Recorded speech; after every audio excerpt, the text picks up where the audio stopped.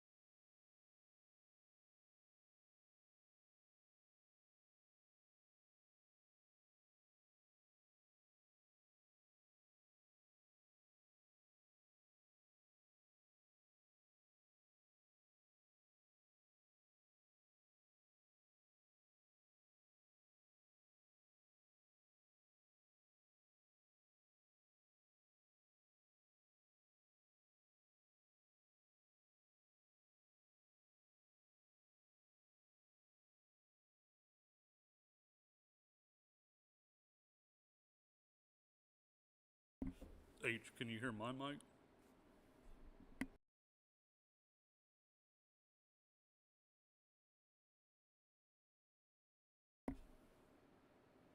Hello. What the fuck, over?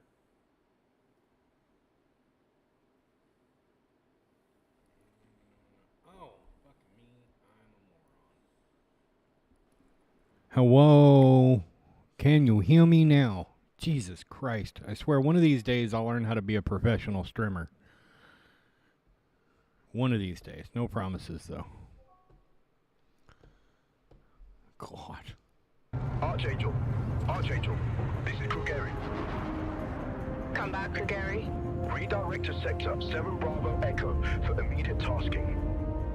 Copy I that. muted my On the way. microphone because I was eating and I didn't want to eat into the microphone. Fix-it-Phil, Yawks, Shade, Caffeine, H. Welcome, everybody.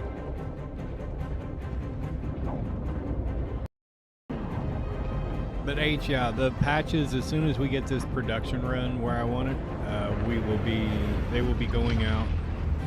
Or get the test patch done, then we'll send it into a production run and do like probably 50 of them. Scimitar. Reposition for heading 038. Copy that. Adjusting heading now. So bored. Reaper Squadron. Thanks for joining us. What's your sit rep? In position, holding now. Understood. Stand by for further orders. All flanks. Bishop wants to lose formation on our battle. Caffeine, now they put a date to it, 2026.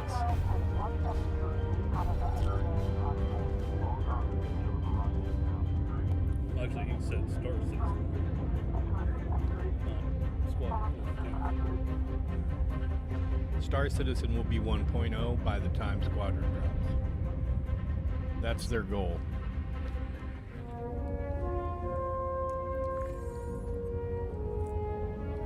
I know I just wrote you, but a couple of hours ago, proximity sensors on the other side of the jump got twigged and went dark. The word is it might be that clan that we've been battling with. I guess that last fight didn't scare them off quite like we all hoped it would. Honestly, we've been out here so long, I don't know what to pull for anymore. I just wanted to let you know. I'll write as soon as I can. Stay safe. Yeah.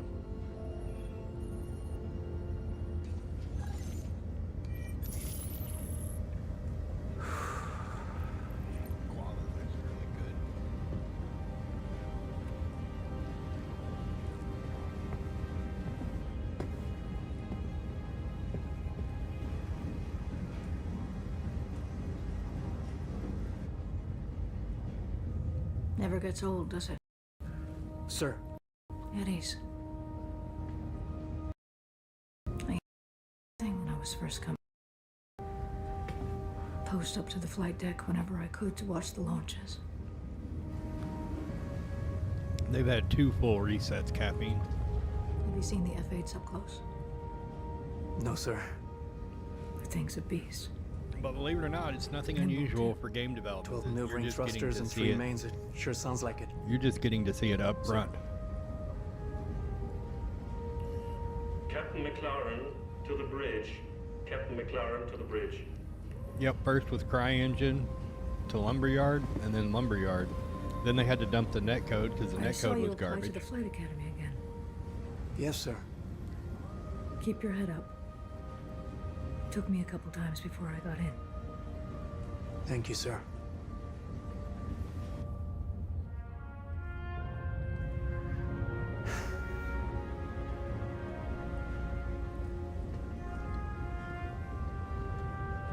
All gunners. Get your gear and report to your turret. No, they're typically Repeat, 10 to all 20. gunners to your turrets.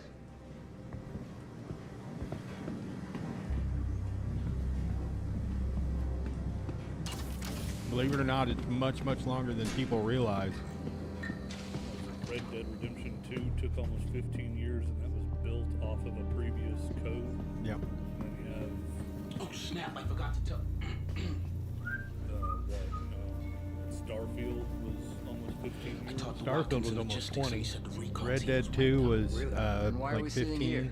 15. Vandalon's stupid. If they know we know, they would have hit us by now. Hey, they can take as much time as they Pelican, want. GTA The 6. longer they wait, more of a chance the 42s to get back. Well, they can Yeah, 6 for already established engines. Hey, This there is not you an are. established engine. Where's your helm? Can't gun without it. Yeah, Red Dead 2 was already on. built on an established engine, and it still took Rookie them mistake. like 15 years. I gotta get to my turret. No, we did not. There is nothing in this game. That's what Star Engine is. Star Engine is the engine. They had to build an engine from scratch because no existing engine could do everything they're wanting to do.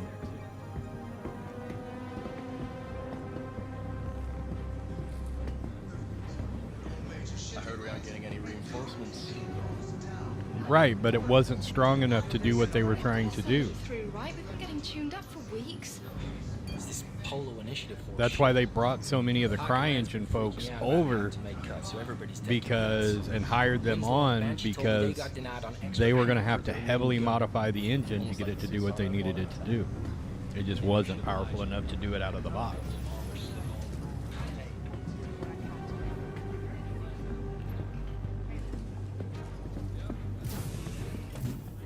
No, but CryEngine didn't do it. That's why they're not using CryEngine.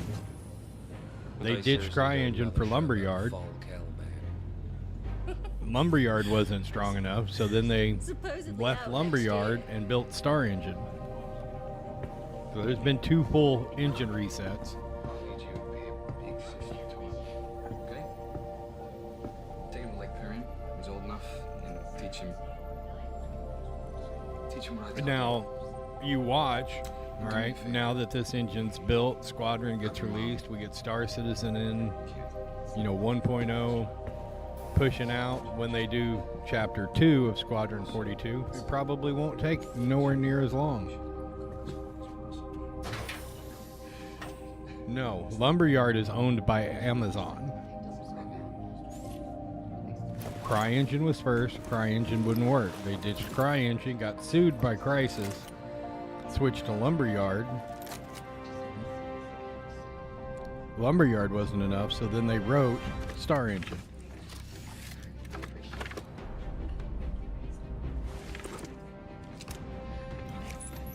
Lumberyard is Amazon's game development engine.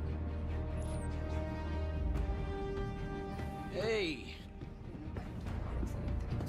All set? Hey, you get any sleep last night? Yeah, me neither. Unless there was a purchase, unless Amazon bought Crysis and renamed it Lumberyard. It would have been stupid.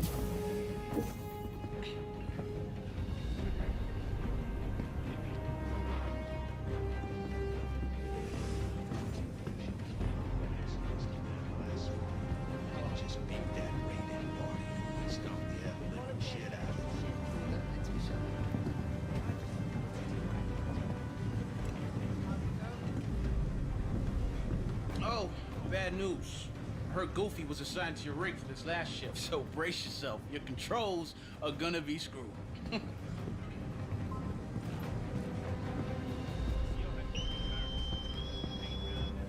This is Captain McLaren. CITCON upgraded to orange. All reserve personnel get to your stations. Looks like this could be it.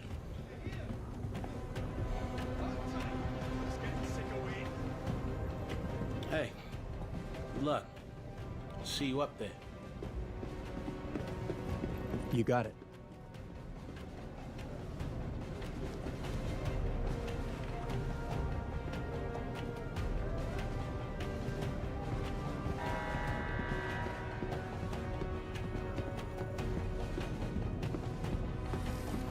God damn it, Goofy, get the hell out of there! So glad you could join us. I want you calibrated and ready to fire in 5, here?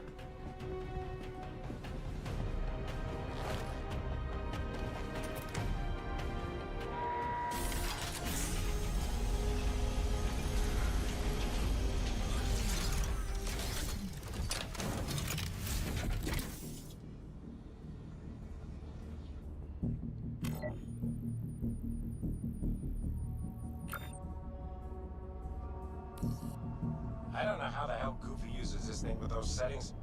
I'm just gonna do a full reset so you can get operational. Just follow the on-screen instructions for the calibration program. Stand by. We'll start with tracking. Since we're out here hunting a Vandal clan, I'll load up one of their ships for you to follow. Sorry, I can take a look at it.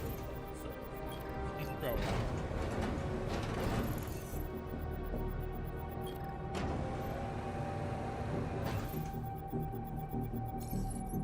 Alright. You should be all set for controlling your turret. Next up, I'll test your firing mechanics. The system projects simulated rounds, so don't worry about friendly fire.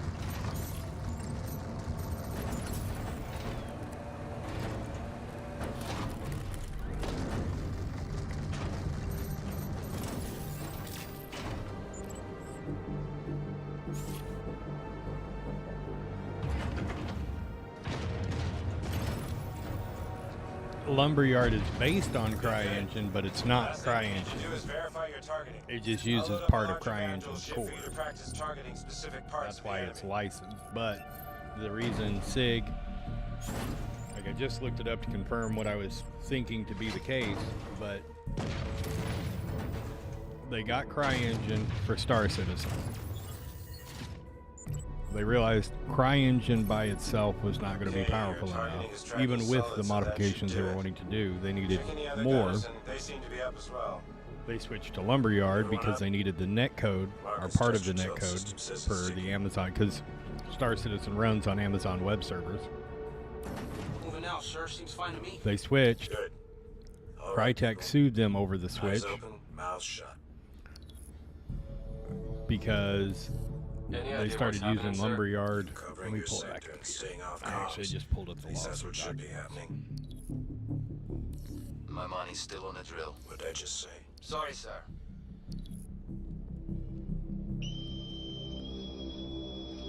About time.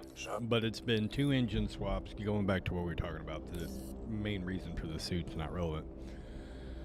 But from predominantly Crytek to Lumberyard, and then Lumberyard to spinning their own engine based off Lumberyard, For 6 months now, we have faced an elusive enemy determined to and see then the having Empire to dump the burn. netcode, then having to human with do. it. There was There have been the battles.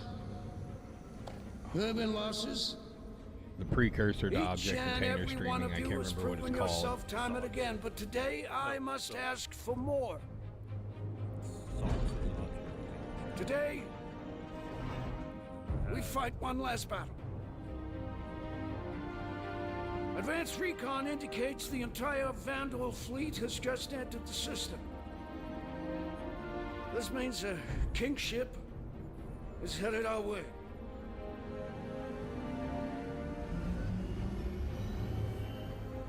Now, some of you will not survive today, but there will be no time for sorrow. We will have to grieve for them later. Test.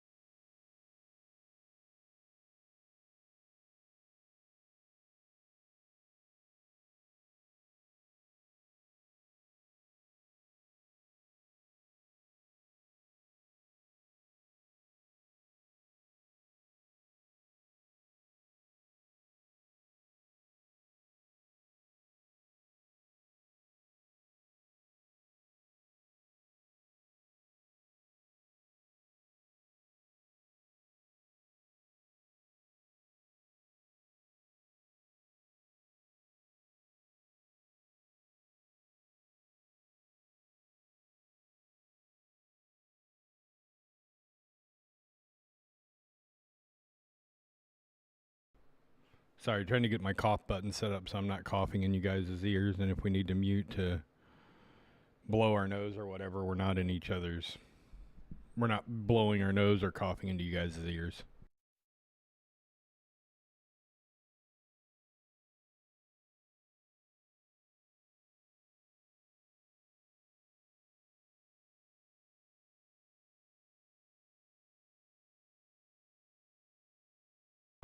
Bishop out. Nice speech. Any word from the recon team? Not yet. Let's get into position.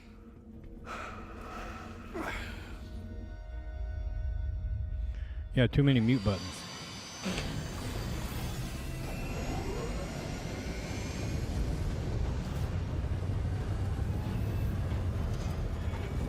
But no, yeah, the lawsuit was... Let me pull it up. I've literally got the legal brief on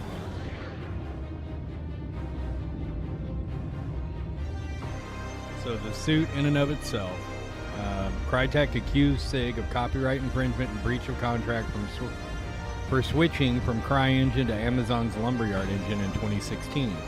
Crytek also argued that the license for CryEngine only covered the Star Citizen and not the single-player spin-off of Squadron 42.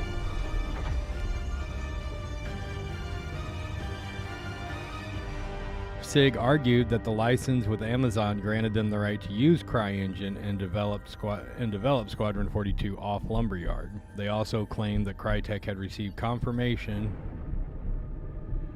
from Amazon that the CryEngine was included in the license. That was actually backwards, but Amazon got confirmation from Crysis that the license was included with that contract.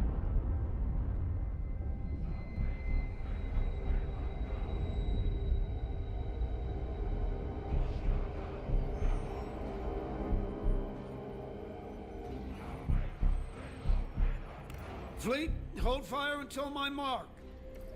We got an ad coming up in 2 minutes. 2 minutes. I'll actually pause the video for that ad break once it rolls up.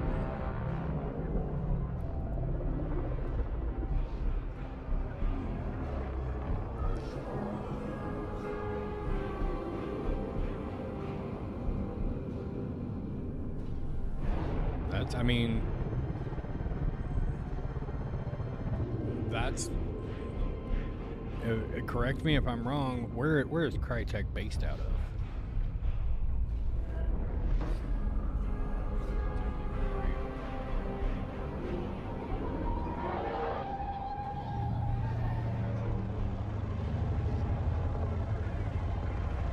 If you look at the, like, if you actually read what the attorneys were writing as part of the suit against CIG, it was actually pretty... Strip safeties from the Goliath. We'll have to hit him close. Pretty I want him fucking petty. live on launch.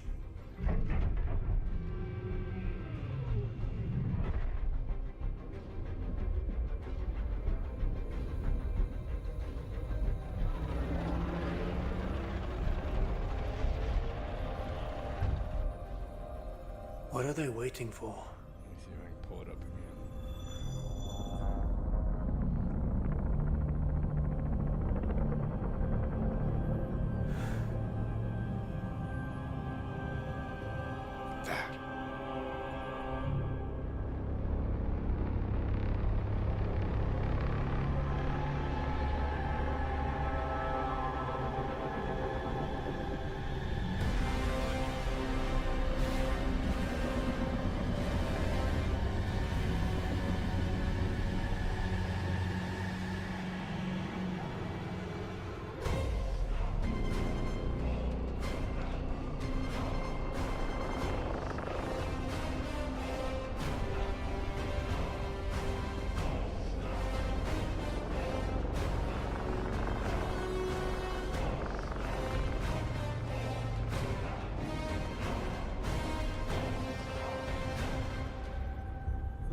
I thought it would be bigger.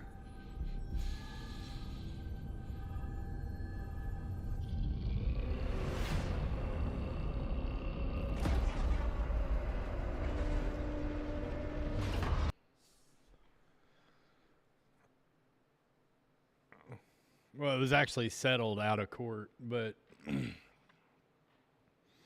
see, I'm pulling it up here.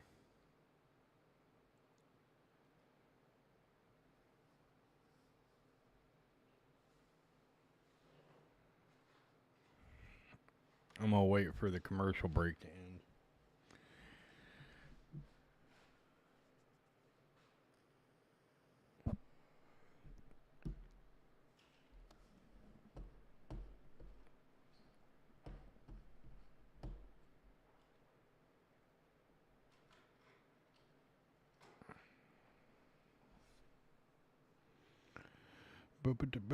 Fucking ads, I swear to God.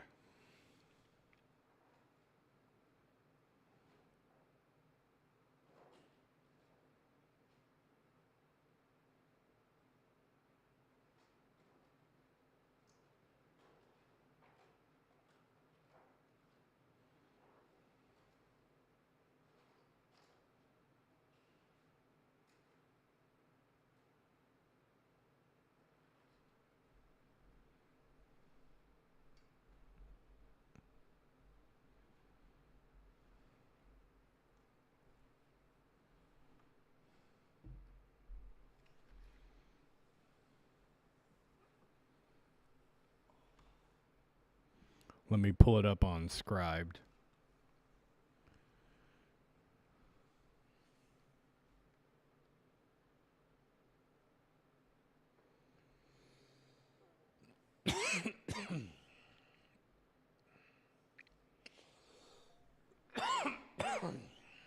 God, I gotta get a button set up on this terminal for this.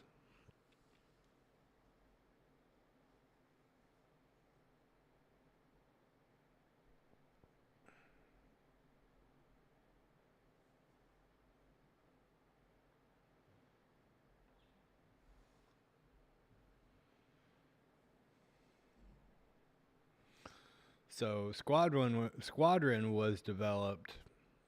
Squadron 42 was never made using CryEngine. Squadron 42 was made using Lumberyard, which included CryEngine as part of the licensing agreement from AWS because Lumberyard is built on CryEngine.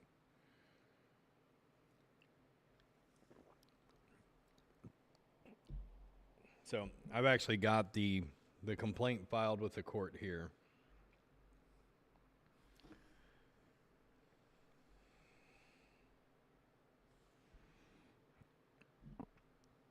Like I said, okay, the commercial's over. The court has exclusive, okay, the complaint. Plaintiff Crytek GmbH, or Crytek, brings the complaint against Cloud Imperium Games Corporation and Roberts Space Industries Corporation as defendants, and in support thereof alleges as follows upon personal knowledge as to itself, upon information and belief as to all others. It states, Crytek, as an industry-leading video game developer, publisher, and technology provider, has created some of the most popular and award-winning video game franchises in the world. Far Cry, Crysis, Crytek is also yada yada yada. This is getting familiar with the plaintiff. Okay, in 2012, defendants sought to develop a new game called Star Citizen, which was billed as an epic space adventure, trading, and dogfighting video game. To make the game a reality, defendants sought to use CryEngine video game development platform as its foundation. Crytek and defendants agreed to preliminary license term, and Crytek invested a significant time and expense creating impressive demonstrations and proof of concepts that were used to persuade the public to contribute financially to a crowdfunding campaign to support development of the video game. As a direct result of Crytek's efforts, the crowdfunding campaign for Star Citizen was a monumental success, raising over $150 million. Oh, how so long ago that was. A record for video game crowdfunding projects. As such, Crytek... Willie, Oompa, knock it off. Willie! Every time Von Cody goes to the... Willie! Shut up! Willie! Jesus Christ, you act like he hasn't been here for 24 hours.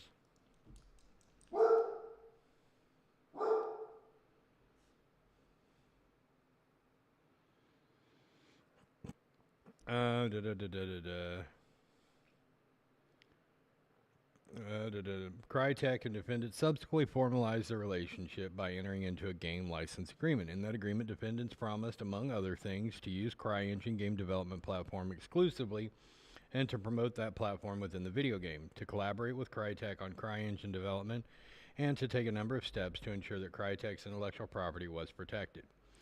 Defendant utterly failed to follow through on those promises, and their actions and omissions constitute breaches of contract, copyright infringement, and have caused substantial harms to Crytek. Willie, shut up. Willie. Jesus.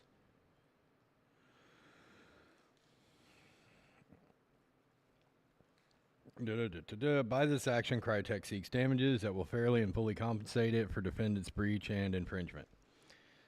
Let's get to what they actually claim as.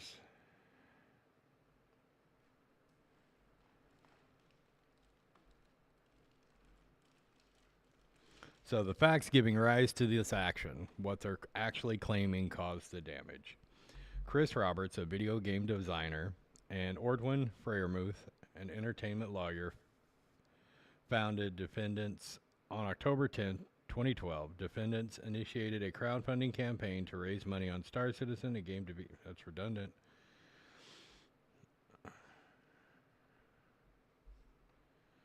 On November 20th, 2012, Crytek and defendants entered into a game license agreement with Crytek.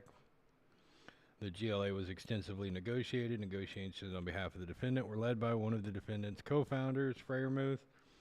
In prior years, Freiermuth also represented Crytek in negotiations of similar SLAs.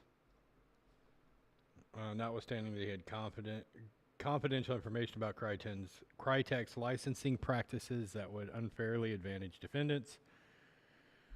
Freiermuth never recused himself from those negotiations and never resolved that conflict of interest with Crytek.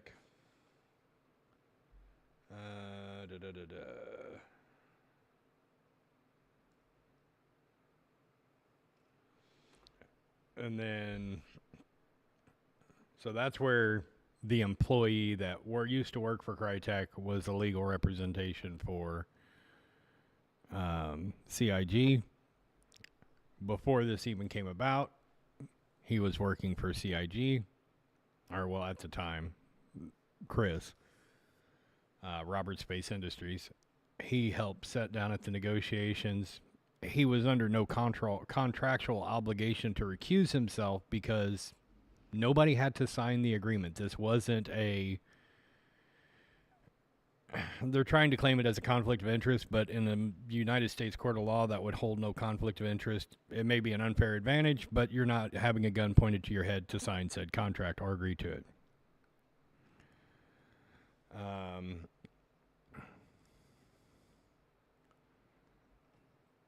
And then Carl Jones, who was an employee of Crytek. The negotiations on behalf of Crytek, so Crytek's representation, Carl Jones, was then an employee of Crytek who left Crytek later to become an employee of CIG. It's not necessarily headhunting, they're just stating these are the facts. So under the GLA, defendants agree to pay Crytek a license fee for access to and use CryEngine for the Star Citizen video game. Crytek agreed to charge defendants a below-market license rate for CryEngine in exchange for defendants' agreement that they would, among other things, prominently display the Crytek trademarks and copyright notices in the Star Citizen video game.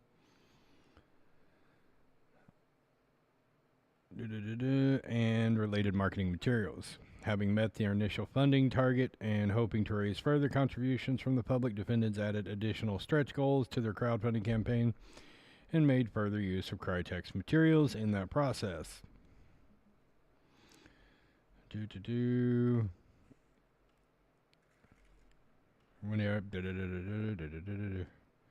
Defendants promised to expand the scope of the crowdfunding project whenever each stretch goal was reached, and these expanded promises successfully induced additional funding contributions from the public. Defendants raised over $50 million by 2014, over $100 million by 2015, and over 150 million by earlier this year. Star Citizen has hit a record for video game crowdfunding projects, not relevant to the fucking case. Yet, even as funding for defendants' campaign reached new heights, defendants breached several promises they had made to Crytek in the GLA and infringed Crytek's copyrights in the CryEngine computer program. Section A. Defendants are developing a separate game using CryEngine without permission. Let's go to Section A.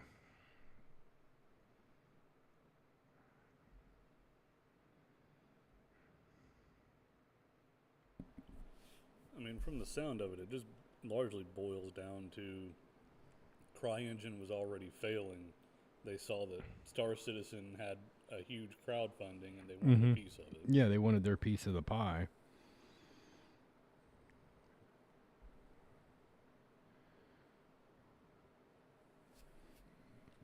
And by this point, they had already left CryEngine and went to Lumberyard. Or they had decided to use Lumberyard for Squadron at that point.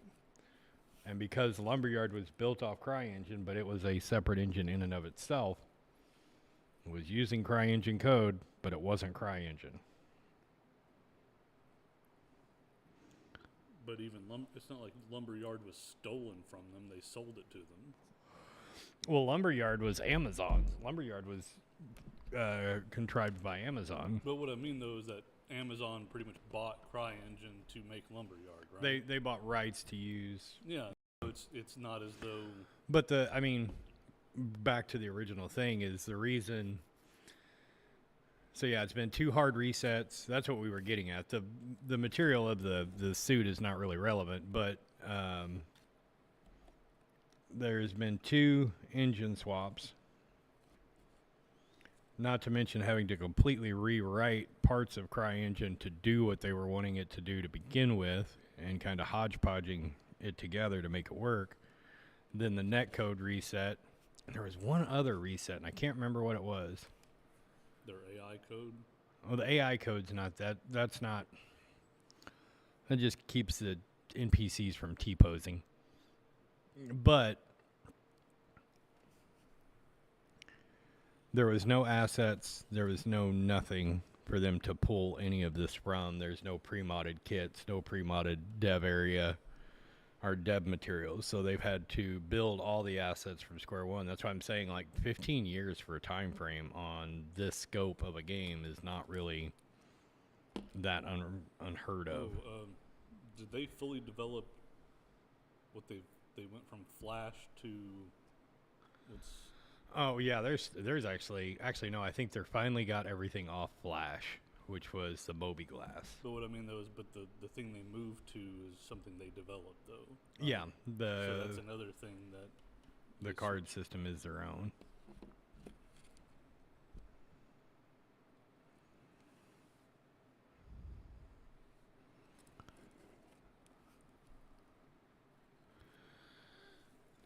I think 2017 was the vertical slice, wasn't it? Don't quote me on that, but I don't think it was. I can't remember what that was. That sounds about right. Let me look it up. Anyway, I'm gonna get back to playing this while we're, sitting here going over stuff. And then we're gonna do some giveaways here in probably about 45 minutes. We got a few giveaways, actually. Quite a bit.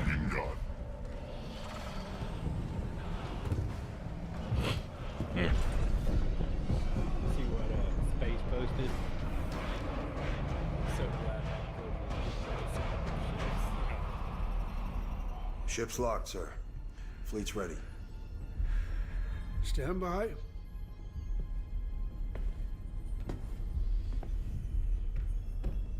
Oh yeah, I was looking at.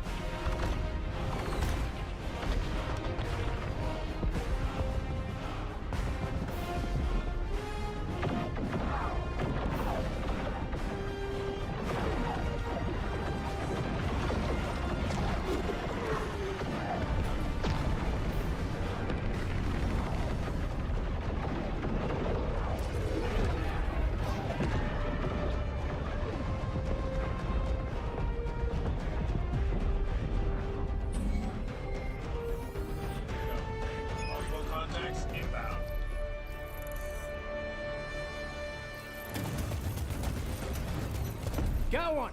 I got one!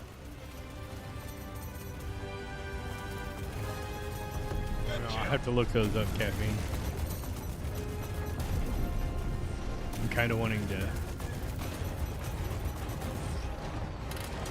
watch this part on our big screen here in the sanctuary.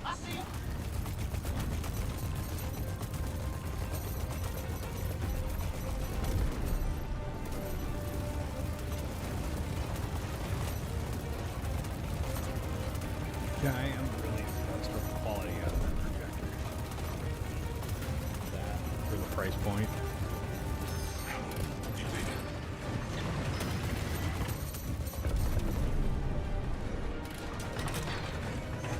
Oh, he's incoming! Get him! Get him!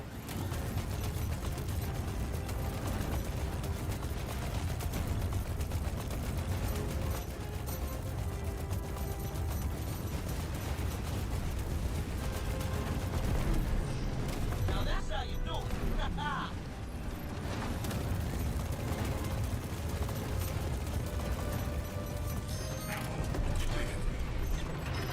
Oh, it's done. It actually finished.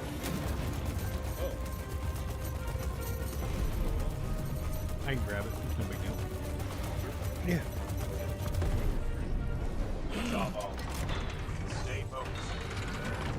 So, Tracking enemy sides. Light him up. when you go to lift down, take your thumbs and put on the little lift. Up a little bit as you go up. Target down. Good kill.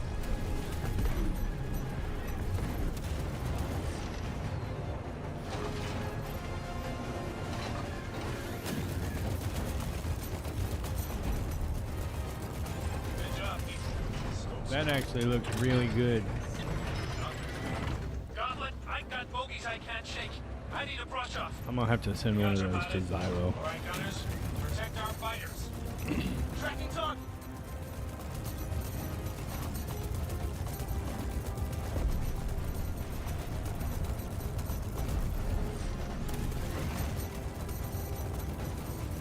H, do you see that patch there? Hold out much longer. Damn it, I gunners, think take that out is our those production goal right there. Thanks for the I help, think it Doc. came out perfect. You got it. Get back in there. Will do. That is glor- oh, and that the white thread on there glows in the dark. Oh, no worries, Elric. I appreciate it.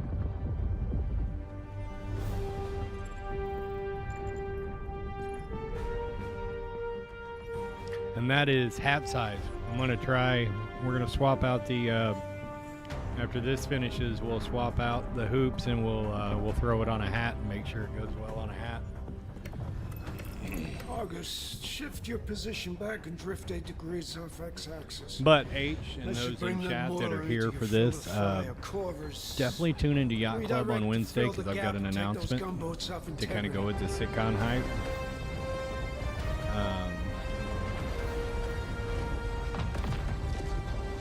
Oh, dude, yeah, like I was more annoyed when we were watching this because the holy Sir shit! McClar, your turn to play bait.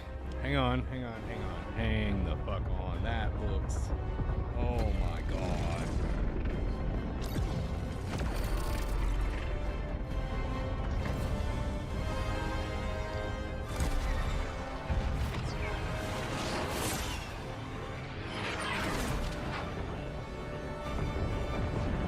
Yeah, I know what's causing that right now. You can fix that. What you do when you're on those little lines there, you take a black fine tip I see. Sharpie and you hit those spots. Push with forward, whatever. let's see No. how strong that line is. Raiden, you're their support.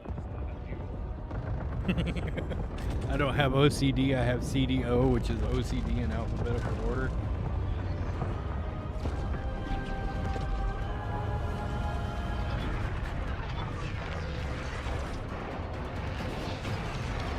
Alright, I'm gonna post this in general on the USSA Discord. This is gorgeous. Oh my god, I didn't realize this shit blew this. Multiple impacts, sir. Blue? Could have been capital Load? ship fire. No, Load. it's too focused. It's more like heavy fighters. Do we have a line on them? Turrets have been taken out, sir. Gauntlet! Come in! We need you to sweep up some fighters on us. So look in the USSA General On it, sir. tab, and you'll see the glow-in-the-dark Listen close. UAE Aye, CDF sir. patch. You're up, turret gunners. We're guarding Bishop here. Make me proud. I'll also say that this video, unlike the updates that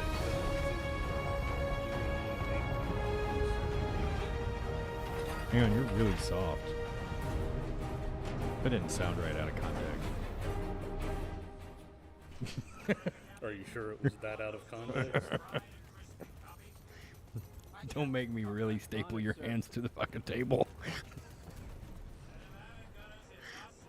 So, if you wanted to see the black or the white and green ridges right here, there's a center line stitch on those that's really, really narrow, and it's actually causing the fabric to cut. So, when it does that, this relaxes right here and pulls that way. And that's what's causing that. But that still looks really good. I'll trim that out and we'll put it on a hat.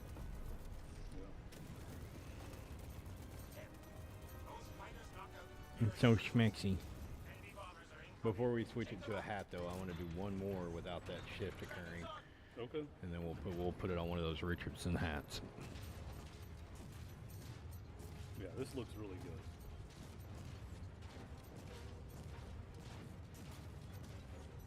I'm low. Let me check something here. Test 1, 2. Talking to your microphone again. Check 1, 2. Oh, got it. Now try. Check 1, 2. Much better. Much more gooder.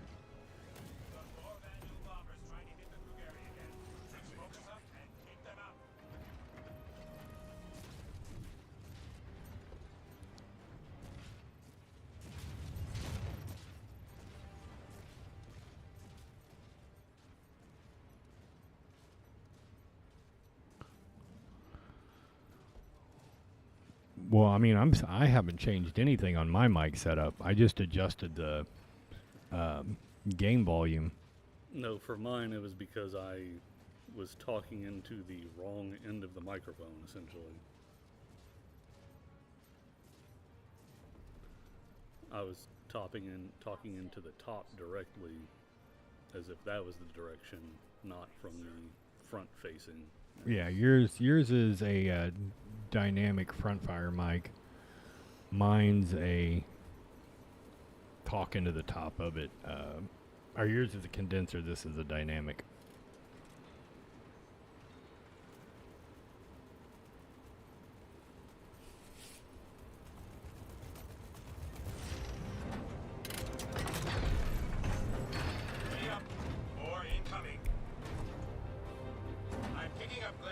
That should be pretty good right there. It should be right on par with the same volume as the video game.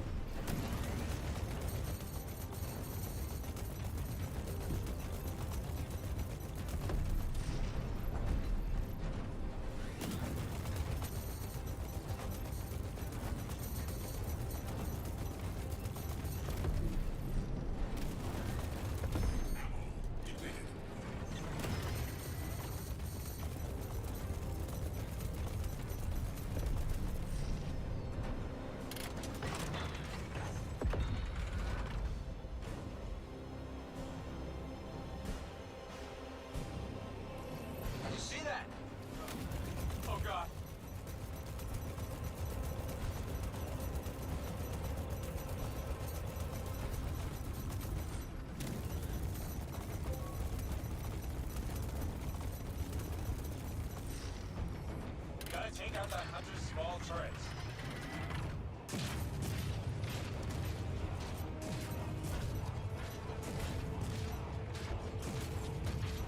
Got another turret.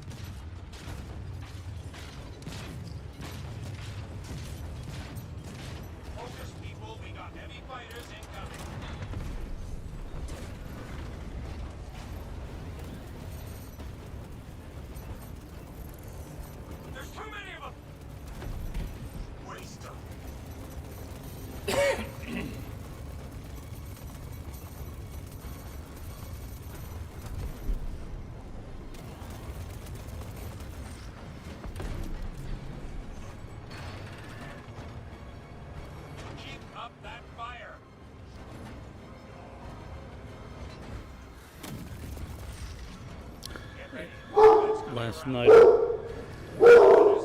Willie, shut up.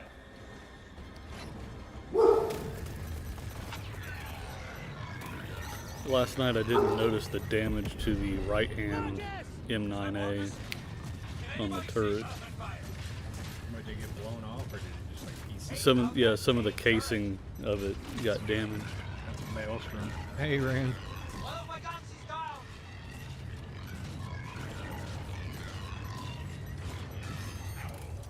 All gunners, take out that turret. It's the only target right now. We won't survive another hit. Turret down!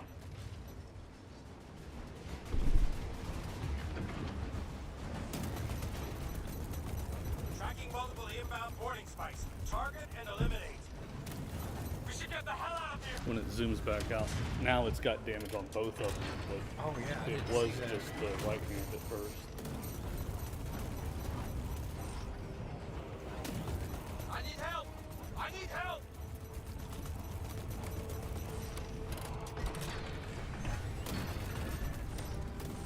Alright, I can't wait to actually play this. It's gonna be amazing.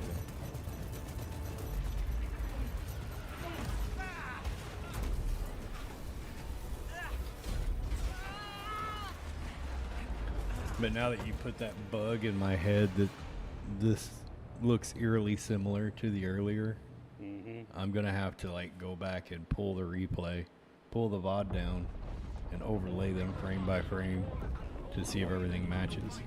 So what? Just because we weren't on air when we were talking about it, so supposedly this is the cleaned up version that they went back across the street and recorded so that people could see how it's supposed to go. But if you're watching it, to my mind, don't know how accurate it is, but there's a lot of beats that are not just narrative beats, but things that are supposedly within while you're playing, in the sense of like friendly fire notifications, as in he hit something, that play at the same time as they did when they were playing it live, quote unquote. Which, if this is supposed to be a replay on a different computer, that doesn't really compute to me. So because even last night after the stream, I was talking with Angry that if I wanted to pretend like it was live gameplay, but it was like the crashes were inserted in the sense of making people feel like it was live play when it was really pre-recorded. Yeah. Break engagement with this destroyer. Just conspiracy theory on that. Weapons. I'm gonna need you to cook up a firing solution on that king ship. Hit him with everything we got. So, all of our weapons even focused? Have to do something. Right, Mr. Krause? The Van Duel aren't gonna blow themselves up. Yes, sir. Wait, next time we take a hit, drop our shields an extra 30%. Hear that, Shields? Sir. This is essentially a combat rope-a-dope right there. 10 degrees port. Aye, sir. Let's get their attention.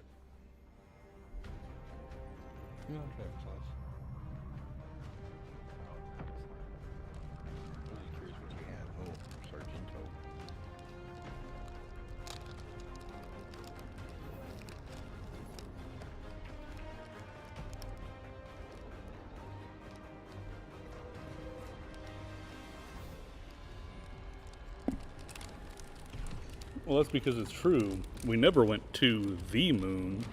We went to a moon. The Illuminati moon that is behind the real moon. No, it's on a sound stage in California somewhere.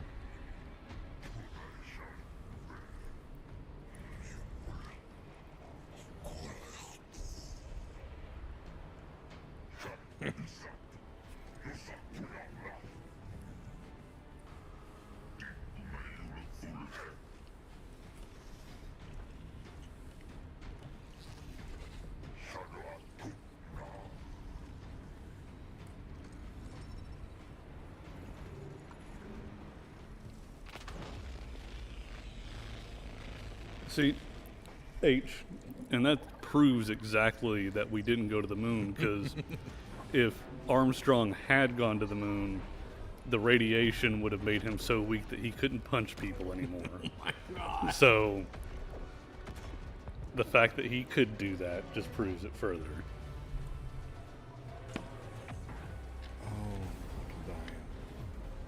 Second shield generator is down, sir. Starboard 4 exposed. Wow, what did I start? Tomorrow's stream, Flat Earthers and how crazy are they? Waiting on you, Mr. Krause. They're gonna kill us.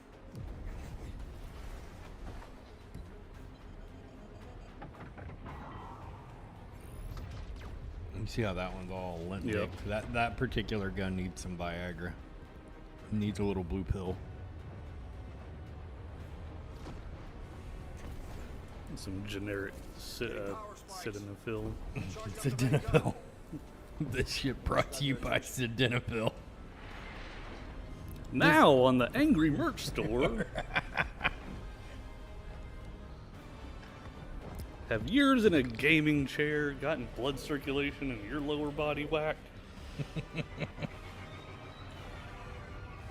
This gun repair brought to you by Sildenafil.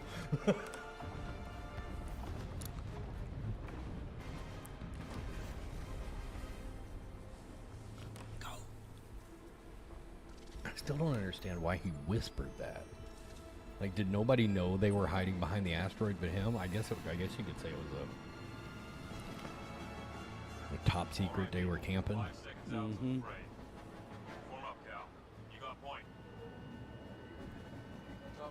I agree, caffeine. Like, they will disprove their own theories and then say they did it wrong.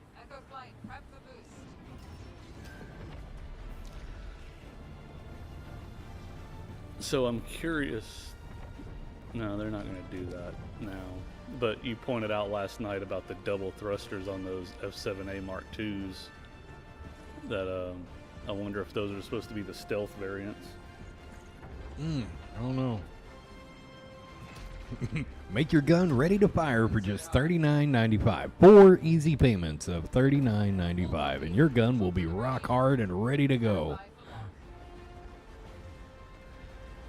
Yeah, those are the stealth variants, according to H.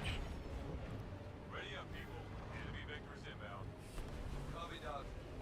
You can cover. I can make a run at that shield jetting. Copy. Penny, Rover, take Charlie and Delta. Screen up those fighters. Nail, Bug, you're in main. Then we run a double switchback. Copy that. Charlie's maintain vector. I'll clear your shot. All echoes, stay on the ball. Light 'em up.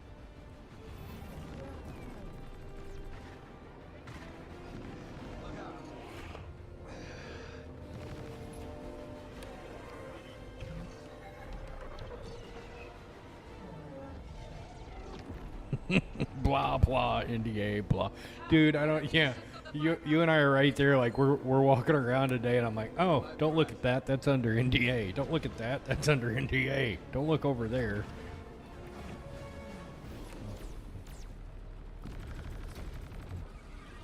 Well, the only thing that made me question if it was the Mark II version of the Ghost was that it also had the double top turret, which the Ghost always had the little vented cover.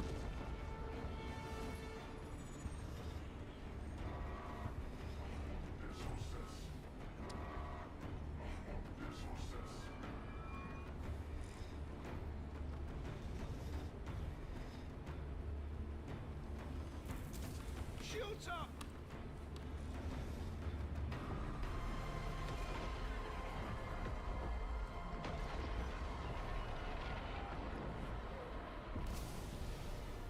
When the BMM comes in game and we can go into some Vandal previously controlled areas, we need to go scavenge a kingship and then find a Banu Suli that can put that laser on the front of my BMM.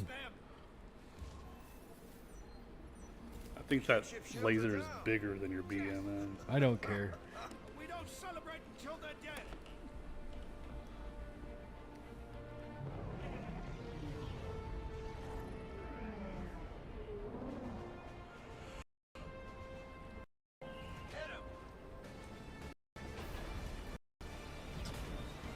Oh, there we go. Bringing back that camera. I'm glad to see that camera back.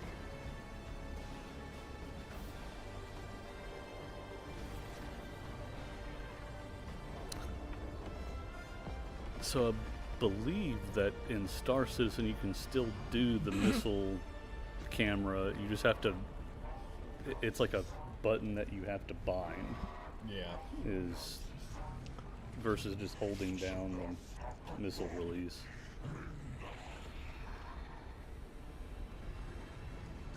The laser that is powered by the tears of SC Red Red Sun.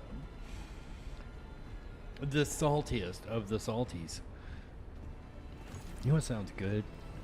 Popcorn. I think I'll go pop some popcorn here in a minute. Before I have to, start prying my wallet open with a crowbar. 2 hours. Yeah. Isn't it 2 hours? Or is it? I think today starts earlier than it did yesterday. Yeah, let me double check. Wobbit, space, industries.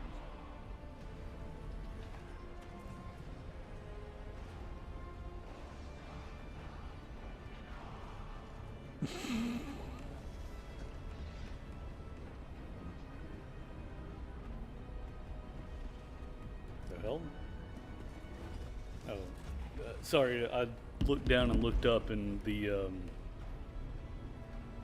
Oculus, the main guy, is like it didn't have the light effect, so it just looked like he was DJing, of just running his hands back and forth.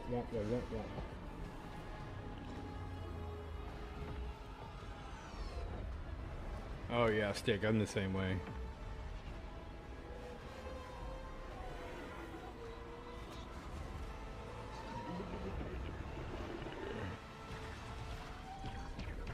No, I didn't want the Zeus. I wanted CITCON shit. 2 hours, 38 minutes. Okay. So yeah, it does start an hour earlier.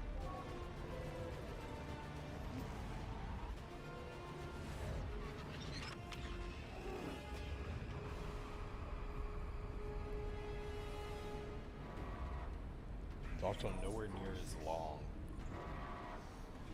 Yeah. It's like 4 hours. Sir, Kingship's headed right for us. We evade? Shot took out the main thruster, sir. I'm trying to get auxiliaries online. Getting a rapid increase in the Kingship's energy signature. Looks like they're trying to go critical. Even if we dodge, we won't get clear of the blast range on auxiliary. The USC Rip It. Oh my god. Attention fleet. That's what you're gonna name your javelin, right, Elric? You are ordered to immediately Now, withdraw. I repeat, withdraw. this just popped in my head that I'm surprised that they haven't really latched onto it this year for CitizenCon. They're doing it at the offices in Manchester. Like, I'm surprised some of these prizes that they haven't given out haven't been, hey, come across the street, we'll capture your image and put you in game. God, you know what that machine cost an hour to run? Have you ever seen how many cameras are in those things? Oh, I'm not saying it's cheap, but like, if you want to hype some shit, like, hey, you win this drawing and like 2 people from the con get to be in the damn game. You have people getting clubbed on the showroom floor for that fucking ticket. Well, that's why you don't announce what the gift is. You just go, hey, who's coin number 275? Why don't you come up here? And then take them to a side room, put a Kevlar vest on them, and walk them across the street, and then you announce what they won. Or you could just pay Buster or not pay Buster, but just have Buster digitize you in the new DNA 2.0 system. All right. Oh yeah, I was going to show you something. Let me get it pulled up real quick. I'll run over to the other computer. 'Cause there's something that Stream hasn't seen it fully done yet.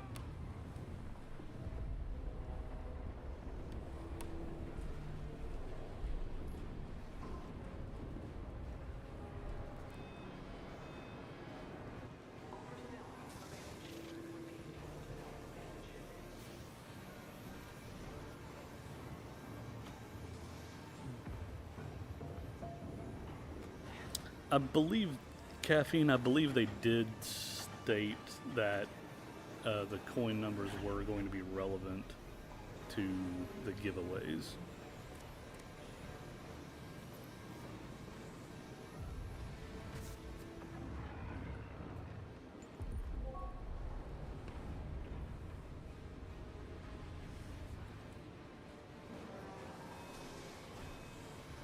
I think I can crouch up.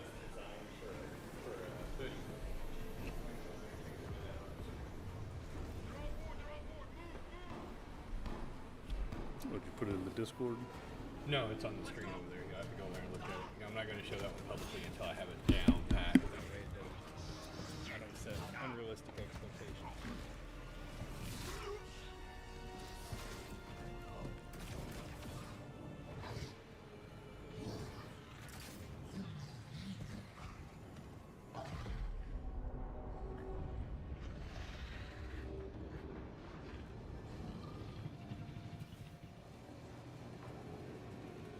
So I was working on it on stream, but no one's seen the finished design yet. But I'm doing a design that goes on the back of a hoodie for Big Benny's.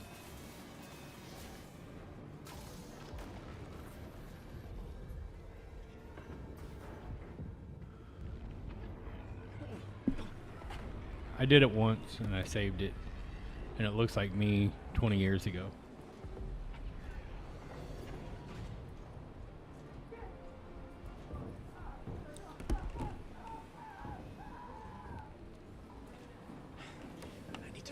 Also, this is supposed to be wish fulfillment fantasy. Why the hell would I want to look like Quasimodo?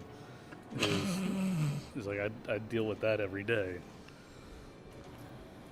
I don't know. I might get back to my military shape if I stay living up or stay running everything up here out of the sanctuary, all up and down these fucking stairs.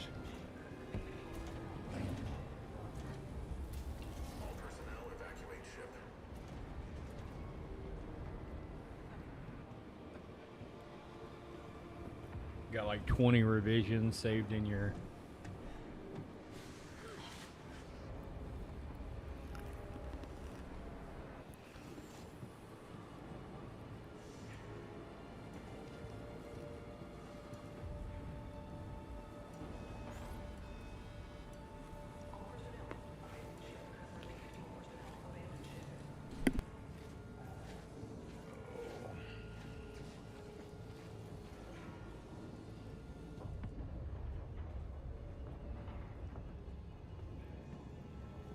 Come on, pop, you bastard. There it goes. I really need to turn off that monitor. I'm gonna make us some popcorn. I'll be right back, chat. I'm gonna go make some popcorn and turn off that monitor so we don't have a multicolor ring behind it.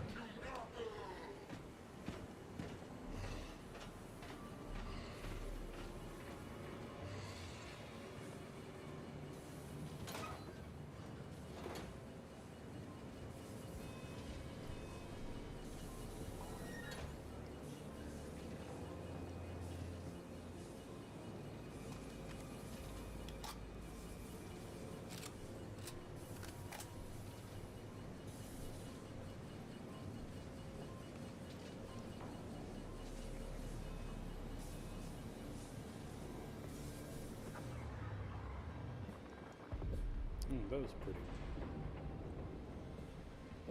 If there's one thing you got to give CIG is their lighting team is just on point.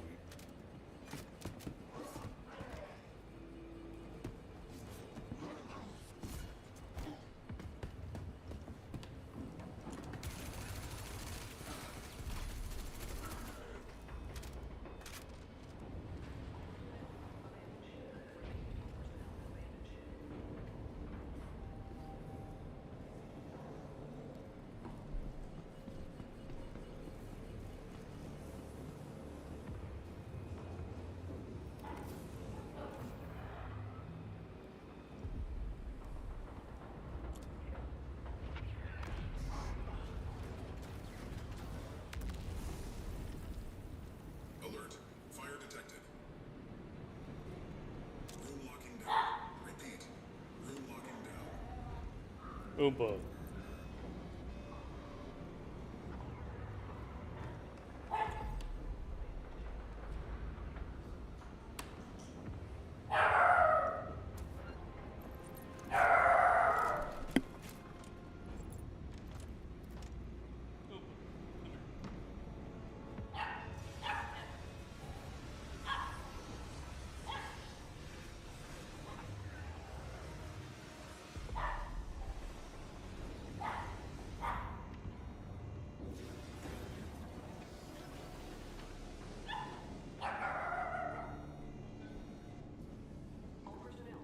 Systems back online.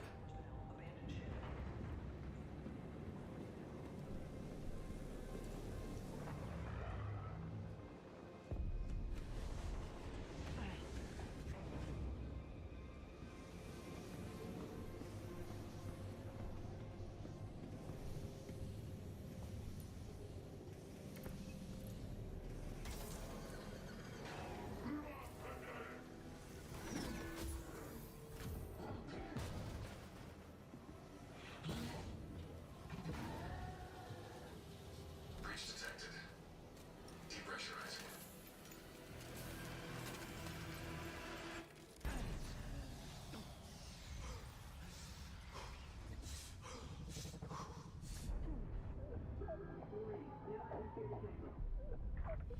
Sealing suit.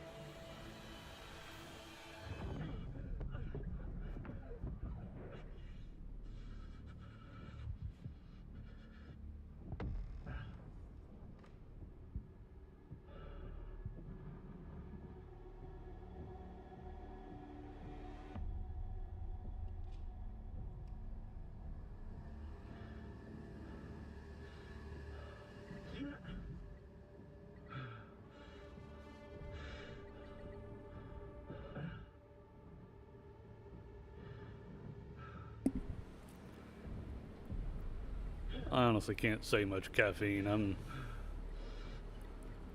with traveling and work is sleep has not been happening much for the past few days.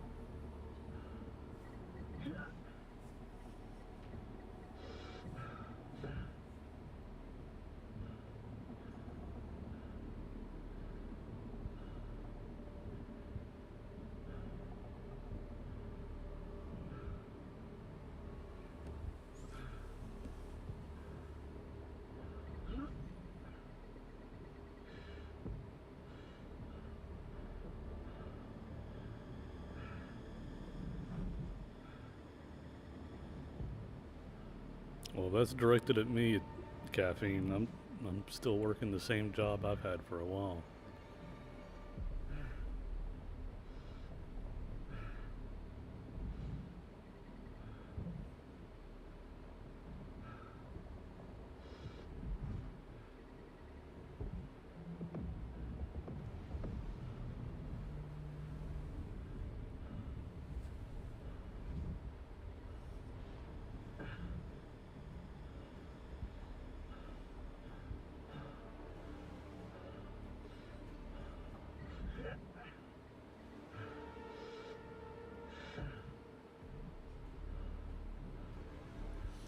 So, I'm Von Cody Schweiss. If you're talking about angry, we'll ask him when he gets back up here.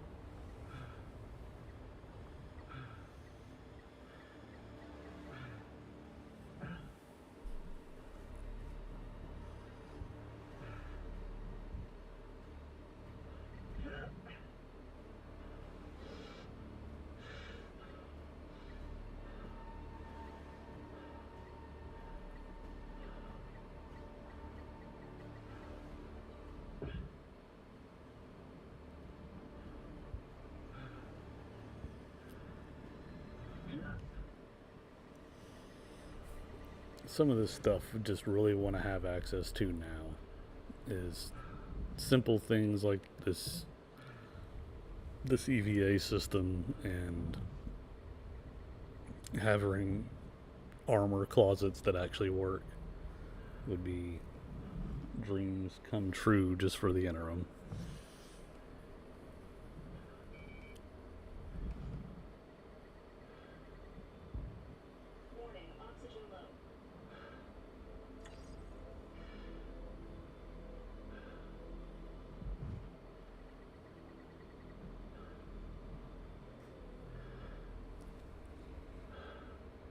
Pressurizing.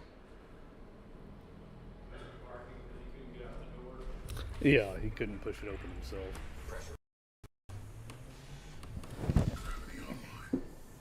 Sorry, I started another patch.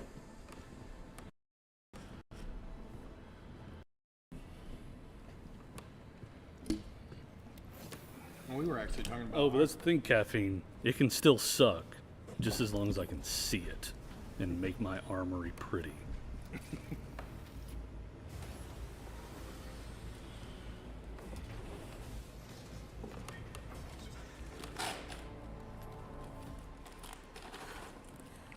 Thought I was the only one left.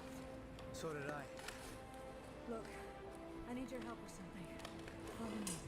We're running low on power. We have to reroute our energy from our shields to our thrusters to change direction. Take a seat. I need you to steer the ship.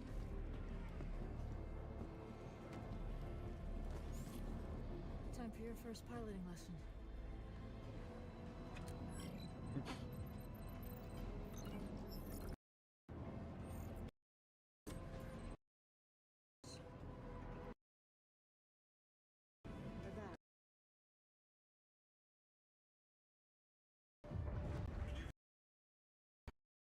I just want to be able to displays in there.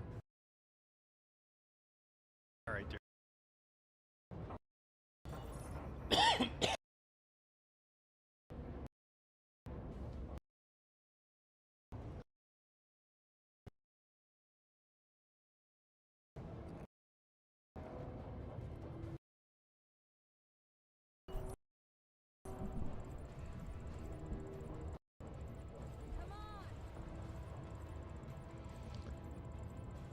Oh, I got laid off back in July or June. I'm not working. Well, I am working. This is my new job. Good. Good. Hold that. Shifting power back to shields. Shields?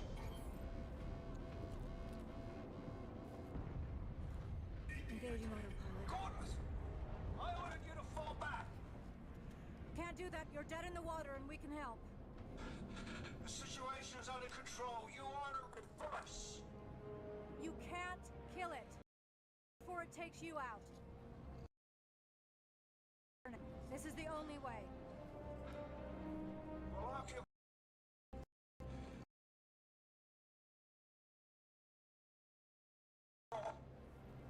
Oompa.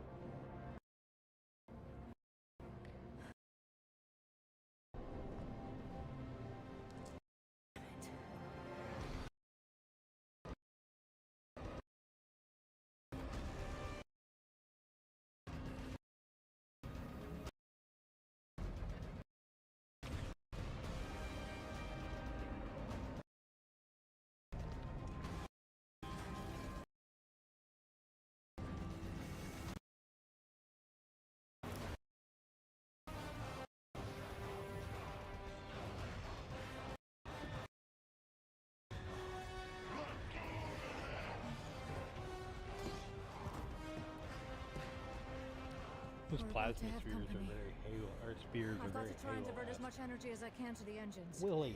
So I'm gonna need you to hold them off. Go now. Yes, sir. You want popcorn?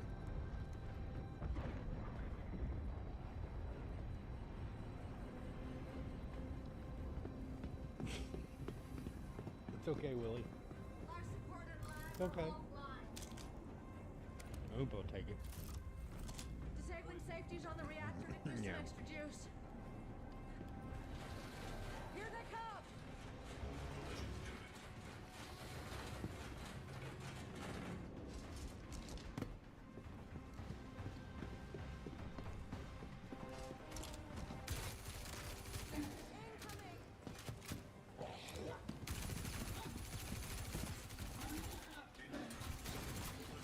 Keep it up.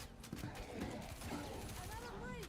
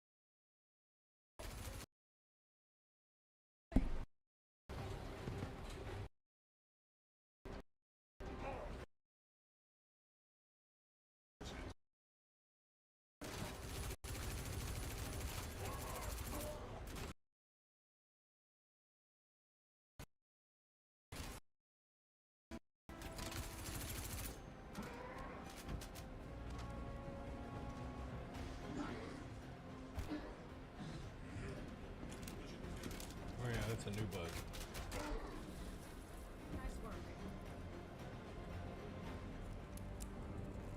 On me, quick!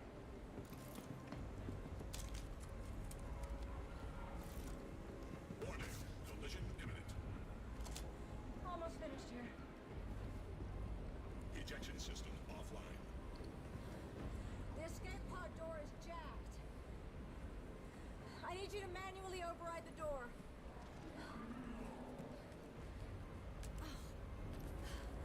Give me your rifle. I'll cover you. I just need a minute to finish up here.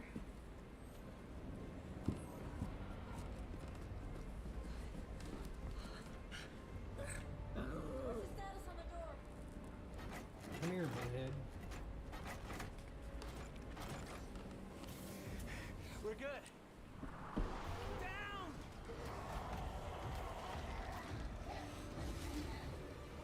Lag? Captain.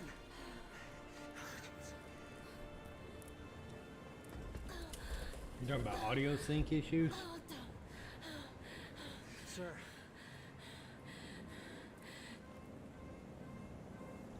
Don't argue. Just do me a favor.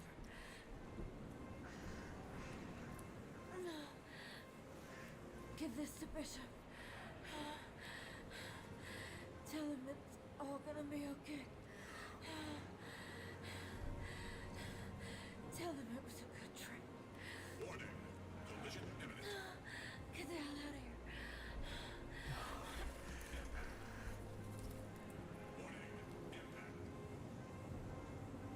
See how selfish we are? We used up all the med pins for ourselves.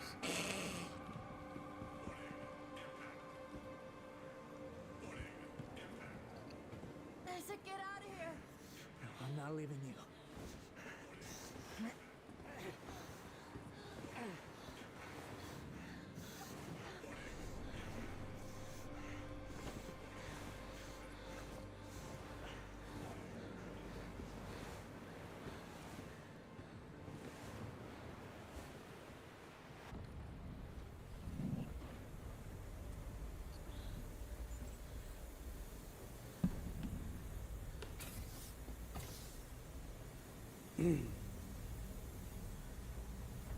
Well, I guess that's a possible option you can make is to just leave her to die or bring her with you.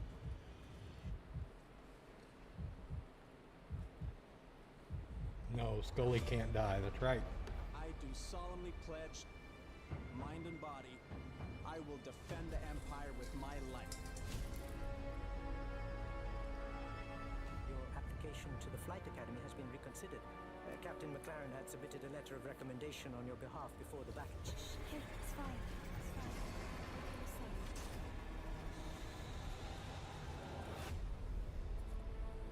We may be a small crew, but the work we do matters. Welcome to the Stanton. I'm Eugene Morrow.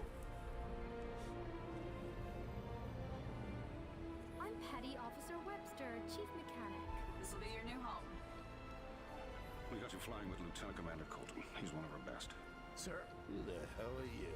I'm your new wingman, sir. The name's... You want me to learn your name? Live long enough for me to care. Baron Actual, you're clear to launch. Launching in 3, 2, 1.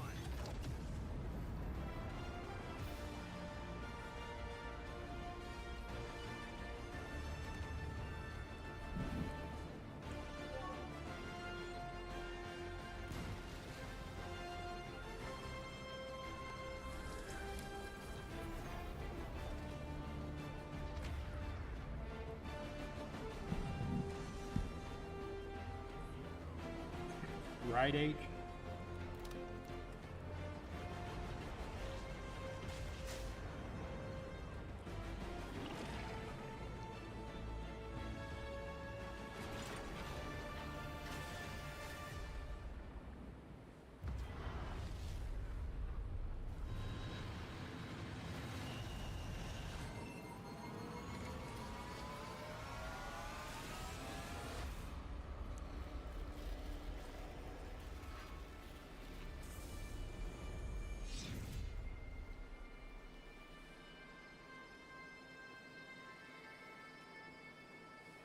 Well, I have some work to do. Let's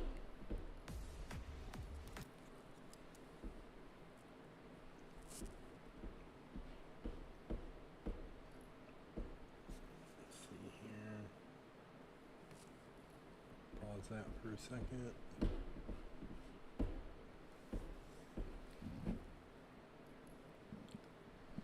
Now I kind of want to go back to... I think they were called mining ticks, Stickman. What's that? He said the giant mining crabs. He couldn't remember their name. I believe they're legitimately called ticks.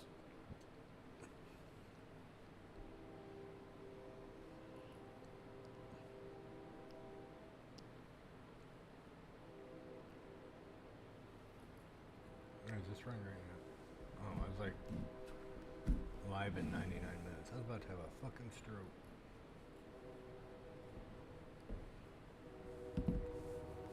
In about an hour. So I'm gonna fast forward here. This lovely gentleman is Ali Brown.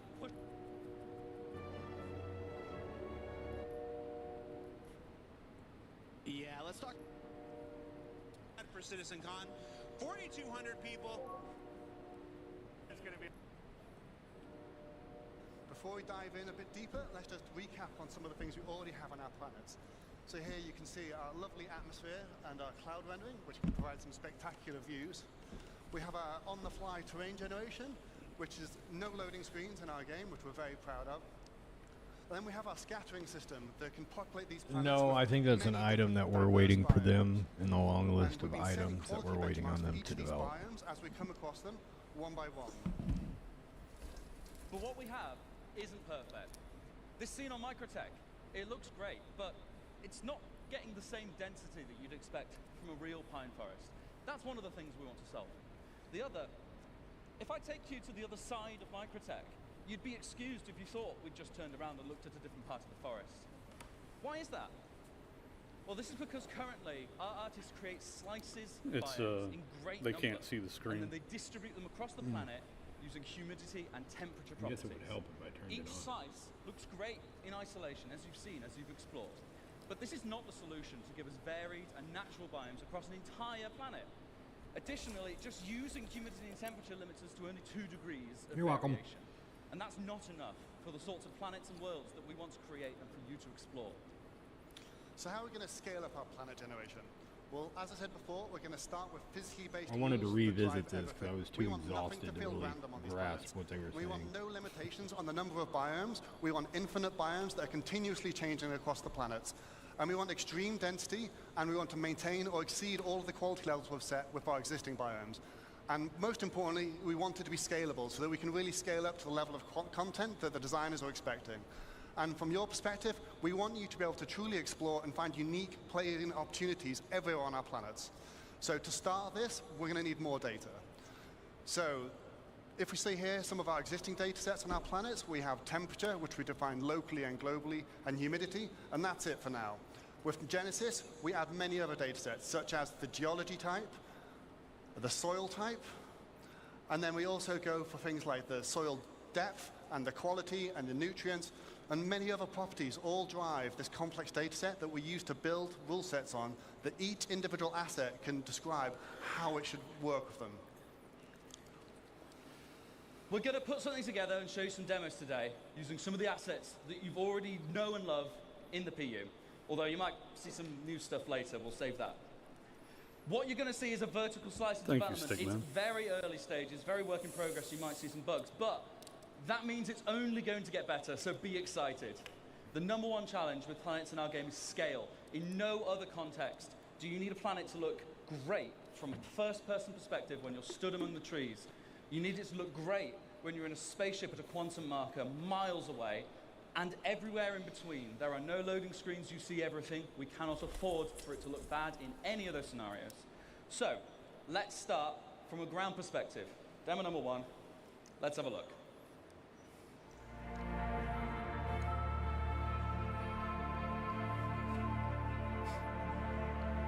That literally looks like about 5 miles up the road.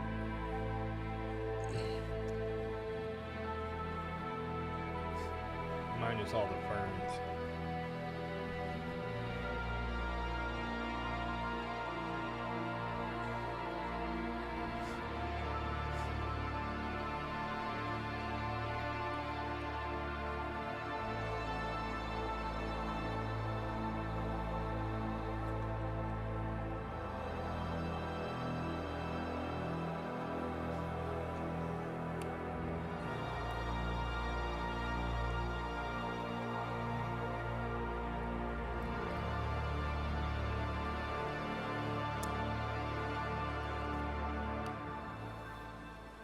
Go check on Athena.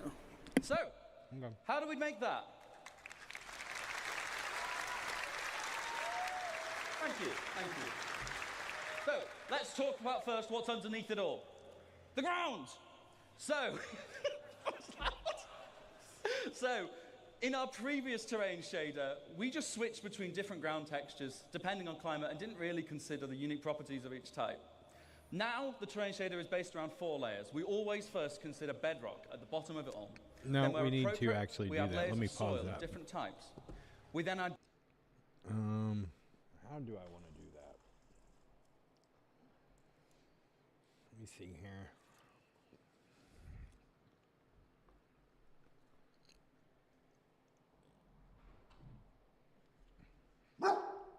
What are you, Willie? Willie! Swear to God. Willie. Hey, come here. Willie, come here. Willie. Willie.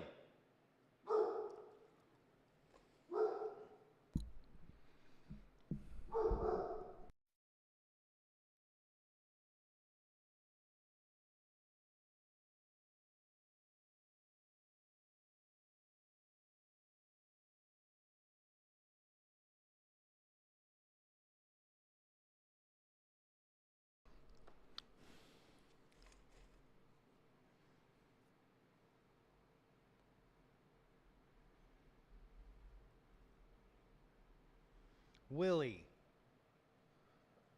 God, you're a dork. Willie.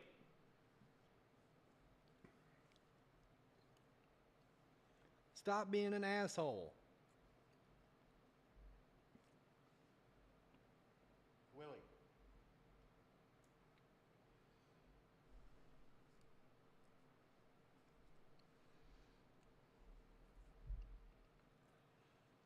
I can't do giveaways with you barking at every fucking thing.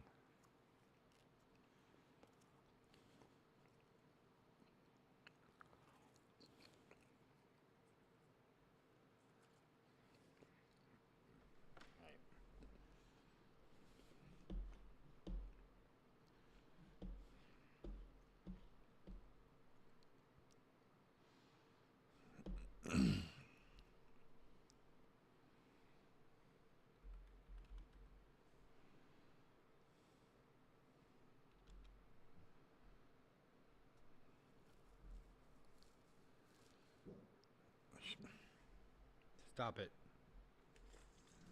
Willie, shut up. Hush.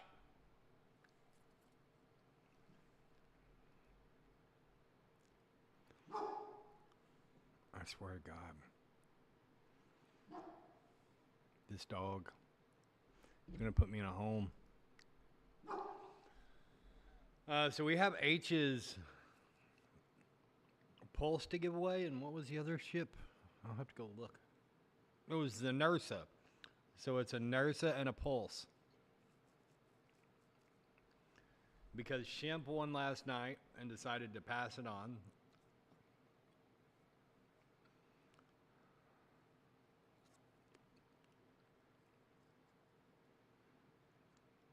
So in order to enter,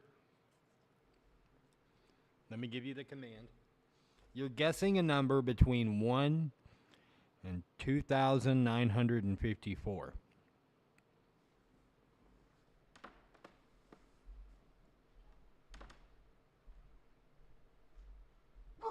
Shut up.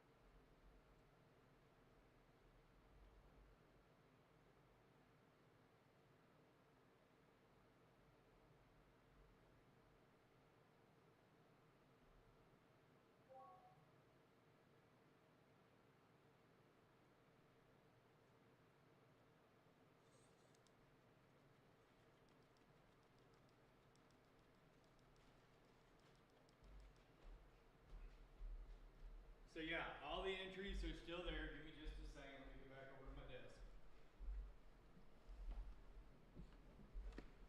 Move, Oompa. Move, Oompa. So yeah, all the entries from last night are still there. But you're going to type the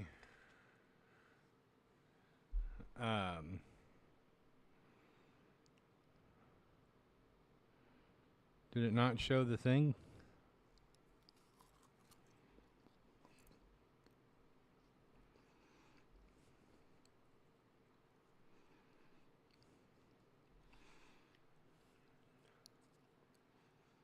I guess it didn't.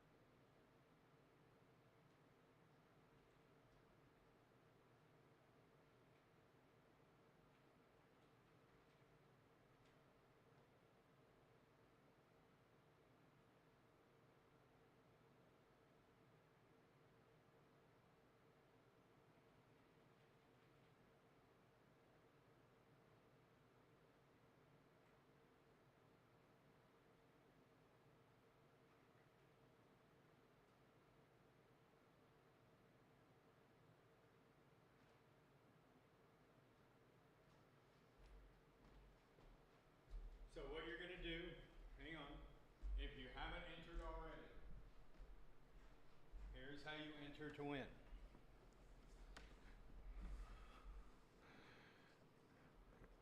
So you're going to do the exclamation point, got or did, and then space, and then what number what number you're guessing between 1 and 2954.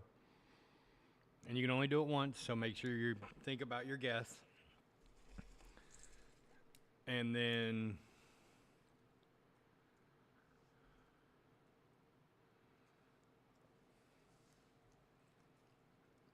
so, like, for example, right, like that. Thank you, H.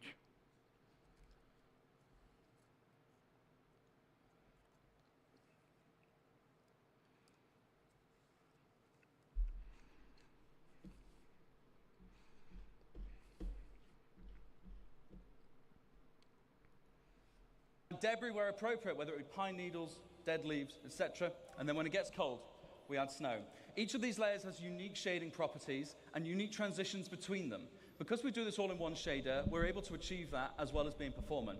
We can also use things like water saturation to darken and tint the soil and other properties to make it look more realistic. But that's not what filled most of the screen in that demo. That's the vegetation. Like what Ali said, we want to emulate the laws of nature. So in Genesis, we have rule sets for every asset that tells it how to respond to our rich data, whether it be soil type, water availability, temperature, geology, or whatever. We assess the viability and the vitality of each asset and compare them to decide what is likely to spawn in a natural environment. This automatically creates the cohesive environments that you saw in that clip. Not handcrafted anymore. No one has told those ferns and those pines to be like that. They each want to be like that. And that's what we're doing. You know, I don't think we can even, I don't even think we can buy anything in a red shirt, can we? What about trees I don't think I've ever seen a player ownable red They have shirt. a larger requirement for space. They have a larger requirement for nutrients. That's how you see the distribution, and it's how it all works. Let's meet the flora that came together to beat that forest, to make that forest, and have a look at some of their properties. Now, just to note, they are all going to look quite similar because we've already seen them in the same place, so they must be similar. So, building blocks, like grass and common grass, medium amounts of sunlight. We had ferns, see as a much lower requirement for sunlight. We had salix bushes forming our undergrowth, and we had pines, of course, and multiple variations of pines. Diversity is driven by competition. Everything has ideal conditions, which affects its competitiveness. We also have additional control over this in the form of dominance, which allows us to make one asset more competitive and more dominant than another, which is just what we see in nature. Everything is constantly fighting for resources and, of course, light. Because we spawn these assets in a hierarchy, it's easy to propagate shade data down over the distribution of the assets so that we can control ones that prefer or reject shade. Often, like these ferns, they can spawn in light, but they are outcompeted in those scenarios most of the time. So you will see a rogue fern, or a place where there's no seeds for a specific asset, you might start to get this coming in. Let's take a look from a larger perspective again.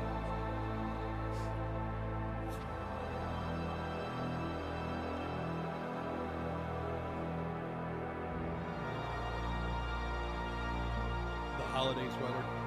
Yeah. But yeah, so H is donating the Mirai Pulse to the NERSA giveaway that we're running right now. So make sure you get your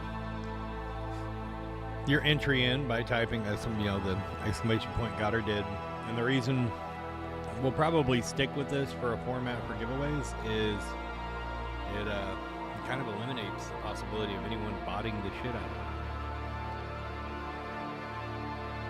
Unless I get bored and just want to watch chat spam.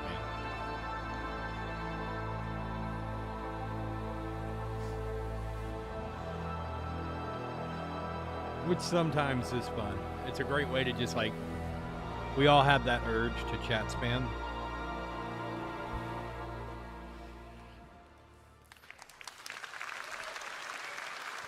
It's all good. Yesterday, so I'll be honest with you, I have some of the things we saw in that clip. Let's talk about, I think 4 more ships to give away so by the anyone end. That's done a lot of ground By the time we're done with CITCON, might have seen that our rocks sometimes feel a little bit I may carry some of them scattered, over, and but be quite an obstacle sometimes. We have a lot of in this giveaways clip, lined you up. saw that the rocks are no longer randomly scattered, and they're now placed based on physically based rule sets. And this logical grouping is achieved via erosion simulations, which we run offline to build localized data maps. And they describe the size of the aggregate and rocks and the density and where they should naturally form. And Like that means we get things like 2,000 these entries natural in a matter clusters of, of boulders 30 at the minutes? forest edge underneath the cliffside. And on that note, you might have noticed that the cliffs have been dramatically improved in how they shade. We also get to see things like the natural clumping of vegetation caused by seed dispersal. This is controlled per species, so we can get better emulation of their unique growth patterns and create a much more realistic environment. And we also calculate the slope aspect, which is the exposure to vegetation to solar radiation and other environmental factors. And this allows us different species to flourish in different conditions, as we can see on different sides of this valley. Go downstairs and change the bobbin. And in the over larger embroidery scale, machine, we and calculate the then age and vitality of each tree individually to drive exactly how maybe high one they should be, more. but also the color of their leaves. Now, this isn't the only thing that will drive the color of the leaves. We're going to introduce the concept of seasons to the game. And this will mean our planets will evolve through the year, and we'll be able to shed leaves from trees and have the grass wither in winter.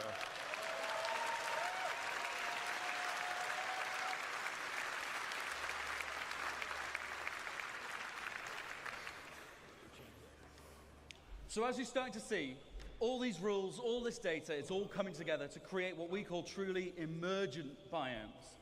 Let's have one more look at how this varies over a much larger scale.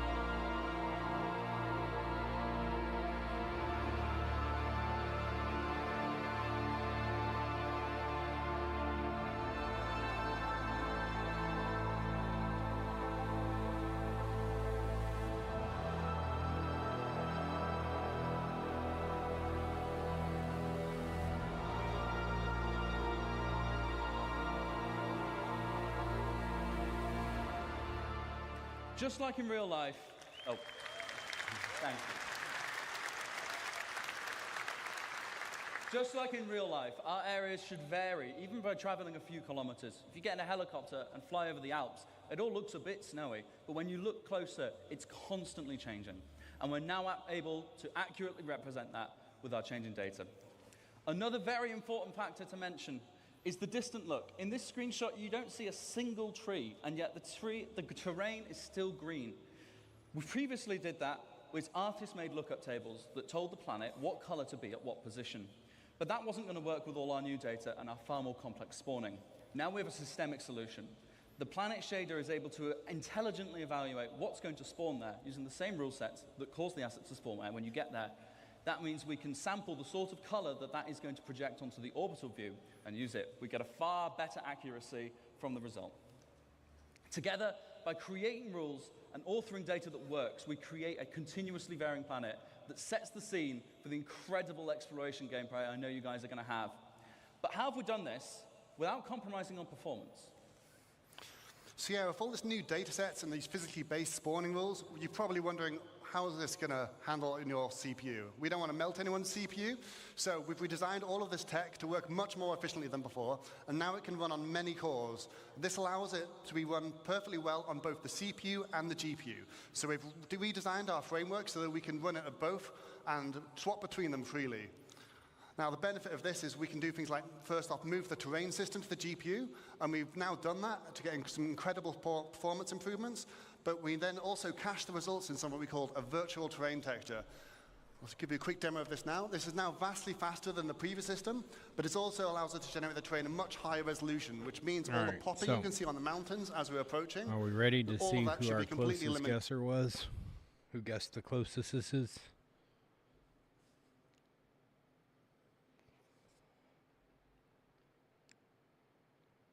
Oh, we're in an ad break.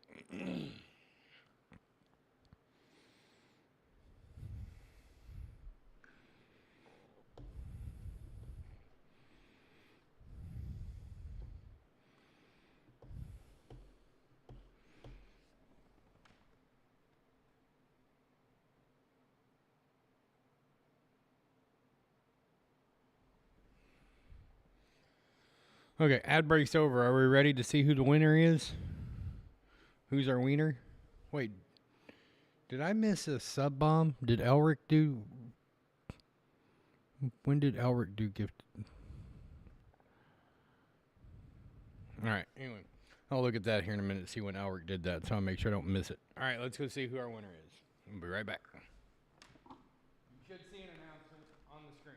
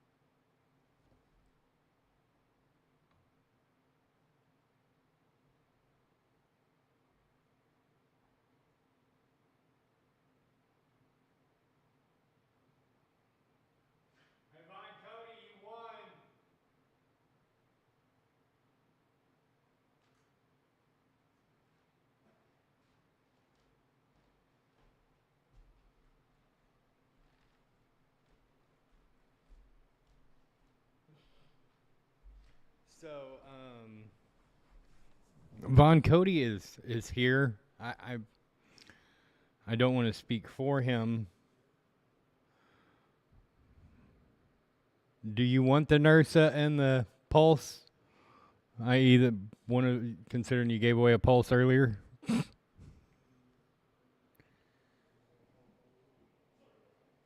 Oh, you're fine. I heard you what? No. Every time. Fell asleep. So your name, you got the closest number.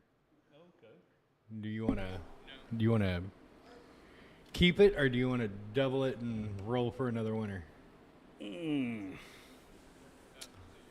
NERSA and a pulse. Tell you what, let's double it and roll for another. Oh, let me go see what I got to add to the mix.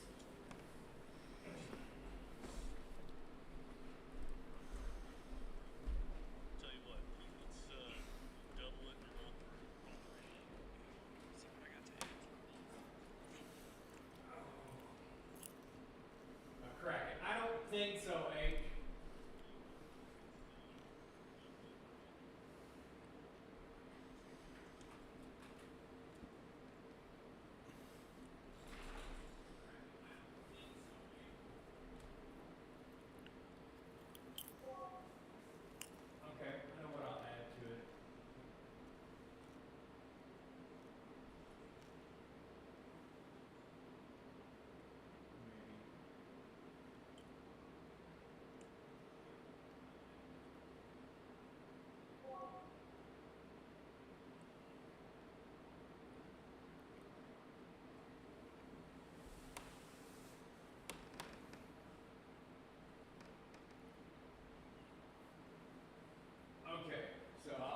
you. So here's what I'm adding to the giveaway. It'll be a NERSA, a Pulse, and an Atlas. Okay.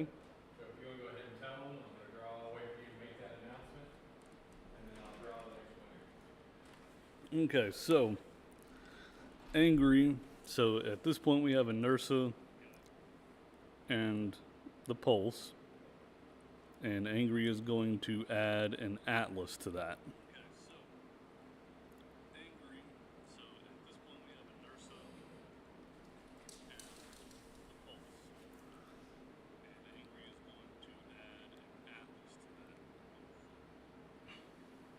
Stickman. Oh, it was Stickman? I take it back. We're not doubling it. Stickman coming in with the number 1970.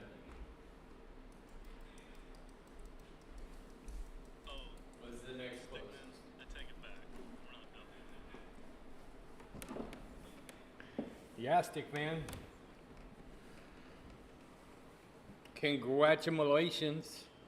You have won yourself a NERSA, a Pulse, and an Atlas with concierge paint and LTI. So you have plenty of LTI tokens now. There's like 3 LTI tokens right there. It's pretty impressive. Yeah. So you know what to do. Shoot me a message with your details, your 3 prizes, or I'm going to throw the option out there because I've given everybody else the option. So you know what to do. Shoot me a message. Do you claim it or do you double it and move it on?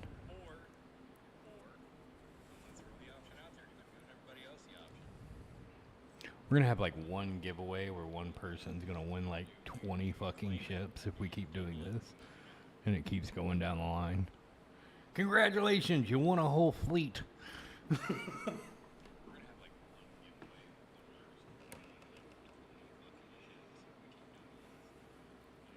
Yeah. They're essentially at this point yours to do with how you wish. You just need to tell us how you want them delivered. And then when you get the links in your email, instead of clicking on the link and claiming it, you just pass that link on to the next person. They're essentially at this point yours to do with how you wish. You just need to tell us how you want them delivered. I can hear your phone. When you get the links in your email, instead of clicking on the link and claiming it, you just pass those. So condenser microphones they run off phantom power, and they are stupid sensitive. Like if I turn the gain up on that, I could hear Ezzy shut the door in the kitchen downstairs. Sorry, I was transfixed by the air conditioner was making it move, and just the virtual texture off to the right moving with the airflow. Okay. Was mesmerizing. I kind of felt like I was on LSD just watching the ground swell. So yeah, shoot me your details for the NERSA and the Atlas, and send your other details. H has the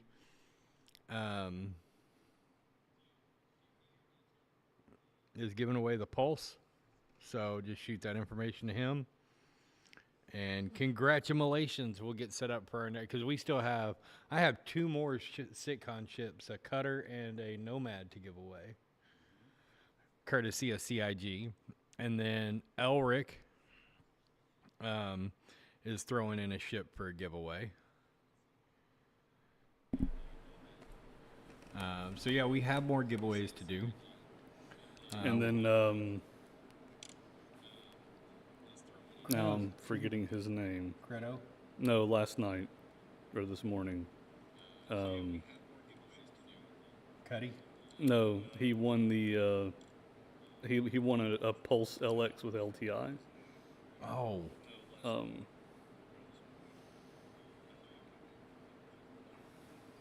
Oh, you want to put it back up for raffle? Okay.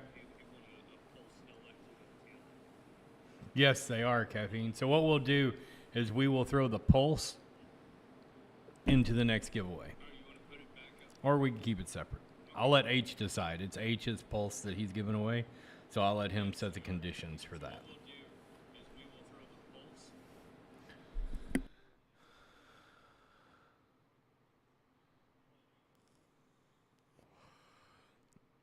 That was Von Cody. Paglamia. Oh, Pagla. That's who I won the pulse earlier. Won the pulse. Okay. Earlier. So, Stickman's throwing the pulse back up. So, I'll let it's H's pulse. He said he wanted to. He can send the pulse to whoever won earlier. That was you. You won the pulse. Oh. Do you want the pulse, or do you want to? No, I gave up my pulse for the raffle. Yeah. Is like so. Just throw it back out there for. Okay.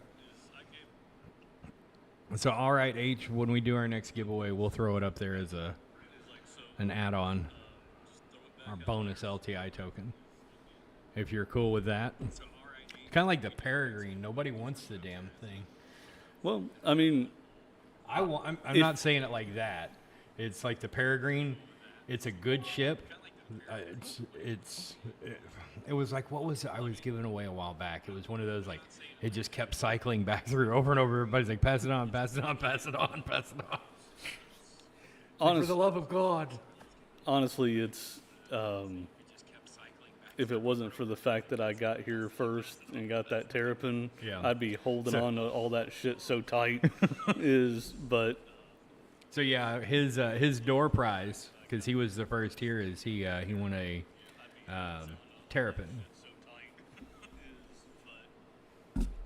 And H, don't take the way because I didn't mean for that to come out the way it sounded when I said it. I greatly appreciate all the giveaways, and I don't want it to sound like, because the pulses, they're fun to fly. They're death traps, but they're fun to fly. I would just personally feel bad giving up a pulse for the raffle and then winning a pulse from H and taking that.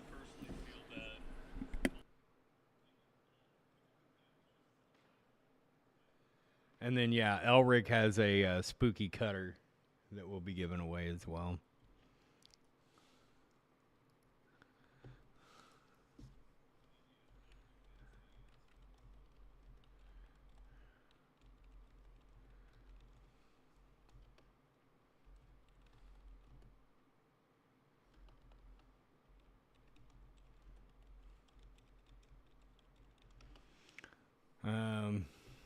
Doop.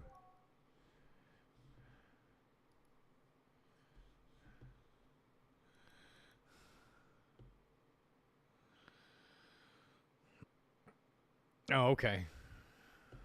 All right, let's get back to how much time do we have till the next one? Isn't it like should be sneaking up on us, isn't it? Let me check. The bikes are fun, but God, they're death traps. 1 hour. 1 hour, 34 minutes.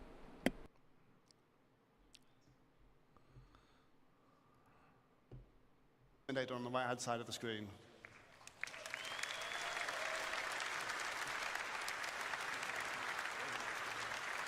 The weather was cool. Really cool. What I can't wait with the to extra see, headroom we've gained, and I know they're going to do it, system more efficient, to see the rip, we've the been able to introduce some improvements, there. including high-resolution ground textures, proper blending between surface types, and of course better tiling. If you're familiar with NMR Planets, we've taken off all the assets so you can see the issue, and now how it looks, you don't see those lines going at all. You still see them, they're just not as prevalent. That's actually a better example of them there. One more. Have a good one, Caffeine. Thank you, Stick. With the terrain data cached on the GPU, like Ali said, we can perform the I need scattering to there check too, and see. which is significantly faster. All those algorithms that we've used to generate those first bits can run there without being more expensive on your CPU. And it also means the results are directly there on the GPU. We can render straight from them. That allows us to have dramatically more density in our new system. We can render objects directly without having to go via the CPU every frame. We also cull at different levels of granularity, with bigger groups in the distance and individual assets up close. Just as a demonstration, this is the sort of density you can expect on microtech today. And in a second, we'll flip over to what you can expect from the new upcoming tech.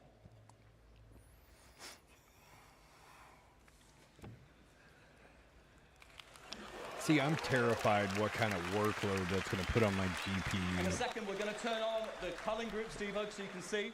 These are the groups that we create of those trees and of the terrain. And as we get closer, we shrink them so we're more intelligently rendering what we need without having to assess each tree individually, all the way down to the ground.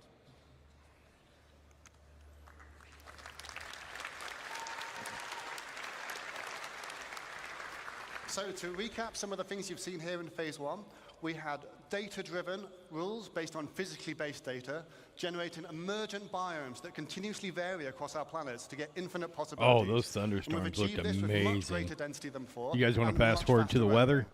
And we also achieved seamless transitions from ground to space with zero popping. So now that we've got all this tech, Big it's thing time is I to want talk to see about if how they art might make got the use of sound this. fixed So on for it that, where you can actually hear what's going on. And they do. I think that was an issue with Twitch.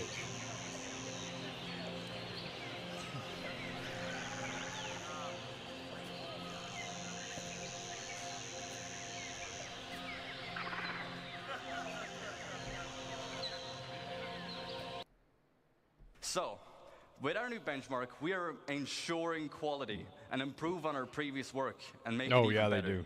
And All the any new location that you'll find biome needs to engine have looks its own amazing. unique personality and no repetition. We don't want you to find the same location twice. This also means that this is your exploration. And PCs is a lot about interaction with objects that we are usually used to in our everyday lives. And then the day and night cycle. So in essence, the passage of time. That so far didn't have really a lot of impact on the gameplay. So to allow life to respect this world and conform to the rules that this environment defines. But they're also completely static. Nothing has changed with them. So what we want to bring with Genesis is the evolution of clouds over time. But this isn't just some simple scrolling animation. We use the same physical data sets that drove the biomes we talked about earlier and StarArchitect, and these are also now driving a physical simulation of the clouds so they can form and dissipate in realistic conditions. So this means things like the oceans, the prevailing winds, mountain ranges, and the temperature will all impact the clouds. But to complement these more dynamic clouds, we've also improved our lighting model. So it now correctly accounts for how light scatters multiple times inside a cloud. And this is important, creates much deeper lighting, and it can contrast against the sun's rays, resulting in much more vivid cloudscapes like we see on the left here, something we're all too familiar with in Manchester. Now, it would be awesome to bring this into context and show it on an actual location. Let's take a look at a quick scene to round this up. It's a nice day on the surface, but something's different. The clouds are moving, but they're not just moving, they're forming naturally in changing shape. They dissipate as they glide on the atmosphere based on wind data, stratus and cumulus alike. Now we start seeing the new cloud shading model come into play. We are seeing enhanced occlusion beneath the cover, emphasizing the sunbeams how it interact with the clouds, and seeing the light shafts peer through the layers. It's just gorgeous. Now, as like, this is closing in, we can start to see the changes in visibility but I'm of the curious area. what kind of computer that was rendered Light on. precipitation is starting. Previously, we authored static cloud shapes, but no longer. We didn't manually place a volume here. Its presence has been informed by Genesis data. Oh, and it's not just a cloud volume. It's a weather front. Yeah, here we go. Now we're trying to see the wind picking up. Terrain and rocks are getting wet. Vegetation, grass, and the overall environment are responding to the weather. The system is changing the world around us. We can see puddles being formed dynamically in the dirt, properly responding to light, reflections, and rain droplets. It's getting really ominous and loud in here. I can feel the danger. I think we should let this play out in the game.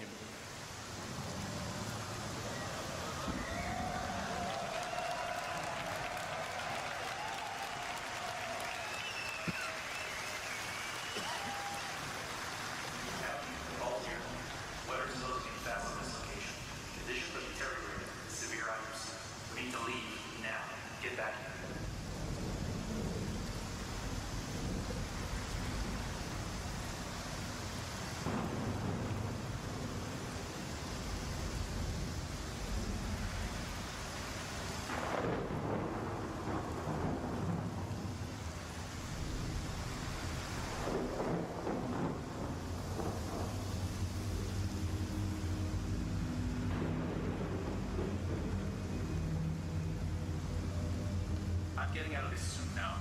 Powering up, flying out. We'll need to switch to IFR. See you on the other side.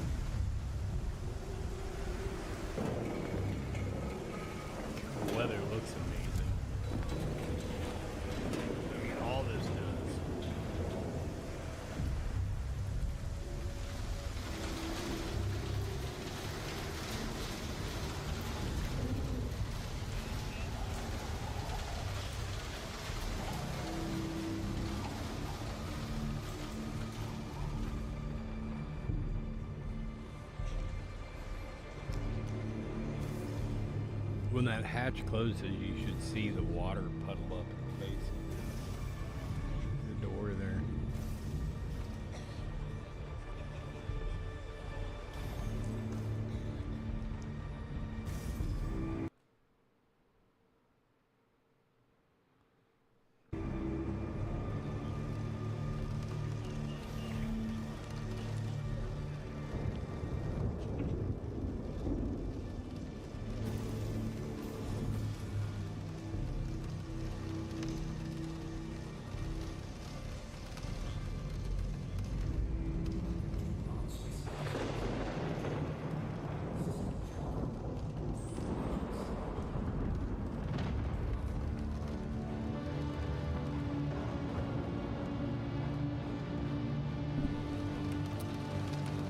Well, H, I think what you really mean is that you're about 2 hours away from having that F8C.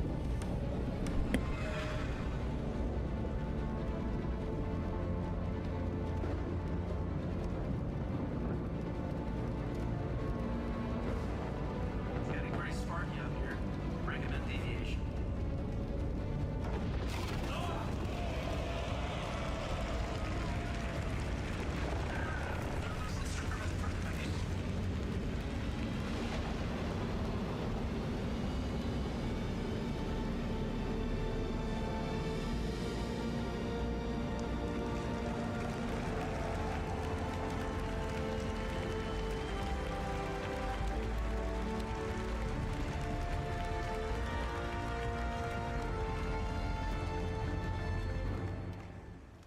Wow! 30 minutes. Man, that's what we call the Falco maneuver, to get out of there. Ali, please break this down for us. What did we just see? Yeah, so that was a combination of lots of tech we just saw that all combined together to make a really great cohesive experience. So we started with the cloud simulation, which wasn't really a cloud simulation, it's a weather simulation. The rain will appear not at random, but it's based on physically plausible conditions, so you have real weather fronts evolving across your planet all the time. We have a host of visual effects, like the rain, and then you have the atmospheric scattering that you get under the columns of rain. We had the puddles. I'm and the honestly splashes thinking that they and may all have this type of visual extended the effects. time on that We saw because the it wind seemed like it said developing an over hour and a time, half and ago. that introduced turbulence to the flight model, making flight very challenging. And then, of course, we saw the lightning, which plays havoc with your instrumentation. But direct strikes will damage your ship, and of course, to be a some storms will be dangerous enough to be fatal, as Ben's unlucky Aurora just found out. And these storms will sometimes be short-lived and localized, but others will be larger and potentially permanent on some planets. And this is going to restrict.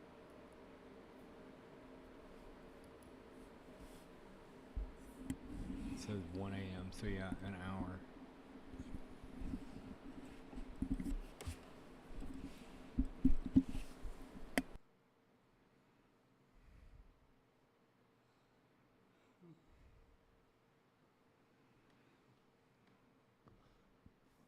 Oh.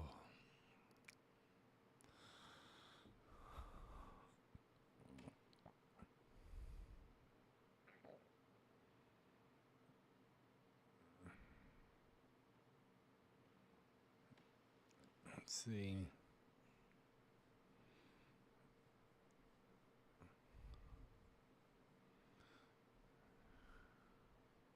Here we go. This is about an hour.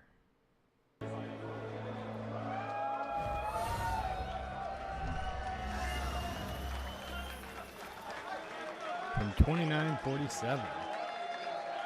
Damen und Herren, meine bessere Hälfte, Chris Roberts.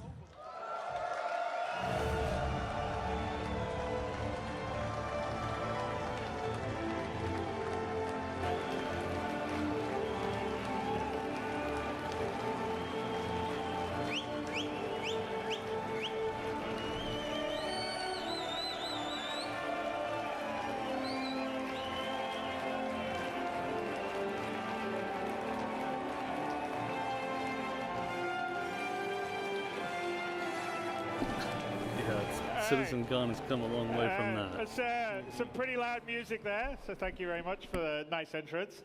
So hopefully you guys have been having a great day so far. I think the new format's actually quite fun. It was actually nice to run around a little bit and talk to people that were, say, playing in Universum and see it. And hopefully you guys have gotten the opportunity to spend a little time and talk to some of the devs. I mean, we had the presentations in here, but also there was quite a few of the dev staff that were down in the atrium showing various things like the Planet, Solid, which is the planets and the solar system editors. And I don't know if any of you guys got to try the FOIP, the Face over IP. I don't know. It's hopefully you did. It's pretty cool. It's made some strides since Gamescom and played in the Planetary Playground. So it's been I think, quite good. So let me. This thing's actually good. There we go. So there you go. Well, anyway, I was talking about the auditorium, where I think we had some pretty interesting panels. It seemed like the animation guys did quite well with their nice videos. And obviously the Pioneer panel we had just before here, which is something that I was saying actually when I was wandering around in the Universum side, is the extra amount of game mechanics that having the planets that we're building allows us, I think, is pretty exciting, because there's a lot of potential gameplay that goes beyond just straight sort of combat or trading, which is what you would typically get in a space game. So that's pretty cool. And then obviously, we spent some time talking about the beginning of the Stanton system. And I don't know if any of you got a chance, but there's this really cool little My Radar app, which will now have the moons of Stanton and Delamar, which kind of pretty cool to watch it spin around on the My Radar app. And of course, the Raven was cool in the atrium, and so hopefully you guys, like I said, had a good time in the atrium talking to the devs. And one of the things that we were doing there was letting you guys sort of get a hands-on with the weapons team.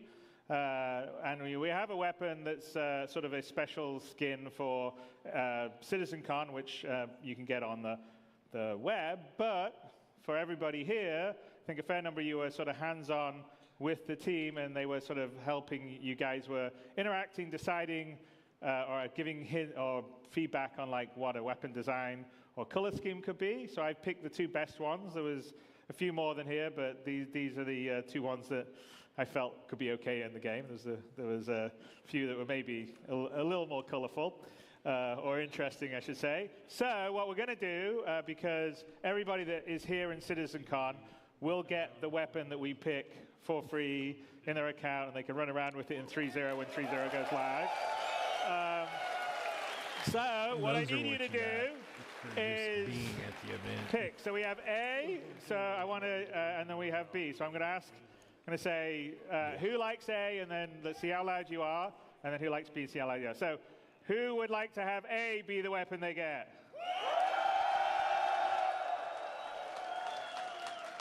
Okay, that's pretty loud, so let's see how the B fans are going to do. Who would like B to be the weapon they get?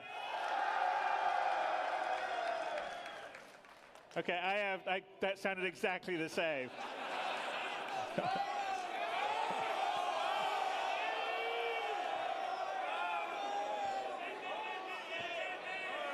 Okay, all right, we're going to do it one more time.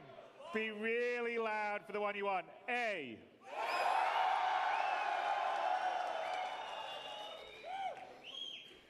B.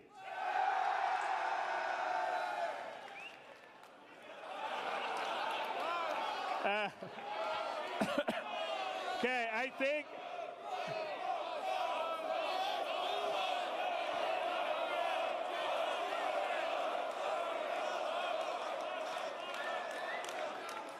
All right, screw it, both of you. We'll do both of them. You guys.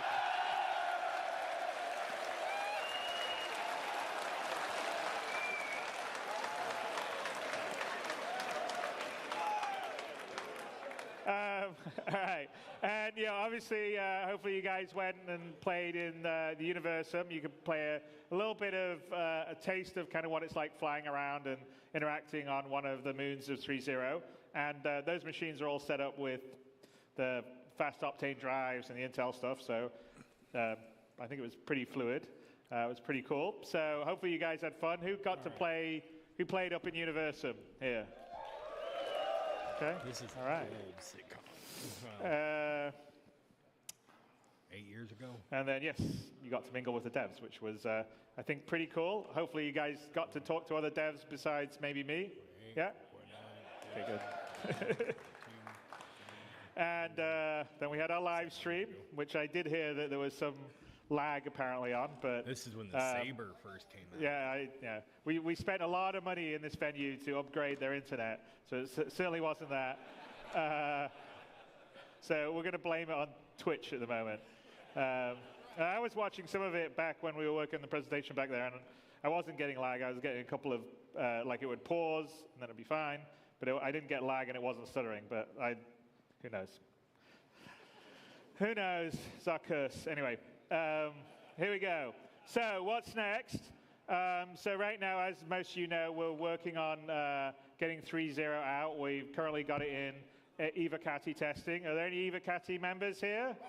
Okay, well, thank you guys very much, because you're dealing with the painful part of it, where it crashes a lot and you guys have to sort of not concentrate on the fun, but concentrate on the areas. We say, please, we need a lot of people playing this thing. And I have to say, I don't know what you guys do, but our QA staff never managed to do the things that you guys did to the servers. So we were like, oh, this is looking good. It's 30 frames a second. And then we put it live to you guys, and it's like, it's now 8 frames a second. What do they got? Oh, they've got 20 staff errors. What are they doing? But yes, as I said, so we're in the final test, and one of the nice things about what we're delivering in 3.0 is also the delta patching. So, on the dev side, we use it all the time. Our updates are way quicker. I think probably for you guys on Evocati, when you download, it's nice not to download 20 gigs every time there's an update. And so I think that's going to be better for iterative stuff, and it's definitely going to be better down the road for our sort of future delivery of content and features and patches. So we're quite excited by the Delta Patcher, and as we move into the wider PTU and then live, everybody's going to get to experience. But it definitely makes your life much easier, and getting sort of quick patches and updates is much less of a deal. And if you've got constricted bandwidth, I think it's definitely something you want. What are we going to do after 3.0 is out in the very, very near future? So we've decided going after 3.0 that we're going to shift to a date-driven model versus a content-driven model. So our goal is to do quarterly releases, and we're going to have a roadmap of features and content that we're working on. and the ones that sort of make the date get in that release, and if not, they'll shift to the quarterly release after it. And so the idea is to try to have more regular updates for you guys to play, so you can give us feedback and iterate on and see the game grow. Because 3.0, obviously, it's been quite a while since we delivered the last patch, which was 2.6.3, but really the last major patch was 2.6. So it's been, whatever it is now, sort of since 2.6, 10 months or so. And that's just too long to sort of have a sort of content drought for you guys. So after 3.0, now that we feel that we've got the bones in place for the persistent universe in terms of, fully persistent ships, characters, items, the planetary system, item 2.0, a whole, the entire UI, the Moby Glass, all that's been revised. Feels like it's a really nice building block to be dropping on features as we go and content as we grow. So going forward, the plan on Star Citizen is to, like I said, be date-driven, not so much feature or content-driven, which 3.0 is sort of feature lock because we have to deliver a lot of these things all together, else any individual one of them won't work. So I think that'll mean a better, sort of more regular experience for you guys, which will be good because if there's a content drought for a while, everyone sort of gets a bit bored, and that's not very good. So we're aiming to do that going forward after 3.0, and the new Delta patch is definitely going to be something that helps us do that, which will be good. We're working on our sort of production report formatting, so next week we're going to update it, I think, to be a sort of a little more readable or understanding for the close down of 3.0, and beyond 3.0 we're going to present a full roadmap for the Star Citizen roadmap in terms of what features and content we're working on in what order, and that'll be as we go live with 3.0, we'll release that with you guys, and then we'll also present a roadmap for Squadron during our holiday live stream, as well as show you, a portion of what we've been working on Squadron. So that's sort of our plan going forward, and along the lines of that, we are now going to give you a bit of a preview of what we've been working on beyond 3.0 for Star Citizen. So this is the fun bit. So Glenn, let's get onto the stage here. Okay. So as a lot of you would probably recognize this. This is Astra Armada that's in ArcCorp, which you probably know from when we released the social module.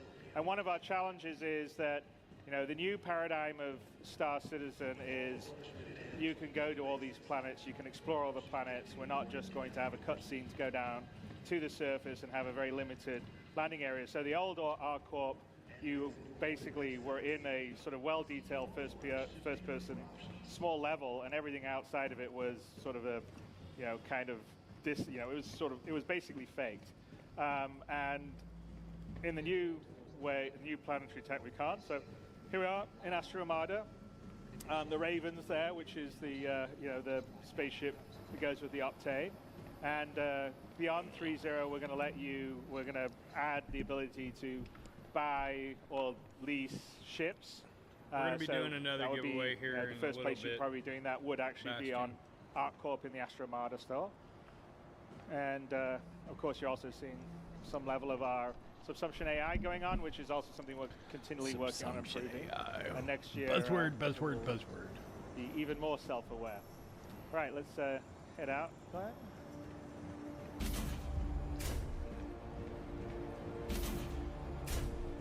Okay, so we've got a bit bigger. Oh, I did not realize it was coming through this.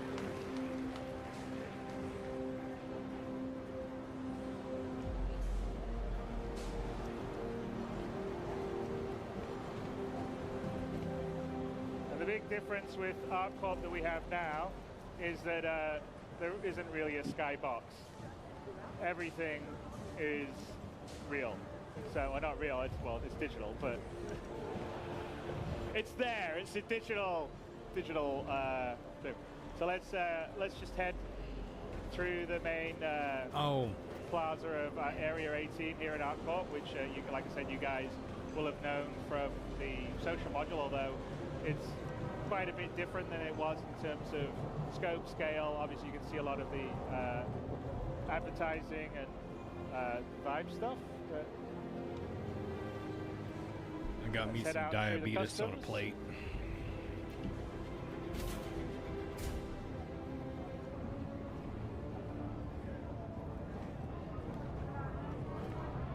You're clear. Move along. All right, let's go.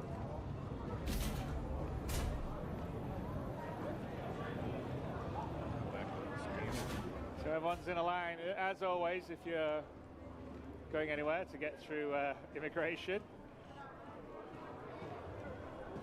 Here we go, the main flying pass.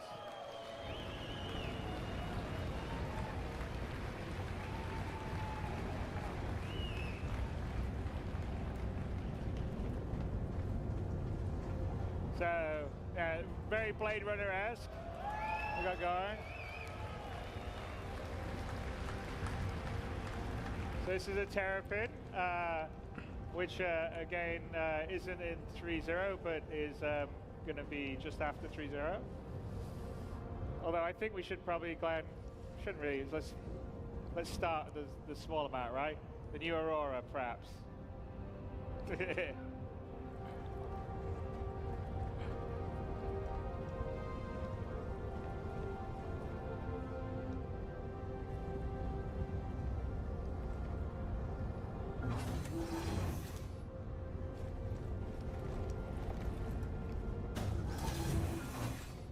God, back when the Aurora was new.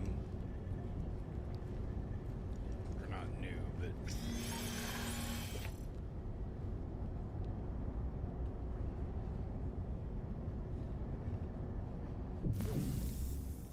Welcome to Robert Space Industries. New age, yeah. Enjoy the ride. System check. Engines are on. I'm already nostalgic for my power train. All right, let's take off. Let's go flying.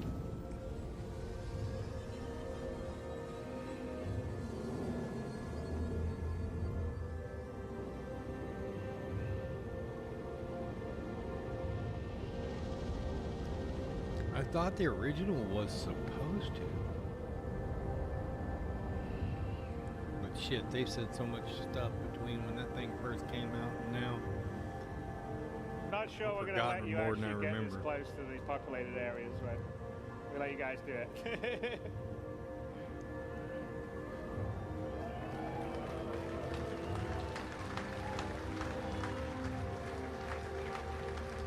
Landing gear free.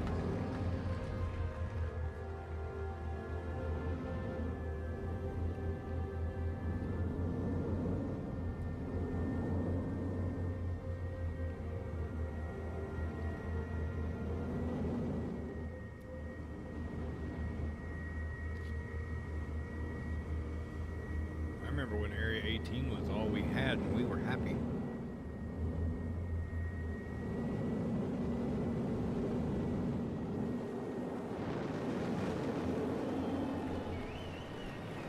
So, what you're seeing here is hey, Credo. Arcorp, which is essentially a full-size, Earth-sized planet, completely covered with man-made.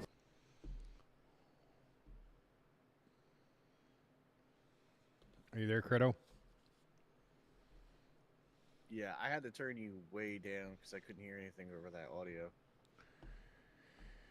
Yeah, see, what's strange is it wasn't coming through until you came into the thing. So let me see what's going on here. Well, it was the same thing that was happening yesterday for a little bit.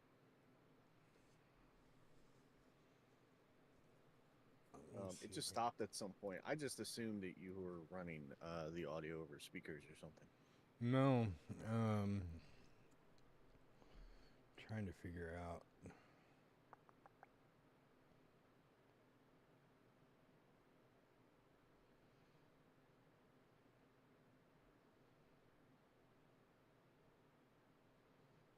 So that's the audio out of.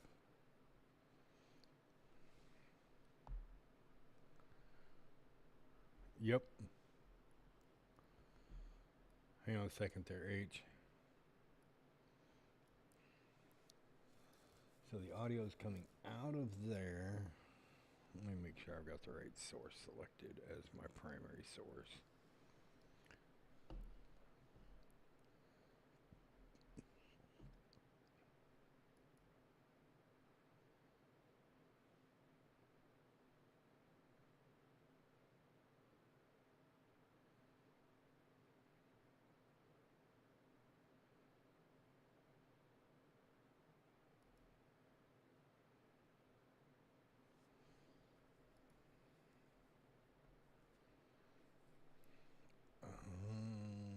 Okay.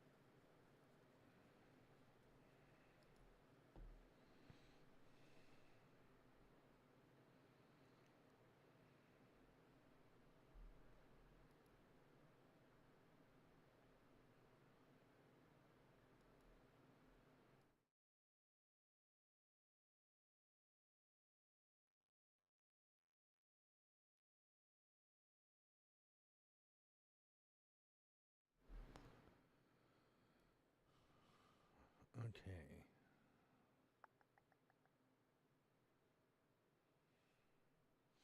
All the joys are running dual mics and dual headphones.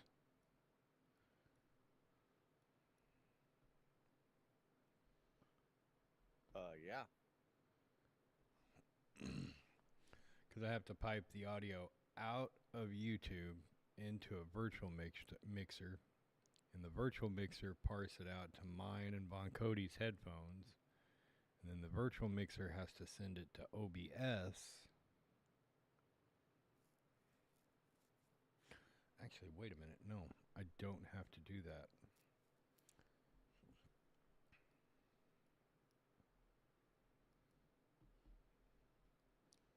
And then I can take this.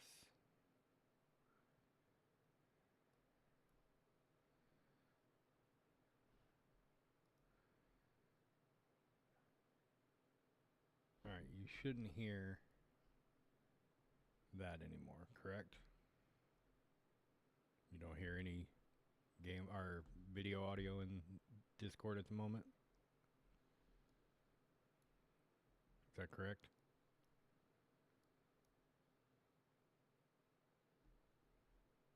Oh, no, I don't hear Credo. Hang on. Whoopsie.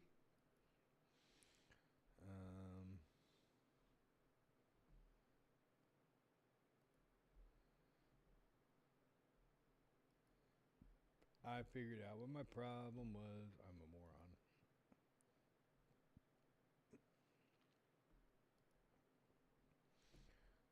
Okay, now I should be able to hear Credo. Yes, I can hear you. All right. And now I can go in here and I can add an audio source.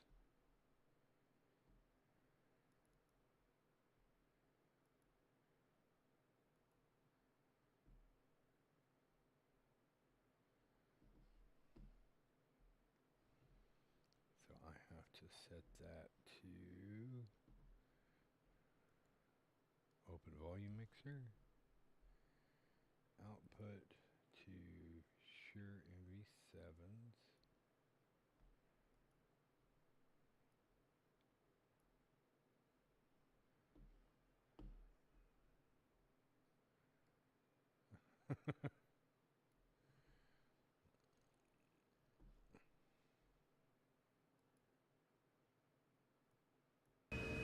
Landing gear ready.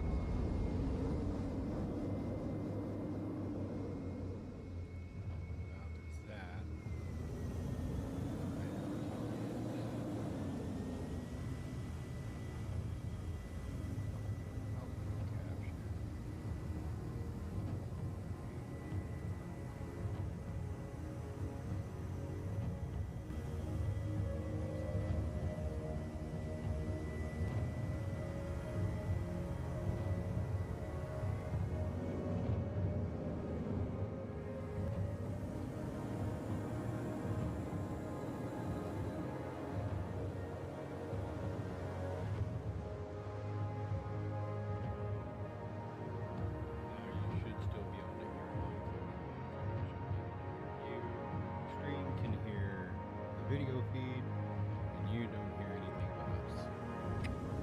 I don't hear Von Cody.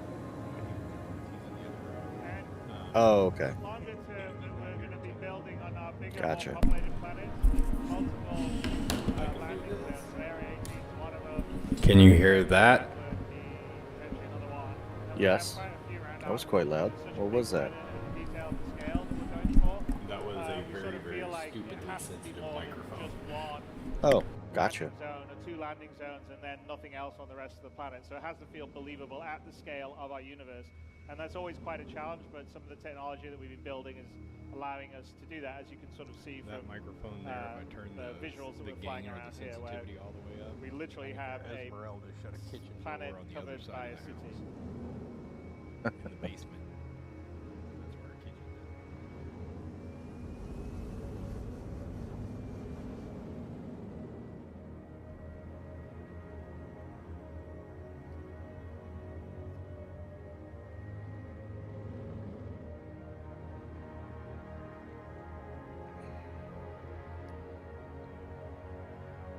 Yeah, no, don't do that yet. What'd you think of the glow-in-the-dark CDF patch? It was pretty cool. I did not expect that thread to glow that intensely. That's the right word.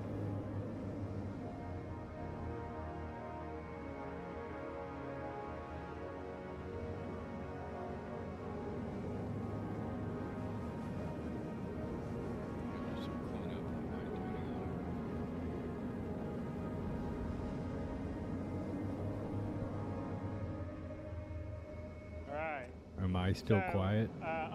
There, Ranprint. Can you hear me now? Head up to space. I can turn my volume up a little bit louder for you. Testing 1, 2. Have a little view of Area 17. You are a bit louder now.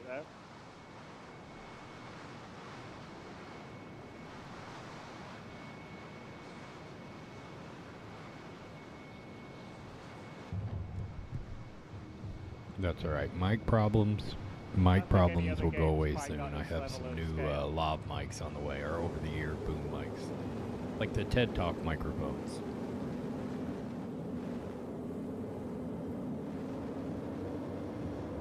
So, Credo, what are you buying first?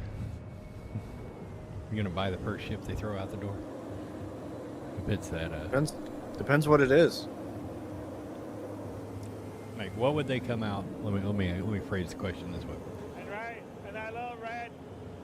What would you buy, like, if they came out with it, knowing that we're doing base building?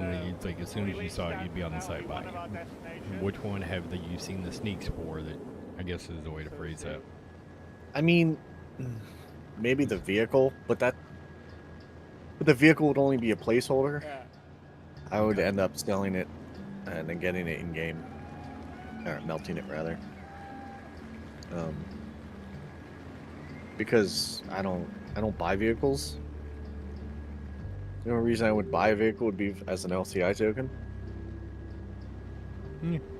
I don't really need LTI tokens anymore, so well, don't worry, we're working I don't hard know. on it. Vehicles don't really have much of an appeal to me. Is your Pokemon collection almost full?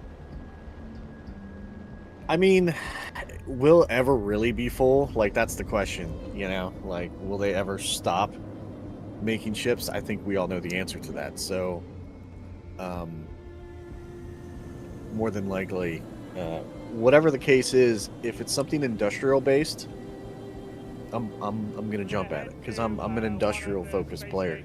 So, So I think I mentioned before that most of the big, anything salvage, hauling, or mining related, I'm probably gonna like snag up.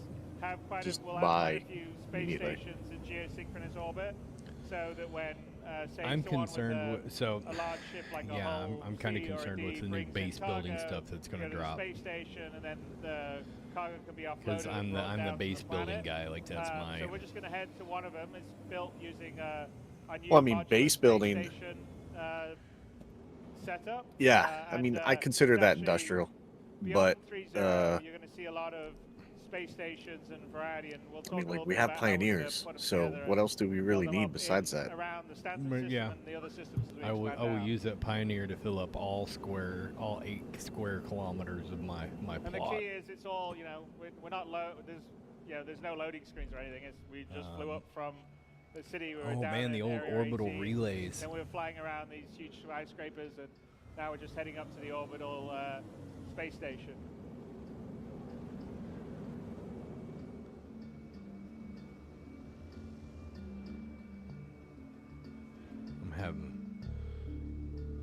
I'm having some nostalgia. Like I was saying a second ago, I'm already having nostalgia for the power triangle. The power triangles are no more.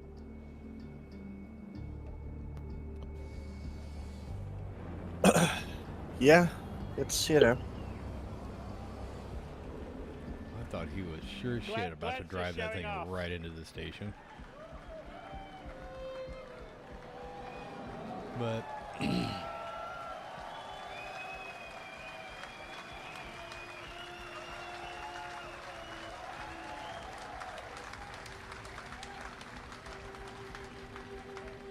I will probably end up, like, I don't know, I'm still thinking we're going to get something big that's straight to flyable. I know they typically don't, but... Well, it sounds like we are definitely getting something, because they usually do drop something straight to flyable. NPCs or a player could potentially take smaller What that amounts is, down. though. But to give you an idea of this, I think is, it's the gonna be that beauty of the MISC, sort of Star Citizen 64-bit mid-tier. precision is like we fully. That would be crazy, because that's not a small ship. We're up here on a space station looking down on the planet.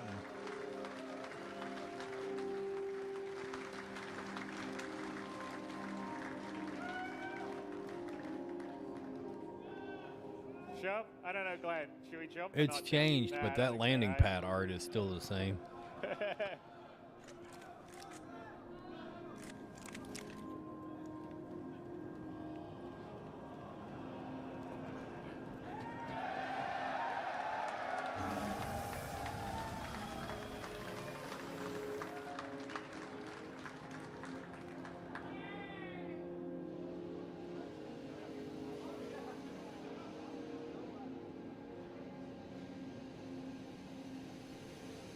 Alright, let's get back on the platform.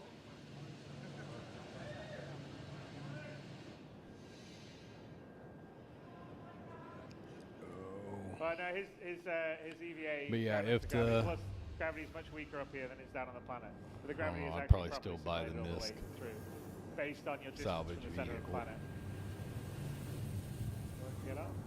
Even if it wasn't straight to flyable, but I'm hoping it is. Right.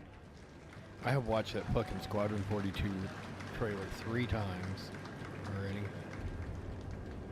The what? That Squadron 42 trailer from earlier. I've watched that thing 3 times. We'll show you Oh, yeah? how we build them in Yeah, in just a looking second. for But yeah, just give stuff you the I've idea of the missed over scale, 'cause, time. You know, the space station didn't look that big. Yeah, I 4 was years ago. looking at the you know, the video that they posted since the crashes. So you know, like the full one. Yeah, that's what I've been watching. Kinda continue Yeah. on with our journey. Von Cody pointed out there's a couple of things in there where you're like, friendly target. He goes, those look oddly similar to the friendly targets that you heard in the original video. And I'm like, damn it, Cody, now I've got to pull the VOD and overlay them to see if those are identical, because now there's a new conspiracy theory brewing. Tickling Conspiracy in the back theory? of my brain. Yeah, Why? that they recorded it with the crashes. You know, they phoned the crashes in to make it appear to be live. What? Yeah. But it crashed twice. It doesn't mean when they were exactly. playing it. Yeah, you could phone it in. Okay, that's a bit much, but all right. I'm not saying it's true, but there's certain things. I mean, I get it, but what does it matter? So what? Even if they did phone it in, who cares? Yeah.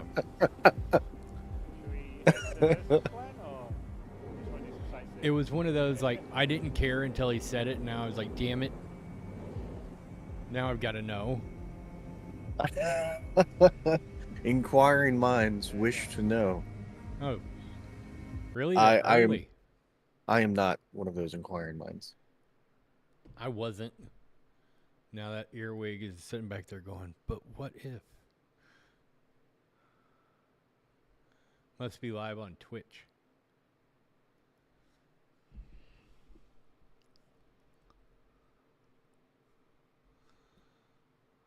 Which is fine.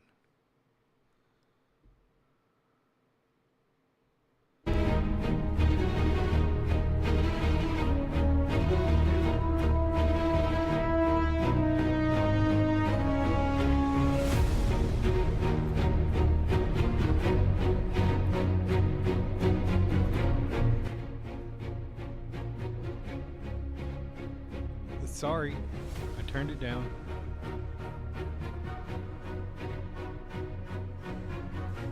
I'm gonna turn it down some more to about right there.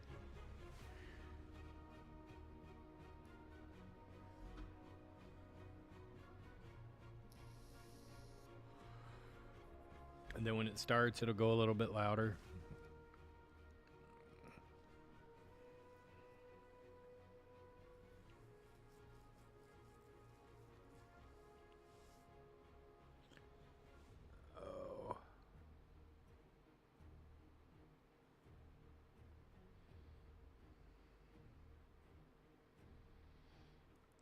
It makes me feel better as a small streamer when they have their technical problems, considering the production capabilities that they have, and they still have the issues. It makes me feel a little bit less hokey. Yeah.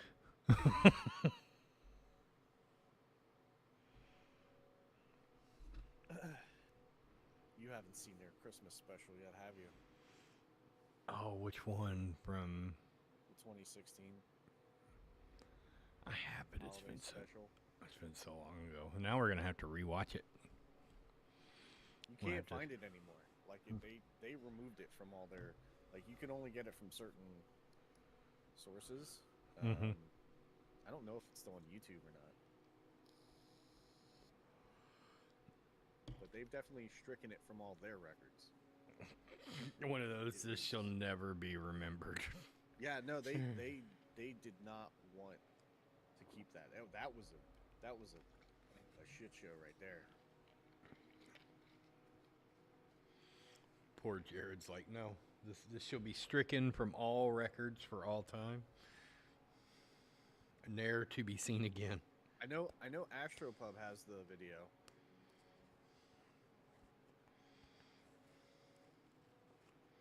Yeah, I'll reach out to him. I'm gonna have to go back and watch his VODs for the reaction of the Squadron trailer.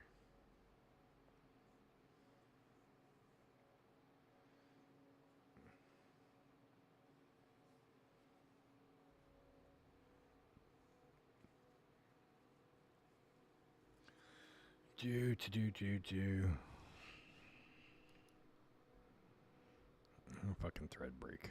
Of course it did.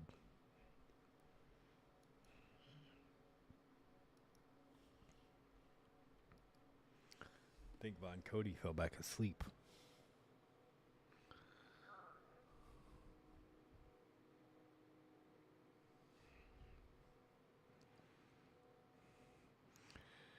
Yeah, Von Cody made it a point to remind me that I need to go make sure I keep my OPSEC rules in place, even though I'm at the house. I went to bed earlier on, left my computer unlocked, and he made a post. I don't know if you saw the general post or the post he put in general. Oh shit! It may not be in general. It would. No, I didn't delete it. It's in. I think maybe in stream announcements. Hang on.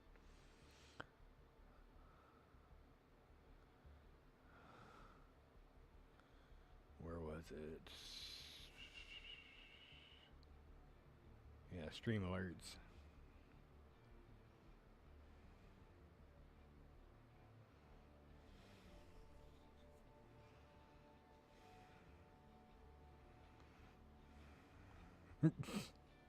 There we go. Forward.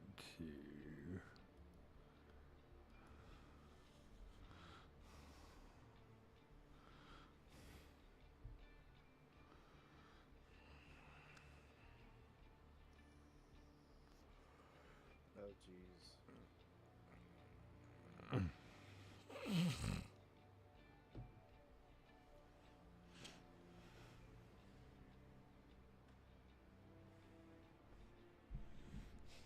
Nice.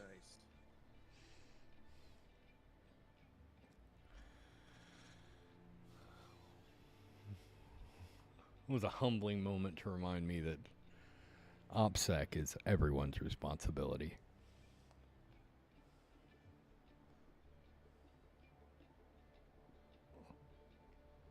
Or what was it? No. What was that they always told us? God.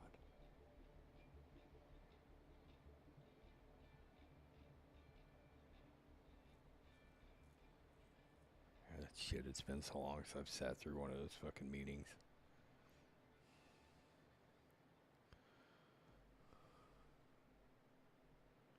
I sat through a corporate version of that like 2 months ago. Oh, yeah. One of those cybersecurity meetings. Yeah. Data security, data vulnerabilities, and what being what they are in modern times. Yep. It's like, click this link here. And then we have idiots that still click these links. Send emails assuming to be, it's like, hey, it's your USPS sending you a reminder that we tried to deliver you a package, but it didn't show up. Click this link here to find out, and then, great, now your whole network's infected. Yep.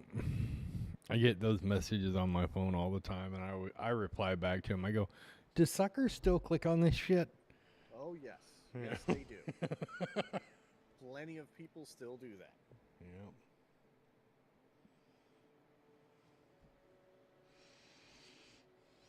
Loose tweets destroy fleets. Oh my god.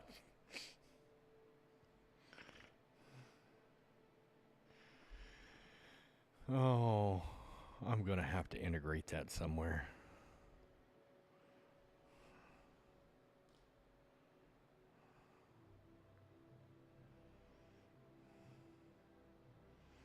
Oompa, are you comfy? Huh? He's literally wrapped around the top of my foot.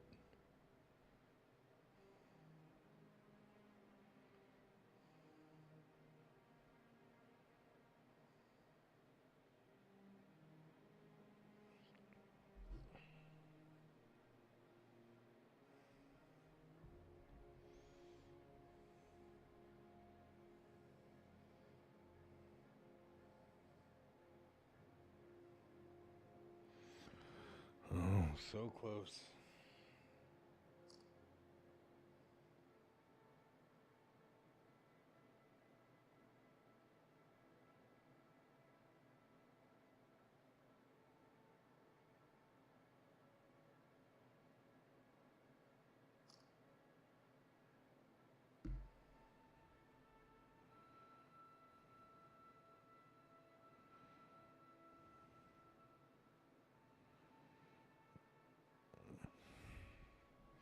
Well, at least we only have a 4-hour show today. I think it's 4 hours, isn't it?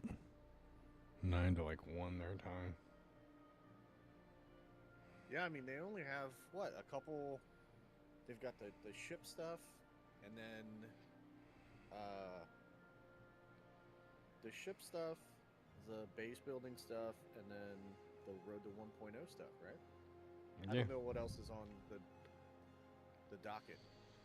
I think it's Atmo Esports after that. Hang on, I can pull it up real quick. Well, the Atmo Esports event is held after the thing. So there's 3 events, yeah. Crafting Your Home, Captains of Industry, and the Stars Are My Destination. Star Citizen 1.0.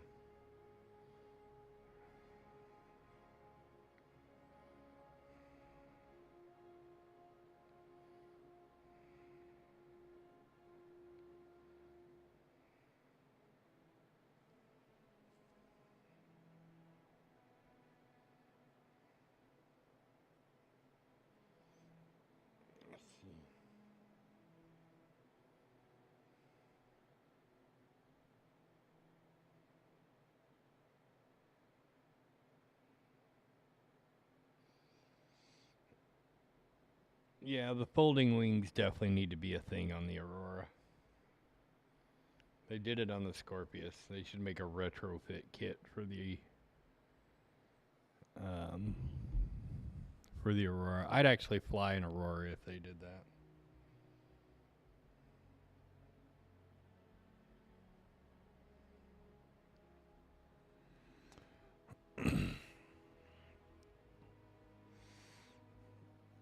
Yeah, that's pretty, Hey, John, how goes it? I saw you earlier on. I've got the ADDs because I got me a power nap.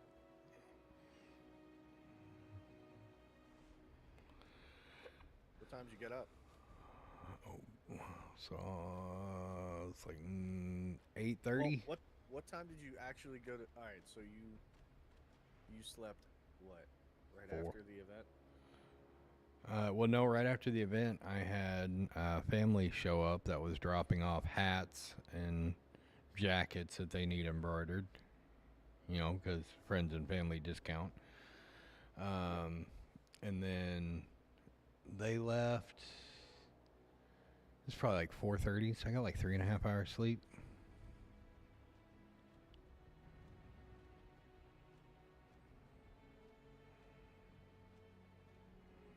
Yeah, I didn't get like a full rest. It was like I fell asleep. I woke up at 8:30, and I was tired, but I was awake.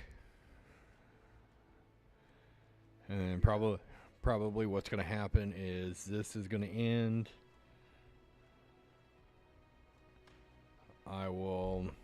We'll do the post-event talk like we did yesterday, and then I'll pass it off to either Astro Pub or some other streamer that's still up and running. Because as much as like I enjoy racing, I'm not gonna stay up till the freaking cows come home or the crows come home to call to watch it. Oh, with the Atmos stuff? Yeah. Yeah, I'll probably pass on that. I was never, I'm not a racing type. I'll watch it. Like if we could watch it in game, like if I was that's in, different. yeah. That's different. Like actually going there in game and watch it, that's completely different. That's a different experience. I stayed up for over 24 hours, and right after the event, I passed out and slept for 9 hours. Oh, the music stopped. Is something happening?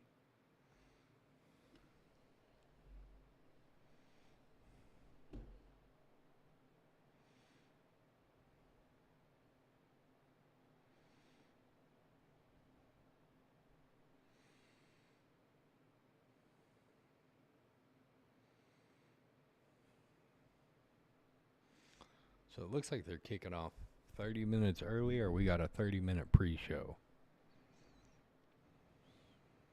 Early? Yeah, because on the website it says 9:30. I don't know if CIG has an understanding of early vocabulary. It's a new word. They're learning it.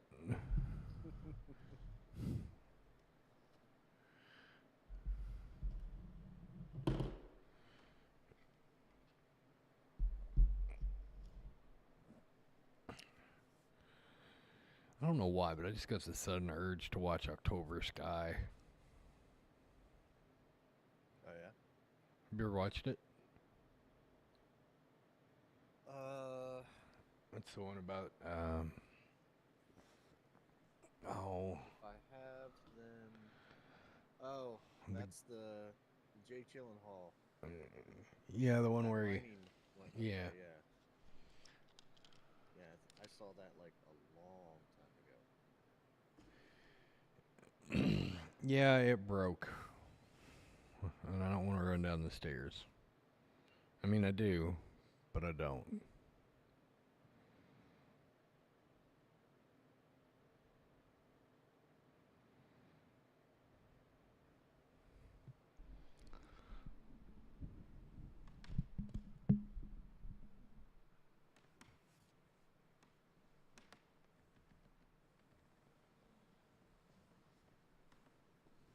Is your embroidery machine out of juice? It's the thread broke. Oh. It's downstairs beeping. Like I can hear it beep occasionally. Just throw a can at Von Cody. Tell him to go fix it. I think he's asleep. I think he crashed in the other room. Even more reason to throw a can at him. I told him I was going to super glue his hand to the wall for touching my computer. So, super glue his hand to the wall or super glue it to the hex grid on the CO2 laser and then put the USSA logo on there. You are now property of USSA until you pay off your debts. I mean, as a red-blooded male in the USA, I would expect nothing less than that level of shenanigans. Oh no, the shenaniganery is probably going to start tomorrow after we've gotten because I really don't want to try and like operate heavy equipment, or at least equipment that can totally maul your fucking body parts while I'm half asleep. I've done that before. It didn't end well.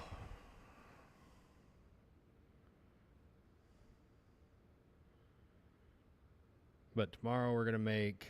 oh, yeah, I got to make a USSA light-up RGB LED sign, too.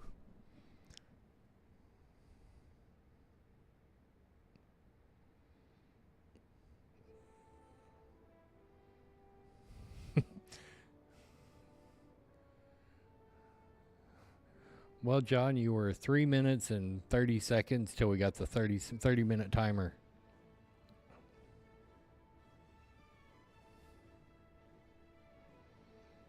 Somebody had to find the thumb drive with the 30-minute timer clip on it.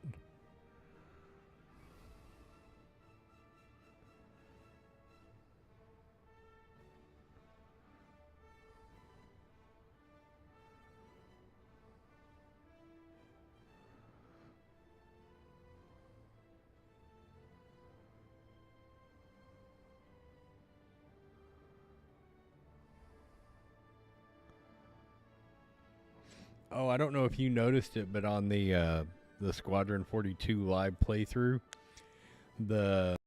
when he's running halls, when they go to yellow, CITCON condition yellow. Yeah.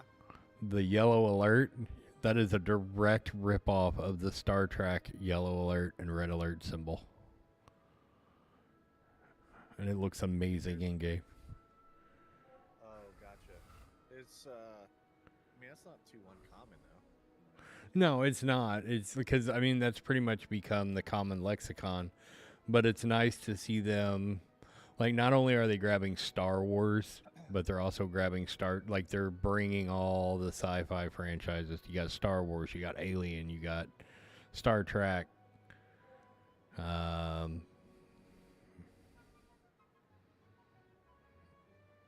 was the other one? Those are the three I've directly identified. You know, the Reclaimers, the Star or the Aliens inspired ship. The MSR is the Star Wars inspired ship. And the terminals are kind of LCARS-ish, but not quite. They're getting closer to LCARS-ish with the new engineering panel. I don't know if you've looked at it too much since they made it live. I have not. I'm pretty much I'm pretty much waiting until 4:20. I'm not gonna budge on that. I don't know. I don't blame you. Like, I want to play it, but at the same time, like, I'll play the Evo stuff that's got content on it that I'm interested in. Yeah. But for the most part, I pretty much haven't even really... when the jump gates went live on Evo last week? I think it was last week. That was the first time I had updated PTU live and everything in probably a month and a half, 2 months. Yeah. But in my defense, I've also been moving, so.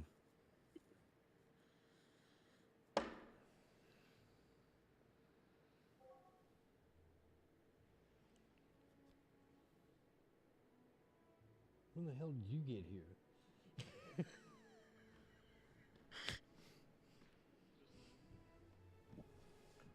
Did you sit down like cautiously just so I wouldn't fucking notice? I was trying not to get Willie all riled up. Oh. That's the first time like you came out of the back room back there without him losing his shit.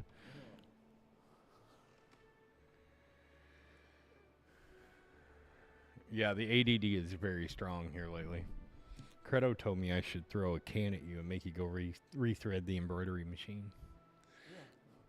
And super glue your hand to the hex grid on the laser and embroider and brand the USSA logo on the back of your hand. Yeah. I think that'll probably warranted.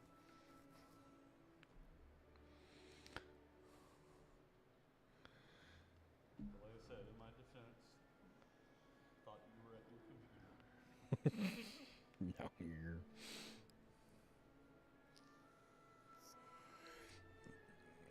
You pointed out a security flaw. See, I used to have a system on my computer that when it was a proximity tag that you'd keep in your wallet, and when you would get more than 5 feet away from the computer, it would automatically lock it.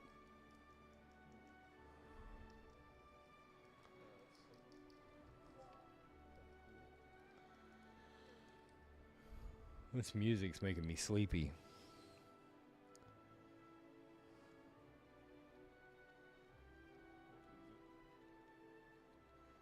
You say you do or don't hear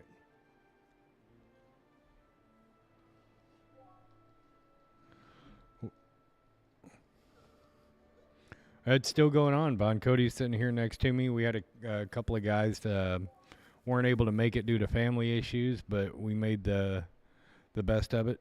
We had a couple of locals swing by and got a potential new player that'll be coming in. Alyssa is interested in getting the game. So yeah, all around good. Willie is, where is he? Nice. He snuck downstairs. Did he sneak downstairs? He's either that or he's sleeping over there in the choir loft.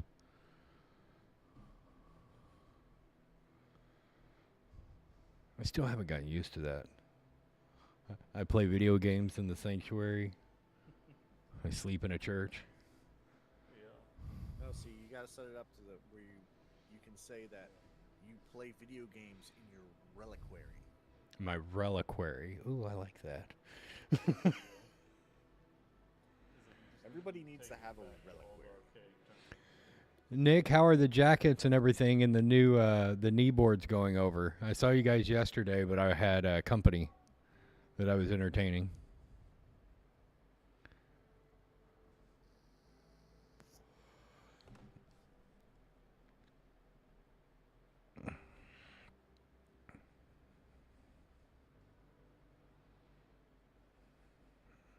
Is everybody enjoying the new knee boards? Because that's knee board version 1 and or 1.0 and 1.5.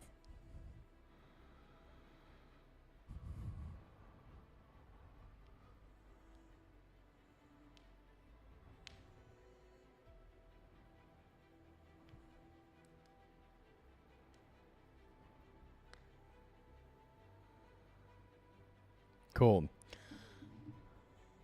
I have more stuff that we're doing on the knee boards. There should have been 4. You should have gotten 2 boxes. There would have been 2 grays and 2 blacks. One box had 2 grays, the jackets, and some of the armbands. The other box had the blacks, the rest of the armbands, and a smattering of coins.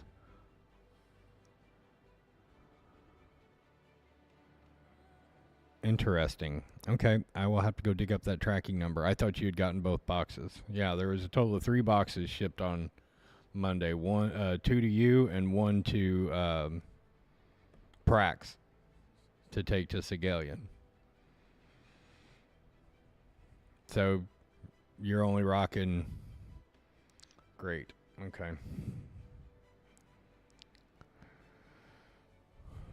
Well, I saw the vest, so I assumed you got that one, and I saw the picture of the gray knee board set up.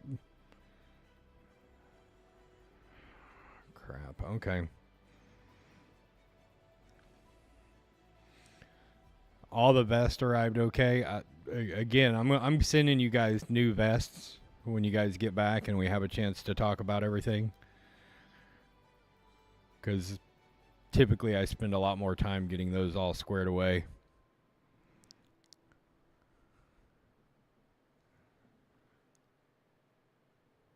Does everybody like the vest, though?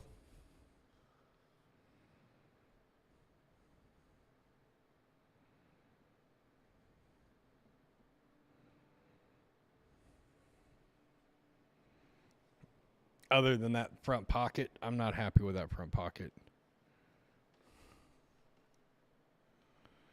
I know you haven't got yours yet, H. Nice. Well, I'm going to be sending you patch 2.0 probably next Thursday. You're going to be over there for a while, aren't you? How long are you staying over in Manchester? I know you're spending a couple days extra there.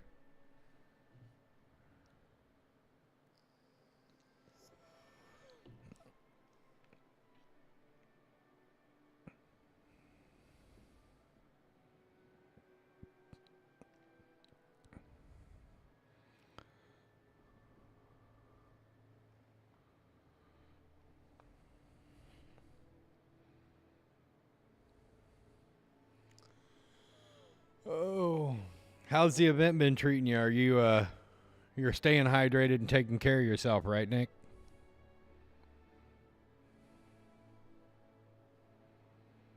Oh, actually, let me send you something real quick, Nick.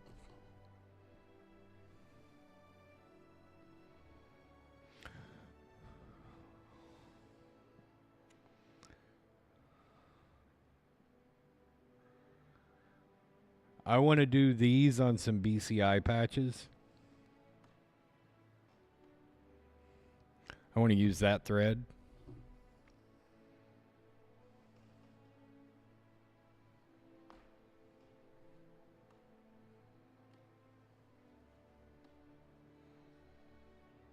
You're a person down. Uh-oh.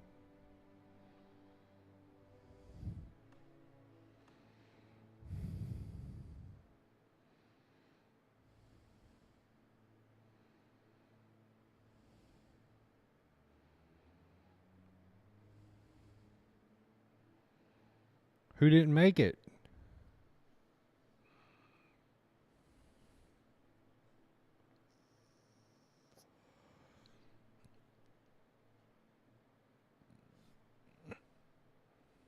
I saw Scrapped was there.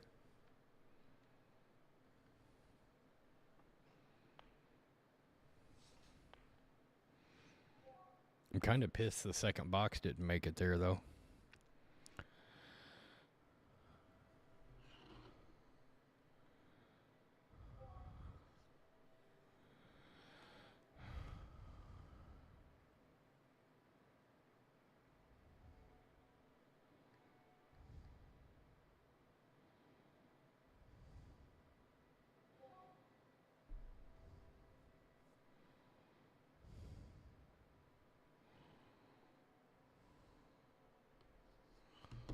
Keep Scrapped away from the booze.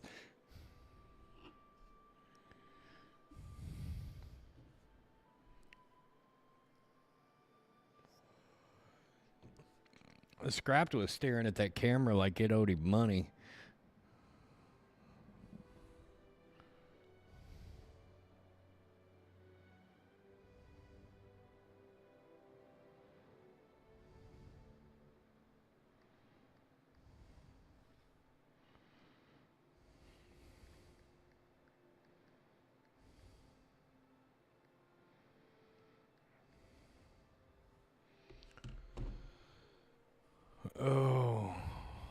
16 minutes until I pry my wallet open with a crowbar. I should have put it a block of ice before this started. I'm surprised you hadn't already. Actually, I don't know where my wallet. I bet Ezzy hid it. Oh my goodness. Oh, like you don't have all your information just on the computer anyway.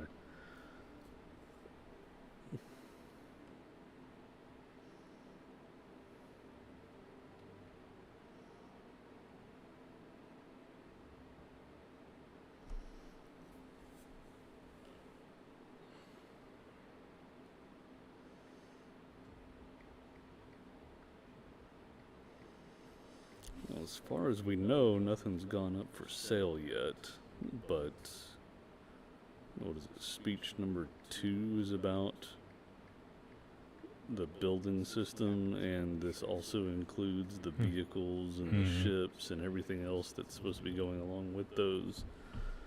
And we already know that there's a few items that are fully physicalized in the game, have already gone through Gold Pass, so I imagine that they were to be written. Wasn't there something that CIG directly stated there was something that was going to go straight to flyable? Usually at these events, there's a couple, at least one, but sometimes every now and then there's 2, and it always throws us off.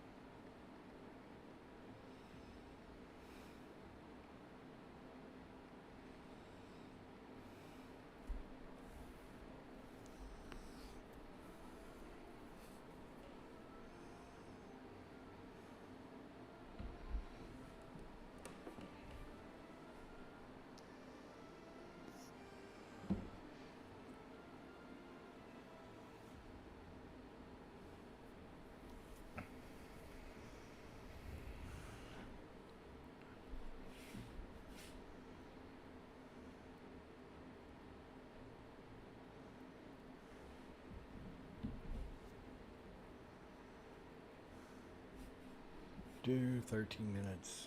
13 minutes till we all cry and say, gimme, gimme, gimme, gimme, gimme. Gimme, gimme, gimme some shelter.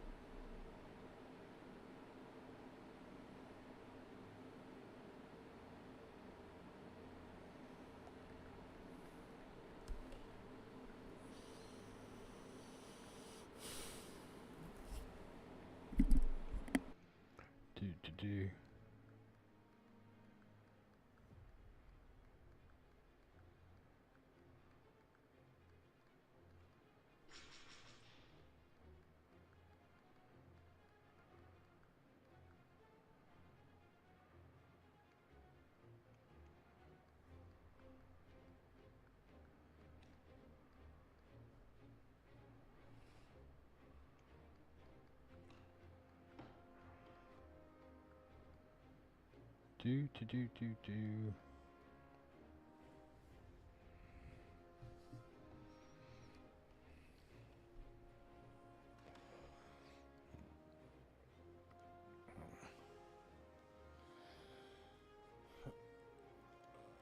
Ow, shit. I was stuck in my ear.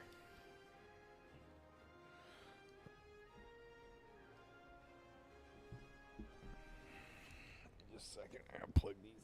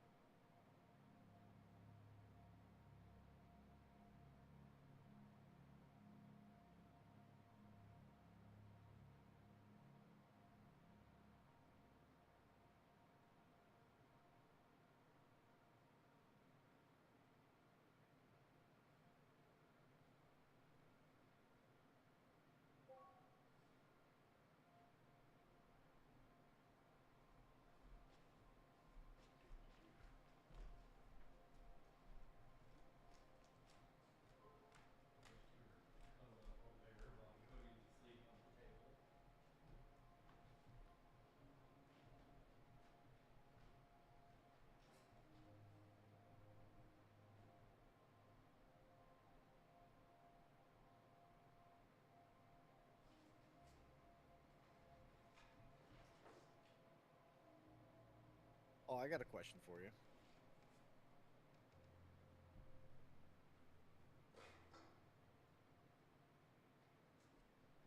Oh, you still there?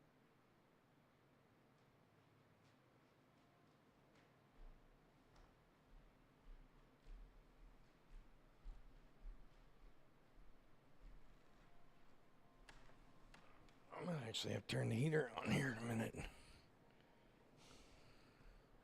Oh, you were fixing the embroidery.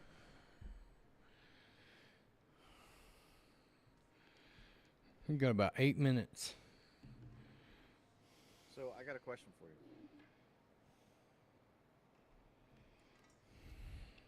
Oh, Angry, can you hear me?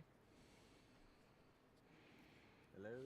I'm here. Sorry, I ran downstairs and rethreaded the. I wasn't sure if my audio cut out or something. Nope, I just ran downstairs and rethreaded the thread breaking machine. So how big of a file do you think Squadron 42 will be when it's released? Ooh, how big of a file? He said what? 30 hours of gameplay.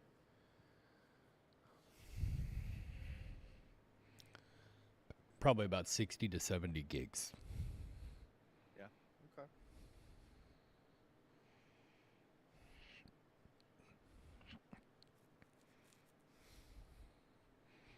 The initial version, and then probably a couple of 10 gig patches somewhere in between.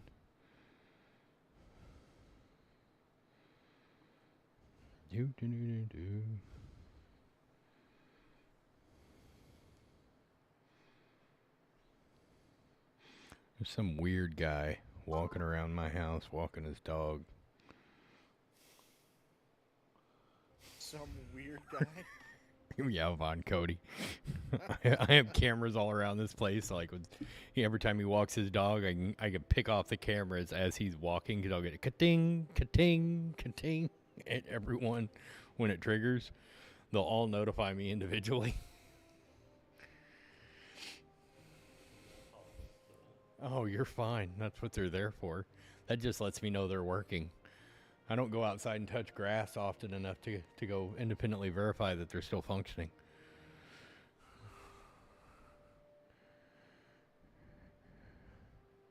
Trickier Amoeba, thank you so much for the follow. That was 15 hours ago. Wow. I must have been dead.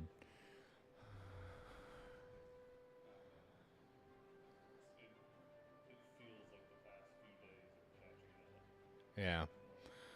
Well, what's going to happen is we're going to sit here, and as the event winds down, like when it ends, we're going to do the post-event recap, and then we're probably just like sleep.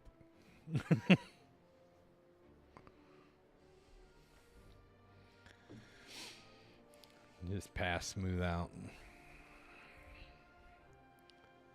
Well, that kind of pisses me off. What's wrong? I sent 2 boxes to BCI for them to take to Manchester. Only one arrived. I mean, they got the one with the vest, which was the most important, but there was 2 boxes. One with vest, armbands, and knee boards, because they wanted knee boards for everyone to... I'll send you a picture of them. For them to put the bar citizen cards in. They wanted a neat, interesting way to, like a pilot's knee board to show off. Oh, okay. Like 4x6 cards. And I made 2 different versions. I also made like right at 80 coins for them to take to the events, and a bunch of bottle openers, stuff like that. I sent, because I've been screwed over by shipping so much, I've started, like if it's mission critical, I'll start breaking up shipments so that it hedges the bet. And I'm glad I did.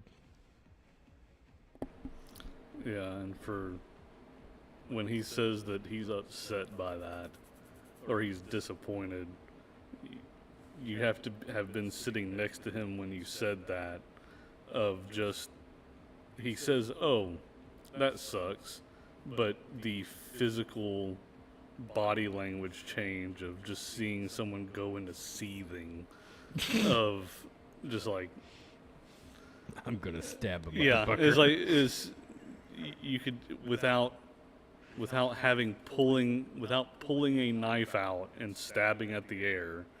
The body language was, I am now stabbing the air in my mind. Who, angry? Yeah. Yeah. Oh. Yeah, you know that disappointed dad kind of look, like when you tell your dad you've done something stupid? Yeah. And he just looks at you and goes, fine, whatever. Yeah. So yeah, that was the proof, but the ones I sent him, the final version was gray.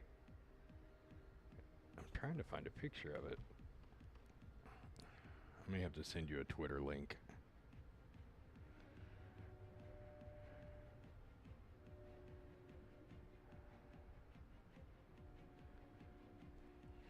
Like when I'm working on stuff like that, the pictures I take are limited so that in the event I lose my phone, I don't lose NDA shit. And I'm not having to call people going, hey, there's a potential leak of this information. And there we go.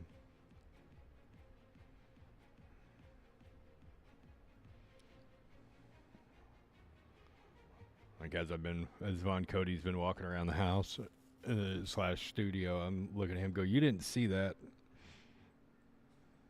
That does not exist. That is nothing more than a figment of your imagination. There you go, there's...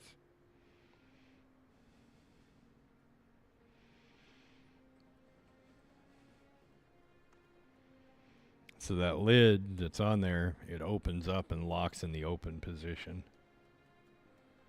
And then you can close it back down. I'm like, why can't I see chat? And then I realized I got the wrong screen out. That's cool. That's version 1. Version 2's, so the version 2, we're going to cut the Bar Citizen logo out of the actual metal plate. And then we're going to put acrylic behind it, and then we'll light that acrylic so that when you lift the lid up, you'll see the Bar Citizen logo lit up on both sides. Fancy. And then on the inside, there'll be a channel in there that'll hold UV LEDs. And then there'll be a glow-in-the-dark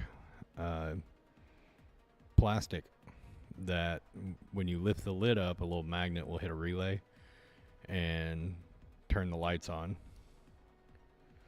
Nice. Lighting up the cards. Oh no, here lately I've got on this glow-in-the-dark kick, if you couldn't tell. I think it kind of tickles that Kim-like green color that I like.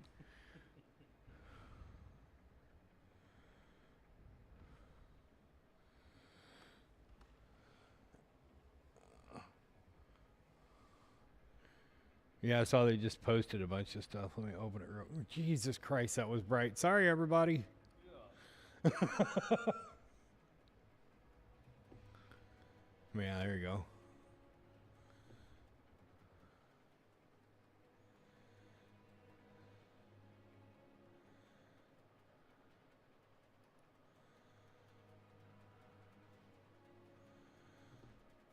The new version of those turned out really nice. I got the markings a lot darker on them. Oh, you guys can't see it again. I'm like, oh, here, look at this. Fucking thing.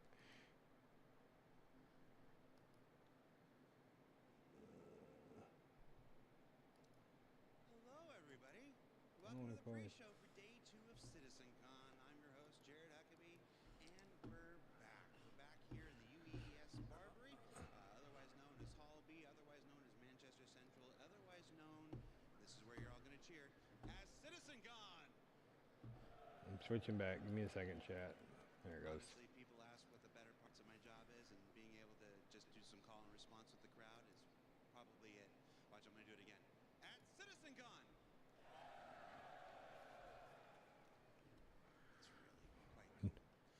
We are here in the general lounge of the UES Barbary, where I'm going to be sitting for most of the Yeah, day. whatever. I made an ill-fated decision during physical movement of any kind. Generally, I'm against it. If you consider physical movement of any kind past the age of 40, don't. But if you have to do physical movement at any point after the age of 40, my recommendation is to stretch at least once in 14 He did pull a years. muscle. So yeah, we're here on day 2.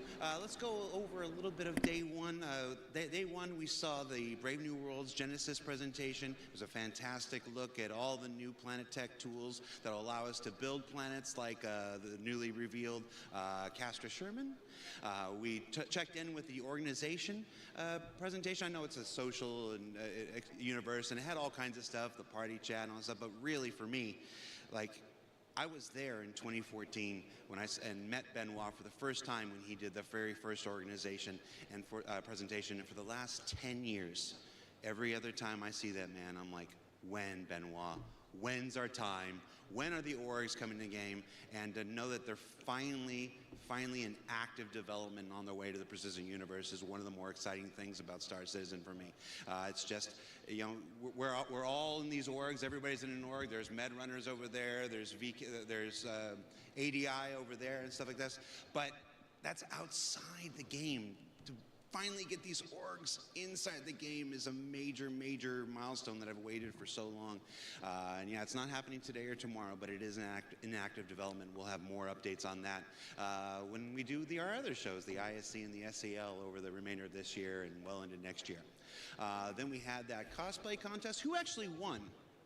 Who won the cosplay contest? It was that giant Pico, right? I forgot to check. I was unfortunately doing some other stuff, but I hope it was the giant Pico that won. But of course, Ken Shadow, last year's winner, was back and everything. I haven't seen Ken Shadow. Ken Shadow, are you in the building? Ken Shadow, if you're in the building, come find me in the general lounge. And then, what was it? Dress to Kill, finally making good at all those armor I think Jared's probably going to do all his posts from that table for the rest of the day. Bring back my water. I don't mind if it's a shot I have to drink. It's my water. He took my water away. But the return of the Valakar Sandworm, we've been waiting for that since 2016. And I'll tell you, we did several playthrough tests over the last couple of years. Okay, they really wanted to move it out of the shot, so I'll move it out of the shot. Watching that thing in action, the players play it, it is devastating. It is deadly. It needs a lot of tuning. And I'll give you a little BTS. There was one playthrough that we couldn't use any of the footage from because its projectile spit was bright white.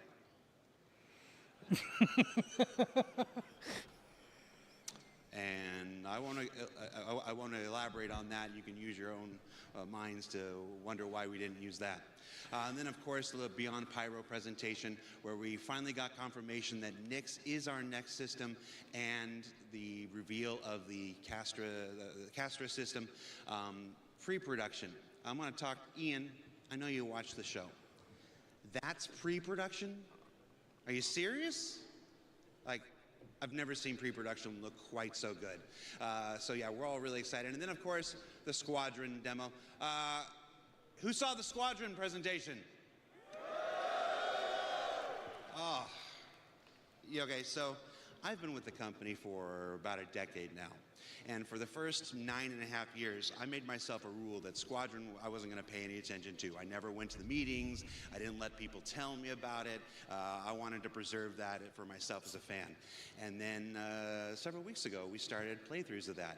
And I often say we have the same conversations you guys do. We have the same reactions you guys do, just a few weeks early, and that was very much what happened with the Squadron presentation.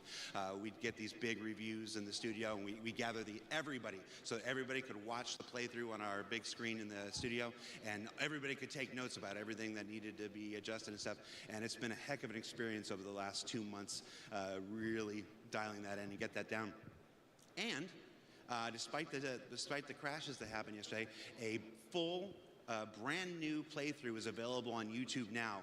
Rich Tyrer, I don't know if I'm supposed to share this, but I'm going to share it. Rich Tyrer left here, went straight back to the office, straight back to his computer, fired that thing up, and just played it, start to finish, 75 minutes without issue, recorded it, gave it to us and said, get that on YouTube now. So Rich Tyler, fantastic player. Everybody, a round of applause for Rich Tyler, please. Oh, there was Red Monster. And I'm going to say that Legatus difficulty is no joke. Over the last 2 months when we were doing our weekly reviews, we had lots of players. Shout out to Tommy, who would play during these reviews and stuff. And Rich is an exceptional player at that. Those Vandal who were charging around McLaren were super lethal. And the turret section has full maelstrom destruction, so a lot of folks who were playing it, the turret would just explode. And yeah, you know, he fell down at the end, but other people would just explode out into space and have to restart. So Rich, you're a decent game director, but you're actually a really good player at that. And you made that Legatus difficulty look easy. So congratulations. So one of the cool aspects of CitizenCon every year is that every time I walk past somebody, it seems like they hand me something and are like, here, Disco, put this in your pocket. And this is a collection of the things that I've been handed over the last 24 hours. We've got, these are pins from an F-35 ejector seat. It's an F-30. I can't remember if it's an F-35 or an F-18. I know those numbers are not. Are those supposed close, to be in the but I'm wild? very tired. But these were pins from an ejector seat. We've got a bottle opener. You can never come to a Star Citizen event without somebody handing you a bottle opener. Challenge coins. We talked about challenge coins last year. Atlas Defense Industries. This is one from CitizenCon this year. Different orgs. This was somebody's personal giant challenge bar, I guess. Because there's another streamer named Twisted Pickles who's a Marine. Both Tyler Wicken, who, shout out to Tyler Wicken. Both Tyler Wicken and I have a huge he board in our got, office where we collect all the one different of his patches buddies, that folks give us. We've got Bar works Citizen in, patches from around all over the world, the airship including one of graveyards, my most cherished. and he's got a literal F-18, I think it's servicemen F-18, having their own Bar Citizen F-18 or F-16 and then there's some curiosities like flight stick. They pulled out of it, and then he got another person to wire it for, that's his, I don't know. I his asked him stick what I was for supposed to do with flying. this when he handed it to me, and he said, "Put it in your mouth." I understand that's what a poo lolly is for, but we'll do that after stream. I was about to say, Maybe. is Von Cody's and then of course, shout out to the Med Runners. I'll tell you, Med Runners, one of our favorite orgs in the game, dedicated just to helping other people. I ran into the Med Runners at breakfast this morning, and because I had a long, painful walk into the studio, they literally put me in their car and drove me to the event today. So shout out to the Med Runners, helping people in the game, helping people out of the game, doing the kind of thing that we know what it is. Say something real quick. And this was very cool. I don't know what this says. I think this is the manufacturer. I think this is the manufacturer name. This is Gattac or I can't think of the name of the other one right now. Kind of weird. And then this weird Copion thing. So how are we doing on time? Oh, the time's not up there. All right, so one more thing we do before we throw it to Dan and Sam. No. I wanted to do, back in CitizenCon, our first digital CitizenCon in 2021, I made the mistake of reading online comments after the presentation during the show. And there's nothing I like more than repeating the same mistakes of the past. So our lovely social media team, shout out to Galactica and Mickey, put up a thread asking for your comments about day one of CitizenCon, and let's go through and see some of what people said. Citizen of the Verse said, Castra, my new home. A lovely picture of Castra there. We've got Serious Fun says he loved the PU, that the PU got clarity on its next two systems, and that the visual fidelity of Squadron 42 is off the charts. Oh, and that Zeus bomber jacket. I'm not wearing mine today. Who's got that Zeus bomber jacket on? Somebody come over here. This thing is amazing. I want to shout out two members of our marketing and merchandise team, Mandy and Kat, who led the charge to get the coolest jacket we've ever made based on an authentic M1A jacket. Again, Mandy and Kat. If you see them over at the merch booth, Tell them Jared sent you, and tell them how much you appreciate Say their work something on now. this. They're responsible for all the merch at this Check, year's CitizenCon. 1, 2. And a I've little been better. to 10 of these things, and I feel like this is the best merch we've had. I'm wearing the new blackout hoodie today, and this is a really great material. This is comfortable. This is going to become a new daily driver here. Okay, that's enough shilling for the merchandise. Rick Rate says his favorite I thing figured out what I was did. the That was a worm dumb move and on my Sherman part. And this handsome guy, and there's a gif of Henry Cavill, there at the beginning of our Squadron 42 demo. Let's see. Cosmic D says he loved the dynamic weather demo. All right. Do you know making videos for Star Citizen is hard? Making videos where the environment is actively trying to crack you is very, very hard. Like, none of that was faked. We got our poor guys, they got into that Zeus and took off, and you saw how it struggled to lift. That wasn't fake. That was the actual dynamic weather system pushing down on the ship and saying, no, you ain't taking off. And then they managed to get it off and then managed to fly in a straight line. Oh God, there's going to be so many pilots that thought they were good that suddenly become They trash. want me to wrap up. How rude. How rude. All right, so we'll read one more comment, and then we'll It's pass not a on. matter of We're not becoming going to read trash. that one. They'll just be exposed as trash. We're not going to read that one. Wow. You don't even know my mom. Okay. Uplink says, my favorite part was when the sandworm said, it's sandworming time, and then sandwormed all over those guys. We remember it exactly the same, Uplinks. All right, so that does it for me. I'm going to throw it to Dan and Sam, who I believe are over at the Sim Pits, and see what kind of hijinks they're getting into. Guys? Hi, everyone. Welcome back to CitizenCon Day 2. Woo! I'm I Sam, want some of those pennants. and if you didn't meet me yesterday, I kind of do some voices and stuff. I also flew a Carrick. But I am supposed to be here with Dan, and for some reason he's not popping up like he did yesterday. Hang on. I think I can smell incompetence. Oh my God. I didn't see the warning. I just saw damn, a there sign you that just are. says seizure. I was like, what the hell is that? Are you doing okay? No, I'm not doing all right. Look at this. I'm keep blacking out. Dan, I don't think you should try playing this game. I don't think I should either, but it's so fun. If you guys are here on the show floor, these Monster Tech Sim Pits are really haptic. My ass is vibrating right now with the ricochet of bullets hitting my rear. Dan, shall I take over for you? Please take over. Okay, maybe I'll give him a break. Come on, Dan. Help, thank you. Turns out, I'm not very good at video games, and Sam's really good at video games. So this is gonna go well. Yeah, let's see you get in. All right, well, maybe it's not so easy. Maybe Why it's did not it so do that? easy. To be fair, I left you in a pretty shit situation. You were set up for failure. Come follow me. We're gonna move away from my abject failure as Stand a by, video gamer technical for a moment. difficulty. Hi guys, welcome back to CitizenCon Day 2 here at Manchester Central. We're so happy to have you back. Like Jared said, hopefully you guys enjoyed the panels yesterday. We covered a bunch of stuff yesterday, but don't worry, there's still a bunch more for you guys to check out today. Between ships, between base building, between the road beyond, there's still a bunch of stuff for us to cover. As you can see, we are here in the General Lounge here at the show floor, Hall B. Here at CitizenCon, let's take a look. As you can see, we have our lovely Hornet. We have our players just chilling out, maxing, work one. relaxing, all cool, shooting some saddle ball outside of school. When a couple of duel who were up to no good started making trouble in the neighborhood, we got in one little fight, and Captain Bishop got scared, or Admiral Bishop got scared. We said, Squadron 42, release date 2026. Who is hype about that? Awesome, guys. We are going to be covering a bunch of stuff here today. We have a bunch of community booths still to cover. We have some awesome models to show off here on the show floor as well.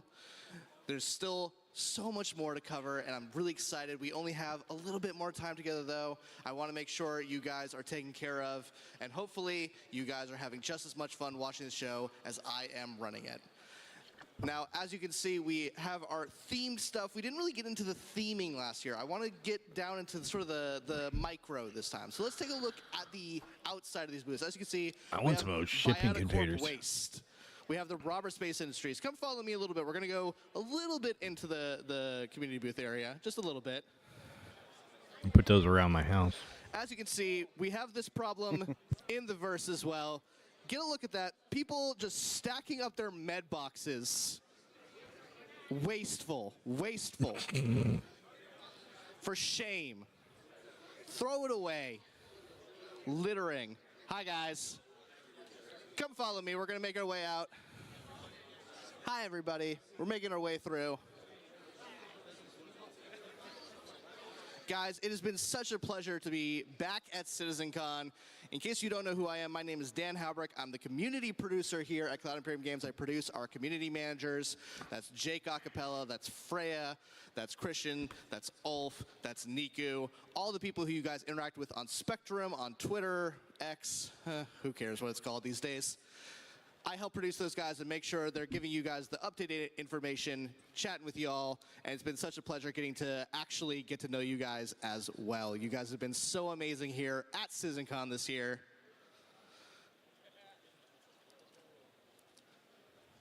We're just making sure that we catch as many people here on the show floor as possible. In case you guys didn't check this out yesterday as well, we have the Addison Lounge. The Addison Lounge is a place just like the General Lounge for you guys to chill out. Make sure you guys are getting a drink. If you guys have a VIP ticket, you guys have special access to bar and refreshments here as well. You guys don't have to wait in the long line. Make sure you guys are checking that out as well. Yui, thank you for your service. We have that huge United Empire of Earth timeline as well, going all the way back to 2137 to the pretty near recent future of 2950. It's only 4 years ago based on our in-lore world. And I think that's pretty much it. I mean, obviously we have the Hornet. We've covered that to death, so I'm not going to cover it, but it still looks pretty cool. Now, I think we're ready to throw over to our first presentation, so I'm going to throw it back over to Jared. We'll see you guys later for some more community booth stuff. I'll see you guys later. Thanks for watching.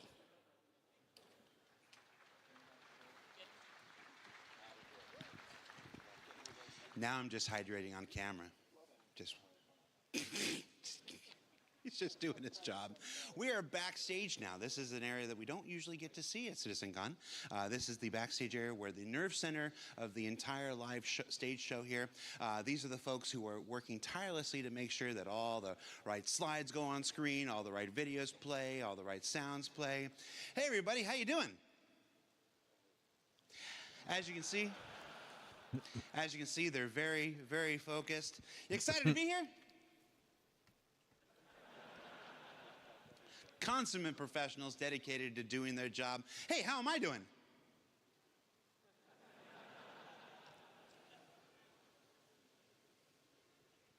My mom likes what I do. All right, so guys, that's it for the pre-show. We're about, what time is it? How much time we got? We're about, oh, that's not even my clock. We're about 10 minutes away from the proper start of day 2, so we're going to take a break here. This is your last chance to I would turn them into get a drink, make them my go to the fence. bathroom, They're kiss speeding. your loved ones goodbye for the next 4 to 5 hours as we present day 2 of CitizenCon. It's a different beast. Yesterday was the universe that we create. Today is dedicated entirely to the destiny that you're going to build. So stay tuned. You're not going to want to miss it, and I'm really, really excited about today. So thanks for watching. We'll see you in about 10 minutes, everybody. Yeah, I would like to take those, get a whole bunch of those containers with all the in-game brands on them, and just instead of building a 6-foot-tall fence, just stack them around my property line. And have a hidden door in one of them to get in and out.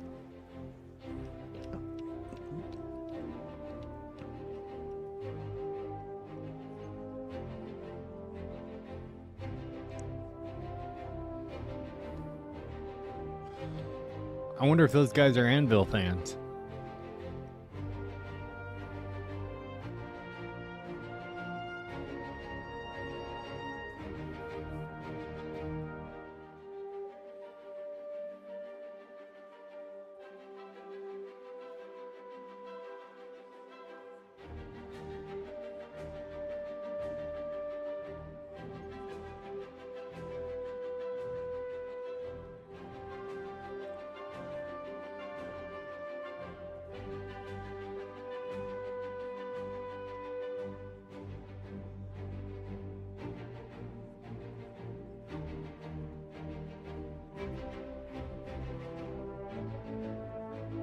Tag goes on the inside.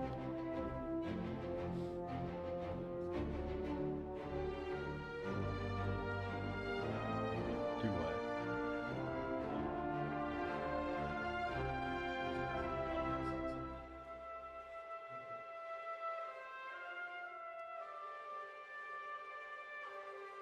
Yeah, it's a fence and storage all in one, and then I could just butt it up right next to a side door, and then walk-in modular storage.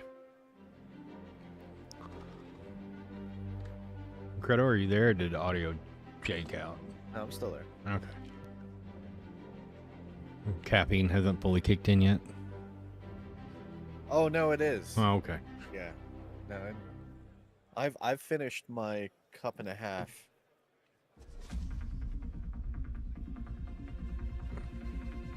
No, is that regular coffee, or did you brew it like military coffee, where you like a little bit of coffee with your caffeine? No, it's just regular. I like a brand of coffee called Death Wish. Oh, very familiar with that brand of coffee. Yeah, I'm a fan.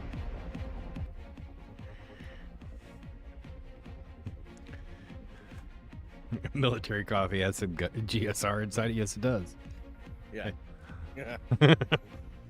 A little bit of kerosene, just to kind of spice it up a little bit. Have you tried the Death Wish? What do they call it? It's like a Colombian, or not Colombian, a Cuban. I want to say it's a lot. I don't drink a whole lot of coffee, but it's like really super concentrated coffee. Like a shot glass of it is like the equivalent of like three cups. There's the espresso. Yeah. That's like, I don't drink that unless I really need to drink that. Gotcha. Just regular Death Wish, their standard dark blend works for me. Gotcha. Okay. That espresso stuff. You don't drink after that unless one you cup need of that, to vibrate at a frequency Yeah. that allows you to that go to alternate exactly. dimensions. That will start to make me jitter after one cup. Like that, and I don't jitter easily because I've been drinking coffee a long time. Now I don't just have anxiety, but I have fast anxiety. Yeah. I generally only drink about a cup to 2 cups a day, on average. Usually not on the weekends, but this is an exception because I'm obviously having to get up so early. Stickman, wow, I can see colors. I can see sound vibrate.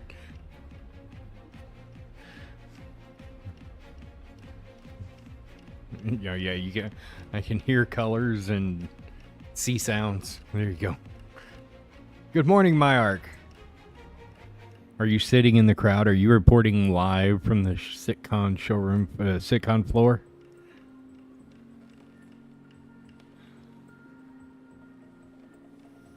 Man, I want one of those bomber jackets. I kind of want one of those bomber jackets, but I don't know if I want to spend $150 on one.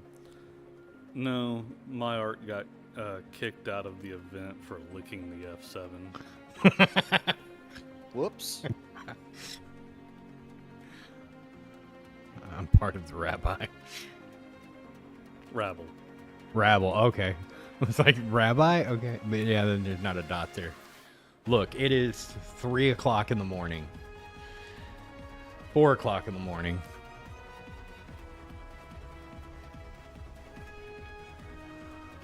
Better to lick the hornet than Chris.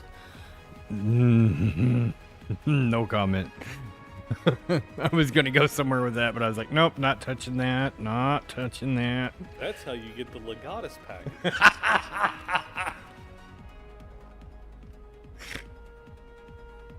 Is that like capturing the... What is that golden Quidditch thing for Harry Potter? It's like the elusive whatever. You just gotta, reach out and lick Chris. That's how you get it. Yeah, you walked up to the hornet and licked it. You go, I licked it, so it's mine. There you go, golden snitch. I couldn't remember it. Thank you.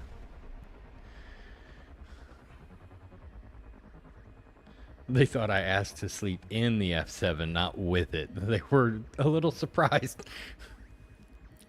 That poor exhaust port. Well, I was you beat me to it, but I was gonna say, if they didn't want me to,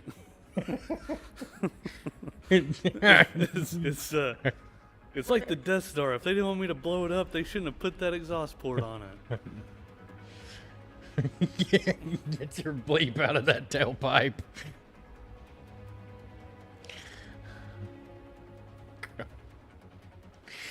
Oh, that derailed so fast.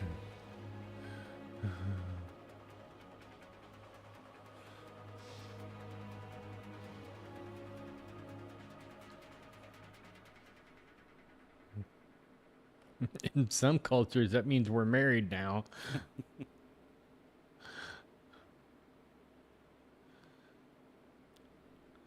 Be sure to go, Myark, be sure to go by the BCI booth and tell Nick that I said hi.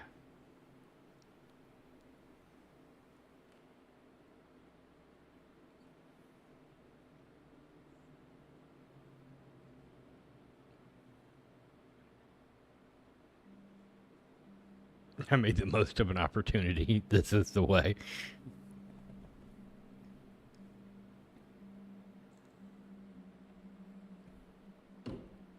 Man, I so wish I would have had it in my budget to go to this year's event. But don't get me wrong, I'm happy that I'm here in the comfort of my reliquary with friends.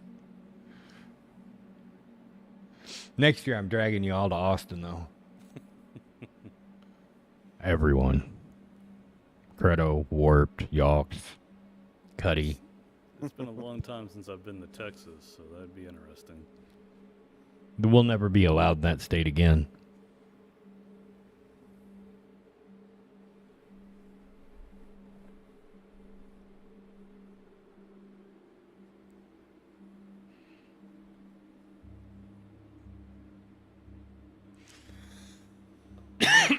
No, I got you, Stickman.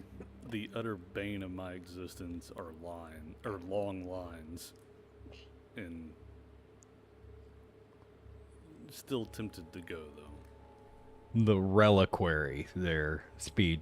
I know it's a $5 word in your Coast Guard, but it's nothing to be scared of. It's a good thing.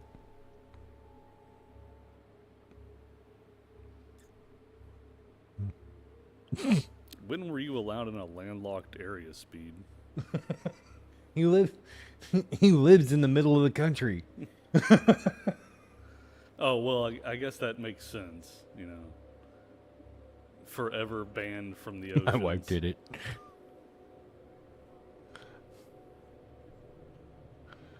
That explains so much. What part of the East Coast? Say Delaware or Connecticut. I would say Connecticut. No. See, yes, Southern Florida. Oh, that makes more sense. Yeah, it's. I was gonna say his accent is not northern, is not northeastern. I know a lot of people that live, Connecticut, Mass. Whose accent? Speedens. Oh. But no, yeah, you're right. He's got that, cracked out South Floridian accent. Talks at 500 miles an hour. We love you, Speed.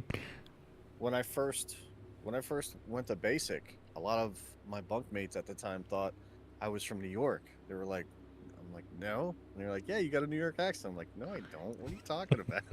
Ladies and gentlemen, please welcome to the stage, master of the self-proclaimed. No, you don't have enough of that. Never mind. No.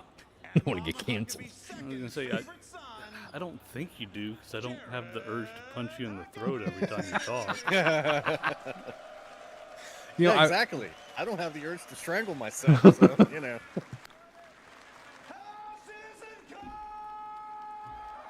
All right, turning it up. It's day 2. We liked it so much the first time, we're going to do it again. Now, as the last guy during the pre-show said, day 1 was focused on the universe that we're creating. Day 2 is all about the destiny that you forge. Now, a little history lesson here. Back in 2015, the Persistent Universe was first launched. I think it was November or December and whatnot. Everybody remember Port Olisar? Everybody remember that one Big Benny's machine that somehow you could move it? And the Big Benny's challenge of spending hours and hours of just doing this?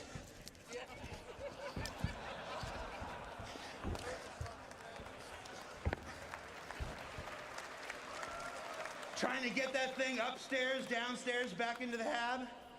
He's Shout out just to Bad trying News to Baron put if you're himself in watching. a wheelchair by the end of this. No, those were the days. Barely. Now, since that time, the Persistent Universe has grown. It's expanded. 3.0 arrived, and it had a whole bunch of new planets and moons and stuff like this. We've got Microtech, we've got Hurston, we've got Area 18, and what's the last one? We got Loreville. If you live with the developers, they still call them Stanton 1, Stanton 2, Stanton 3, so it's hard getting the two realities to reconcile in your head. But since this time, you've all been visitors. You've logged in, and you've done your thing, you've gone on adventures, you've fought some xeno threat, you've mined some barrel, apparently, a whole lot of barrel, if we're looking at that trivia from yesterday. But this entire time, you've been visitors. Starting next year, you stake a claim in the Persistent Universe. Starting next year, the Persistent Universe truly becomes yours. Wow, he's pretty fucking amped about this. Oh, yeah. And we have got a handful of gentlemen to tell you how Seems to they're be. going to do it, how you're going to do it, and how amazing it's all going to be. So please welcome to the stage Design Director for Star Citizen and Squadron 42, one of my dear friends, one of my DMs. Hey, when are we playing again? That's not a good look. All right, please welcome to the stage. Called the DM out on stage. Guess who's gonna die in the next section? Thank you. God, could you imagine having a creative director as a DM? Thank you, Jared. And thank you, CitizenCon. It is an honor to be here. Yesterday, we presented the verse that we're creating for you. We shared new tech, locations, creatures, giant worm, social features, things we're doing with orgs. We even played the first chapter of Squadron 42 live. How great was that? Yeah? Few minor glitches, but nothing we can't sort out. So today, we got something just as exciting to talk about. But instead of focusing on what we're creating for you, we want to show you the world that you can build. With crafting, we're going to give you the tools to create your own loot, to build your own home. Crafting will fundamentally change not only how you play the game, but why you play the game. So, what is crafting? Why does it matter? Why should you be as excited as I am about this? Well, first off, crafting is a profession. It requires its own set of tools, the knowledge of how to use them. Crafting offers progression. You become a better crafter by learning new blueprints and upgrading them. Crafting builds on the existing gathering professions. When you would go out and you collect your materials for crafting, we are adding new depth and meaning to those activities. Crafting provides customization. There isn't just one way to craft something. Like I said, we have upgrades. How you make and upgrade the things you craft is sometimes just as important as what you're crafting. In addition, you can earn cosmetic upgrades, craft unique items, even subscriber flair. But nowhere is this versatility more obvious than base building. We're going to have nearly limitless options for how you construct your home, how to customize your base to meet your own goals. Most importantly, crafting gives you a lot of new choices. The choices will impact your goals in the game, your interactions with other players, and eventually how you see the game itself. So where do we get started with crafting? Well, you can't craft without materials. Luckily, we've got a lot of ways to gather resources in the game. And crafting is designed to complement and expand on all of these existing gathering professions. as well as future editions. Let's take a closer look at mining as an example. We've got hand mining and vehicle mining and ship mining. That's a lot of mining. But with crafting, we're going to introduce a lot of materials. So there's not just more to mine, but we're also going to specialize. So for instance, each type of mining will have its own unique materials to gather. Gathering specific materials efficiently will require you to use the right gathering profession. Let's talk about refining. Currently, only mining resources can be refined, but doing so allows you to turn them into more valuable processed resources. With crafting, we're going to expand refining to include options How for much all you raw want to say the materials. straight to flyable is going to be? In addition to expanding the variety of expanse. materials you can gather, refining lets you create process materials that you're going to need to craft your upgraded blueprints. Vehicle. Yeah. So now that you've no, gathered all that these would be materials, what do you do with them? wonderful If it was. Currently, Shit your my only pants options if in the we got a game really are to refining like vehicle sell them to a shop at CITCON. or maybe complete a contract.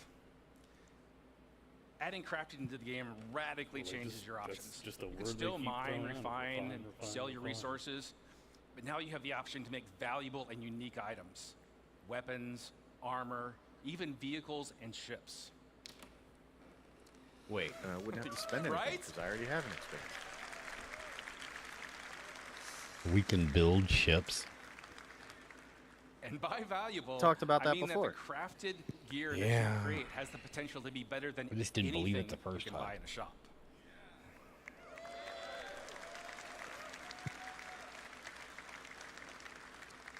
But crafting just doesn't end with shiny new gear. Think much bigger.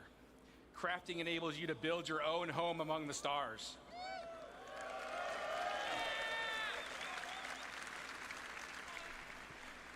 Choose to make a farm, a hunting lodge, an industrial complex, your own trading hub, a military outpost, even a sprawling town with your friends and org mates.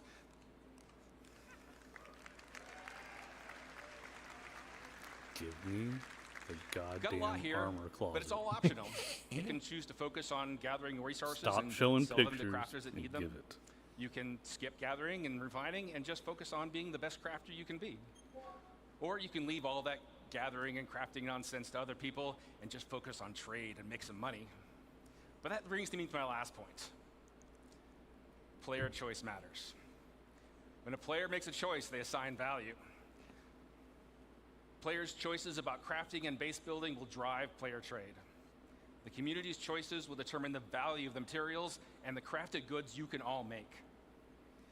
The game will still have its own shops and economy alongside players. Interesting. But now you'll have more options about where you invest Yes, very. and how you prosper. Now, I've given you a nice overview of what we're working on here. And we have a lot more planned for the future. But now that you're familiar with the big picture, I want to introduce some of my fellow developers to come up on stage. They've got exciting details to share with you about the specifics of our new crafting systems, important gameplay improvements, and most exciting, I think anyway, an update to base building.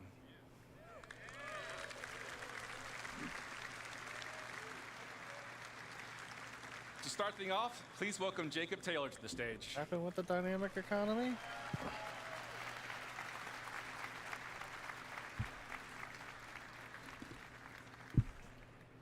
Thank you, Rick. And hello, CitizenCon.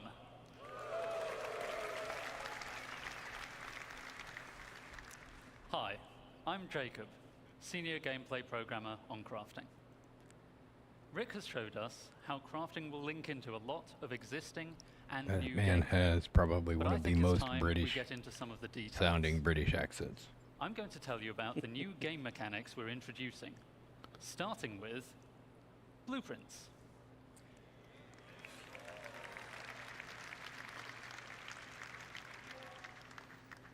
Before you can craft anything, you'll need a blueprint. Blueprints provide the recipe to perform all kinds of crafting processes, it's like a volt including pistol. refining. You can acquire blueprints through various activities. Some you can buy, some you can find, and some can be unlocked or earned in other ways. You can also upgrade your blueprints through research. We'll go into more detail about what this means a bit later. So, blueprints are the recipe, And Rick already told us the materials you gather and refine will be the ingredients. But there's a bit more to it than that. We have a new concept for materials: material quality. No.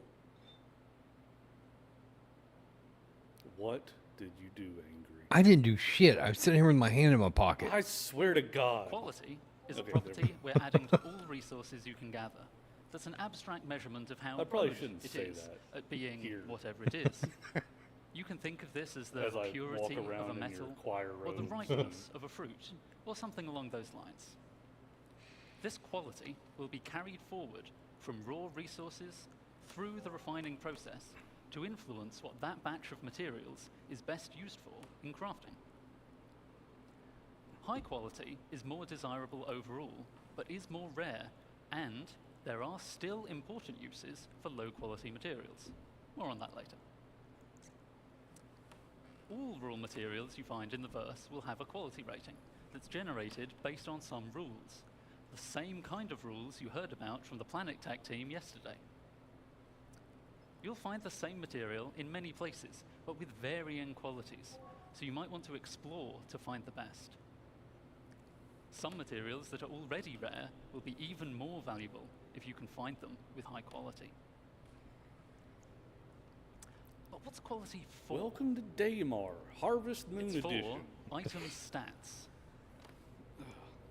Hell yeah. We're introducing a new item stat system to the game.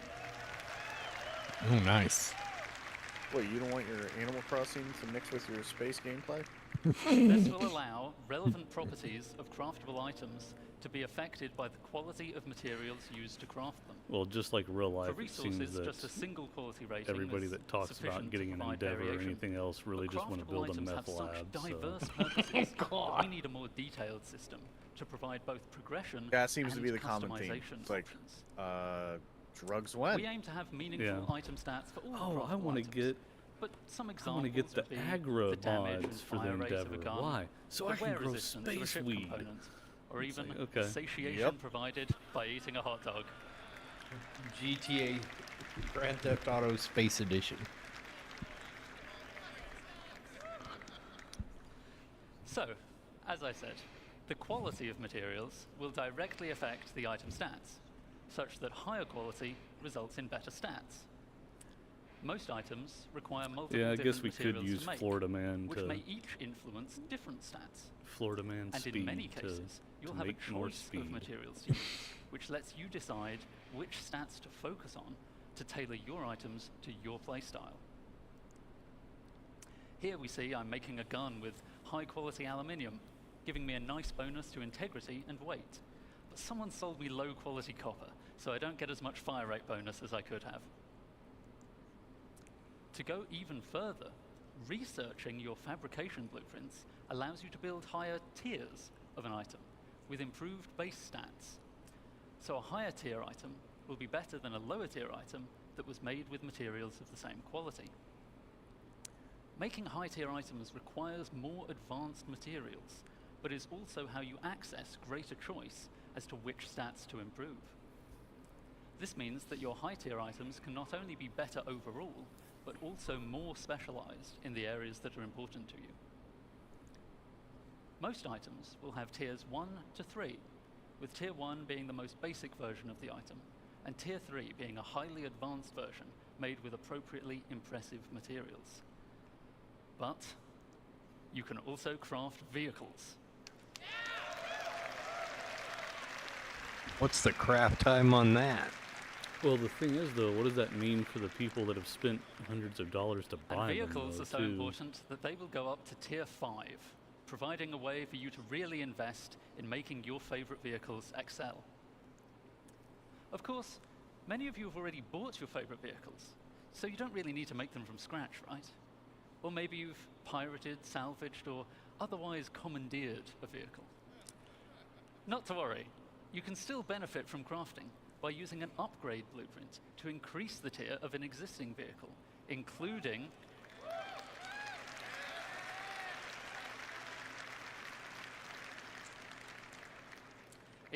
the usual stat improvements and customization. upgrading a vehicle can save a lot of time over crafting it from scratch, so it's a convenient way for established vehicle owners to bring the benefits of item stats to their fleet.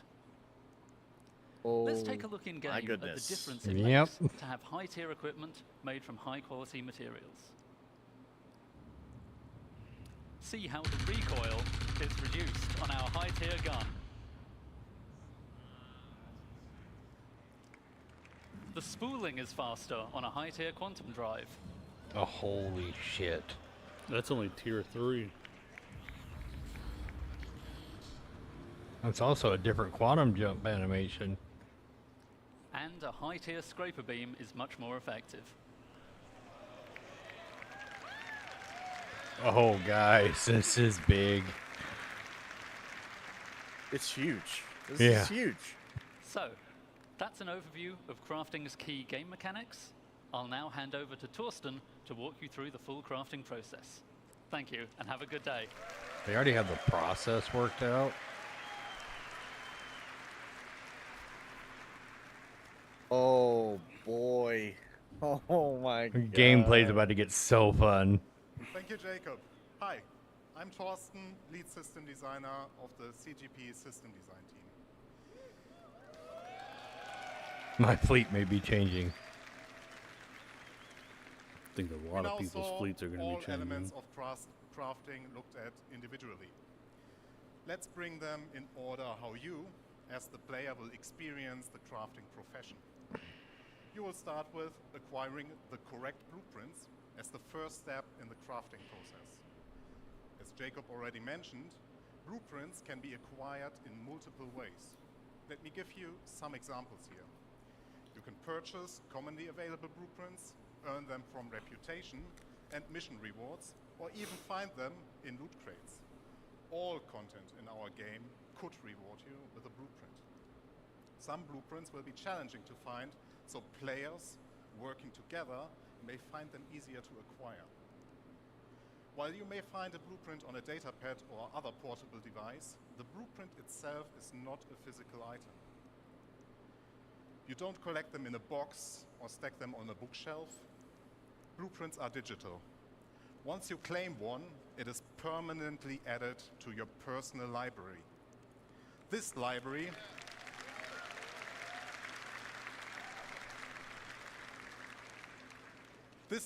is persistent to your character, and every blueprint you claim is yours forever.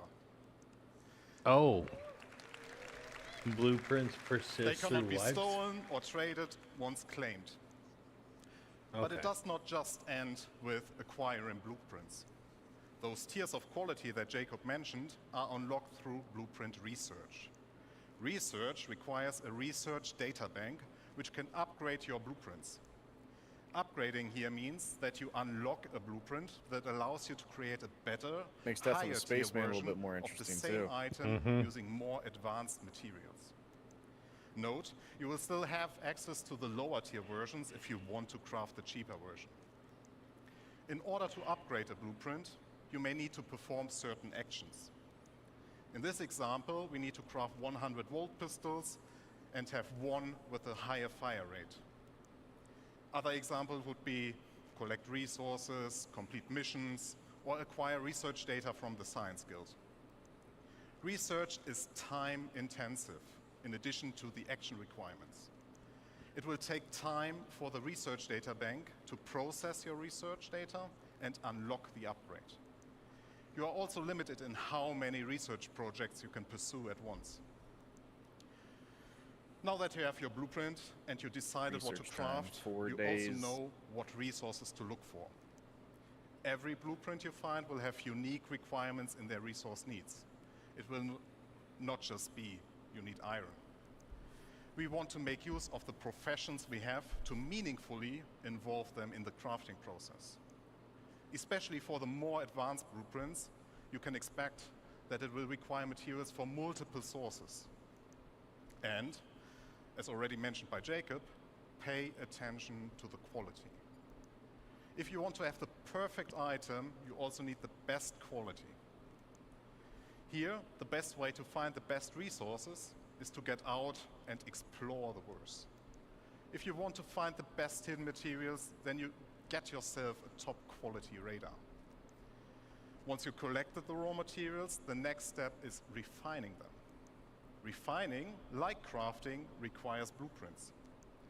Refining blueprints take primary, secondary, and catalyst materials and produce refined materials. The rule is very simple. The quality of the primary raw material defines the quality of the refined material. The secondary material you put in has an impact on the quantity and the time the refining process will take. An optional catalyst can speed up the process further. Let me give you a simple example. If you want high quality steel, you need to put in the best iron you have in the primary slot. You can put any quality coal in the secondary slot without affecting the quality of the steel. But the quality of the coal will influence how much of it you need to produce steel.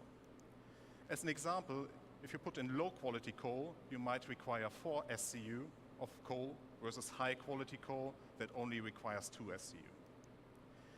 This is one of the important use cases for low quality materials that Jacob mentioned. You can use refining stations in the world as they will be converted to this new process. You can build your own refineries for yourself, you can get your org to help you out, or you can simply trade for the materials that you need on the open market. Now we are reaching the final step. You got the blueprints, you gathered resources and refined materials. Now you can create the item you want. And this item can be anything. You will be able to craft anything from FPS equipment to vehicle components, even entire vehicles and buildings. You just need access to the relevant crafting machine.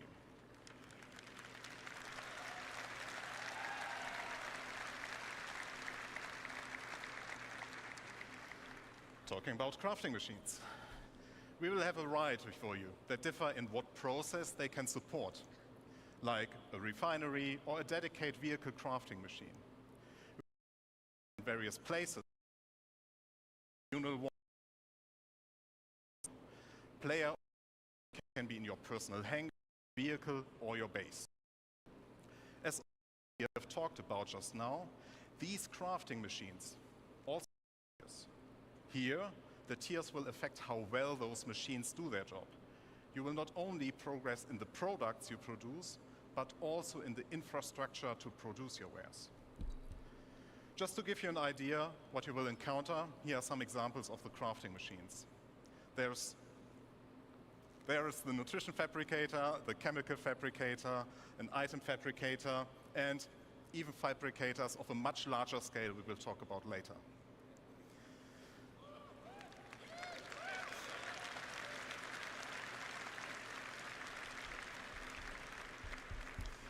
Talking about scale, I would like to talk about the future of crafting and the scale it will have in the game that you all know, and how it will change the game moving forward. As you all know, we have a lot of items in the game, and they all require their own unique blueprints. That means our aim is to have more than 1,000 blueprints that include the creation and the refining blueprints. And each of them can be researched and unlock tier upgrades up to tier 3 or tier 5. That's a lot of blueprints. And it will surely take a lot of time to unlock everything.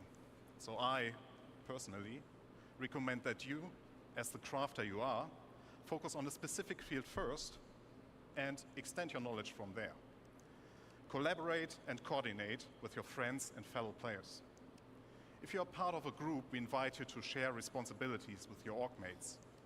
Maybe you will be the FPS crafter while your friend is a ship crafter, but they know a ship component crafter specialist. There's a lot of content, and it will continue to grow over time. You are free to be a generalist crafter, a specialist, or something in between. Pick the blueprints you care about and be the best. Have an exotic shield generator that no one else has the blueprint for but you. Help others and earn credits while doing so.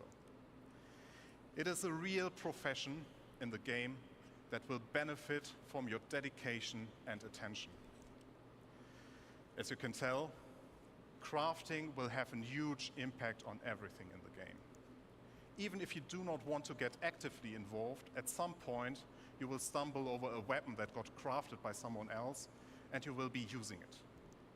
People will start selling their crafting goods or the refined materials or even the raw materials for the sole purpose of fulfilling the demand created by crafting.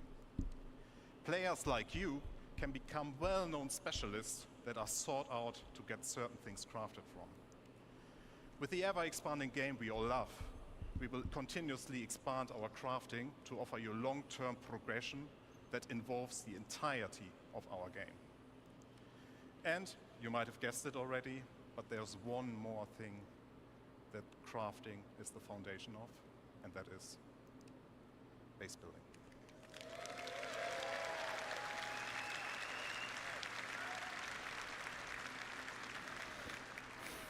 I will now hand over to Luke. Enjoy the second part of this presentation. Thank you very much.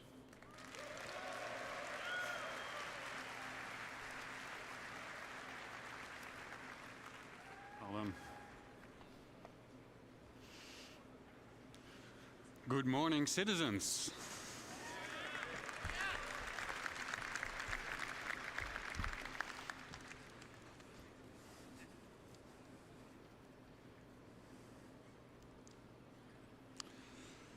Who is excited to start talking about this next topic?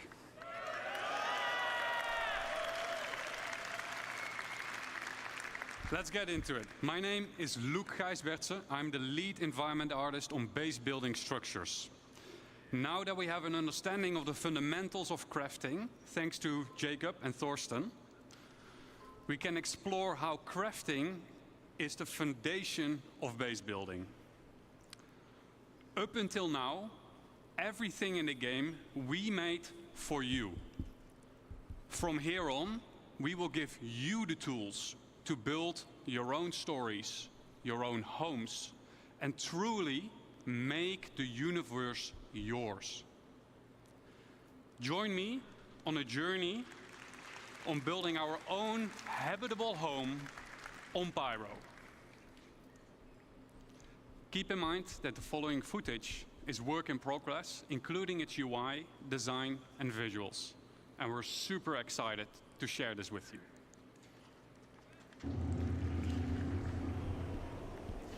We found a beautiful location by a lake. There's This one of the is where we vehicles build we'll probably be ourselves selling a home. later today. To do so, we need some resources and the construction graph card. And that. The construction graph card allows us to survey the land, claim the land in a lawful system, and it allows us to build structures. As we've already found the location and don't need to claim land in lawless Pyro, we can straight dive into building our base. Keep in mind, the following UI is work in progress.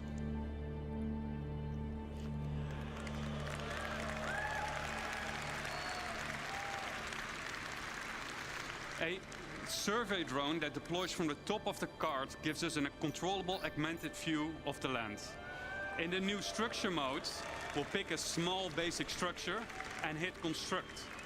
For this demo, the construction will be instantaneous. Hello. But in the final product, this will take you quite some time. That's interesting. We've done it. We've built our first structure. Let's have a look I'm on the inside. confused. My pants are wet for some reason.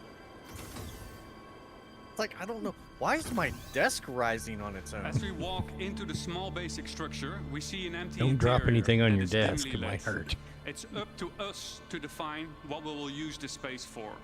In our case, we will want to make it into a home. We can see I that don't the know if lights are anybody's ever still seen off, the Mel Brooks and that is a movie, problem. Silent Because no movie. lights means no atmosphere, no breathable atmosphere. So Yes, it's not they have. ideal to live in. So how do we solve this issue? We can improve this by providing the building with power. Let's see if we can build something that helps us out. But before we dive into more building, let's take a quick moment to enjoy the freedom that the survey drone provides us with and admire the aesthetics of our first structure. and I wonder what Declan was up doing there. Keep in mind that base building is still work in progress, but what you're seeing right now has been recorded directly in the client and works seamlessly between first person and the building mode. Okay, enough. Back to base building. In the list of new structures, we see a small fuel generator. That is something that could solve our problem, I think. Power providing structures need to be hooked up to other buildings inside construction ER mode, but we'll explain this later. The fuel generator is one of several structures You see that they provides adjusted the power, height on it as well. each with their own benefits and drawbacks. Fuel power is quick and easy to build, but it requires a constant supply of fuel besides its regular maintenance. If a structure is not maintained, it will halt its activity. Players will need to maintain fuses to keep the building operational. The better crafted fuse, the longer it lasts. This is where the fuse goes on this building. Next up, we have a terminal that gives us access to the status of our building. And, more importantly, we get to activate it here.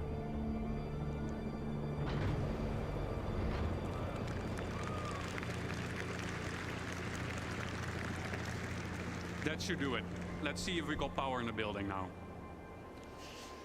As you notice, some of the crates in the background have disappeared, as their content has been consumed during the construction process of the buildings. And it looks like Declan is now hooking up the power to the building. I wonder what he was up to earlier, though.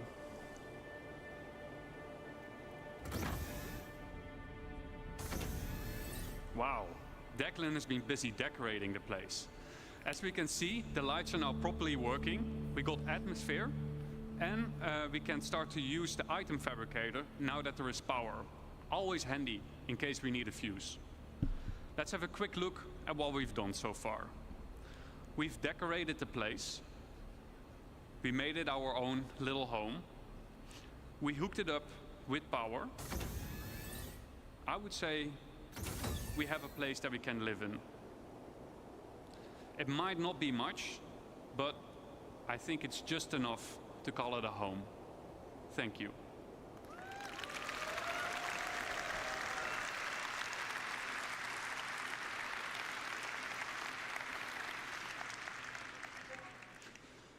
Now that we have a rough understanding of how base building works, let's dive into some of the specifics of what we just saw. Well, The construction graph card is one of 4 devices personal hangars used would be for one of base the building. crafting locations. The as graph well, card so. is a mobile device that lets you construct a variety of small structures and has been designed specifically to fit into the smallest ships, like the Drake Cutter. The graph card allows us to survey the land, to find a good location, to claim the land with credits when we're in a lawful system like Stanton, and most importantly, it lets us build structures. To use the graph card, we will first need to deploy it. Once deployed, we see 2 small construction zones inside the card, and the interactive screen gets revealed to us. From here, we can deploy the survey drone from the extended top part of the card. This survey drone gives us a bird's-eye view of the surrounding area using augmented reality mode, ER mode for short. Let's have a look at some UI concepts of how this augmented reality mode will look like. Here's a concept of construction ER. From here, we get a more detailed view of the land. Where can and can't I settle? For an example, inside a nature reserve, construction will be prohibited. Are nearby areas flat enough to place my structures on? Are there any underground extraction deposits nearby? And if so, what are their quality and quantity? Let's say we found a good place to start building our base. Then next up, we need to find a good place for our first structure. On the left-hand side, we can see that we're now in structure creation mode. Underneath that, there is a list of structures that we can build. Once you have chosen a structure, you'll drag it onto the terrain that will be shown then as a physicalized hologram. From here, you can move and rotate to find the perfect position I'm drawing a lot for of your parallels structure. from Star Wars Galaxies on this. Now that we have chosen a position for that our was actually structure, one thing that was we going will through need my to head supply it with was, crafting materials. Just like like the Star Wars crafting interface Galaxies, that we you're saw gonna earlier, have big this is where you choose the expanses of materials, and the better player-made materials you cities, choose will 'cause they're result all in a building better on top of structure. each other. Yep. Once you're ready, we'll hit the craft button on the right bottom to send the construction drones printing to the buildings. The automated construction drones will take off from the construction graph card and fly to nearby resources to fill their internal storage and then fly over to the construction site to print the building until their internal storage has been depleted. The construction drone then repeats the loop by filling its internal storage again by nearby resources. Printing buildings will take some time. Keep the construction supplied so that you don't delay the process any further. Let's say our building did just finish printing, then what? Then we need power. We need to power the building. All structures will have an unpowered and a powered state that we can manage inside the resource manager. To provide structures with power, we can easily link generators to structures that need power in the resource management menu within Construction ER. We can also link multiple buildings together. And we can assess the power consumption and shortage of, inside this resource management screen. Keep in mind that operational structures, like power generators, require maintenance of their fuses and sometimes need supplies coming in and going out to be managed. Now that we have a structure and power, what can we do next? Then we can actually upgrade our structure. Structures can be upgraded from tier 1 till tier 3. The better material you provide, the better the improvement will be. Just like Jacob and Thorsten explained in the crafting presentation. Tier upgrades can, for example, improve the structural integrity of the building or make its resource consumption more efficient. To really make your base feel like home, did you see will that want to last decorate your resource? base It with a increased wide the hacking variety difficulty? of furniture pieces that can Yeah. be bought, crafted, and found in the universe. It's up to you to define what you want this space to be. Do you want to decorate it as a hospital? Do you want to make it into a workshop? Do you want to make it into a luxurious bedroom? It's up to you. Furniture can easily be placed and moved using decorative ER mode as a hologram. This is so your furniture can easily fit through doors. This feature is accessible through nearby construction devices, allowing you to place down furniture pieces or even crafting machines that otherwise wouldn't fit through the door. And you get to place them directly from your local inventory. The less trusted among you, or anyone settling in Pyro for that matter, may want to mag-lock their furniture into place so that only you and your friends get to rearrange your decorations. And best of all, decorative ER is not exclusive to base building and can also be used for personal hangars and ships. Who was it that was talking about AR modes for the player-based hangars? To recap, what are the essentials for any base? 1. Come prepared, bring the right resources and a construction device with you. 2. Use the resource manager, power generators to make your base habitable and functional, and maintain your base with resources and by replacing out worn fuses. And 3, personalize your base, personal hangar and ship with decorative ER. And there we have it, our home in Pyro. Now that we have an understanding of the basics of base building, we'll explore how you can go and make more than just a home. But before I hand you over to Declan, the designer behind base building, I'd like to say a quick thank you for those who made this presentation possible. So a quick thank you to Eddie, Brandon, Jack, Dan, Mark, Xiao, Stefan C, Dom, Stefan T, Carl, Joel, and Rob for your efforts and dedication. I don't know if you guys can hear him. Hear what? Now give me a warm welcome for Declan. Oh, is he out? Sleep. Oh, nice. Yeah, that ability to All right. Thank you, get that Luke. Good military morning, nap everyone. in there, where you're just sitting there and all of a sudden you're out. Morning. My name is Deck. I am the system designer behind crafting and base building, and we've just seen a nice little base, right? That's good for cabin in the woods. Maybe you want to place it down to next to big redwoods, go and explore, or a place to stash some loot you perhaps shouldn't have. But do you want to see a big base? Good, because we're going to industrialize. Here you go, Credo. So we're going to set ourselves a And goal here I thought before he we was do a just video, gonna throw out and some we're dick going to create pics a on the base that's screen. capable of crafting something that's bigger than the IT Time to go fabricator big. can handle. It's been a bit of a spoiler already as to what it's going to be.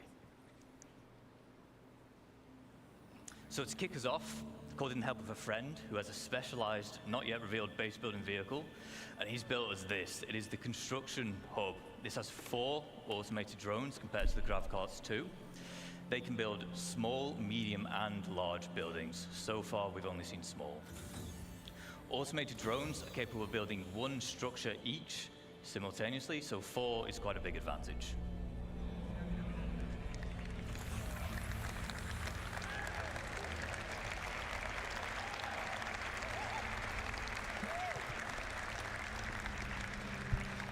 We'll pop into our construction AR and we'll get down Hello. a generator, we'll connect some buildings together just so we have a place to call home before we begin.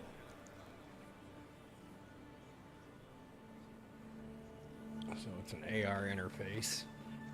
All right, there we go. So we've settled on one of the brand new underground resource deposits and we're about to exploit it using this. It is our extractors. This particular one is a large solid extractor. We'll also have liquid and gas depending on which type of deposit that you've settled on. We have our output grid here where we're getting all the brand new resources up out the ground.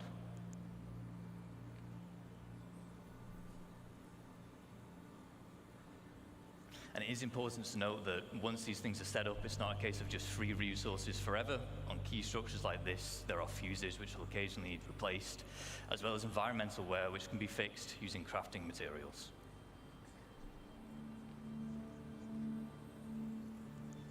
That's correct, Iran.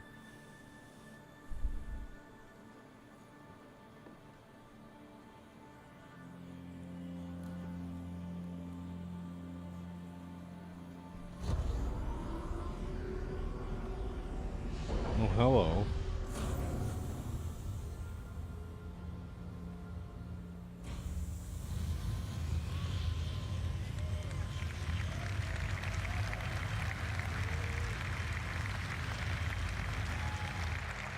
All right, now we want to turn those raw resources into the more valuable refined materials we saw the process talked about earlier with Thorsten. Of course, we want this. It is our refinery. Once again, there are multiple types here. This one is the large solid matter refinery. We have liquid and gas again, as well as biological, depending on the type of materials that you're using and want to produce. Refinery has input and output grids. For input, as you might expect, is for the resources which you're going to consume, and then the output is for the resulting refined goods. I better get a conveyor belt Determine where you module. select which blueprint you want Well, to use, and therefore so which Speed, type of he, refining method if you notice, he didn't refer to it as a base building ship. He said a base building vehicle. I mean, you can infer a lot of things so far. I'm just gonna let them cook. A lot of crates until- here with our yeah. extractor and our refinery, so we're going to put down our elevator storage. Base is really starting to build up There's a now. lot but of it's worth information they're throwing me at us mentioning right now. again here that whilst we're putting these buildings down instantly in this video, large structures like this, they will take some time with the automated construction drones, but the smaller scale base we saw in the previous video, that can be done in a single play session. Single play session. That gives you some scope on time. Well, and also keep in mind, especially these facilities where it's going to take multiple play sessions to build them, is people could potentially come in and steal the resources We'll that just you're keep on using putting to down more construct them extractors because we want as much while as you're that doing valuable so. resource out the ground So as you'll quick have as to possible. guard them while And they're with being base building, we're constructed, introducing the concept of a freight elevator which is where the network. whole org What this will thing allow you to comes do into is it will play. allow you to link multiple freight elevators What? together, Who and in would turn want they to will mess share the with same you while storage. you're doing stuff So like as we're this? doing Come here, on. I don't know, deposit an item on Crow. freight Who the fuck elevator would A. do that? Wait, was that the Drake? And then when we're Forklift? retrieving it on freight elevator B, there is a distance limit, but you can daisy chain the elevators together to extend that. Oh, And sorry, it I has was to all be imagining contained within the same base. stabbing Credo, so I didn't. see it.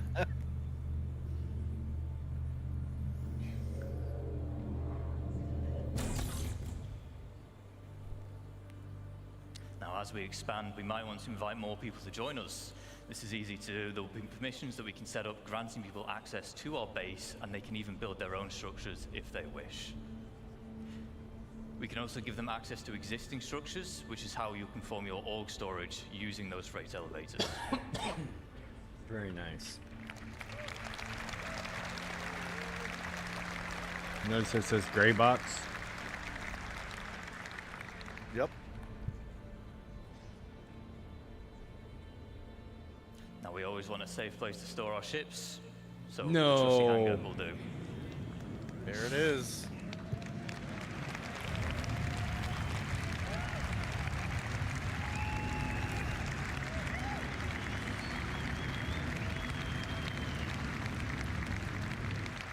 See, it has this large, we call it a foundation tile. It's quite special in that it can actually deform the terrain around it, making it easy to place such a huge structure like this.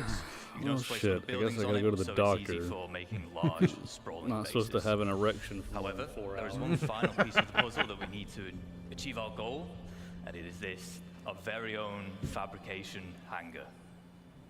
Does anyone want to guess what we're going to build in a fabrication hangar? An Idris, maybe not an Idris, if I'm honest. We'll have a drive around, we'll go to the entrance, and we'll see what's in store for us. Here's all the roads that people were asking for. It's like, well, you can just make them yourself. Yeah, you want roads? I can make them. Hop you, chop chop.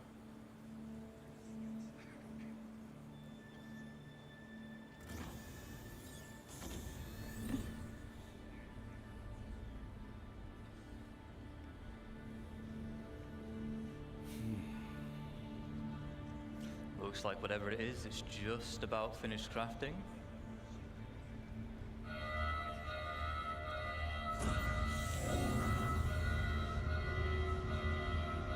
Oh boy. Of course, we were going to build ourselves a ship.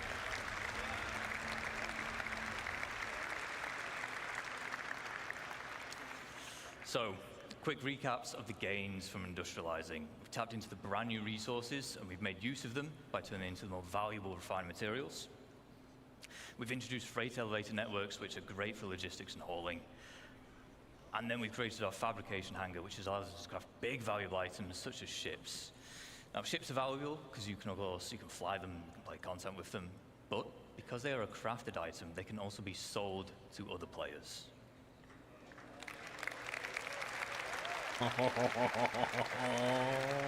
And there it is. So, with base I'm building, laughing you're going to be 'cause able to set up your you're- own shops, you're and a there's bit two creepy. main ways you can do this. The first is using a dedicated trading As terminal. much as you were can link creeped these out to your when I freight sat elevators, down, and in turn, any didn't items know I was within here. can be listed for sale at a price you deem Yeah, reasonable. This you includes stay over resources, there, sorry. refined materials, and so on. Using the terminal, visiting players can browse what's on offer, purchase, and then collect from that same freight elevator. The second method is to set up a physical shop in the world. By using the decorator AR we saw earlier with Luke, you can maglock items and then list them for sale. Once again, browsing players, they can see the price of the maglocked item, purchase it, which then removes the maglock. Even in fucking video games, you have anti-theft devices. Of course, the nice thing with physical shops is you can genuinely make it feel like a store. You can put items on shelving. You can even go as far as to make your own ship showroom. You can advertise your wares on a mobile pass for UEC. However, it is important to note that the point of purchase will always occur at the base itself. Now that we know how to set up shop, I just want to take a moment to talk about why it's so impactful for crafting and base building the game as a whole. Understandably, throughout this presentation, we've been telling you why you want to craft all these things or why you want to build this big base. But maybe you don't have the time to build a big base and maintain it. Maybe you want to spend your time doing the missions, you want to do your beacons, that's how you want to make your credits instead. Shops mean that you can benefit from the players who do want to spend the time making those bases or crafting those specialist items, and then you can purchase them from them, which is very important because crafted items using high quality materials will be the most powerful in the game. On the flip side, if you do specialize, maybe you end up cornering the markets for a particular item or resource, and your shop will then turn into a hotspot of activity, making you loads of credits. Some of you will become infamous because of it. But bear in mind, a successful shop also depends on location. Do you want your customers on edge in Pyro, which tends to have the higher quality materials? Or do you want to spend time hauling them all the way over to safer systems where your customers can be more at peace? We've talked about selling items. Let's sell the look of your base. We have foundation tiles, which can help you divide up the foundation decals, sorry, which help you divide up the foundation tile. You can place them freely wherever you want, and they just help you mark up areas like, I want to use this place for cargo, I want this for housing, vehicles, and so on. You'll be able to earn paint in-game and apply them to buildings.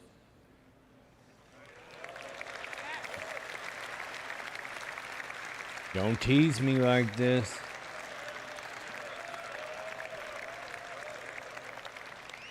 As well as add your own custom text, so if you're part of an org, the blue buildings that have your name are definitely yours. We have some forms of base building which are either still in the design phase or early white box, but we want to share some details. First up, we have farming and ranching. Farming, it comes in two general types. We have our low-tech farming and then high-tech. Low-tech consists of you acquiring the seeds, planting them in the appropriate environment. If you remember back to yesterday, the Brave New Worlds, we had soil types and such now. That'll play a part. As well as supplying them with nutrients and then just harvesting them when they're grown. High-tech, it's a bit more involved because you've got to make the hydroponic buildings we see here, but in return, you'll be able to grow exclusive strains of plants. Ranching will allow you to keep herds of animals. You'll have to provide them with feed, water, and shelter, but in return, they will provide you with produce. Not every animal can be ranched. I don't really see a sandworm ranch anytime soon, but the quasi-grazer will, of course, will. Not yet. Maybe. No. Holy shit. We have a few more additional archetypes. We have landing pads, garages, roads, fencing, as well as new variants of structures which we've seen today. For instance, the power generator, there'll be solar power, fusion, geothermal, as well as the XL structure class. If you remember, everything we've seen today, the medical biggest wing we've seen at the today end of the rather dock is large. on the left? XL is larger Yeah. than large. Yep. Respawn And then you have your facilities, possibly? defense.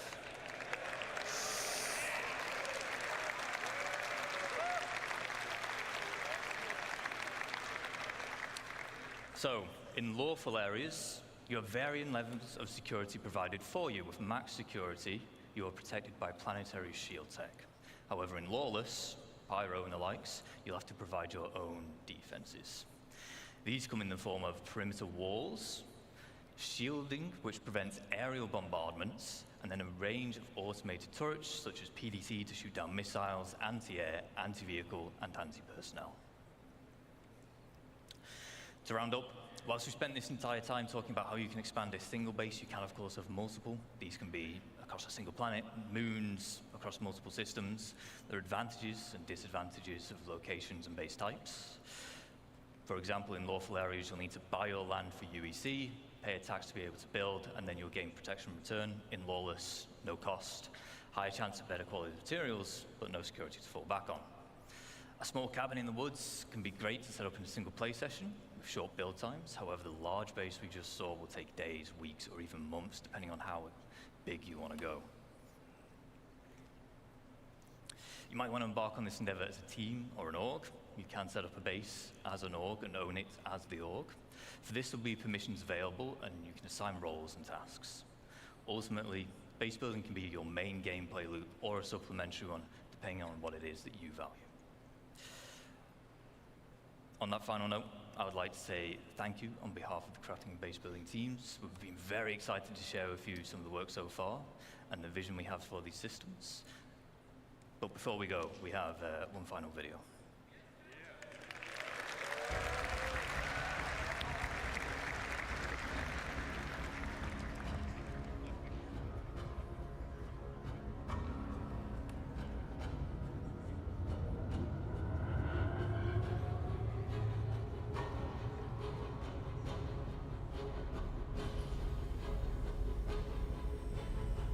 There's a Kraken bringing me cargo.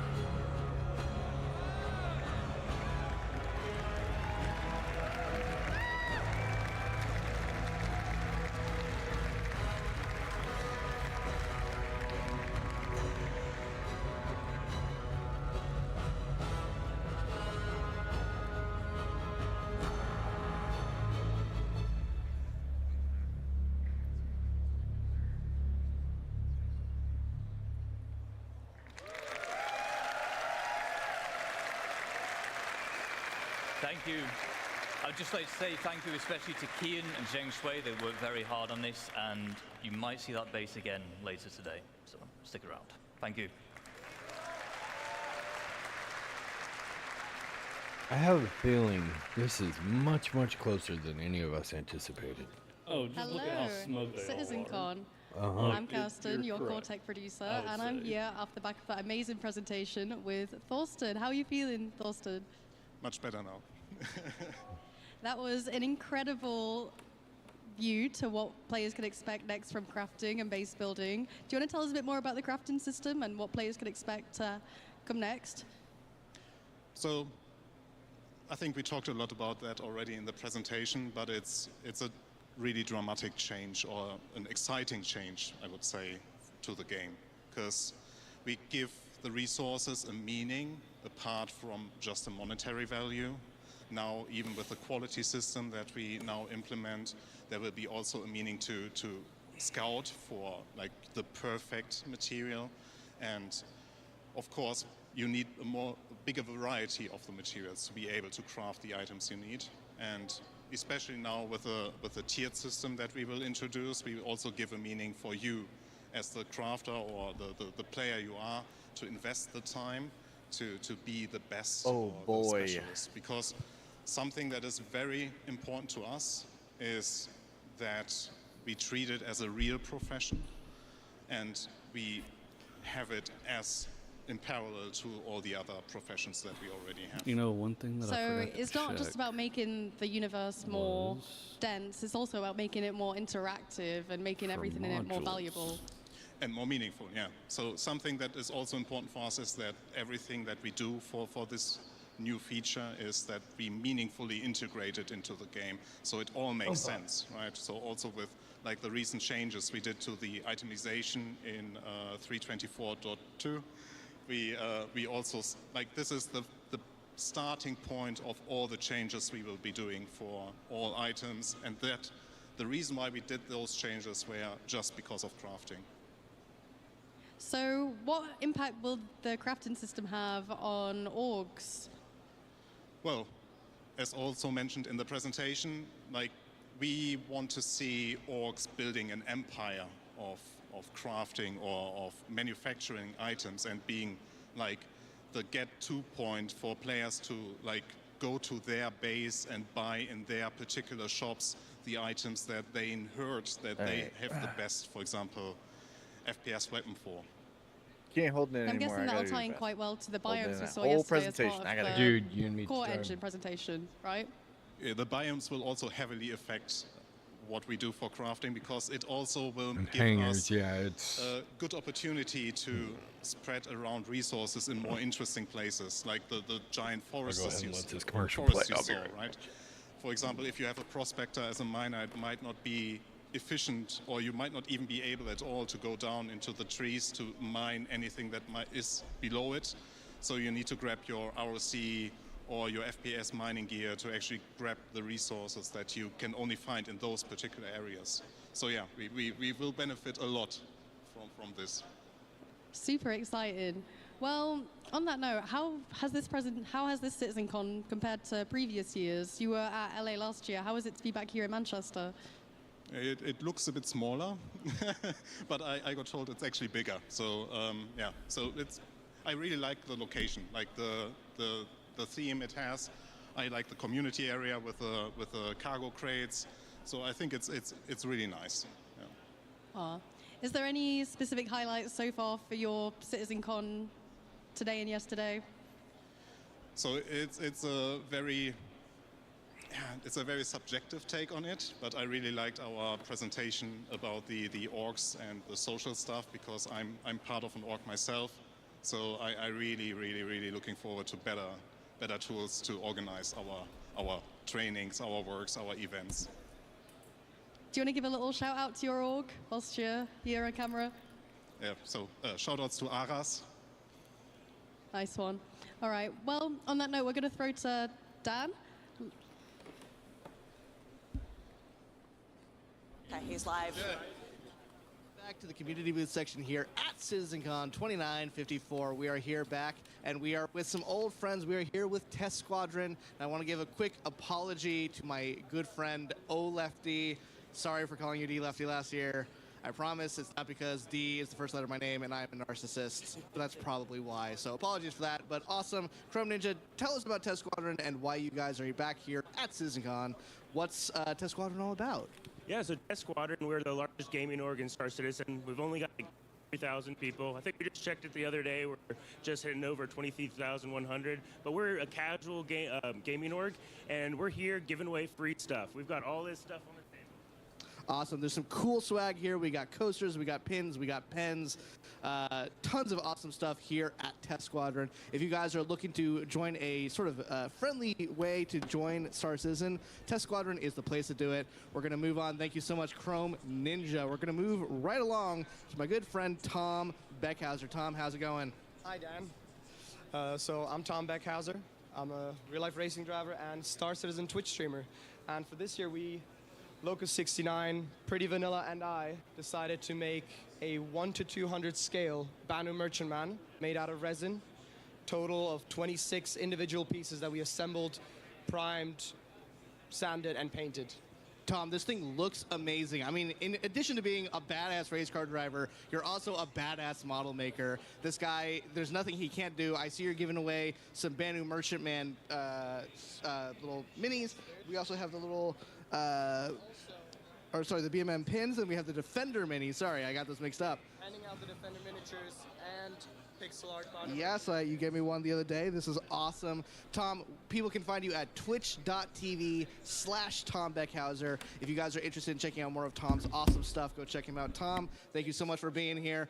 Look at that. To take a look one last time at the BMM before we move on. So freaking cool. Thank you, Tom, for coming over. We're going to shoot now over to Sam, who is here at Atlas. Sam, take it away. Oh, hi, guys. I'm here with ADI, and they have something really cool this year. Welcome to the ADI ASOP Vehicle Retrieval System. Again, did I sound like me, or could you give us a quick intro to what you guys are doing here? Yeah, this is the Area 18 ASOP terminal and freight elevator terminal. We have, a fully interactive experience here, and we tied this in with our giveaways for this year. So we have Freight Manager as well, and this is where you can take, what's this? A hacking card. We have Tiger's Claws that we've been giving out. You have to search for them. You put in, and you go through the hack experience. Unfortunately, ADI is an anti-piracy org, and this is a mongrel hacking chip, so we don't want it. Boo, I'll go take it back to Mongrel then. Come on, let's go take it back to those guys. Come on, guys. Crime never pays. Piracy is not a real thing. We only grief and kill for fun. Amazing. So, right, thank you. So, what are you guys showing off at your booth today? Well, we are showing off Mongrel Squad to begin with, but also our sister orgs, as you can see, where we have the auxiliaries, the pack rats, and the cartel, which run the prison. There for a minute. But also ourselves, What did the I premier pirate miss org. while I dozed? The Okay. entirety of Star Citizen. Was I snoring so into the much. microphone? Thank you.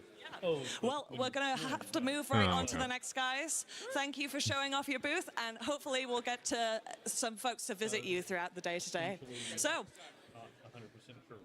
I have bumped into this guy again. I'm back. Hi. Okay. Awesome. Well, I'll take it from here. Thank you, Sam. And finally, for our Okay. last little bit of the community booth, for this segment, we still have a little bit more to go over today. We have Atmo. Now, you guys all know Atmo at this Gotcha. point. Creators of the Daymar Rally and a ton of other amazing events. They also have an event here in Manchester after the show. If you guys haven't gotten tickets for that, please go get them right now. They're going to be over at Aviva Studios after the show. Be sure to check them out. We love Atmo. They had an official place It's the here galleon. last year. And It's like he's as you got a can few see, ink they pens also left. have planned out for the 2955 Daymar Rally these awesome trophies that they're going to be mailing to the winner. These things are hefty. These things actually weigh a ton.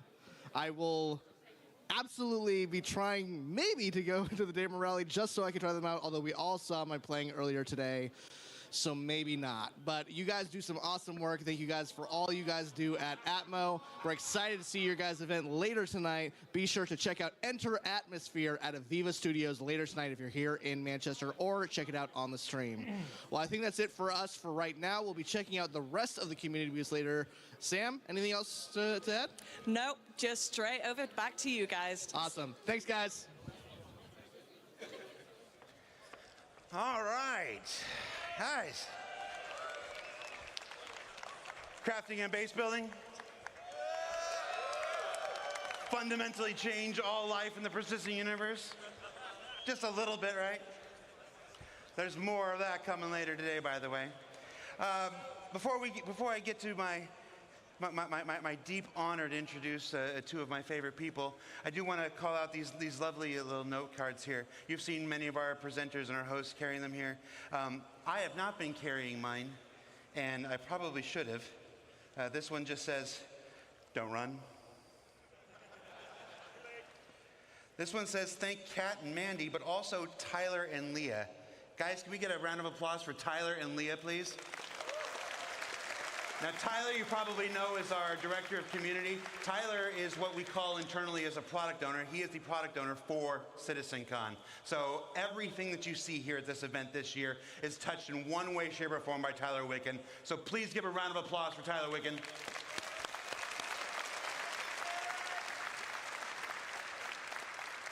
And because Tyler Wicken can't do anything by Welcome himself, Leah Thank you. is the one who does most of the hard work. So Leah, who will never be on camera and who hates to be embarrassed, please give a round of applause for Leah, please.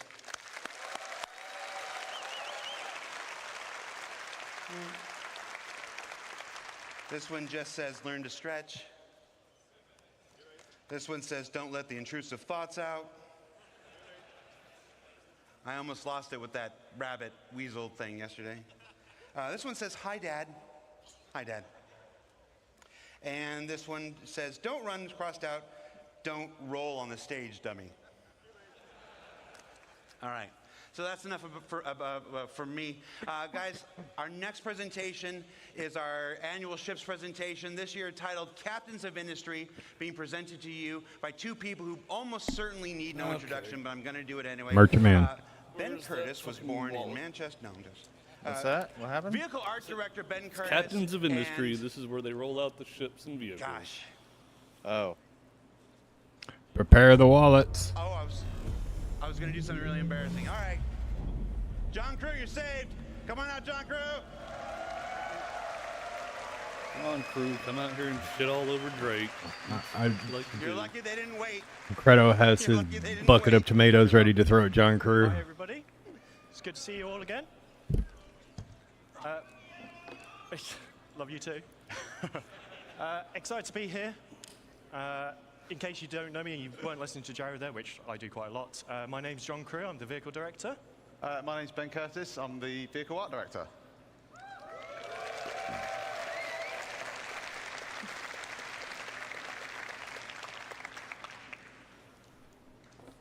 And the clicker is not working. Oh. So if you've got technical difficulties... You have to do a dance, John. There we go. There we go. We're good. Right. That's the pioneer. So, today, we're going to be talking about the vehicles to build your universe. And for those of you that watched the previous presentation, which is awesome about base building and crafting, you should be familiar with the construction grav cart. You're an asshole, John Kerr. You've seen how this works. You might be wondering, well, if I've got this, why do I need some vehicles to do things? I know there's going to be some of you that will be perfectly prepared to go push this thing hundreds of kilometers out of the garages at New Babbage. But realistically, you're going to need a ship to put it in. It can't carry supplies by itself, so you're going to need to put supplies in the ship, move them. And it has small drones. And that's the key aspect there. It has 2 small drones on board. And drones all have sizes. Okay, so, yeah, basically everything you're going to be building in Star Citizen has its size class. A lot of you are familiar with how we class our ships and a lot of other things in our game. So it ranges from small all the way up to large and extra large. And our drones kind of fall into those classes as well. But what does it really mean, the difference between what's a small drone, what's a large drone, what's a larger than large and extra large, and so on. And basically, a medium drone, for example, can build any structure up to a medium size. So it can build smalls, mediums, and it will be able to build small structures faster than what a small drone would. So the size makes difference depending on how big you want to go. But the drones also scale in numbers. In the one drone can only make one structure at a time. So the grav cart's got 2 drones on it, so I'll be able to create 2 small structures.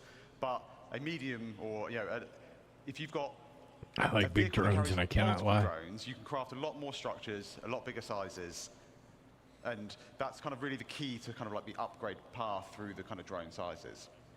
So we've had a look at the small. So what's next? What do you want to build? A medium. So I know some of you have already seen it, but this is the CSV from Argo.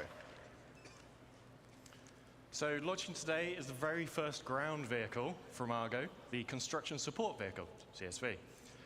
So this specialized chassis is developed to take on all the conditions on all our planets. It's a little rugged beast that really does just go everywhere. And if you're constructing a new settlement, there's 2 things you need. You need drones to build it, you need supplies to supply the drones to build it. And that's why the CSV comes in 2 variants. So we have the CSV FM, which stands for Fabrication Module. So this has 2 medium drones on board, and we built it to fit in as many vehicles as we could practically get it to fit in. So it fits in vehicles from a Cutlass Black upwards. It's approximately, and everyone always asks me, what ship fits in what? And I lose track of it all the time. It's about the size of a Tumbril Cyclone. So if you can put a Cyclone in a vehicle, you can put one of these in it.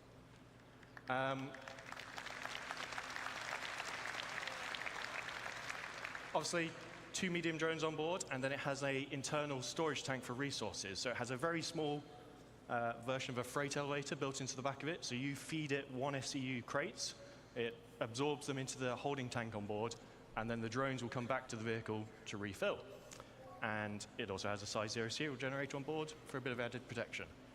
What happens when you run out of resources? This is where the CSV SM for supply model comes in.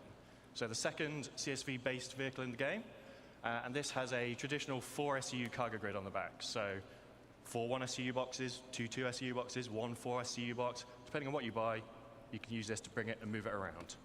So this is the perfect companion vehicle to the CSV FM. Said that. Shield generator as well. Moves about 28 meters a second. My brain is fried. I can't remember what that is in miles per hour or kilometers per hour. And it is available right now to drive in SC Alpha 324.2, available at playerc.csv. Yeah, so that's straight to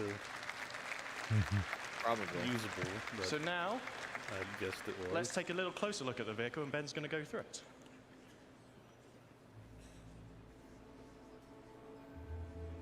Let me phrase that initially, and then later I changed to the. Okay, so what we're seeing here is the in-game version of the CSV. It's complete with its 4 SCU of cargo up on the rear.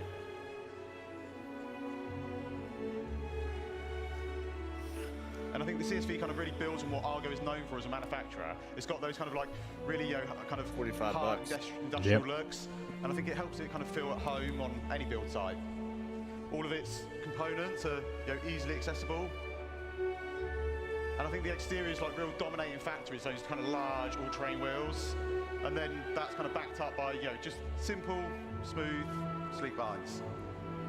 We've got the front-loading cab that puts all the controls kind of right in the kind of where the player needs them, and I think that's one of the keys to the ship as a whole, or the vehicle as a whole. Sorry, is it's simple, it's purposeful, it's functional, and I think that just kind of just helps it to kind of feel part of that Argo family.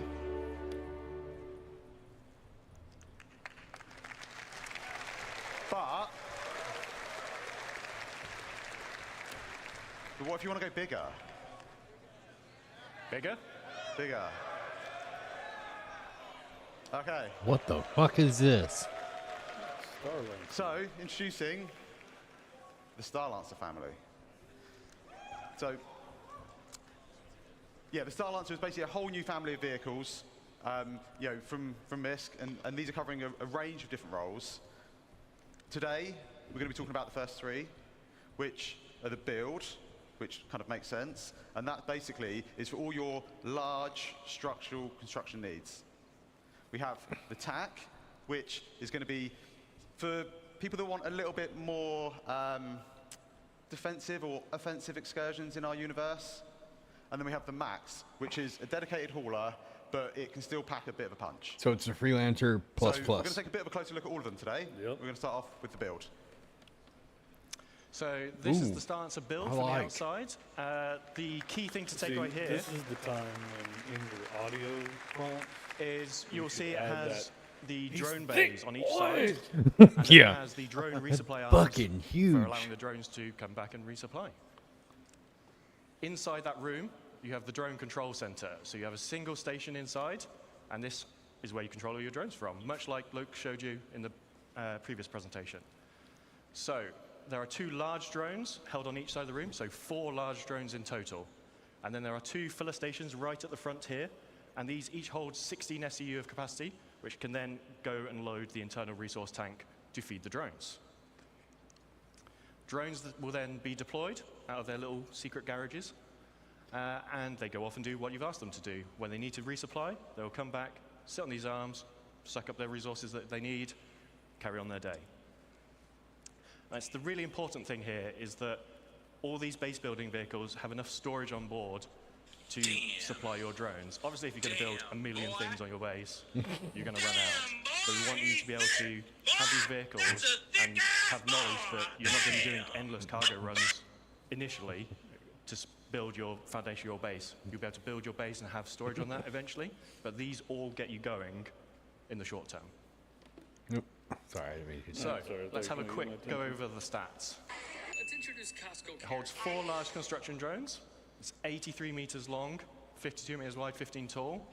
Saw lots of rumors and chatters that people thought this was Freelancer size. It is not. It is significantly larger than the Constellation and Corsair. It's almost 600i in size, so it is a big ship.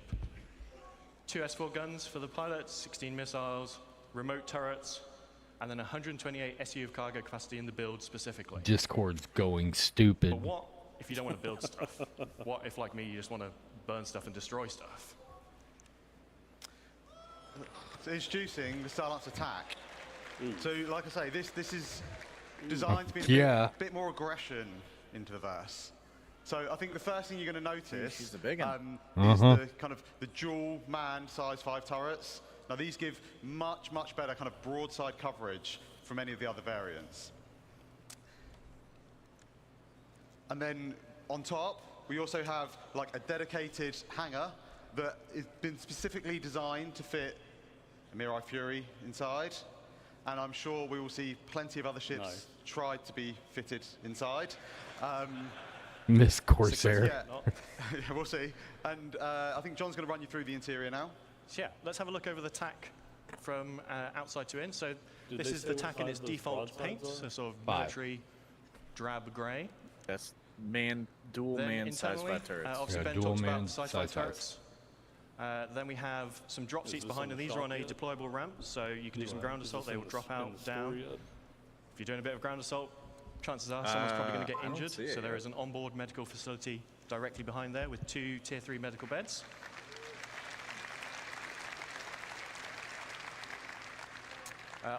Upstairs, obviously, there is the Fury hangar.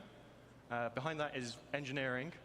And then forward of the hangar is the refactored habitation and mess hall area, which is specific to the TAC, just because there's so much other stuff crammed in there. We had to redo the upstairs of it, basically, to fit that in. And we'll go over the more normal layout shortly. Okay, so yeah, to sum up, I think the TAC's obviously going to bring a lot more firepower than the other variants. Its shield's been boosted up to two size 3 shield generators. It's got the med bay with the Tier 3 med beds, drop seats, it's got the hangar, and it's still able to carry up to 96 STU of cargo. And you can secure yours today by going to play.sc/Starlance Attack.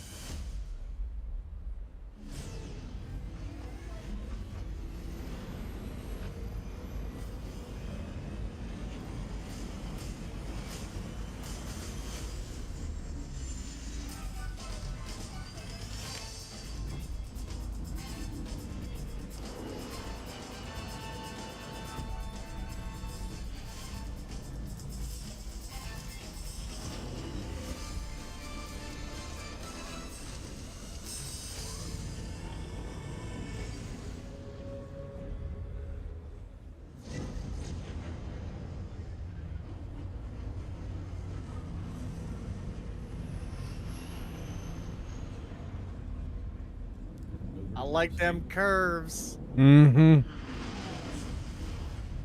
How much is she? I can't get it to come up, so that's what she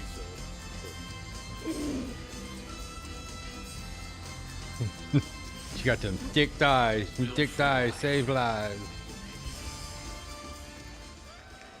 Quite Rubenesque.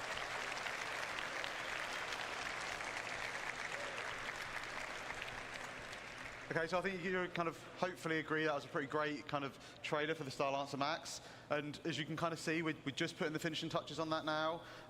So yeah, we're just getting it all done, all ready for its launch at IAE.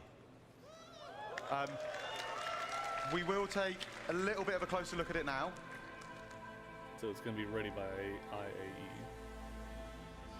I think the Starlancer kind of really fully encapsulates Misk's kind of ability to create beautiful ships. It's got this bulbous design that really helps to kind of convey its underlying structure and its underlying strength.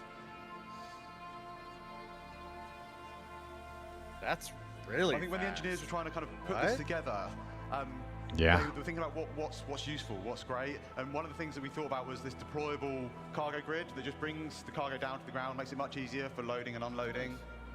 Everybody thought they were only working on RSI ships. They wanted to put what was important for them, so they've added a lot of windows out so the crew can see out into the verse, and it's one of the things that we know people like is being able to have these kind of little windows out into space. Large ships, they were only working on RSI. And then above the kind of main habitation area, we've got these big skylights, and they just allow kind of like more natural light to cast down into the cruise area. For a bit more protection, you've got 8 size 3 missiles up front, and then a further 8 on top. And these are backed up by Targeted set of release this size year. 4 remote turrets. Our both release front year and is rear, to give 2025. good topside coverage. And then finally, when we get to the front, you'll see we have a further set of size 4 gimbal weapons. And again, these just kind of help to fill in those blind spots.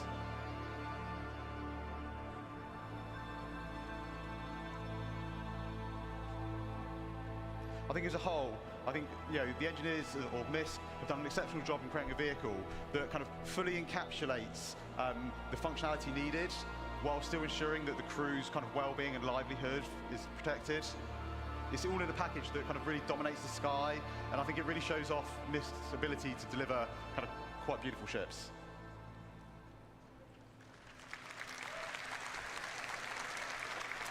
Right, so don't worry, this is not an Origin 404 moment happening here. So let's have a look inside the Starlancer Max now. So, love it or hate it, we love it. The MISC traditional letterbox view is back. At the front of the ship, you have the pilot, co-pilot seat with 2 support stations at the rear. These are the ones that control the remote turrets by default. Then behind that, we have the escape pod room. 4 escape pods, 4 crew. And then behind that, we have the traversal. It's sort of a traversal room. It has a lift, goes between the 2 floors of this ship and goes to the exterior of the ship. And then a ladder for emergency backup. Behind that is the mess hall area. So nice shared communal space for you to relax with your crew. And then we move into the 4 individual crew rooms, each with double beds, so very luxurious for a spaceship. En suites for all. At the rear of this section, we have a further 2 lifts. These are just internal to go between the 2 decks of the ship. Then at the rear, we have the main engineering. So there are some components dotted around throughout the rest of the ship, but the bulk of your components and the engineering terminal are here at the rear of the ship. So that's $295. upstairs. Let's go downstairs really a little not bit. bad. It's on the store now. Yeah. And that's $295 for which one? The Max. We have the main vehicle entrance The and cargo TAC. entrance. For the rear section, this can be used as a garage, but it's TAC also a cargo hold. plus Can fit Mojave vehicles up plane, to Warbond Ursa is rover in $295. size in here. How much is the Max? And then on the Max, we have, as you saw The in the trailer, Max is the $225. it's sort of one cargo lift Really? that drops down, but it retains a walkway throughout the center of the ship. So regardless of whether your cargo is up, down, or being loaded, you still have traversal front to back of the ship. Are both for 500. Then we have the downstairs of the traversal room, which also features the airlock onto the ship. And then lastly, we have the armory at the front of the ship. So if you're coming on board, leaving via EVA, leaving via that front entrance to the ground, you can stop off here, suit up, get your weapons, do the reverse coming back. How much cargo does it And hold? that is the Starlancer Max. 224 SCU. So we'll quickly recap the stats. Yeah. 224 Yeah, so did SCU I. of cargo, 128 on that ventral drop platform, 96 in the rear cargo area. It has 6 extra VTOL thrusters for all that extra mass that it's hauling. And it is available to pre-order now and will be flyable this IE at play.se Starlancer Max. And if you pre-order now before IE, you will get this exclusive sapphire paint, which is in the Citizen colors and looks super cool in my opinion. So, we have talked small drones, medium drones, large drones. What about bigger things? No. Don't do this to me, John Crew. Who can guess what that is? I'll fly to Manchester. So,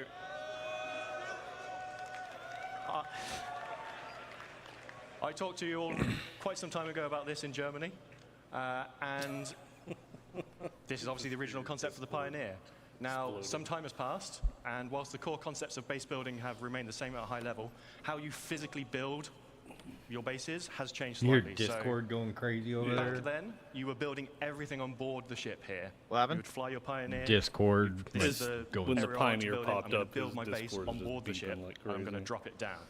As you've seen, bases are a lot more expansive now. This doesn't work anymore. So we need to do a Okay. little bit of some reconcepting. Yeah, I got it. Okay, so one of the first things we really wanted to kind of solve was the arm.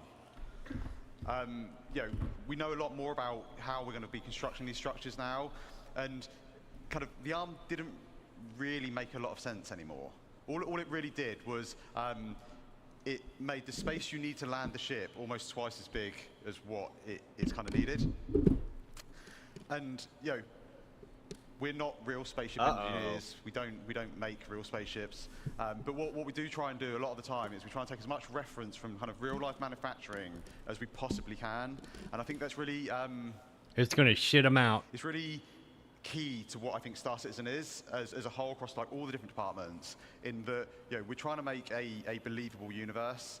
And if you think about the arm, and whilst I can't deny it's a cool idea, I think really from a manufacturing point of view, all it really does is it adds a lot of complication and a lot of manufacturing costs onto what is already a very advanced, very large, very costly ship to make.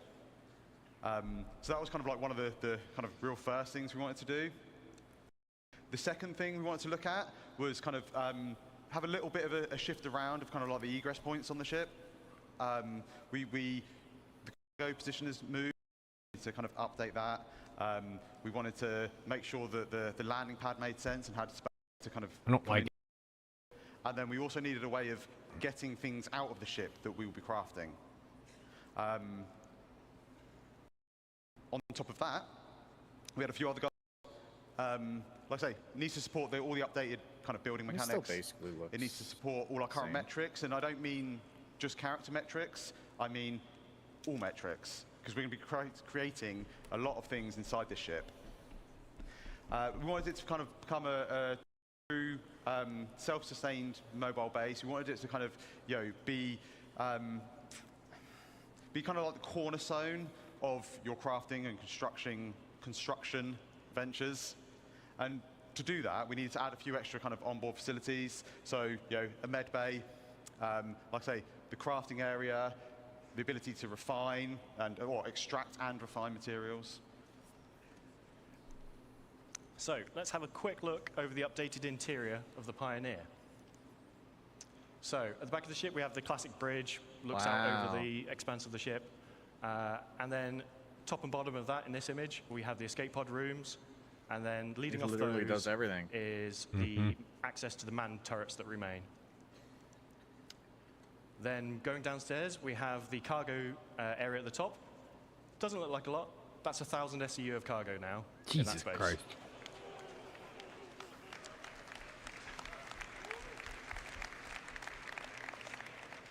Next to that is the fabrication control room.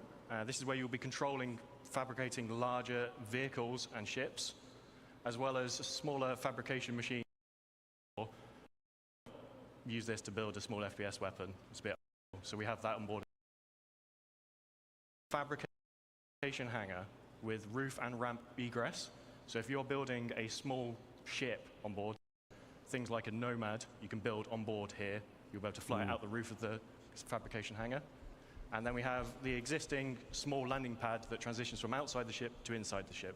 So cargo, you can via new entrance that Ben's going to talk about, but you can still retain the ship on top of this ship, move it inside your ship, all those things.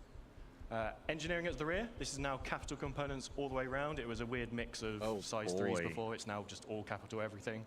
Jesus. Then we have the habitation, mess hall, medical area. It went up to 850. And engineering. And then at the front, we have 4 extra large drones in the drone room. But we don't just have some pictures like this to show you. Ben's going to go through this in a bit more detail now. Okay, yeah, so we're going to have a little look at kind of like the concept and where it's at on the interior. We start out on the interior bridge. It's very spacious, or command deck bridge, whatever you want to call it. It gives kind of really nice views out over the front of the ship. And right up front, you've got all the consoles required that you need to kind of control the ship, as well as the kind of additional remote turret access consoles. And then at the rear, we have the main kind of navigation components and some small engineering consoles. And kind of flanking either side, we've got these 2 corridors, and they lead out to the manned turrets that kind of sit above the bridge. and they also have all the escape pods needed for all the bridge crew. Like I say, we want this to kind of be a home away from home, so we have a very large, comfortable habitation area. Each of the crew members, they get their own individual crew pod. And one of the nice things about this is these actually open up, and they allow kind of each crew member to kind of decide like how much privacy they actually want.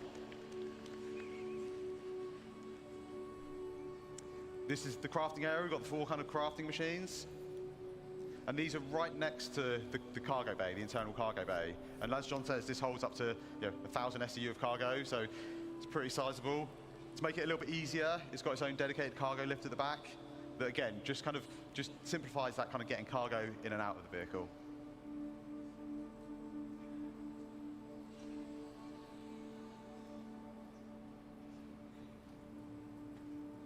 Down at the front, we have the drone room. Now, these will be 4 extra large drones, so they'll be able to craft our largest structures in game. They exit the ship out through the roof, and they're all controlled by the construction console in this area.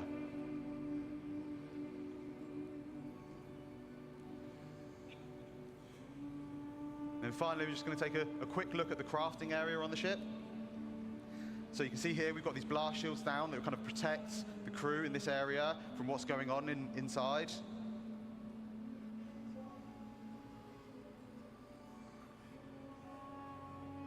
And then as these open up, we just finished making a storm. And as we see, there's a ramp that leads out, so you can drive any ground vehicle straight out the front, between all the landing gear, and you get this really nice kind of like sense of scale as you're driving underneath out the front of the ship. And we've also got the top exit for any flight vehicles.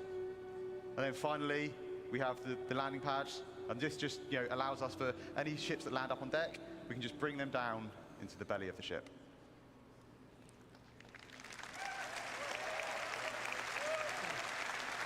So, that's the Pioneer. It's had quite the glow up over the years.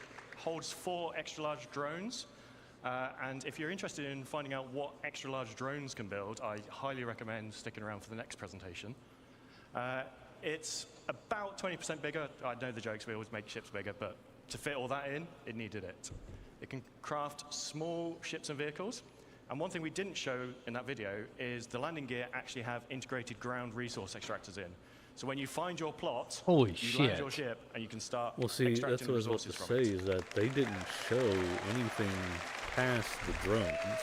Like that entire front Capital section of the components ship, all they round, didn't cover what was and now there. it has 1,000 SU cargo capacity. Yeah. Now the bad news. When base building comes out, this will not be there day 1 of it. But we are starting this in the next week or 2, so it is in production very soon.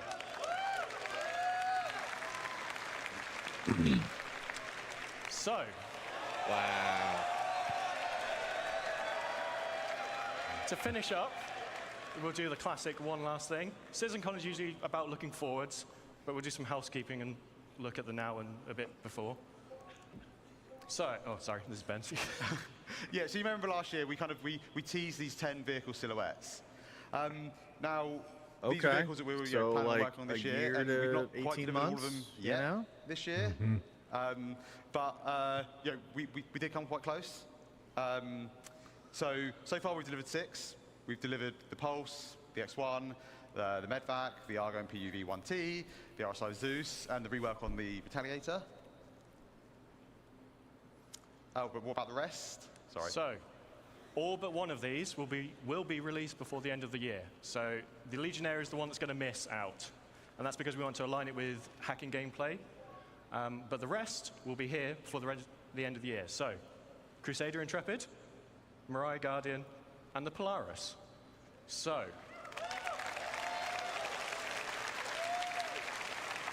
we have a few patches between where I am today standing on stage and the end of the year.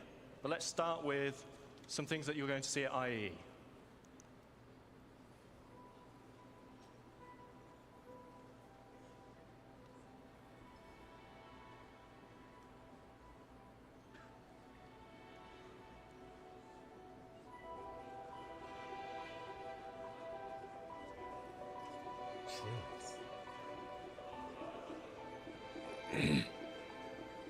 Medical terrapin. Now that makes sense. Everybody knew that was coming. That was definitely not a secret.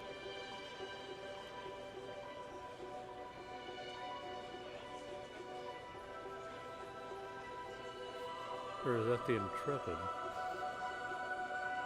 The Intrepid's Crusader, isn't it? Yeah. Yeah, Crusader and Intrepid.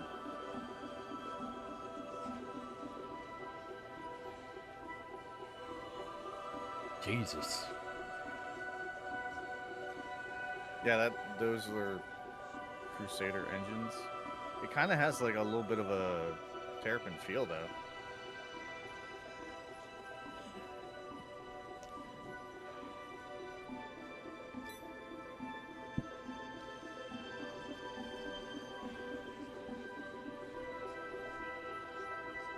Yeah, base building very soon. I thought the Intrepid was supposed to be a beginner ship.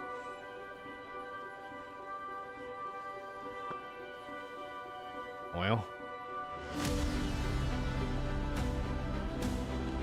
Jesus.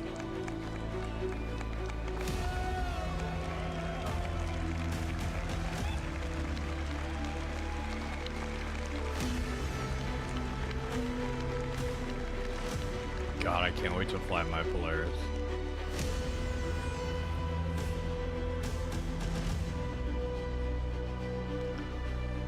Oh, so it probably was a medical terrapin you saw at the beginning, and then it switched to the Intrepid. Oh, okay. Yeah, they're going through all of them in just one. That's way bigger than I thought. That's a huge bitch.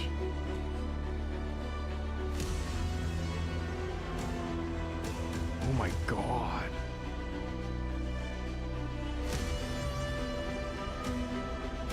Is this like Crusader Carrack?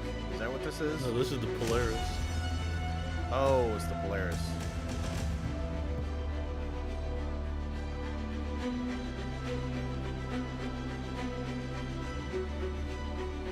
I don't know if I'm happy that I bought one of these or not. What, the Polaris? Yeah. Well, sir, I think you need to take some time away from your embroidery and your other stuff and start building your org, because you're going to need the help.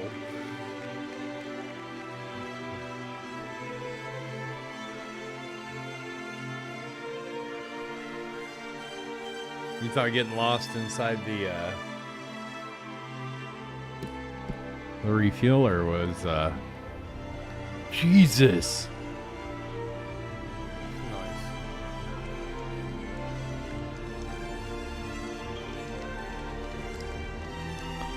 Is that like double-aught flat pack wire?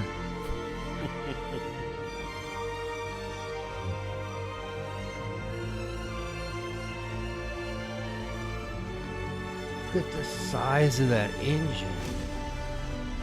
It's got a Hemi in it.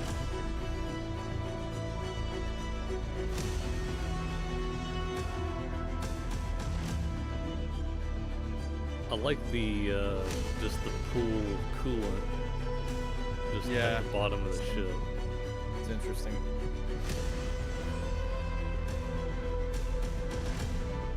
Can you solo it? Obviously. Solo or refund? Oh my God! Look at that torque. Talk dirty to me. I think she already is.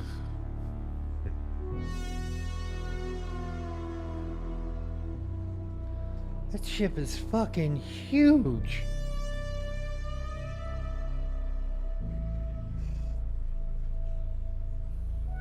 What did I say last year?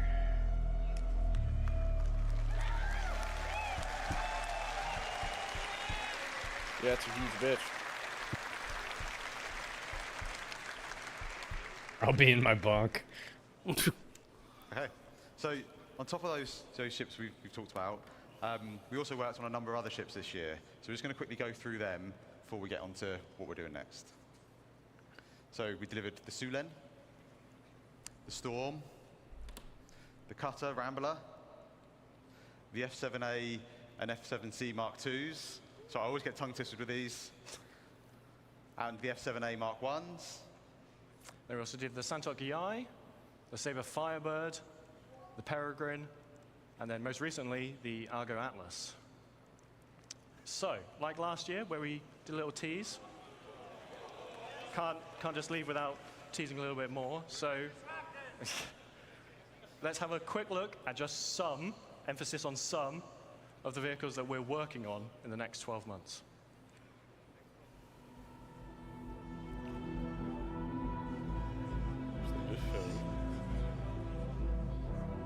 What's that? Le Tonk, RAPC. Kind of looks like a Drake. I think that's the Stealth F2. What's that one then? The radar one?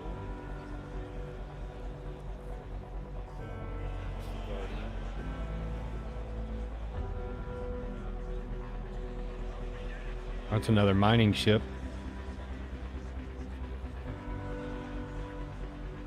It's a variant to the Prospector. It looked like it.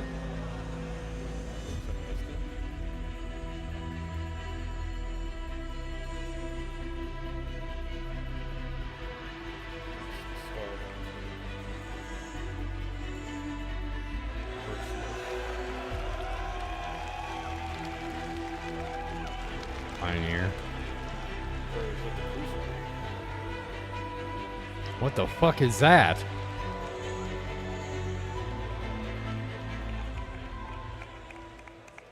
That looked like a Pioneer. Oh yeah, the I Ironclad. just want to say a big thank you to all of you, and a big thank you to all the vehicle team in all the studios around the globe. They give us all this really cool stuff that we can get to stand on stage and talk to you guys about. Some of them are probably hiding at the back. I just want to say a big thank you to you all, especially for all the hard work on these recent ships. Give us the Liberator. Yeah.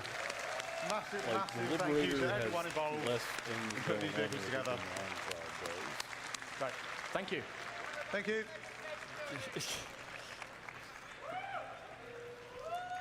Perseus? Okay. That was awesome, you guys. No I BMM. swear some of those silhouettes looked a little familiar. Let's give it up one more No, time you for the never vehicle will. team. Let's hear it for the BMM's gone, vehicle dude. team, everybody. Woo! Call and response. We'll work on it for next year. Speaking of awesome ships, we are here at the Planet Ring booth here on the show floor at CITCON. These guys have some amazing models that are in prototype right now. We're going to check them out right now. Let's check out some of these awesome prototype models we have right here. Let's check those out. We're going to give our cameraman just a quick moment to check them out. I am here with Ray of Planet Ring. We're going to be asking him a couple questions about these prototypes in just a second, but I want to make sure that the camera has time to check out the details on these awesome models that we're hoping to get out in the near future. Oh, look at that. That is some sexy detail work. All right, so Ray, what inspired you to make models of Star Citizen ships?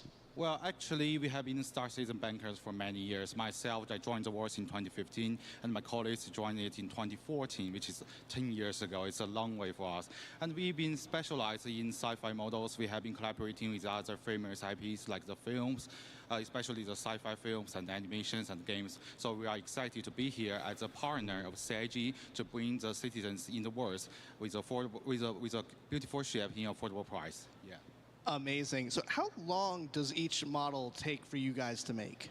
Well, we've been working for 7 months for now, but our prototype now is still early stage of what we are going to do in the future. So it's roughly like 5-6 months for now. That's what we have been building for everything you see here in this booth. Yeah, and they are amazing. So I have to ask, which model is the hardest to make, but also which one's your favorite? Yeah, it's a good question, but I would say the Star Citizen ships are very in detail, so each one of them are very hard to make actually. But my personal favorite should be the F8. You can see the F8 has a very beautiful panel lines. It's very beautiful in details, and it has a brutal weapon system that's crazy. And also, I want to make sure that everyone knows that our final products come into two versions, assembly version and the finished version. So for assembly version, we have the injection pieces, so you can cut it yourself and build it yourself, paint yourself. You can tell he's and nervous. Screw-free, it's snap-fit, it's easy for everyone to build in 3 hours. And the finished version, we have it printed for you, we have it assembled for you, and we have some actual layers, painting, welding effects, and some actual decals. It's amazing, fine quality. Amazing. And so we're actually going to show these really quick. And as we show these details over, we're going to actually throw it over to Sam. Let's give a quick detail on this. Thank you again, Planet Ring. We're really happy to have you guys here. Let's throw it over to Sam back at the community booth. Thank you, Ray, again for having us here. We'll see you guys at the community booth. Hi guys, I'm back at the community booths and I'm over here with Ultima. Could you give us a brief intro for the guys watching at home to what you guys do? Absolutely. I'm Sigelian from Ultima Energy. We're the leading provider of fuel products and services here in the Verse. We do a lot of Starfarer operations. You can find us on our website at ultima.energy, and we have Discord as well, so hit us up there. Amazing. Thanks so much, guys. Let's move right on over to Medrunner. So, Jared talked a little bit about you guys earlier today. So how have you found the convention so far? What's been your favorite bit? Oh man, it's been amazing. Squadron 42 looked so good. I mean, I'm an Idris owner myself, so I'm super hyped to see Squadron 42 in 2026. Still had a lot of ink the pins. love from the Last year community they has went been through them amazing. really It's quick. been so much fun here. Thank you so much for being here. And if you guys haven't already, do come check out that booth because it is really amazing. Okay. And I am here right on the end of our amazing community booth area with our Avantgarde guys. So, Avantgarde, would you mind introducing yourselves and what you guys do? Yeah, absolutely. We are a PMC organization. We do PvP both in the sky and on the ground. We also a trading division where we trade rare guns, rare armors, and everything. Our goal is to have at least 100 members, but because we value people below quantity. We want to create a legacy altogether. When I create this organization, I don't consider myself the commander of everything. I just planted a seed for a tree. Maybe I will never see the fruit, but I want to create a legacy. People need to have fun, maybe win sometimes also, but especially win. Be a healthy community and having fun altogether. Amazing. Thank you so much. Right, let's move on over to the other side, where I am joined by my partner in crime, Dan. I don't know which camera I'm looking at. It's that one. That one? Two? One? Hi. Hi, guys. We're back here at the community section with my friends at Imperium. They have me again. We saw a moment ago. Look at that awesome ship model they have here. It's even better than the one they had in LA last year. Guys, quick elevator pitch. What do you guys here at for Imperium have here at CitizenCon this year? Well, at CitizenCon this year, we brought another one of our 1 to 500 scale Bengals. This one is actually in the Imperium colors. It's the ISS Sovereign, which was picked as the name for our flagship by our members. And then also over here, we have 1 to 2,500 scale Bengal Krugeri Battle Group that was made by one of our members that we're going to be donating to Cloud Imperium and to Chris Roberts. That is amazing. You guys have made some awesome stuff here. We're really happy to have you. As always, Imperium creates some awesome showcase stuff here at CitizenCon. We're going to move on. Thank you guys at Imperium so much, and we're going to move right along. Thanks, guys. Next up, we have Black Star Initiative. If you guys are interested in a private military force with weekly events, Black Star is the place to check out. Guys, again, quick elevator pitch. What is Black Star all about, and what do you guys have here at CitizenCon for us? So, Black Star is all about helping other people in the org, getting to PvP battles, and also doing security and protection. Over here we have got, at our booth, we have a med gun made by someone in our community. We have got our challenge coin, which we provide to other leaders within organizations that we meet out in the verse. Coasters and patches. So if you ever need anyone to do protection for your bases that are coming soon, look to us. No one's better. And if you want to get good at PvP, we have daily trainings that we can provide to you. We have a lot of stuff to do. We have a civilian division if you're not that much into combat, but even they get trained, combat ready, so you know how to defend yourself. Awesome. Thank you guys at Black Star. We are always happy to have you. We're going to move right along to one more final community booth. This is our last one of the show. We have here, guys, CitizenCon is sometimes a crazy show with lots of cuts, lots of cameras, and no one knows that better than HubNet. HubNet is an awesome news roleplay group, but I think you guys can say it better. Tell us all about HubNet. All right, so HubNet is our attempt at making content for the citizens in the verse in 2954. So not for you players, but for the players' characters. So we make a full Start feature-length retrain your movie militia like so they no longer we make suck. Animated series like Jack of Spades, and our news report, Hubwire, is meant to report on events that are going on in the verse. And Joel can tell you a little bit more about what we do. Yeah, so if you're looking to create a project or get involved in a project, you can join our Discord, sign up as a role. You can be a voice actor, a filmmaker, whatever your talent is, we can use you. We're effectively Netflix in the verse, so come check us out at HubNet. Awesome. Thank you guys at HubNet. Guys, this is it for me and Sam here at CitizenCon. It has been great being your guys' interstitial hosts. And Sam, do you have any final words? Yep. No, just amazing job, guys. Everything in this community booth, all of the developers that have worked so hard to make CitizenCon happen. You guys are amazing. So hope you have an amazing rest of your CitizenCon. From Dan and Sam here on the show floor, thank you guys. And it's back to you, Jared, on the stage. Goodbye. Extreme roleplay, yeah. Okay. It's time, everybody. Time. And before we get this started, we're doing a lot of things here. I want to do some personal thanks to myself. Okay? Hashtag canceled. First, I want to thank all the developers who took their time to build their presentations and showcase for you their amazing work that they've been doing over the last year for Star Citizen and Squadron 42. So please, a round of applause for the developers.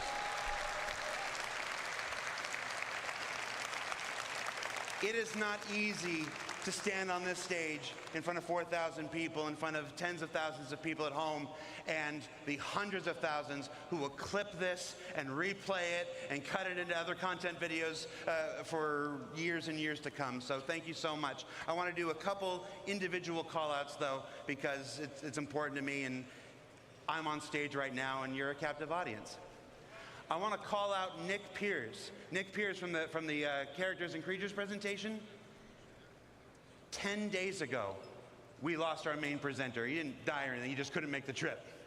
Nick stepped in with only 10 days to prepare that amazing armor specialization presentation that you saw. So Nick, you're a champion. Thank you so much, stepping at the last minute.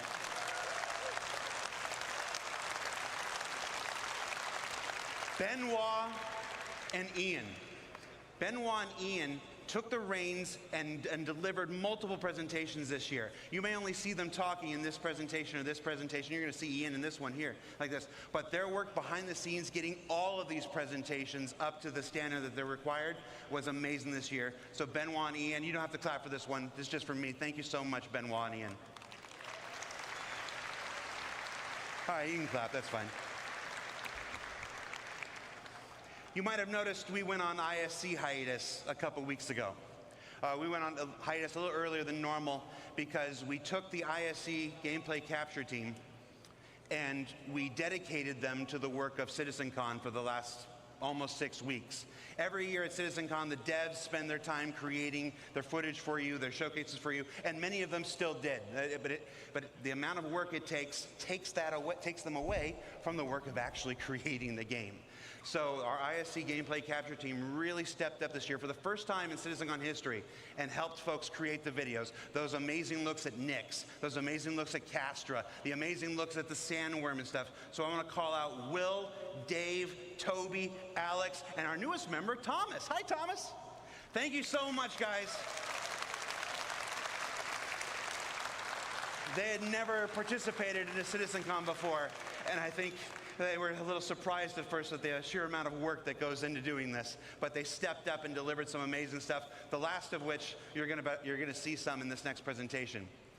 And then our last two groups of people I want to present, I want to share. Are they back there? Wave if you're back there. You guys ready? I can't see anything. All right, I hope I'm vamping a little bit until Rich Tyra gets into place. I could hide it from you, but I'm not. So the last groups of people I want to thank. Well, let me tell you a story real quick. When I'm back there, and folks are coming up to me, and they're thanking me for this, and thanking me for doing ISC, for doing SEL, for putting this together on the stage today, I'm struck by two things every time I'm thanked. One is that I can't do any of this without you.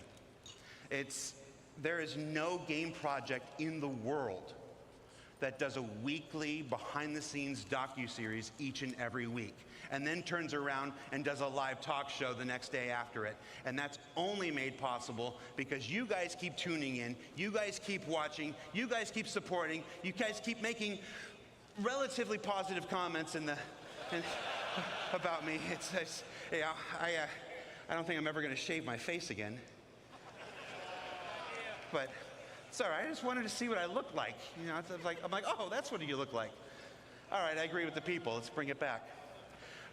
And then last but not least, there is one person who makes it possible for me to do everything that I've done here. I've been here for 10 years. I've produced 7 CitizenCons. I've produced 3 Gamescoms, a PAX or 2, and a couple digital stuff, and of course ISC and SCL every single week. And really, after your support, the only reason I get to do this week in and week out and have these big moments like this is because of the same guy who makes it possible for all of us to do our jobs. So I'd like to thank, where's the camera? There you go. I'd like to thank Chris Roberts. Chris, thank you. Thank you for not thinking Sandy was crazy when she hired me. Thank you for saying yes to so many things I want to do, and for not saying no or getting angry when I don't ask. So thank you so much. I do operate a lot on a let's just do it and see if I get in trouble afterwards thing. So is that Chris there? Are you ready? All right. So with that, yes, he's angry now. All right. So without further ado, let's get to our final presentation of the night. The Star is My Destination. I mean, the Liberator. Introduced to you by the one and only Chris Roberts. Ironclad out before the Liberator, it kind of missed me a little bit.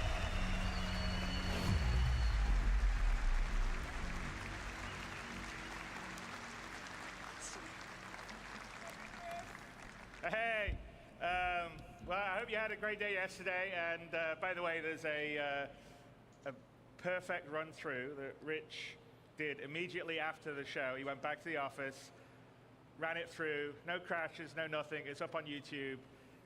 And by the way, that's dedication of Rich. Is like, okay, I'm going to get it done properly, and he did it, and it looks great, and it doesn't have any screen tearing, because there was some screen tearing. There was a technical glitch in the setup yesterday. So anyway, watch that. And if you're doing comparisons to the old stuff, compare with that video, not from the stream. But anyway, defensive much? I hope you guys liked this morning. There was the base building and the crafting, Nah, ships you'll be able to do it. not at all. For me, the ability to sort of create your own place somewhere in the verse, find the perfect spot for you to make your home or harvest resources, it totally changes the dynamic of what the game will be in terms of exploration and people spreading out, and I think putting roots down in the verse. So I can't wait till we get that in there. I mean, that's one of the things that makes me incredibly excited, because I think it will just add so much to a living, breathing universe. But that is a perfect example of Star Citizen, how it's grown over the last 12 years, because we definitely did not have that on the initial Kickstarter or the pitches that we were doing. And you know, Star Citizen is a living game. I mean, we're constantly always adding content and features and tech. As you can see, we're constantly upgrading, you know, what we're doing on the graphics side, making it better and always improving it. And even after we would consider it a released or a shipped game, not an alpha game, we will still be doing that. So it's just, it will be a living game. We'll never do Star Citizen 2.0. It will always be sort of Star Citizen that will continue to grow. It won't be like, oh, we're going to do Destiny 2 after Destiny 1. It will just be a living, growing product. Same for Well, I don't mean that. I don't mean that as a knock at them. I just mean that in today's world, you constantly upgrade and improve things. But the big question really is, at what point would we at CIG, what point would I, what point would the rest of the team consider Star Citizen ready for everybody? Not just you guys out here who are beautiful, wonderful, early adopters, willing to put up with bugs, jankiness, not a great new player experience. We know all those things are things that we want to fix and improve. And we want a game that everyone can just get into at the beginning, understand it, have fun, pulls you into it, and then has a huge amount of depth. So the question is, what is that? And that is what we call Star Citizen 1.0. It's something that we've been talking and looking and designing and thinking a lot about over the past X number of years. And now we thought, you know what we should do, because I think half our sort of initial stuff is from a long time ago that you've seen, and then occasionally we'll talk about things we're doing in Inside Star Citizens or SE Lives. But we're like, okay, let's tell everyone the marker. This is what it is, Star Citizen 1.0. When we hit this, this is what we consider we're ready to go wide. Everybody in the world can get in, play it, whether you're hardcore or casual, have fun, play in the verse, interact, have a great time. And so that is what we're going to tell you today, is what we consider Star Citizen 1.0. That doesn't mean, as I said, that we'll stop at that point. We'll continue to grow and build and add things. So fishing is not on Star Citizen 1.0's list, but I'm pretty sure, I know, but I'm pretty sure it will be not that long after 1.0. But that is the example. We're going to tell you what the marker is. And, to do that, Rich Tyra, who's our senior game director, is going to come out with a few of our other directors and will lead you through what 1.0 will be. So without further ado, Rich Tyra. All right, Rich. Don't crash. Yeah. Hello, CITCON. So my name is Rich Tyra, and I'm the Senior Game Director for Star Citizen and Squadron 42. Now, I've been at Cloud Imperium for many years, and I've read many, many Spectrum and Reddit posts. And one consistent question I always see is, what type of game is Star Citizen? And I've read many, many answers. It's a PvE game. It's a PvP game. What about non-combat? Ultimately, it's all three. 3 types of players, 1 universe. So how do we connect those players to create a cohesive game, and not just a set of features bolted together? And it comes back to that elegant, simple question. What type of game is Star Citizen? Well, today, we're going to find out. Okay, so before we get stuck into Star Citizen 1.0, I think I need to clarify a few things. Firstly, what about 4.0? Where does that fit in? Well, 4.0 is the patch that contains server meshing and pyro.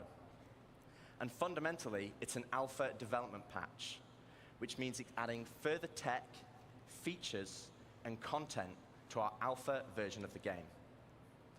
Today, though, is beyond 4.0, all the way to 1.0. And the big difference is that 1.0 is the full release of the game. Okay, so what does that mean? How will it be different to a normal patch? Well, firstly, let's look at the 1. The 1 means we're committing to higher base performance and minimal bugs. No longer will we reference that the game is in development. This will be a fully released and polished experience. It means fully rounded gameplay loops, from new player experience to story missions and end-game content. And crucially, it means no more resets between patches. It's a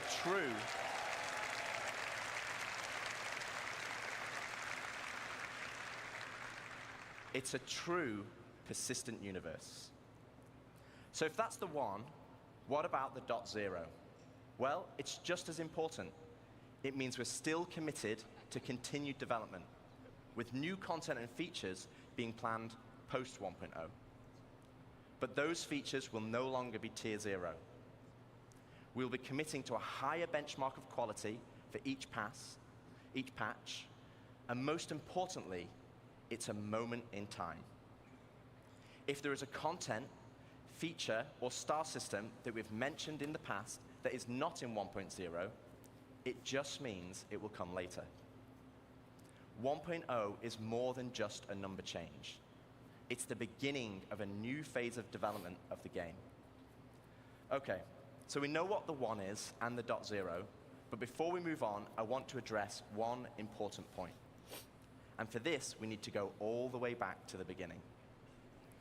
Here we are, the Kickstarter. As a backer myself, What are they doing it brings now? back memories. And it also Oh, reminds me we boy. had a lot of stretch goals. And one of those goals was 100 star systems. Uh-oh.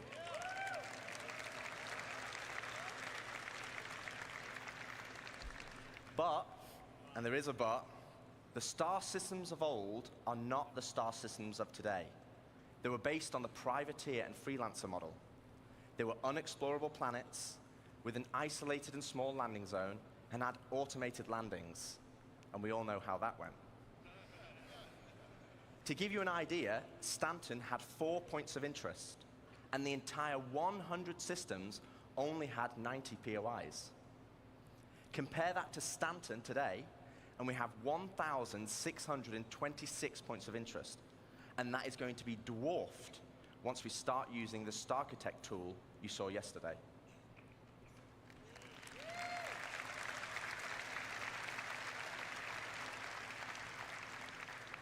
So where does that leave us for 1.0? Well, we will not be launching with 100 star systems, because the game we have today was not just the game that was pitched back then. It's more rich, it's more diverse, and fundamentally, you'll be getting a whole lot more, and I mean a lot more. Okay, so now I've defined what 1.0 is, let's get into the cool stuff. Star Citizen, by its very nature, is a sandbox MMO. Today, you as a player have to find the fun. You have to figure out what you can do and how to do it. If you want to be a hauler or salvager, you have to know those professions exist. You have to know what ships support that gameplay. And you have to rely on outside resources for help. As it is now, the game is not set up to help you. So we're going to add a soft framework, a nervous system, that connects all the professions, ships, and content together. And to do this, we're going to add a main story. To help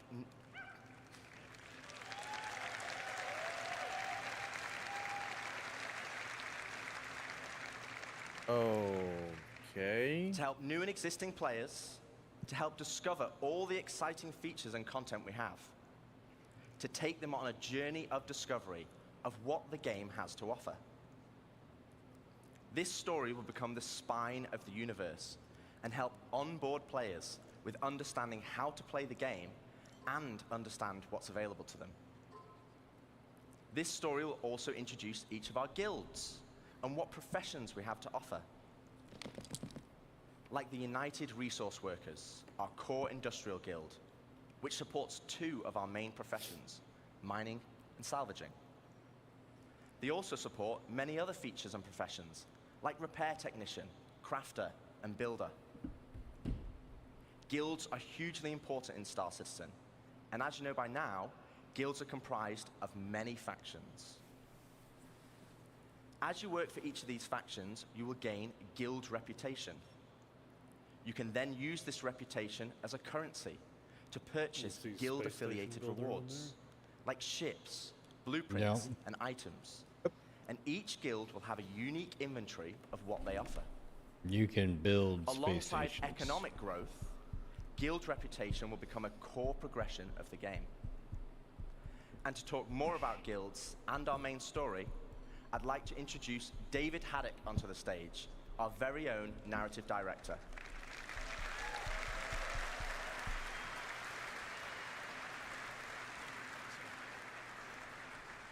Thank you, Rich. Hello, CitizenCon. How's it going? Awesome. So yes, 1.0 is very exciting, and it's going to provide us probably our first real opportunity to finally inject a massive amount of narrative into the game. But we're looking to do that in several of ways.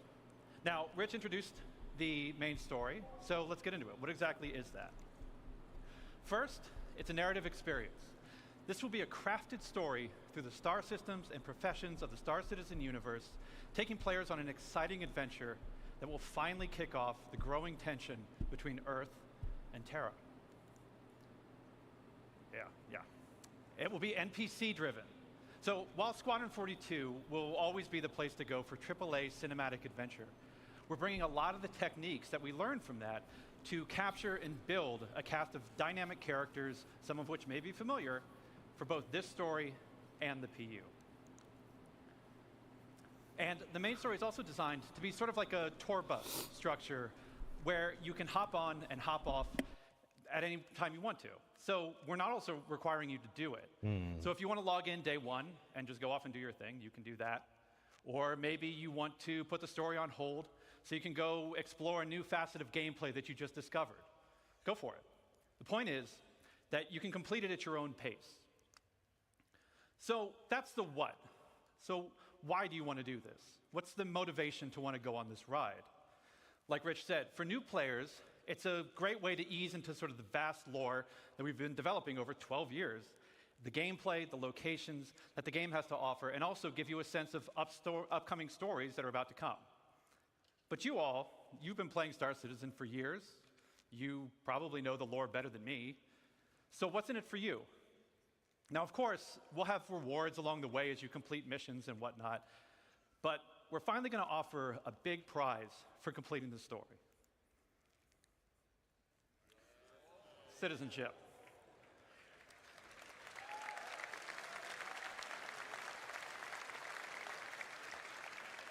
So, many of you already know this, but for the uninitiated, in the UEE, there are citizens and there are civilians. Citizens are members of the population who have demonstrated a commitment to bettering the Empire, and as such are given benefits that civilians just don't have. Now, what those differences have been debated in the community over years. 1.0, we're finally going to answer that debate. I won't get into the full list of benefits that we're going to offer, but can reveal that one of them will be around land ownership. Citizens will be able to purchase land anywhere in the UEE and enjoy the security that comes with it. But civilians will have a couple of restrictions as to which systems and which planets they can buy on. So that's the why. So where is this adventure going to take you? Well, 1.0 is going to include 5 star systems. This story is going to weave you through all of them, but where exactly are you going to go? First, we've got Stanton, which needs very little introduction. I'm sure you're all very intimately familiar with these 4 corporate-run worlds. But since I do lore, I figure I could take the next hour and just walk through each one of these. But I'm kidding. We've also got Pyro, Land of the Lawless. A volatile star at the center of the system is the perfect metaphor for the constant struggle between the gangs and survivors trying to hack out an existence here. If you saw Ian's location presentation yesterday, then you know that he reintroduced Nick's system. There's another unclaimed system that's currently home to the People's Alliance, a wannabe independent government formed during the Messer era, but now struggling with the burdens of governance, a growing outlaw presence, and a new threat on their doorstep from Vandal raids. Ian also made another big announcement of our 4th system, Castra. Situated along the former Perry line, this was a key strategic system to launch an attack if the Cold War between the humans and the Xi'an ever escalated. So that's 4. Do you guys want to know 5?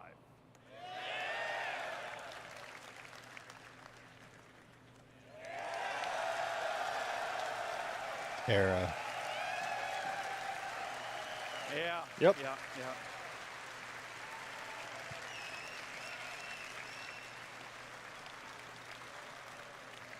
We're finally doing it. Considered by many to be the new jewel of the Empire, Terra has been a shining star against the more imperialistic tendencies of Earth, even in the darkest days of the Messer regime. Now many, believe that Terra should be the new center of the UEE. I don't know how you all feel about that. Yeah, a lot of division. But that's our starting 5. Each system and each planet will be featuring the massive level of outposts, POIs, stations, biomes, and exploration options that we've been perfecting with Stanton and Pyro, and you've been seeing in some of the other presentations this weekend. But we're adding one more level. We're also going to be adding location stories. Now, these will be short, NPC-driven missions sprinkled across our landing zones and cities that will exist outside of the main story, but will help provide an additional bit of They're wanting lore all and of these character to in the by location that they take 1.0. place in. Yes. So, that's Well, our main I think story. you may have missed Let's some talk of more about the parts guilds that where Rich he mentioned. was saying that, with the initial First, a quick Kickstarter, recap. they said Guilds 100 systems. act as a governing Yeah, body for no, I clusters caught all of that. professions and Oh, okay, factions so- with a reputation and progression system Yeah, that they will offer want all of rewards the more you this work for them. in 1.0. I want to call out 2 things. One, I'm not going to have time to dive into all of the missions that you're going to see on this board, but just know that every mission type is either in the 1.0 roadmap or already in production. And second, we're also looking to move missions away from the Moby Glass whenever possible. Sure, it will always be an easy way for us to get additional game content in, but we want you talking with people. So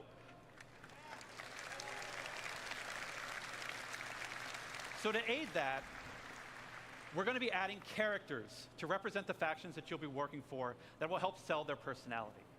Now, some, they'll still interact with you via the written word, but some will call and check in on your performance. And others, you may have to meet in person from time to time. So, let's walk through them. Here we have the first guild that Rich showed, United Resource Workers. Whether you're eager to earn credits, mining valuable resources from remote corners of the universe, sifting through detritus to try and salvage some valuable components, or even just acting as a technician, you'll find plenty to do with employers like Shubin Interstellar, United Wayfarers Club, and more.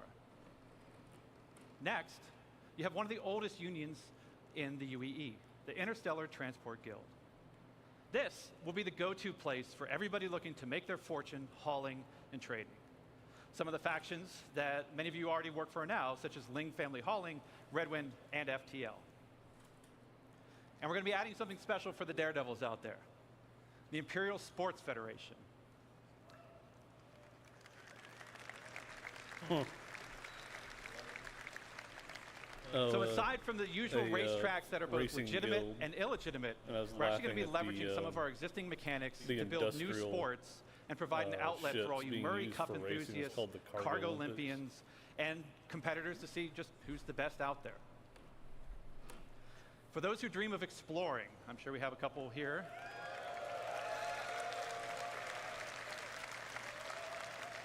We have the Academy of Sciences that was brought up yesterday in the social presentation, if you saw that.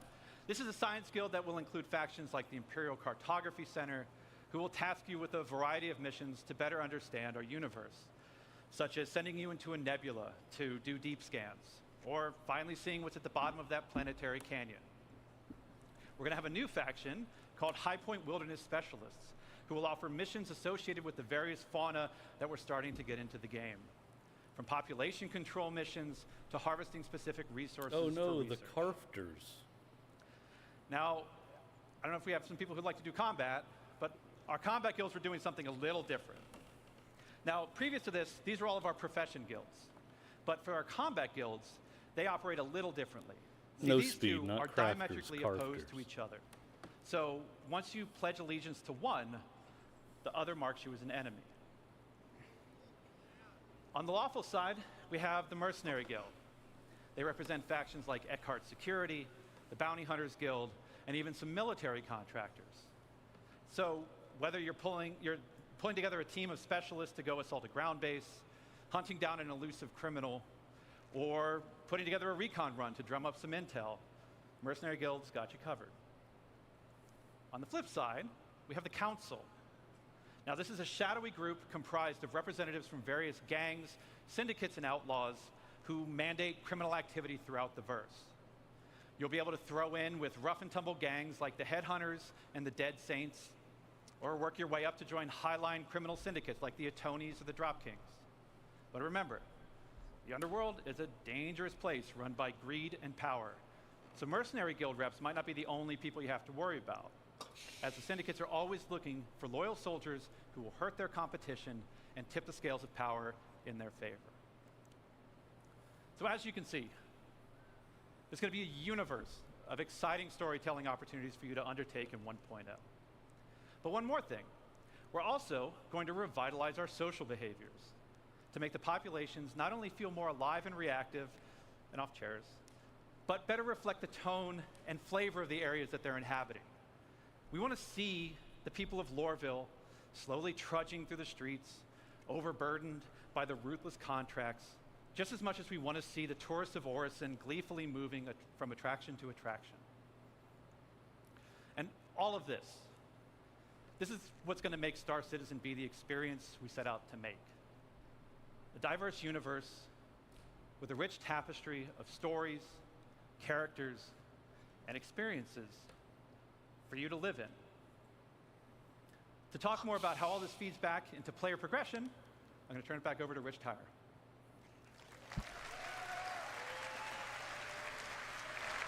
Thanks, Dave. Smashed it.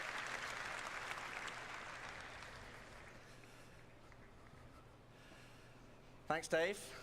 Okay, so we have a main story to connect the universe.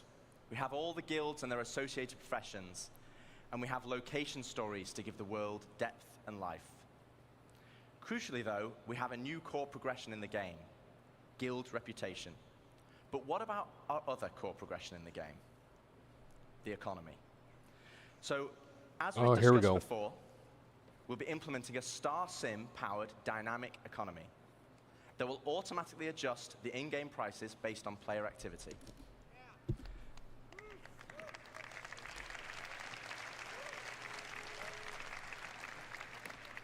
But for credits to actually matter, though, we need to have an economy where credits flow out as well as in. This means transactions such as repairing, refueling, and restocking need to have value. If everything is too cheap and the money coming into the economy is too great, we'll have massive inflation. And this is where taxes and insurance come in. Here it comes. Boo! No. We'll have two main taxes. Interesting. Inheritance tax, as part of Death of a Spaceman, and security tax for your base that will cover the cost of planetary shield tech.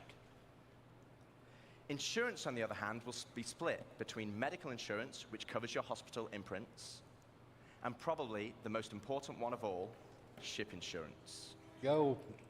Now, as we have Death of a Spaceman, we also need Death of a Spaceship. Losing your ship should be significant. Right now, for example, over 90% of all claims in the verse are for ships that have not been destroyed.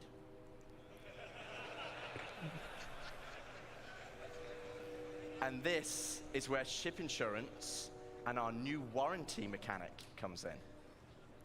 First up, we'll have 3 tiers of insurance, with level 1 being chassis insurance, level 2, chassis and component insurance, and level 3, chassis, component, and decorations insurance.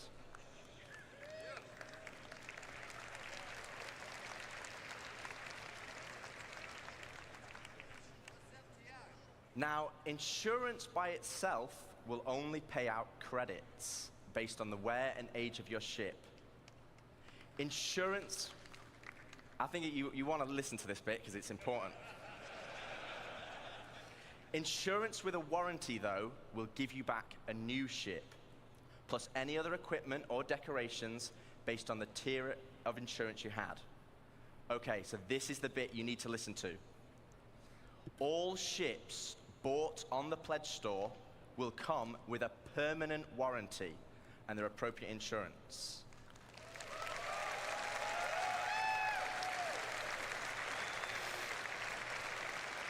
Oh. Okay. This means you will always get your ships back if they're attributed to your account. Other ships, on the other hand, will require a transferable warranty, and these are rare.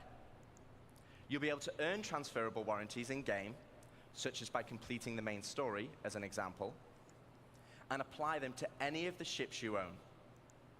But there will be a cooldown for transferring it between ships, so choose wisely. Now, what about claim timers? It's another fun topic. And getting your ship back without a claim. Well, we want claim timers to be proportional to the crafting timers.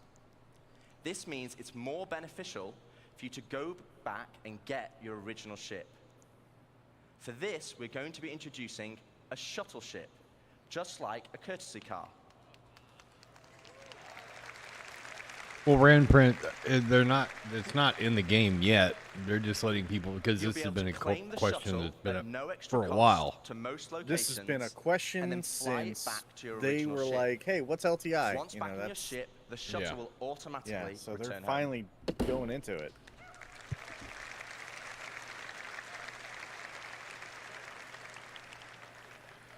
If your ship has been legitimately lost, though, then you'll need to claim it back.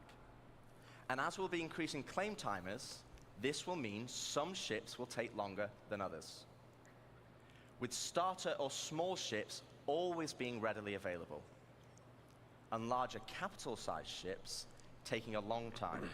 So it's always better to try and get your ship back if possible. Okay, so we've talked about our 2 core progressions, but what does that mean to you as a player? Well, firstly, it means we have a framework where we can start creating cyclical gameplay loops. But what are they? Let me show you. Okay, so right now in live, if you have a prospector, you probably enjoy mining. And the reward for mining is credits and the enjoyment of the activity. But in 1.0, you might be mining for a whole different reason. And this is where cyclical gameplay loops come in. Firstly, let's add all the manufacturers and ships in. I'll just give you a moment to take that in, because there's a lot. I actually had to ask them to take the variants out, because it didn't fit on this slide. And let's zoom all the way into the prospector, a stalwart of the mining community. But let's say I really fancy acquiring a military Mark II Hornet. Let's go on a simplified journey of how I could get one. Firstly, I know I won't be able to buy it, as it's a military ship, so I'm going to need to craft it. That means I will need the fabrication hangar blueprint. Luckily, I can earn it by doing mining missions to gain rep with the United Resource Workers, and I already have the perfect ship, my trusty prospector. With blueprint in hand and some excess credits, I can now purchase a small plot of land on Stanton and build my fabrication hangar. Step 1, complete. Now I need to grab the Mark II Hornet blueprint. For this, I need mercenary rep, and more importantly, a combat ship. With that in mind, I will do a few more mining contracts to earn enough credits to purchase a Mustang from the dealership. Now I can start doing combat pilot missions for the Mercenary Guild, so I can unlock the Mark II Hornet blueprint. Okay, step 2 of our simplified loop is complete. I have the Mark II blueprint, but I need the resources to craft it. So I come full circle back to my prospector, but this time I'm mining for resources instead. As you can see, this closes the loop. No longer am I mining just because I like it, and there's nothing wrong with that. But now I am mining for a purpose and for multiple reasons. For credits, for reputation, for resources, for blueprints, and ultimately as a stepping stone to crafting my own ships to enjoy other professions. And this is just one of many loops. This is the core of Star Citizen 1.0.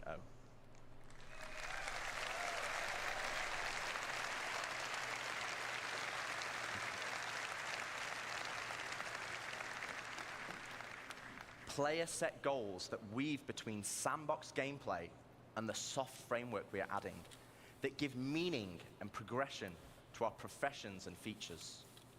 It's providing the framework for motivation to play the game. That's the journey, though. What about the destination? So Dave has already discussed citizenship and the main story, so let's collapse that for now. Let's talk about endgame content. The content that is designed for experienced players and keeps them engaged. Basically everyone in this room. So how does that look in 1.0? Firstly, we'll have open world content, including missions, group missions, and server-wide events, like we have today, but tailored to end-game players. While the sandbox element of Star Citizen will allow for large-scale battles, we also want to provide challenging instanced content that will take full advantage of not only multi-crew ships, but fleets of ships. And you kind of know how we do that, right? You saw that yesterday. And as you progress through the guilds, you'll be able to accept high-level contracts from government agencies who will offer prototype and military blueprints as rewards. These missions will require the full coordination of multiple players and an assorted fleet of capital, support, and fighter ships. You will finally be able to become the admiral of the fleet, directing your armada from your hologlobe, which, yes, is a feature included in 1.0.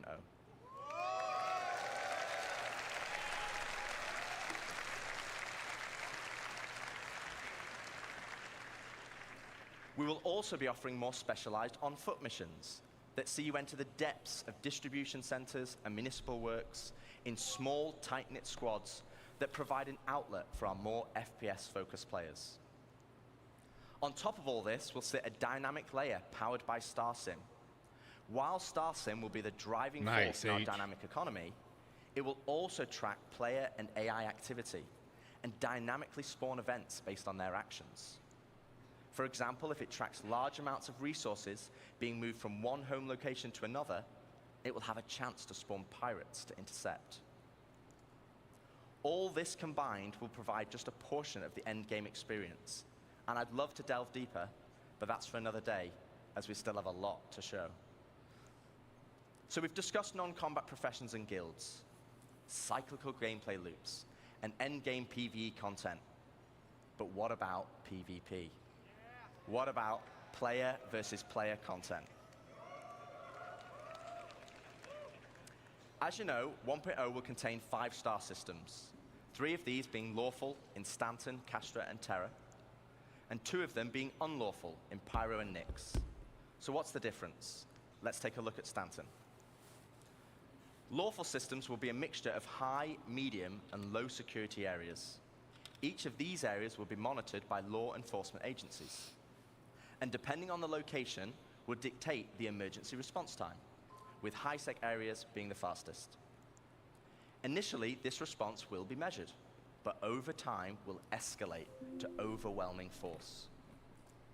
This means if someone is attacked, if they can just hold out for a short duration, help will be on the way. Pirates will be able to disrupt this monitoring by shutting down the nearby comm arrays, but this will be highlighted in your star map, with dynamic missions being generated to bring it back online. But this is the PvP you already know and experience right now, just without security forces. But before we jump into an unlawful system, let's explore what options you have if you pirate a ship. Okay, so first up, let's discuss ownership. All ships and high-value items that you own will automatically be assigned to you. This means if someone steals your ship, you can mark it as stolen, either via an insurance claim or in your Mobi. This will then trigger a dead man switch on the stolen ship, meaning it will cease to function after a period of time. But what options does this leave as a pirate? Well, you can still salvage it.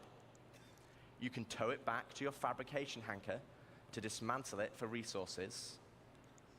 Or if you have a high enough rep with the council, our criminal guild, you can get the dead man switch disabled and pay for a new title deed to become its new owner.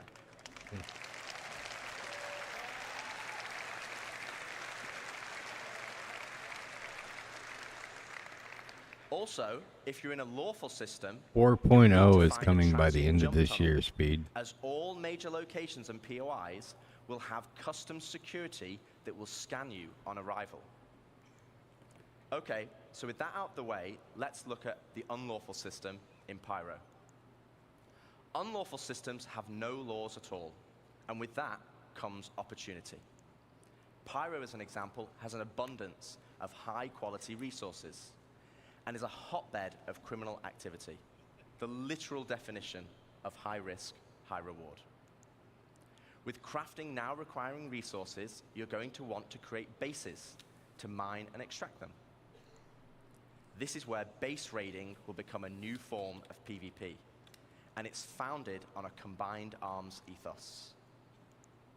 Defending players will be able to add defenses such as walls, automated turrets, and most importantly, ground shields, a localized version of the planetary shields used in lawful systems that absorb the most powerful of weaponry. No longer can you just turn up and drop a Moab.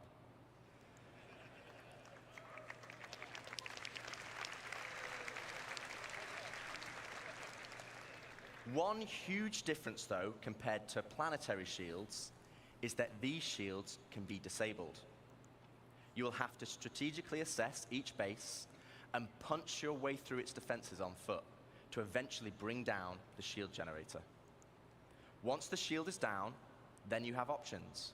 You want to raise it to the ground, you can bomb it from the air. If you want to extract all the resources, though, you'll need to infiltrate the base using explosive charges and hacking while fighting off the defenders. Now, both piracy and base raiding is founded on sandbox gameplay. And again, that's the essence of Star Citizen. But we want to add more. Something where you can log on and immediately find the action and fight for a purpose. So first up, let's go on a history lesson. In the early 2600s, there was a fledgling corporation called SEAL that had developed a new system-wide planetary shield technology, the same technology that will provide protection for your bases today. To prove this tech, they wanted to use Nyx and Pyro systems as a testbed. With the promise of high-quality resources, SEAL lured independent miners to man the shield network in exchange for shield protection for their settlements. As a prototype, SEAL couldn't provide total coverage over all the mining settlements, and so they created the SEAL Tokens program, allowing the most industrious factions to purchase shield coverage for their work. The network consisted of multiple linked bases on the ground that then linked to several stations in orbit around each planet that then connected to the nearest relay in the shield network, which eventually linked back to the shield core, which oversaw system-wide distribution of the shield technology. Factions could then earn SEAL tokens for working on any part of the network. They could then use these tokens to buy shield coverage. But with the competition amongst factions being so intense, SEAL was only able to offer shielding to the hardest workers. Unfortunately, due to outlaw interference, SEAL eventually pulled out of Pyro and Nyx and pushed for a more automated solution in more civilized systems. So fast forward to present day, without SEAL's backing, they had to pull out and leave it as it is. And welcome to station warfare.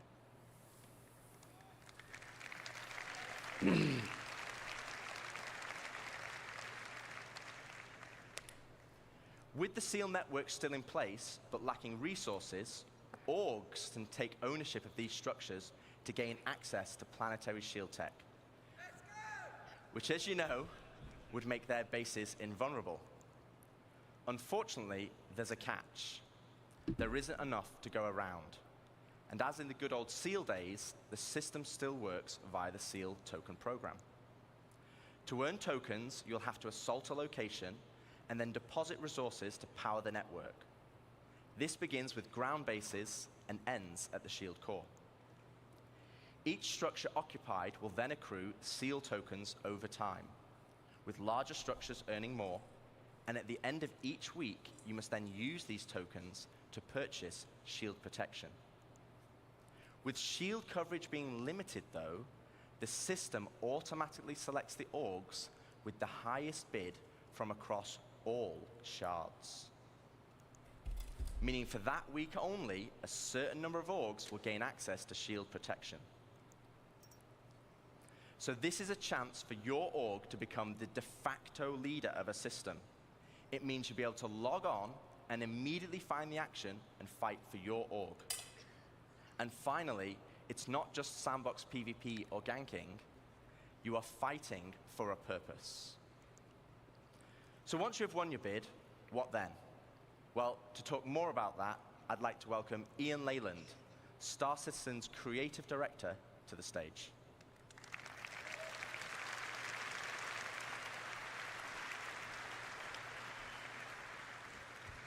Good luck. Thank you.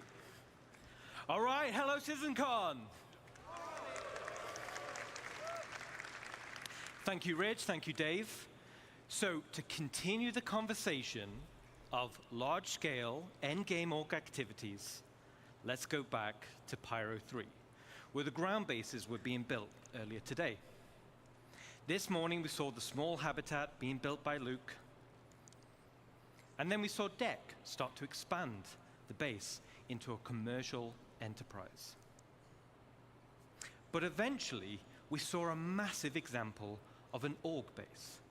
But with everything Rich was talking about, with org system-wide activities, we want to give you guys the ultimate end goal. But also the thing we need to protect. And to do that, let's look up into the sky and see what it is.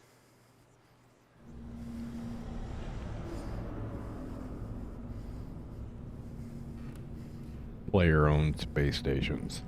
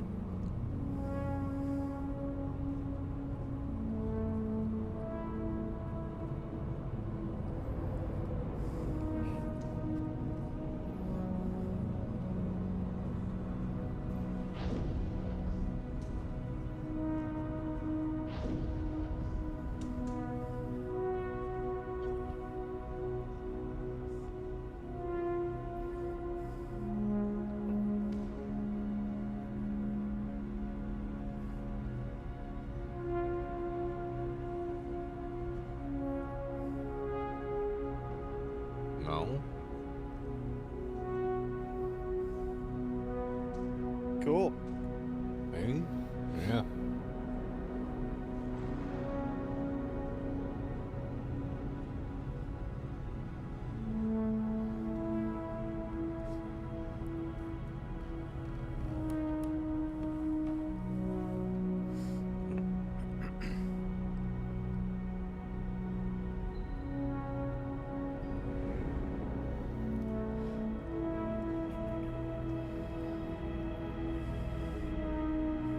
Yep, player-owned space stations. That's freaking cool.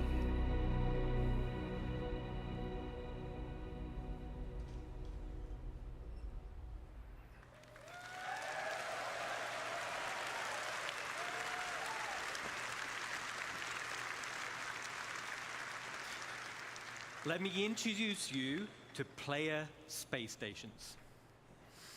Finally, you can build your home amongst the stars.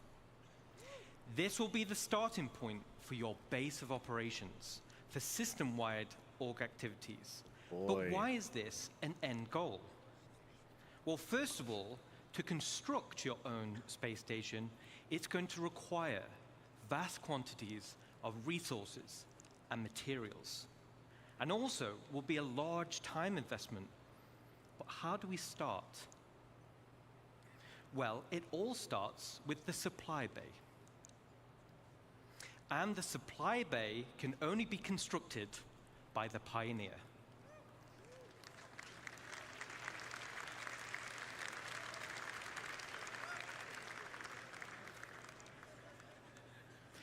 Once it's created, the supply bay then handles the creation of the station itself.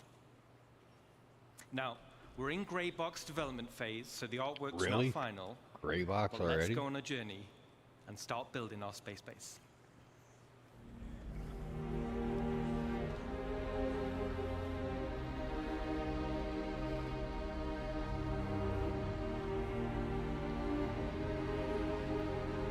They've been apparently hard at work with stuff. They have been very busy. Busy bees.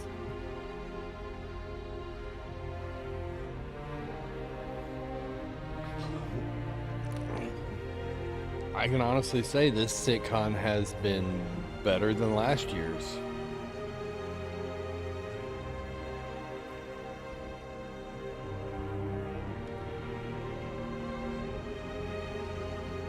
I mean, they're showing off actual gameplay.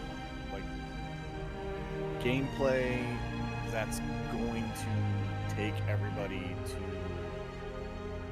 their idea of what they want to do ultimately. I mean, this is literally, they are showing actual minimum viable product. Yeah. Yep.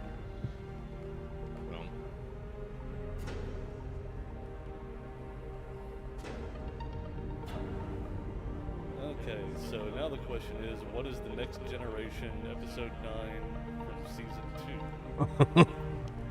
Oh, that's going to be the, because unless I missed something because I was dozing off again, they're still going to build all the other planetary systems, not just the 5.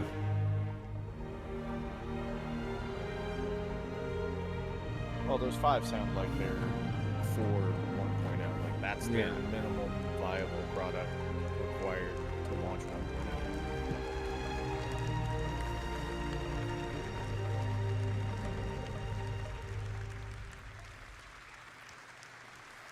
Alright, Star Trek Next Generation Season 2, Episode 9 was The Measure of a Man. When Data Awesome. resigns his Awesome. commission rather than be dismantled for extermination. So as you saw, the cargo grid of the supply bay consumes resources, and the required resources will be substantial and will need to be topped up over time. So this means orgs will be encouraged to have efficient logistic networks to feed the supply bay. And as Rich outlined with professions, it's ideal if your org is well-rounded in terms of roles. Even the starter player can contribute. The supply bay has automated construction drones, which are used to create the station. And unlike ground bases, many drones are used at once to create the base. Once the station is built, the supply bay then integrates into the station itself. So here we are. We've built our core station module, and it's big. And out of the box, the station comes readily built with some core functionality. Let me talk you through it. Right on the top is the bridge, which is the command deck.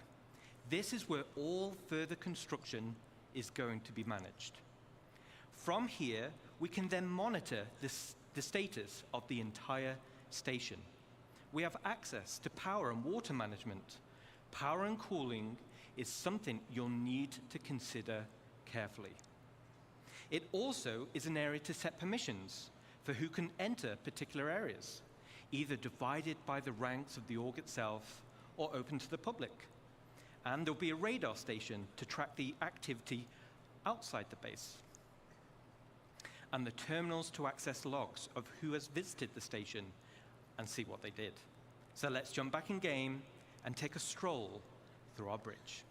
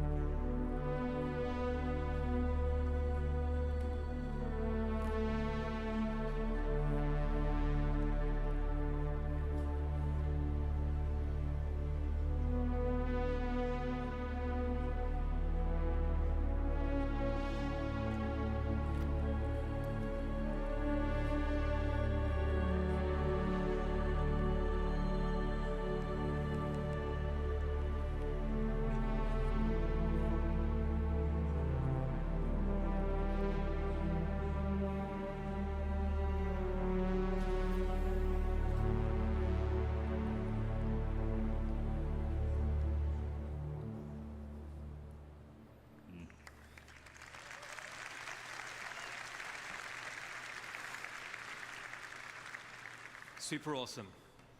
The back of the bridge leads to a centralized transit network. This spine physically connects the entire station and will provide access to the various decks. Each level in the station will have a centralized lobby area, and this is your station. You'll be able to use the decorator mode, so you'll have plenty of space to theme it however you want. And speaking of having plenty of space, this space station will have a one-to-one interior layout matching the exterior. No magic elevators.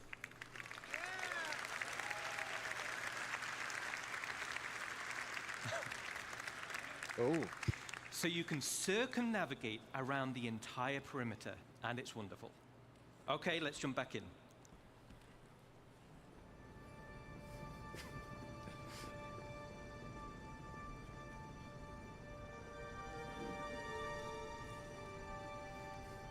I think they're getting tired of fighting the elevator problem.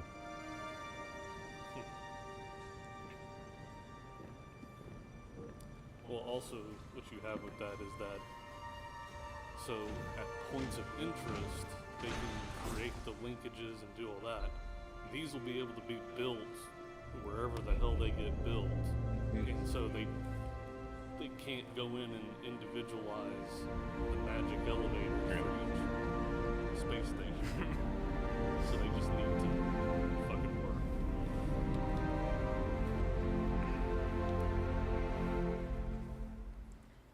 All right.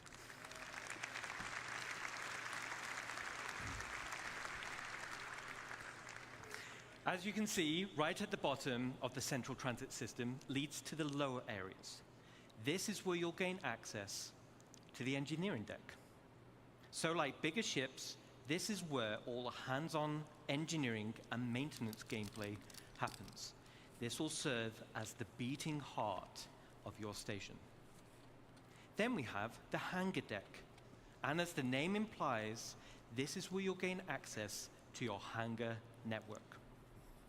The base station comes with a large hangar already built, along with 2 docking collars, and also empty slots for another 2 medium hangars when needed. There will be a vast network of internal road systems, meaning you can quickly drive from one hangar to the other. No elevators needed. Okay, let's check back in.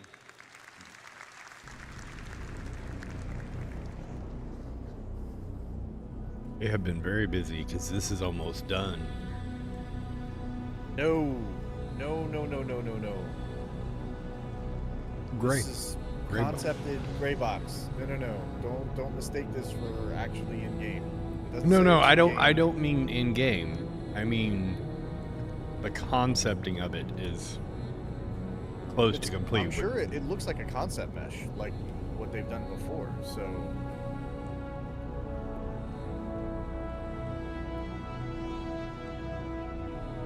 No, I don't think this will be 1.0. I think this will be after 1.0.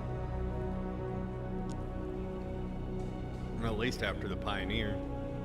It takes a Pioneer to build one.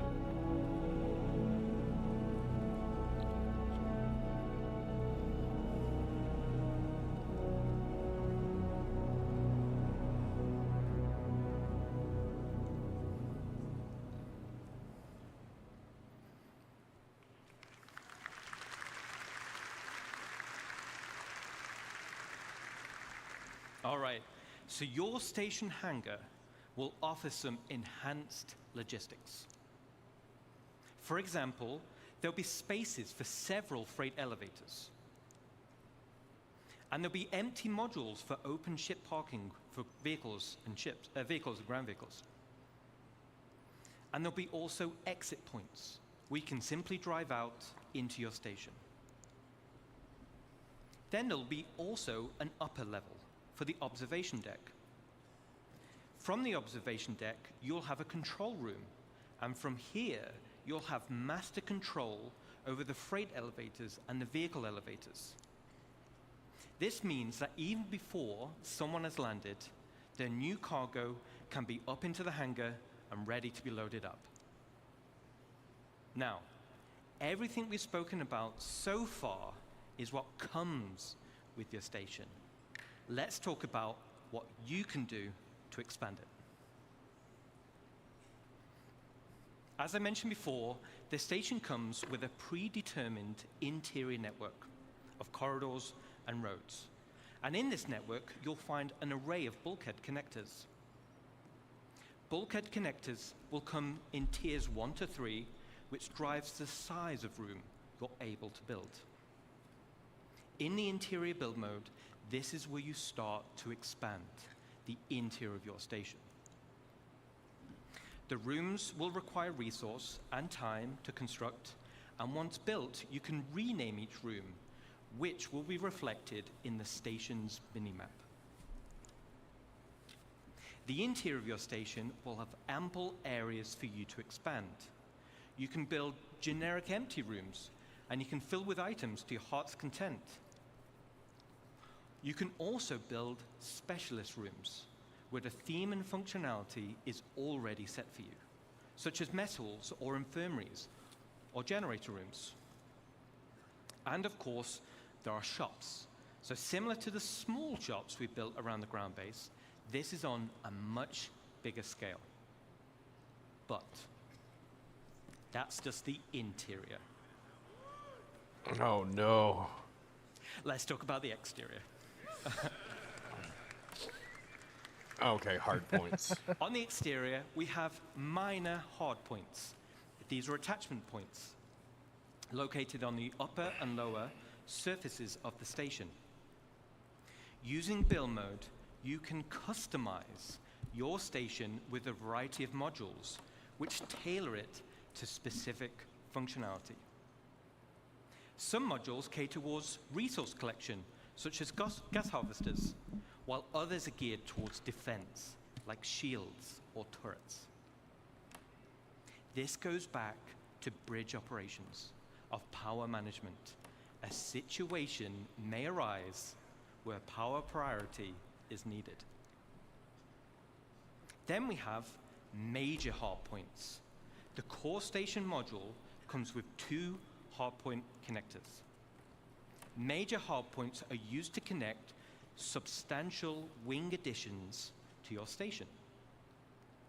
The first example... Holy shit. Oh. And so it begins. Awesome, thank you, awesome. The first example is the cargo wing. The cargo wing will dramatically increase your inventory capacity. So this is ideal for orgs who are specializing in holding. Look at all that. Then we have the refinery wing.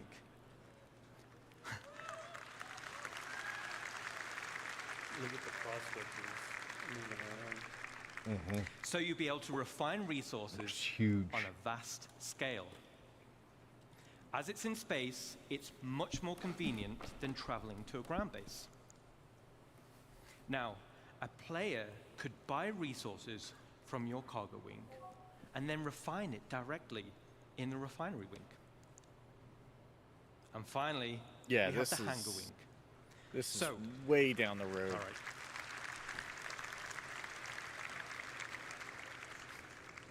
So, the bigger your fleet, the more hangars you'll want.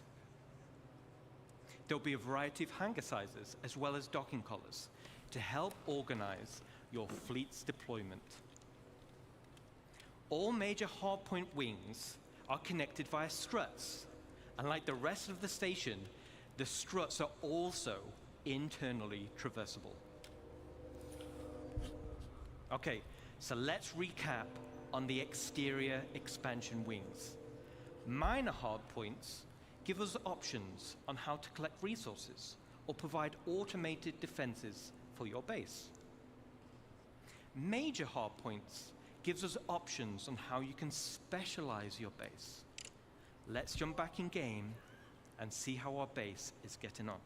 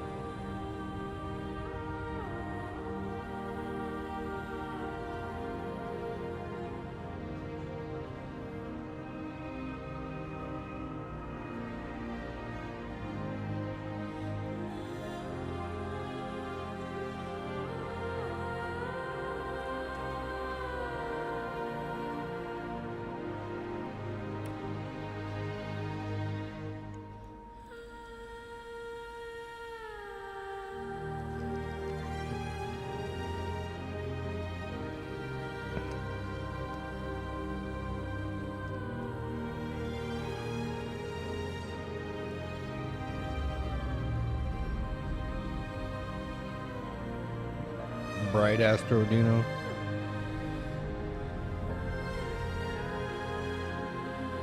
That's insane.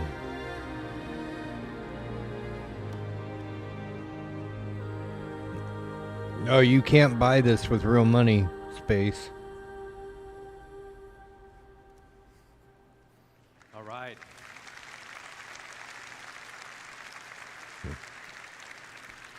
No. Yes, Pedro has been working with us on this as well, so thank you.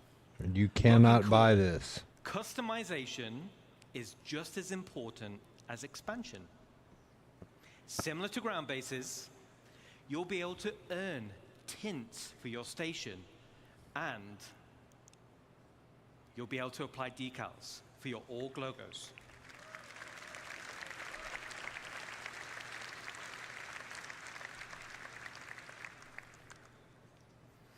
Outside of minor and major hardpoints, your station will come with 2 unique base expansion points. One on the top side behind the bridge, and one on the underside. The top side will be for the crow's nest. Now, all the other modules built so far have very specific functionality, but I'll admit, this is for the org members out there who want the ultimate in personal space.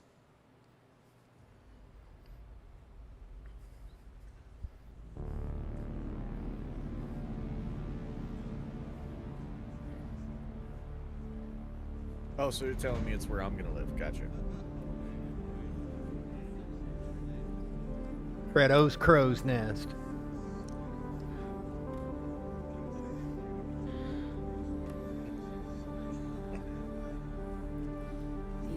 Better be willing to timeshare it with how much resources and people you're gonna be making.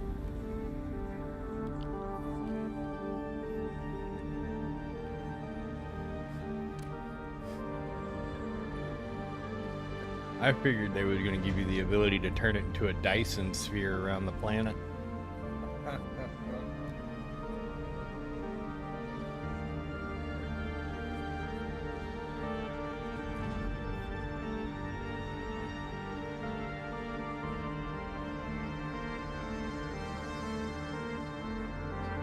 That's the boardroom.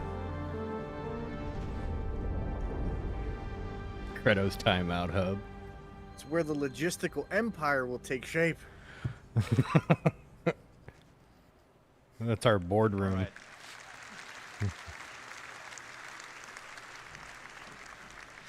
So I'm going to be flying around the verse, and I want personal invitations to see what you've done in those rooms, okay?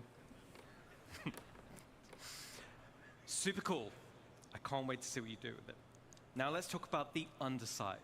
This is going to be for the flight deck, which also comes with an additional 3 major hardpoints.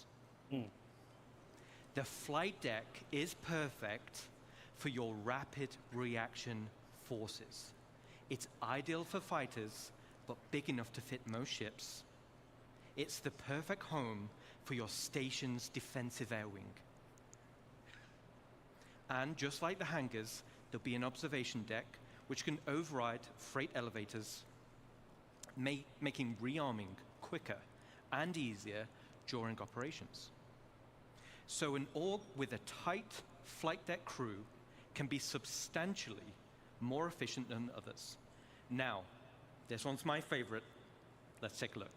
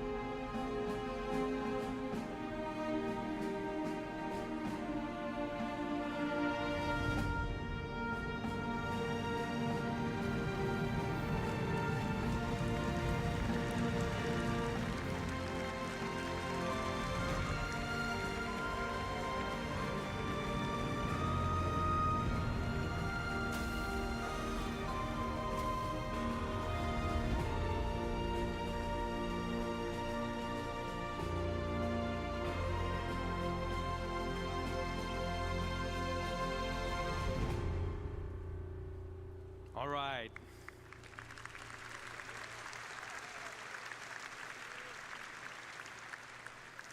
There's a few little Easter eggs in that video. But why do you need a flight deck for your rapid defenses force? Well, if you've built your super awesome station in a super lawless system, now you're the potential targets for others. Everyone will have their eyes on your resources and wonder what gear you've got in your inventories. And let's say we didn't win the station warfare bid that Rich mentioned. Let's take a look at the inevitable.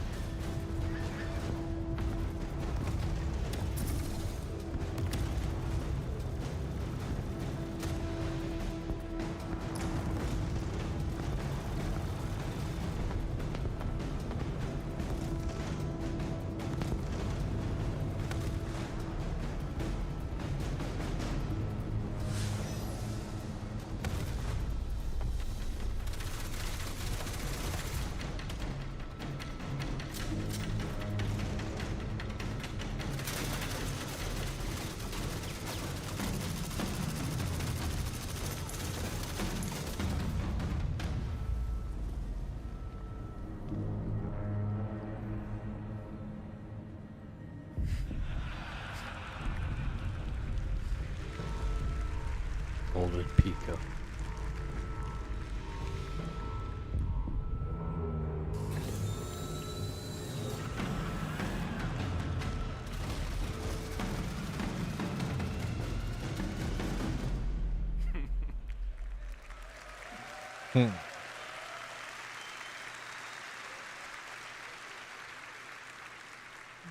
Okay, so not only is your station a staging area for offensive campaigns, it's also a defensive fortress. The exterior of the station itself can take quite a beating. It's going to be very hard to damage. So the goal of attackers instead will be to punch a hole through the defenses and get inside. The optimal way to do this will be to infiltrate through the flight deck or EVA hatches and work your way up. Once inside, yes, once inside and you've cleared out a hangar, you may also want to consider airlifting in a tank or two to clear some corridors. Raiders will have to hack freight elevators or bulkheads in order to gain access. And of course, bring enough ships with them to start hauling out the loot. Gaining control of the bridge will allow access to storage, which would otherwise be unhackable. So, as a defender, there are a variety of automated defenses you're able to install internally within the station, such as blast doors, which seal shut, systems to be breached, and a range of turrets like anti-vehicle or anti-personnel. These will all help slow down the attack and give time for your reinforcements to show up. So let's do a final recap. This is one of the end game goals for dedicated orgs, and will be your base of operations for system-wide activities.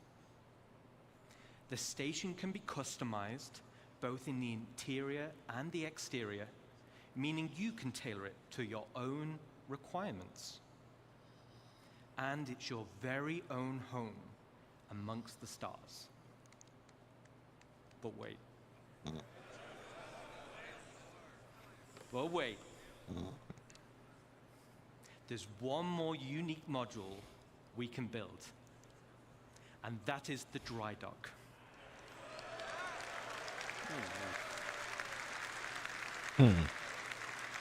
Oh, hell yeah.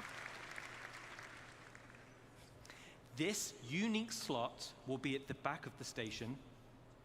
It has its very own dedicated observation room with crafting stations, and has a transit tram which runs along the inside of the arms, leading to the docking collars where your ship will be constructed.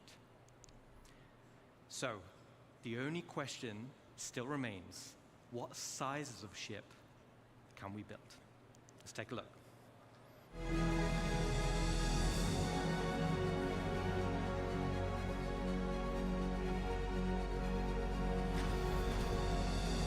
Matrices and javelins.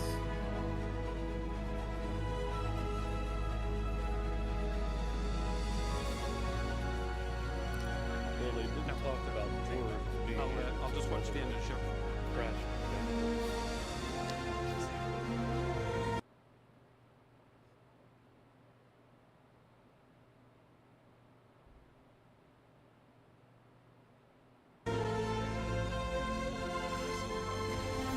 That's great.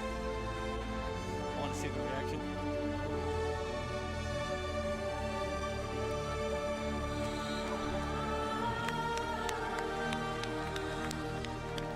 What did I say? Yes.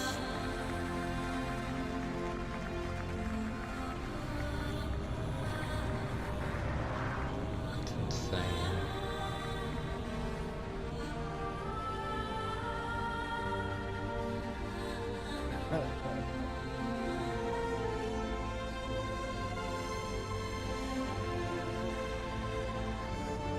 How the hell are we gonna get a blueprint for that? You steal it. No.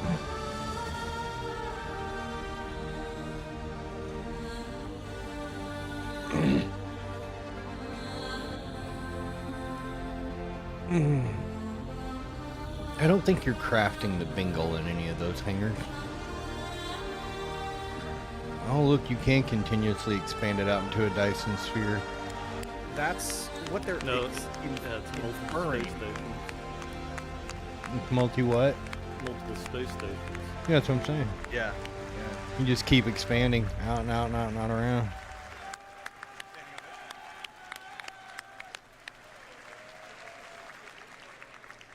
Thanks, Ian. So now we're talking. Multiple stations linking and dry docks to craft your very own capital ships. The ultimate end goal for any org. Okay, so let's take a step back. At the beginning of this presentation, I mentioned we had 3 types of players and 1 universe.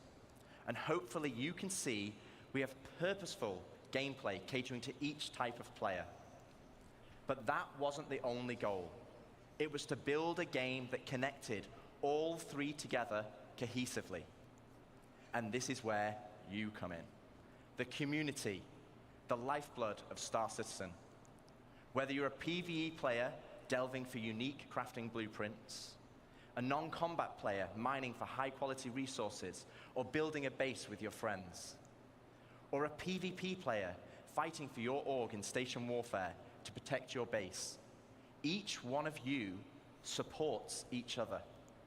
You need the blueprints to craft, you need the resources to make them, and you need the equipment and protection to be safe. This is what Star Citizen is. It's a universe that caters to all players. Now, I could probably go on for another 10 hours deep diving into each system.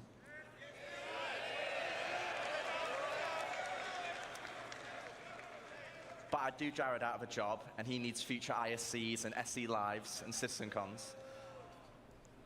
Today was to reaffirm what type of game we are making. And I hope you continue to come with us on this journey as we march towards Star Citizen 1.0. Thank you, CitizenCon, and can we welcome Chris Roberts? No? No? Yeah, 1 second. Jared? Okay. So Chris is not ready yet. So we're gonna ad-lib a bit. I'm here. Oh, well, LTI is warranty and insurance. That's what you're gonna get. You have it on my thing on there. Yeah. Welcome, Chris Roberts. Yeah, ahead of schedule. Oh, it's going 1:30. I don't know. You don't need this, right? Well, then they're going to scroll it. Well, thanks. Thanks, Rich. Rich, Dave, and Ian, I hope you guys and girls loved what you saw there. It's having a definitive line in the sand is incredibly empowering for the whole team, and I think for all of you guys in the community. As I said, in introducing the presentation, we will never stop growing Star Citizen, even past 1.0. And part of what makes Star Citizen so special is the symbiotic relationship between you guys, the community, and us, the developers. And I know I can be accused of feature creep, but you only need to look at Spectrum, Reddit, and Discord to see countless great ideas and suggestions that come from people playing a live alpha and seeing areas that the game can grow and improve. And often we take these on board because they'll make the game better. And in some ways, while you could say Star Citizen is a Chris Roberts game, I would say it's all our game. The developers, the community, building the game, we're all building this dream game together. And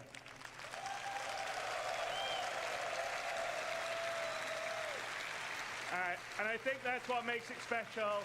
I think that's why you guys and girls have been here for as long as you have and have supported us through thick and thin, because we're doing something together. And I don't think in almost any other game you have the opportunity to be involved at that level and have your voices heard and impact what we do. Because, you know, occasionally we'll do things and you guys are like, no, that sucks. And we're like, yeah, you're right, we'll change it. And also, like I said, we definitely read and look and hear all the stuff that you write. Some of it may not be so nice, but a lot of it is really great. And we take it aboard because we're just trying to build this amazing universe for us all to live in together. So, what defining 1.0 does, though, for us is give us a finish line in terms of feature and content we are committed to delivering for when your life in the verse becomes truly persistent, your gameplay to progress your reputation, the money you earn, the material possessions you collect and earn will persist even as we deliver more content and features. And I think that's incredibly important for really finally being able to fully commit and not just go, okay, well, I'll play for a while until the next patch comes out. And it's also a game for a market for the game to be more stable, well optimized, and incredibly friendly for new players, as well as experienced ones, which I think all you guys are. But that'll only be the start of our journey together, because the vision of Star Citizen is a game that has no sunset, one that will continually grow with new content and features. We'll always make sure we're on the cutting edge of new technology. We'll never be outdated. I know I occasionally see that, whoa, so many years to make whatever we can do, whether it's the visuals, the audio, various ways to make the gameplay better. That's something we will always be working on. So we'll always keep the game at the bleeding edge of graphics, sound, physics, and yes, we'll support VR, and we actually have some of that in the background we're doing, how we get stuff.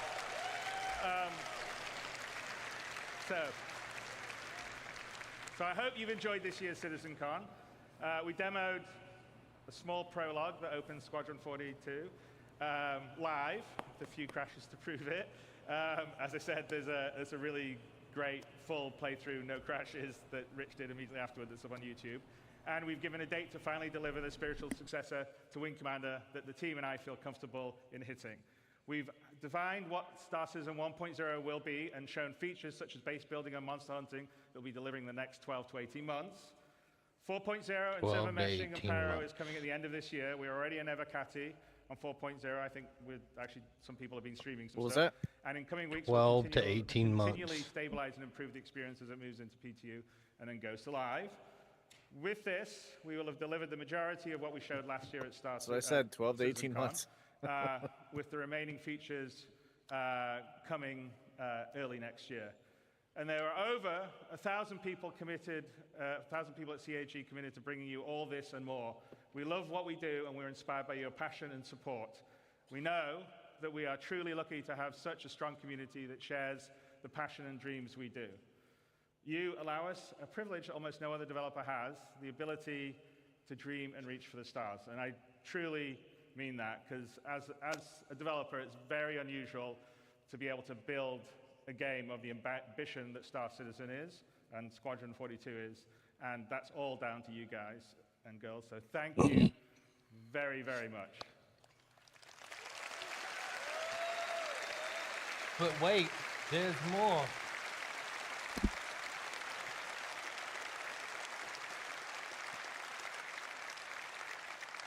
And then over this past year, an incredibly passionate group of people have worked behind the scenes to bring this weekend's event to life. And I want to take a moment to thank Leah and Ed, Tyler, Jared, Kat, and so many others have poured their hearts into making this weekend special for all of you.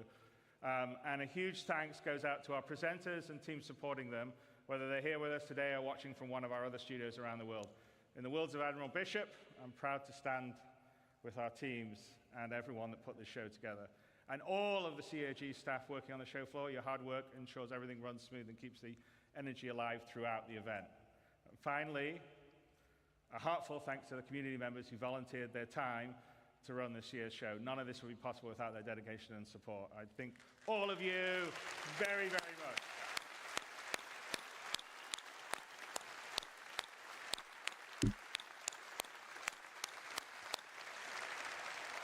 And you know, many of us in the team are going to, myself included, are going to head down the road to the Factory International for the Enter the Atmosphere event that Amos is doing. So I hope a fair number of you will manage to make it over there.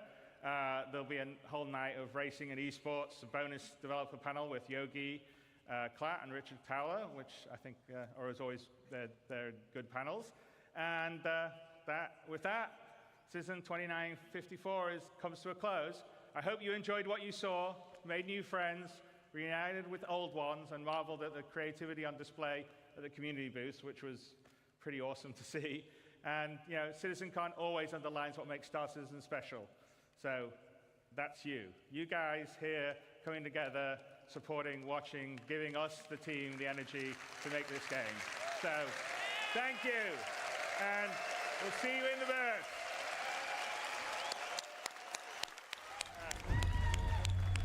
What? Oh, what a closing day. I'm gonna have to watch all these things many times over to digest everything. Like, I don't even know where to... There's a lot to unpack here. Yeah. Day 2, there is a lot to unpack.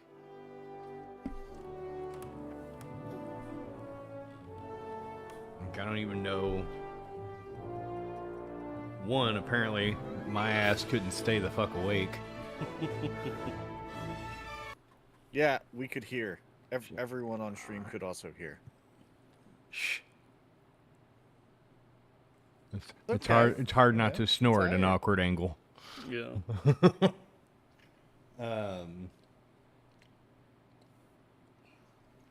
Yeah, there's just so much to unpack there. You know, I was expecting base building, not fucking launch your empire. Well, yes and no. I was expecting the ground-based building to be like they're launching your empire was going to be the like personally owned underground facilities, essentially. I didn't expect them to go ahead and have plans and models for the space stations and things like that. Yeah, yeah, that was. I sure as hell didn't expect them to show building a Bingle. In the sense of, they've said that. Yeah. I think 2 Citizen Cons past or whatever, that eventually we'd be able to find crash ships, like crash capital ships up to Bingles and rebuild them, but it would be massive battlegrounds in the sense of orgs fighting over the sites in order to try and build them. And now we can just build them. Well, I think you're still going to have to find the crashed ones and recover data from them. Probably from... That's probably how you get your blueprint. Well, it's like you're probably gonna have to do that to dozens of them, and just get bits and sections of it. Who knows? There's too much. I can't even infer anything from there's too much. They said that's end game. We don't. They may change their mind about how blueprints are generated again. Like by the time it comes out, there's a lot to let them cook on. Like they gave us a lot of ideas and plans for where they want to go. It's just a matter of like when it comes in and if it takes a different form or shape in the process. Because they've done this before, so I'm gonna let them cook on this. Well, this goes, it's the hopium again. Go back to what I said yesterday, where we are. What are they saying? 2 years out from Squadron, and I said yesterday that they want Squadron and 1.0 live at the same time. Yeah, I mean, if they're saying that 12 to 18 months for 1.0, there is it's conceivably possible that we will get 1.0 and then Squadron, or, them around the same time. That's definitely possible now with what they're saying. If they're as far along as they claim to be. Well, they've talked about it, Ramprint, but they've never come out here and shown fucking gray box concept art on all of this shit. And a lot of it looked like it was in white box phase. Well, they have some things that are beyond white box. That, like, for example, I would say that the, what was it, the CVS or the CSV,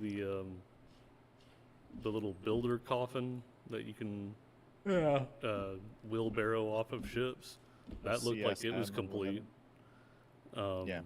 It's, the other smaller things are complete. Like I would say even the habs and things like that are relatively complete. They're still going to have to do certain things with polishing on them, but they're generally done. Now you're gonna have to have we're gonna have to have a lot more space. You're gonna have to have Pyro open. You're gonna have to have Nyx open. You're gonna have to have Castra open in order to build with how many players there are. And it's gonna be, unless you're one of the lucky few that bought a Pioneer with a land claim ticket, most people aren't going to be able to get that and start building in safe areas. Credo, you got a Pioneer, don't you? That Pioneer is going to sell a lot at IE. Like, it's definitely, I mean, it always sells out, but people are going to be in a fervor for it now. Well, yeah, now we got another system that wasn't announced. So we've got Pyro coming on next month, well, in the next couple months. Mm-hmm. So 4.0. Nyx probably soon after. Nyx shortly after. Then Castro, and Terra. So that's 5 systems. No, not Castro, not Fidel. Castra. I know, I'm just teasing. I know I'm tired, but fuck off. Terra's probably going to be last because of all the points of interest. Yes, it'll have to be last just because of how massive these cities will be. Terra's a big endeavor. Terra is the Alderaan of what Alderaan was for Star Wars. Is Terra will be? Terra's kind of like a mix between. Capital. It's a mix between Coruscant and Alderaan, in the sense of it's supposed to be beautiful and landscapey and all that. That's where you go when you're tired of the bullshit. That's your vacation planet. There's so fucking much to unpack there. Man, they went full in on insurance, this warranty system. I think that was a really good that they've differentiated between insurance and warranty of where you can pay your insurance and you can a lot like Fucking Discord. but a lot like what you have with what was it, EVE Online, where when your ship gets blown up, you don't get another ship, you just get the money for it, and then now you have to go figure out if you can even find another ship. Yeah. Oh, there's another Pete. What? Oh. Or you can end up blowing the money on something else before you even get the ship. Do what most people do with their insurance check when they crash their car: hookers and blow. Yes. The holy duo. But no, I think that's good, differentiating between the insurance and the warranty. LTI is getting a warranty with your ship so that you always get a ship back. It's not just money.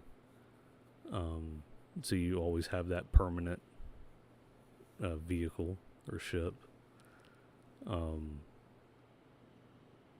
But definitely instituting the tiers is a good move as well, in terms of, as they said, an economy is give and take. It's not just take. And you're going to have to give up a lot of things in order to maintain certain lifestyles and certain ways of protection and safety. Is you can, just like the real world, if you want to live on the outside of the law, you can build up a lot of money doing that, but you can also just as easily lose it. I see there's a lot of confusion apparently going on right now. People were going back and forth. Everything's already blown up about the actual explanation of how LTI works now. Interesting. What's that? How? I thought that was fairly clearly explained. They didn't really fully explain the tier levels of the warranty, but I would just assume that LTI would be tier 3. Maybe they said there was 5 tiers, right? Yeah, there apparently is just way too much conjecture going on. Well, regardless, I would not imagine that you would get tier 3, all of your items and components and everything else. Is like LTI is you get a lifetime warranty that never expires at like the basic level. All pledge ships.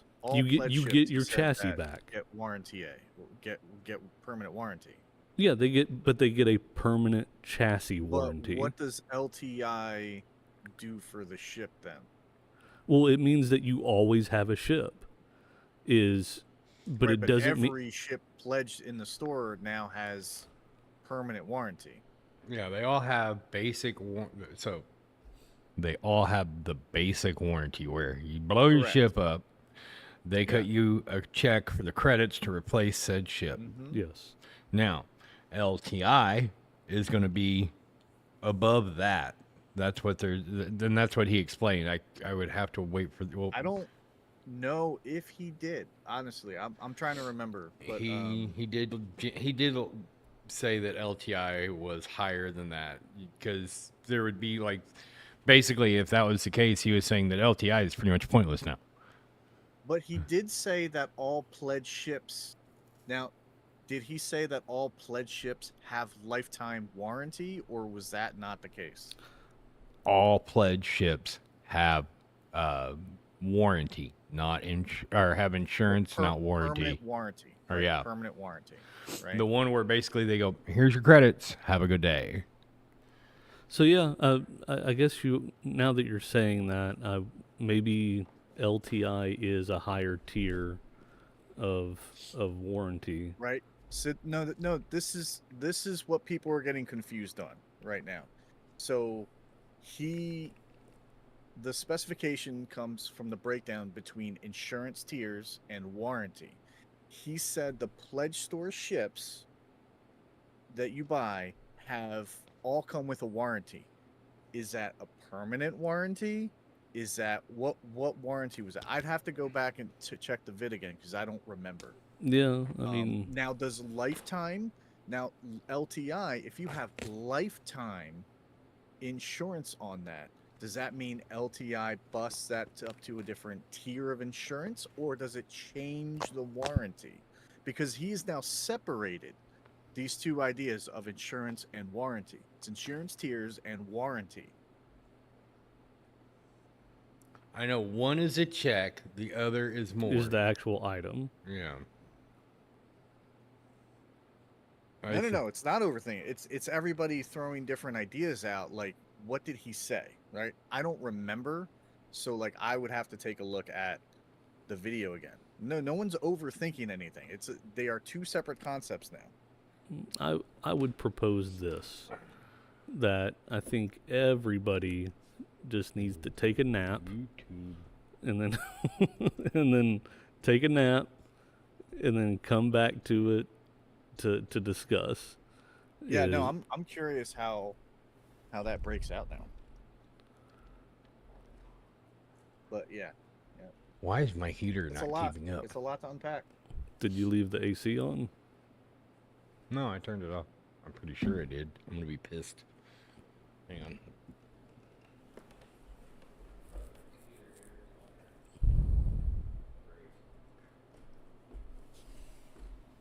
Okay.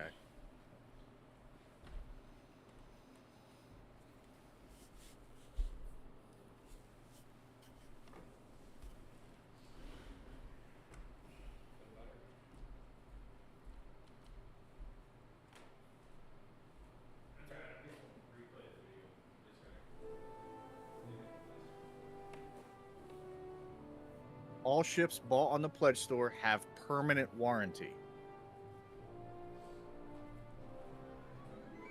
I just went back and saw it. Okay.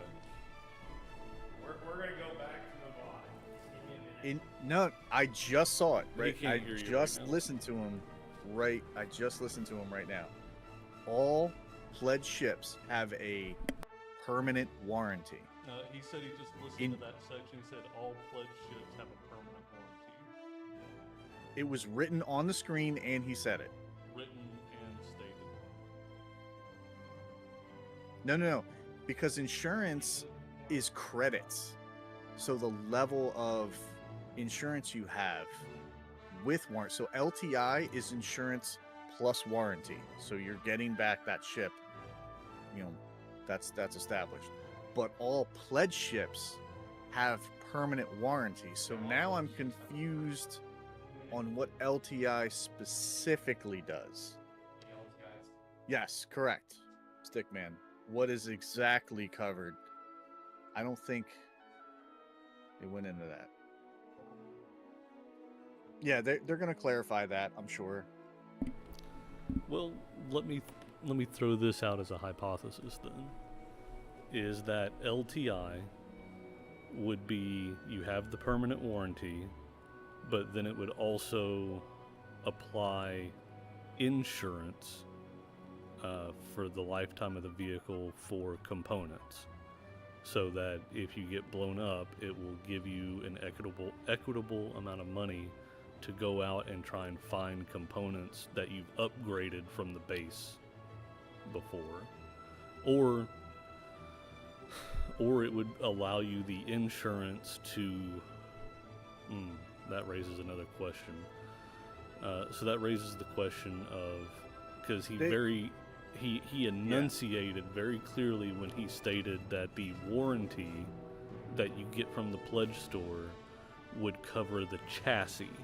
Like he enunciated that very clearly. So is that insinuating that you will still have to purchase the minimum components to have it run? Yeah, right. That's what I think it's going. Again, I'm not going to make conjecture. I'm just looking at what was said versus what people are guessing at. And I'm just like, okay, well, it just means that they're going to have to clarify. They're going to probably clarify that stuff later on. But he clearly said, I believe the whole pledge store. From the way that everybody's blowing up, I'm guessing that the first Star Citizen Live or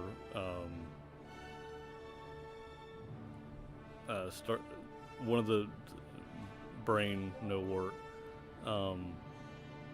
but one of the first Q&As they have after the beginning of 2025 will be, hey, tell us what the hell LTI is now and insurance versus warranty.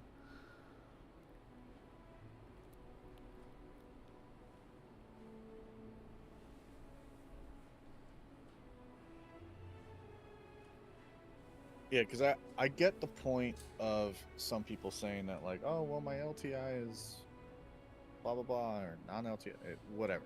It's irrelevant. They're going to clarify that. They just dropped a lot of information on us. People probably inferring a lot of things.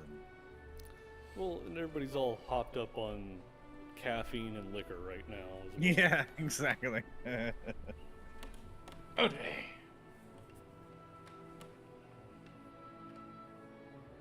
Yeah, there's still a ton of questions that haven't been answered. Yeah, they didn't really talk too much about AI and NPCs, did they?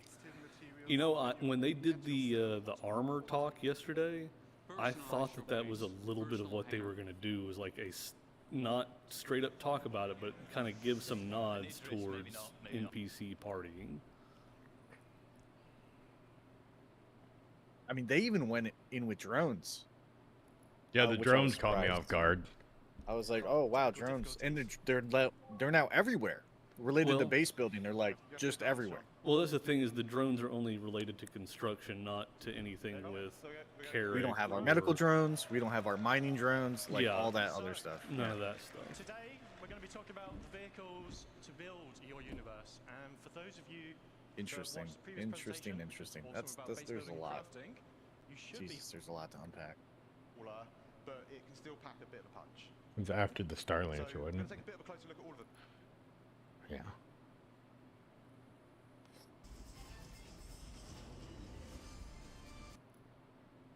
Now, some time has passed, and whilst the core concepts of base building have remained the same at a high level, how you physically build your bases has changed. So, the Legionnaire is the one that's going to miss out, and that's because we want to align it with hacking gameplay. But the rest will be here for the end of the year. So, Crusader Intrepid, Mariah Guardian, and the Polaris. So, let's see the shadows again real quick before we move on. I kind of wanted to go back and see that. So we delivered the Sulen. The what? Where they gave us a lot of the silhouettes. Yeah. Okay. The F7A and F7C Mark IIs. So I always get tongue twisted with these. And the F7A Mark Is. They also did the Santok EI, the Sabre Firebird, the Peregrine, and then most recently the Argo Atlas.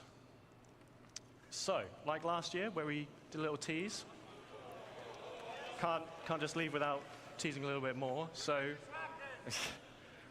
let's have a quick look at just some, emphasis on some, of the vehicles that we're working on in the next 12 months. So, what we're already getting. That might be a Drake APC. No, it looks like they're loading cargo. That's maybe an APC.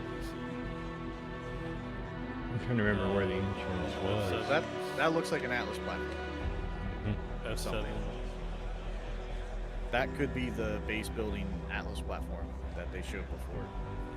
That's probably the medical terrapin. Guardian. Yep. That looks like terrapin. Some kind of miner or salvager. That's a bigger prospector. It's No. a prospector. It looks like a prospector. It's probably a variant. Yeah, I'll go back.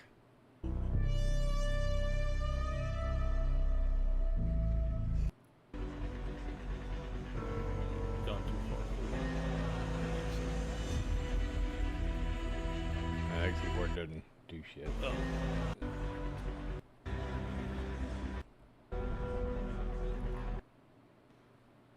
You have a bigger work light up front. Another mining head. The landing gear looks bigger. That's definitely Wait, what do you myth. mean another mining head? What do you? And that's a cargo. Looks like a cargo loader on the back. Yeah, it looks like possibly. Well, that's why I was thinking a MISC salvager of some kind. That's not a salvage head. I know though. that's not a salvage head, but Unless it's a multi-purpose. It does seem like the ship is bigger. Well, it's got 4 landing by size comparison instead of 3. Because if you look at the prospector, like this is the landing gear here. This is the one I mean, here. that could. I mean, they, with the mining slash utility on the front, that could very well be the salvager. Who knows? So mining slash salvager MISC ship. Yeah, we know basically. it's MISC just because of the front end. it's got that bubble canopy. Yeah.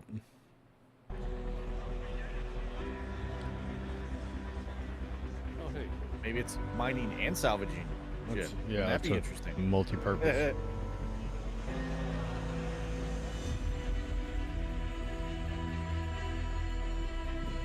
That's probably the Zeus ST.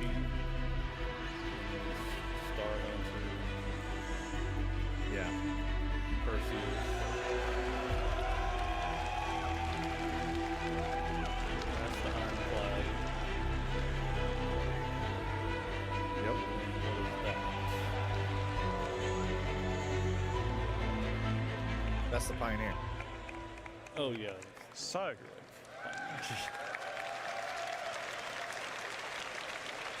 I just want to say a big thank you to all of you, and a big thank you to all the vehicle team in all the studios around the globe.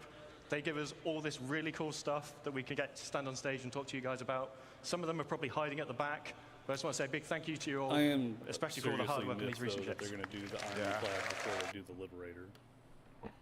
Like,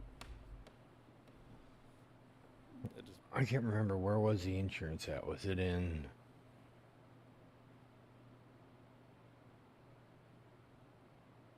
well, the insurance was talked about by Rich.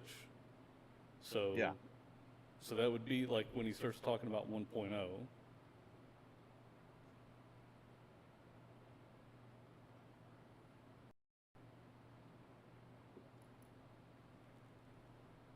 Yeah, there you go. Be proportional to the crafting timers. This means it's more beneficial for you to go back and get your original ship. For this, we're going to be introducing a shuttle ship, just like a courtesy car.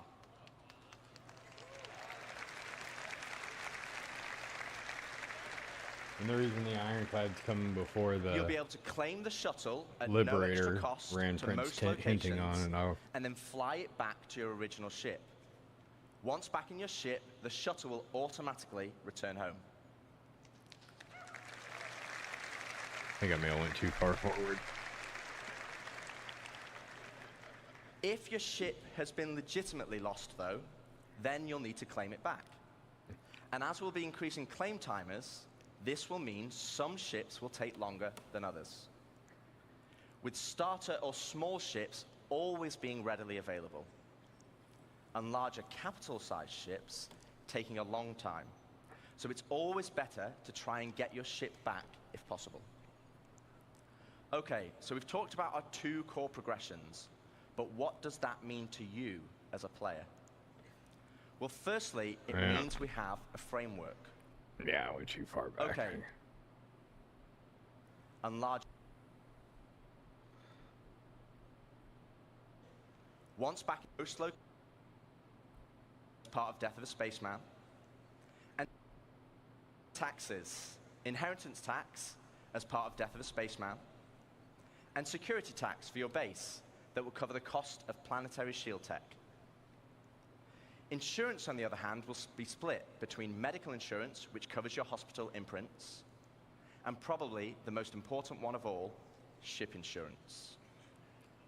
Now, as we have Death of a Spaceman, we also need Death of a Spaceship. Losing your ship should be significant. Right now, for example, over 90% of all claims in the verse are for ships that have not been destroyed.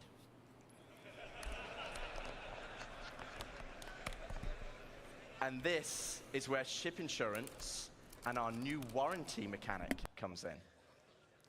First up, we'll have 3 tiers of insurance, with level 1 being chassis insurance, level 2, chassis and component insurance, and level 3, chassis, component, and decorations insurance.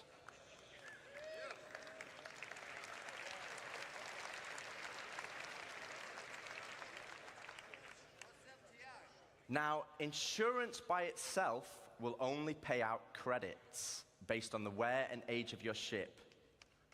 Insurance, I think you want to listen to this bit because it's important. Insurance with a warranty, though, will give you back a new ship, plus any other equipment or decorations based on the tier of insurance you had. Okay, so this is the bit you need to listen to. All ships bought on the pledge store will come with a permanent warranty.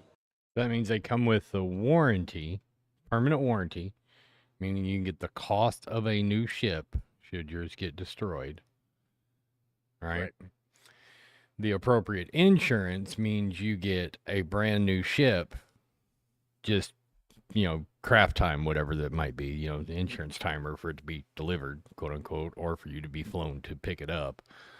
That's the difference. When you have LTI, you will never have to worry about, well, okay, I had this ship for a year without blowing up. It had X amount of wear and tear on it, and I lost all my components. I lost everything else. I just get the money to buy a bare bones chassis again. Well, he just said that LTI will cover, that insurance with warranty covers the chassis, components, and decorations. So every pledge ship will have warranty. But if you only have 6 months insurance, that means you have 6 months of insurance plus warranty for 6 months. Yep. 10 years, 10 years, so on and so forth. If you have LTI, you get your chassis, decorations, and components back for life. Yep. Included with the permanent warranty. So, like, if you had, for example, with all the crafting stuff that they're doing, if you had, your ship built out with all the components top tiered, you would get a ship with all your decorations and all your components top tiered. That means that's especially important. I'll be curious to see if that counts towards when your ship is upgraded. Because say you tier up a ship from tier 1 to tier 5, and you put all the components and max it all out.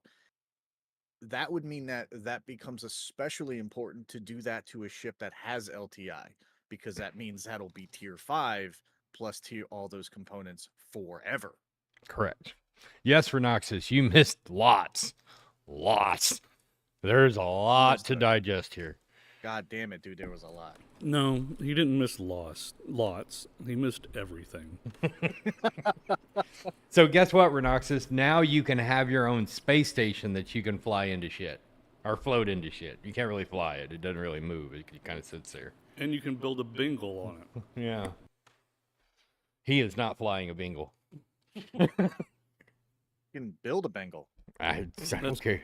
That's considered a weapon of mass destruction. Yeah, really. We're not bullshitting here at all. Like, literally every 1.0, everything we've been waiting on is, according to them, 12 to 18 months out. And that's no wipes. They said 12 to 18 months, no wipes anymore. I think we're getting one more wipe, and that's to reset the databases for everything moving forward, and then we're good. Like, we're done. No wipes.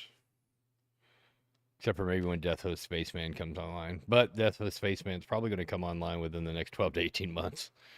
Yeah, Herb, they're probably going to clarify in a post later on about, like, people can go back and forth about how, like, what actually insurance is. Like, we just listened to it again, and we were talking about insurance equals credits, and then warranty is the chassis, and then insurance plus the warranty equals you're getting your chassis plus decorations plus components back.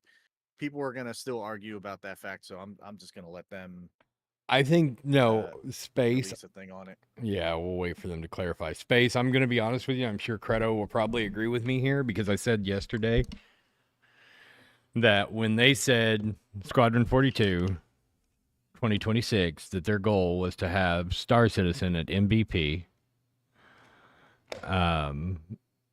by the time Squadron releases, because what's going to happen, mark my words, everyone that plays Squadron, that enjoys the Squadron gameplay, that's not currently playing Star Citizen, is going to go, I really enjoyed this. I want to carry on with this in a longer gameplay session, is going to come over to Star Citizen. And they want the gameplay experience in Star Citizen to mimic that of Squadron. So they want to have Star Citizen at 1.0 minimum viable product at Squadron. I called you crazy yesterday for even suggesting it, but I think you're right now, especially if they maintain their 12 to 18 month timeline that they're claiming that they're going for 1.0. That's huge, dude. 12 to 18 months for 1.0. Think about it. All right, we had That's huge. So for 8 years. Hold on 1 second, because all of our ADD is going to kick in and we're going to move past something, and I'm never going to come back to it. Okay. Is I will expand on what Angry was stating of using Squadron 42 to bring more people into Star Citizen.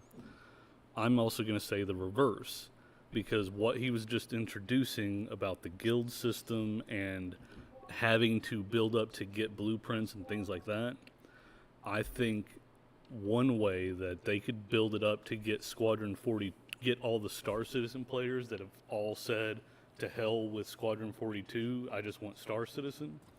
If you complete Squadron 42, you get to start with a certain level of reputation with the military. They did. It's already been that's already been in the works for a long time. But it's not something that they stated at this point.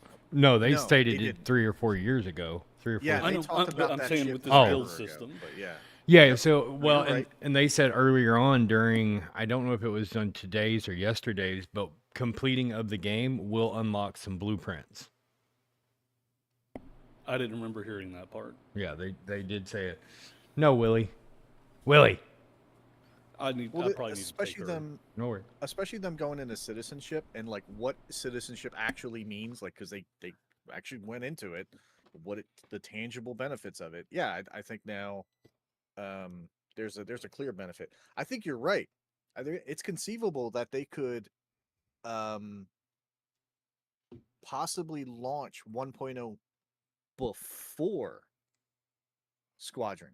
Like I still think they're going to try to launch it around the same time, but I am now thinking that they're going to launch 1.0 before Squadron, but not much before Squadron. No, it'll be, I'm going to say, if you think about their timeline, and this lines up with kind of what like if I was in Chris's shoes, okay, and this is how I'm approaching this. If I was in Chris's shoes and doing this where everything's currently laid out, all right, if 12 to 18 months, right, that gives them about 2 quarters, quarter and a half, June of 2026. For all of us, right, to go through and smash the major bugs so that the people playing Squadron get the polished thing that we've all suffered with for 12 years. Which is fine. I don't care as long as I get it. But I think that's really what we're pointed towards. Like if I was in Chris's position, this is the way I would do it. Now you think about it, the progress we've made over the past 8 years in Star Citizen has been with like 4 people doing everything in Star Citizen. We now have, the reason you're seeing this, thousands. Yeah.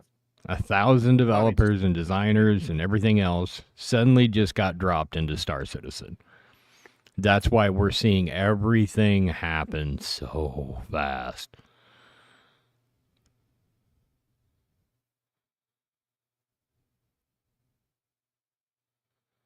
we went from 4 people, and then we added 996 developers, asset designers, art people, sound people, code, etc. All just basically they just threw money, not threw money at they threw people at the problem. But of course, again, we're coming back to this is all predicated. Our hopium, copium, whatever right now is all predicated on if they can hit that 12 to 18 month deadline they've just set for themselves for 1.0. The fact that they set a deadline tells me they are insanely confident. I mean, especially given that the deadlines that they've set for themselves in the past have been horrifically overshadowed. And they hit, so let's look at last year, all right? So they're already turning the card, right? Think of this.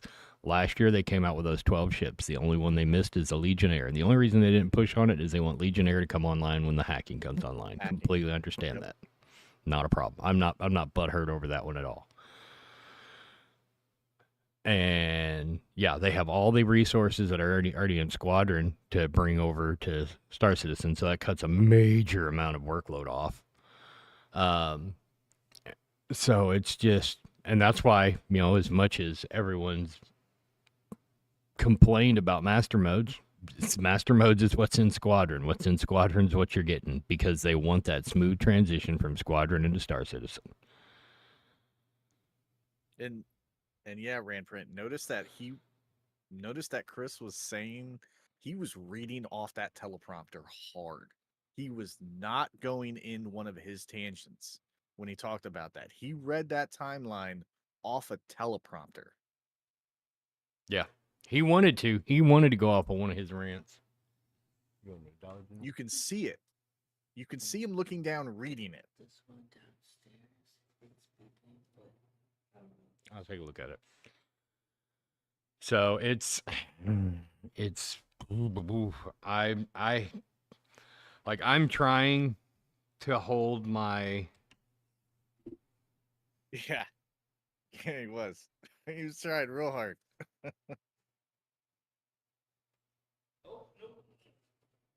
Yeah, it's put up or shut up time for them. I can't imagine any other situation where they're probably facing a ton of pressure to just, all right, we need to do this. I'll get it. Nope. Hold on. Stand by one.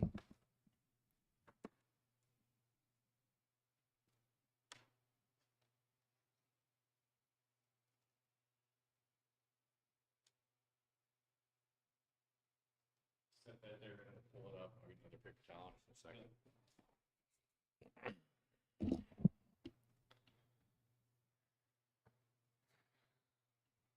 Well, and that's, you know, going back to what I was saying, the fact that, you know, Chris has a reputation of setting a deadline and missing it. Him sticking to the teleprompter, and not just him reiterating the deadline, but now Tyre at the end of that stating that they're planning to have all this completed in the next 12 to 18 months.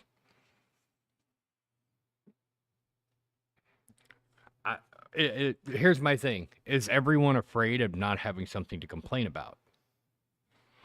Well, that's definitely part of it. I mean, people have been complaining about Star Citizen for so long.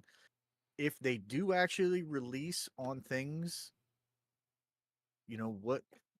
There's going to be a hole left by those doomsayers that are just like, what's, you know?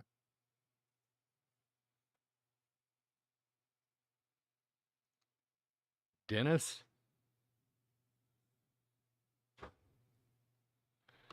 Yeah, but see, then we can tell them to piss off. I mean, at that point, if they give us a minimum viable product that is even, I want to say even 75% of what we just saw in that last presentation, I'll tell them to pound fucking sand personally.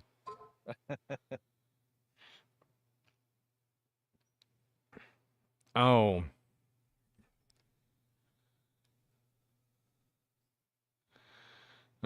Well, that's about to change too, because I have now expanded my capability, because I now have a West Coast fulfillment center as well that can run coins for me. So we can split up the operations and double production. Well, not double. Increased by 33%.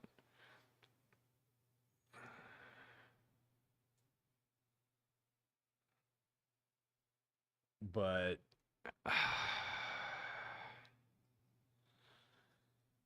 I'm not buying anything right now. I'm gonna we're gonna wrap up. When we get done wrapping up, I'm gonna go to sleep, and then I'm gonna look at what's there, and I'm gonna make my decisions based on that. Do I unmothball my Pioneer? Which You mothballed it? yeah, it's mothballed. It was I mothballed still have- before they I still have it active. before they made that change, so it's grandfathered. I can buy it back one more time with its previous offering, and then it Right. goes to that dynamic pricing model.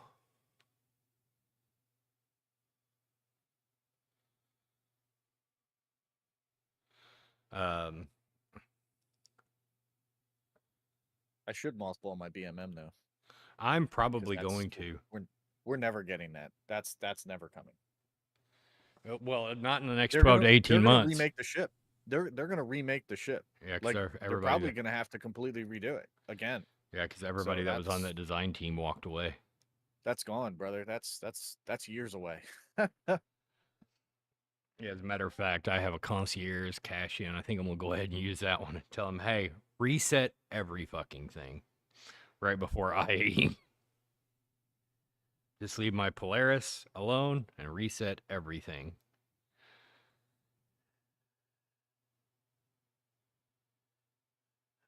Because I'm everything comfortable just... with all my ships at the moment. I'll just I'm not. either be adding or subtracting.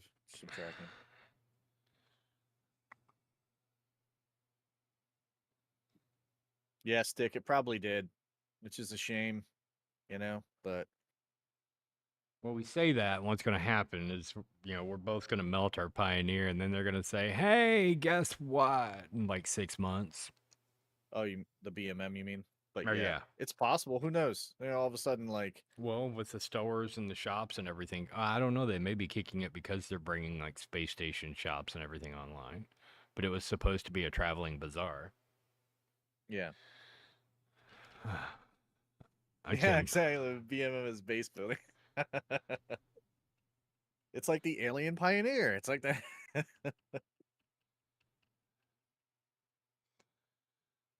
Space, I'm going to be, so we're going to go in detail on the patches on Yacht Club on Wednesday.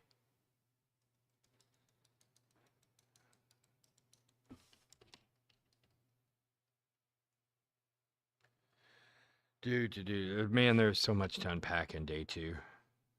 God, I was not ready for that level of commitment to have to pay attention.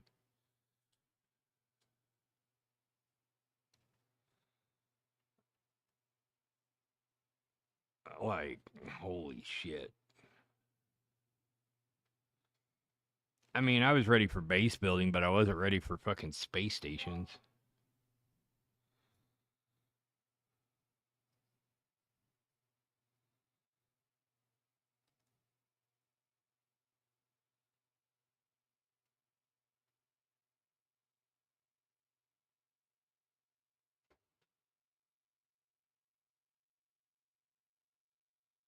Nah, our goal is going to stay roughly the same. We've always been a logistics and logistics, mining, and cargo. Industrial, basically.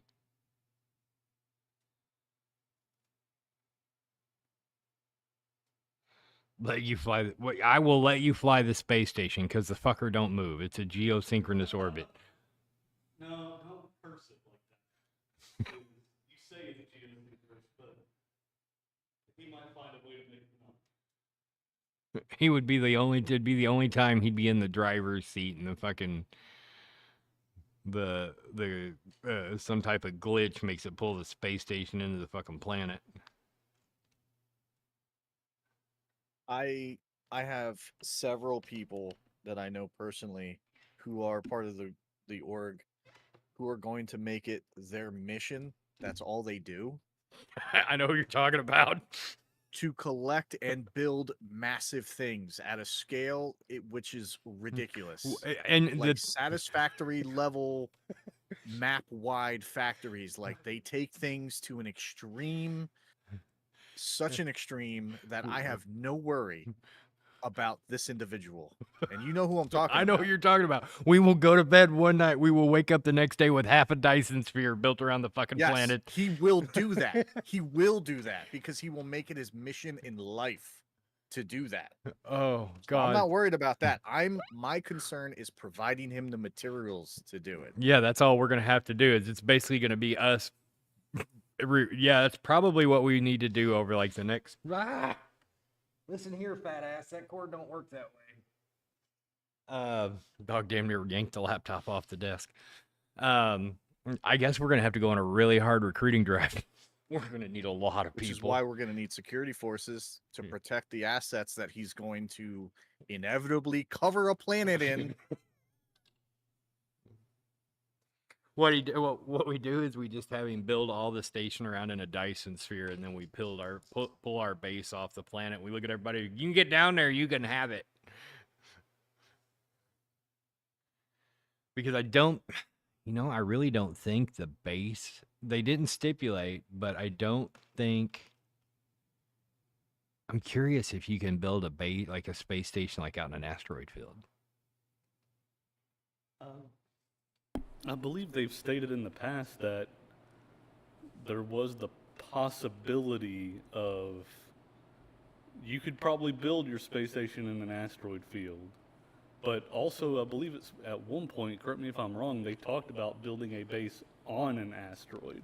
They have, but they haven't gone into detail on it. And I mean, this is base building TO. Yeah. And I mean, it's the part that really worries me is that if this is base building TO, I don't know if I can comprehend T1 anytime soon. But it's our org, USSA. You can be up to 10 orgs, Stickman. Unless you're in an org that requires exclusivity. Yeah, because we know, like, Dom is going to go crazy with it, and then Hawk is going to make it look pretty. Yeah, Dom's just going to play the foundation, place the foundation for everything, and then we're going to have Hawk running around with fucking interior direction. Because we've seen what Hawk does in Power. You and I were just going to be sitting there scratching our heads going, where are we going to get all the fucking materials for this? It's like, all right, well, now we just need to organize all the fleets to collect materials for these guys forever. Do you have an Orion? Do you have 7 Orions? Exactly. We only Dom need... does. Dom has an Orion. I have an Orion. That's 3. We have 3 Orion. I'm just teasing. Yeah, no, I did. But you're right. We'll probably need many of them. It's just going to be you, me, Warped, like 5 other people in Orions just flying around the asteroid belt. What are we after? Fucking everything. All right, what was the material on the list this week? Okay, all right. We need how much of that? Okay. How many holies does he need to fill? No, I'm just...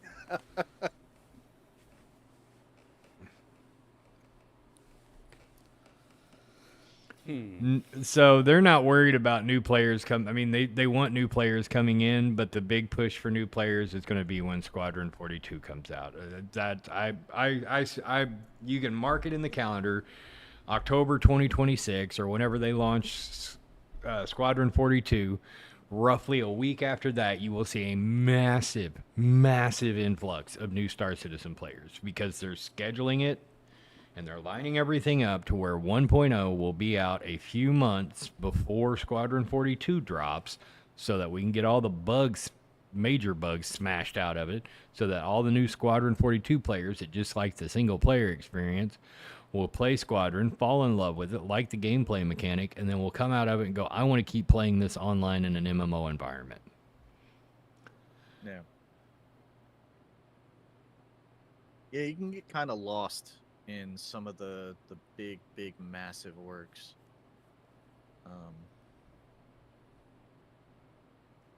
Like I've liked that sort of stuff. It's just once it gets to a certain size, unless you're then you need to start delegating, because I refuse to micromanage anything.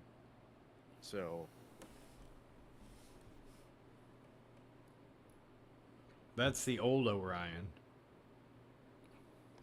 yeah, I think the Orion. I like being in That's- an org where you can at least have your voice heard a bit. Yeah.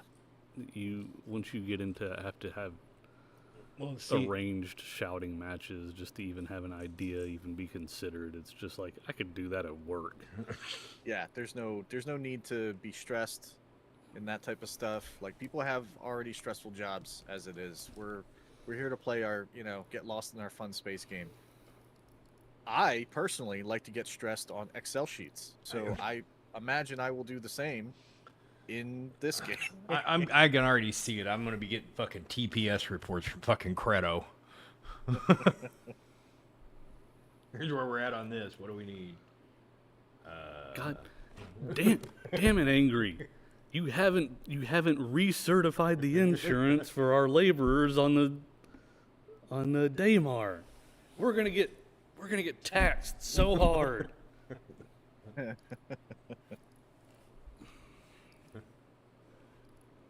Not work-related injury. Sorry. Have a good day.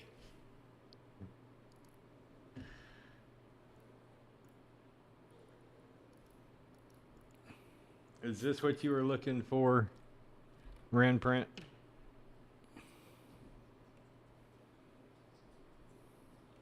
Oh, hell yeah, taxes. We won't have a proper bureaucracy without taxes. Well, they have to have the money sink. We've stated that we've talked about that several fucking times. Well, and they directly stated that with this is just where you're at with the insurance and warranty, and is that it's there has to be outgoing in addition to the incoming. Yep.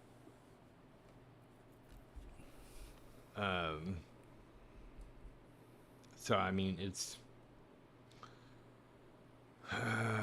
the reputation system is also so. What is it you Marines like to say? Embrace the suck. More an Army thing, but yeah, Or, we say it yeah, too. You We don't embrace the suck. We create the suck. know.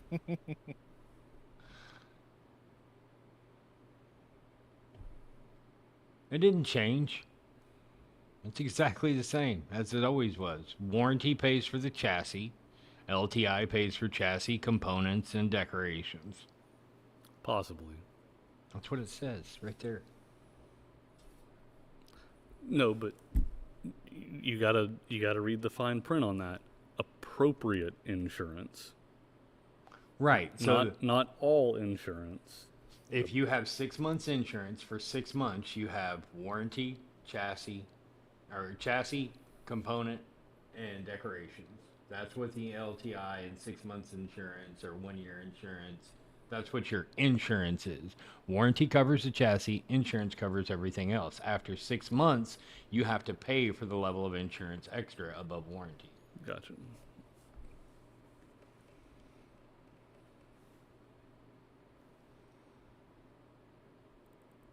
Yep, exactly. So if you have a regular ship that has 6 months of insurance, after 6 months, you have to choose what tier of coverage you want.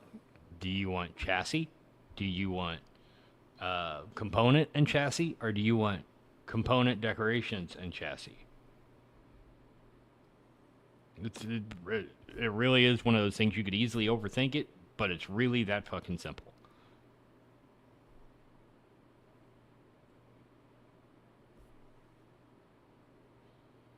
I will approve your application once I get back over to my computer there, H.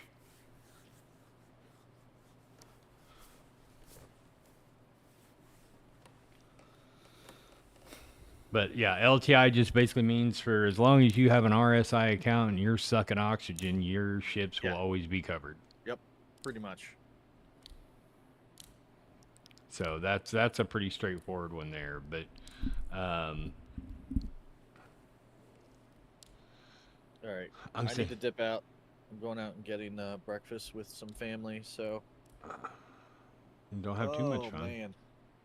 man. I'm gonna be thinking about this the whole time while I'm like buttering my pancakes and stuff, and while they're talking about other things, I'm gonna be like, not.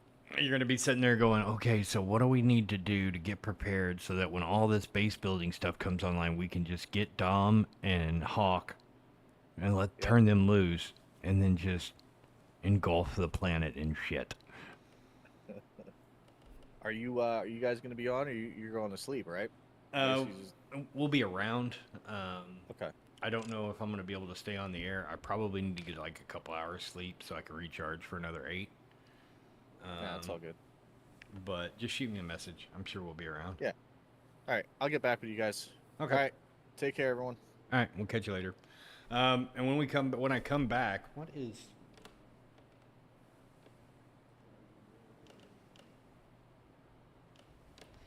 He's playing with a toy. Yeah. So we have a few giveaways. We have a cutter, a pulse, and 2 other surprise ships that we're going to be giving away when we come back on the stream. So if you're not following me already, click that follow button and watch for the notification later on today, because we will be coming back. We'll be coming back online. We're going to be doing some arts and crafts later once we get some rest. And then we'll be doing some giveaways. I've got to get everything moved back to my desktop where I've got all my tools at. We've got a lot to think about, and we'll also...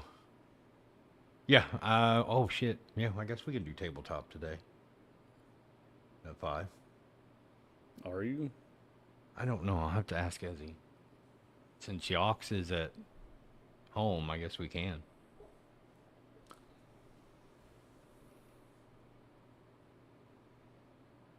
Like I said, probably a couple hours. It's not going to be a 12 hours. I don't do, typically do long sleeps. Not since I took a couple of, 10-minute cat naps during the show inadvertently.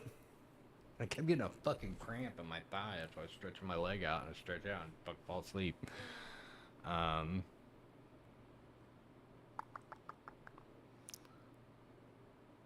Well, I didn't want to wake you at one point. You just sounded like an angel. I sounded like a fucking steel chainsaw.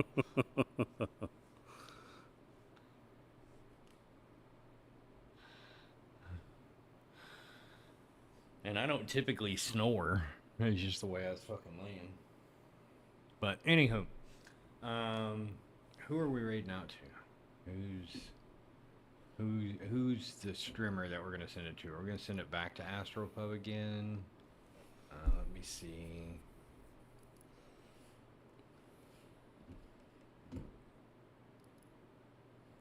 Because we need to, at some point in the near future, if not today, maybe later this week, once everything's settled down, watch this again and try and absorb. Oh yeah, I keep trying to use the wrong fucking keyboard. I keep forgetting that keyboard's dead. I just haven't replaced it.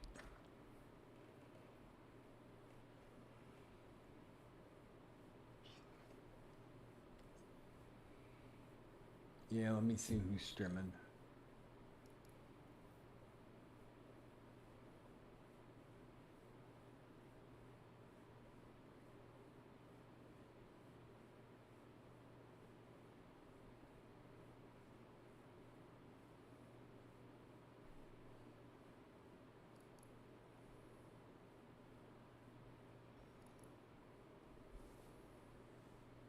Yeah, we'll send it over to Amsel. But yeah, like I said, make sure you're following. Oh, he's raiding out. Oh, Trip's raiding out. Is Buster still going? I haven't raided Buster in a hot minute.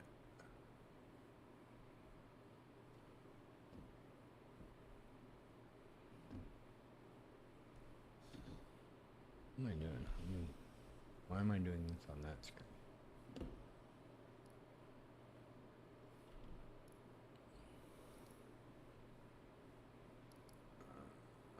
Buster the Destroyer. Even with the right keyboard, I still can't fucking type.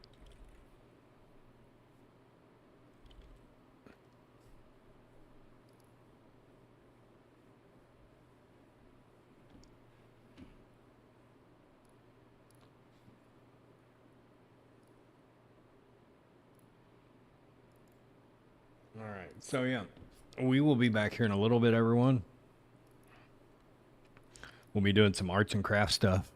I'm going to set on a design. We've got some patches to make, some other stuff to get done, and things to do, to discuss, all kinds of good shit. So thanks everybody for hanging out while we watched CITCON. It was great pleasure having you along for the adventure on that.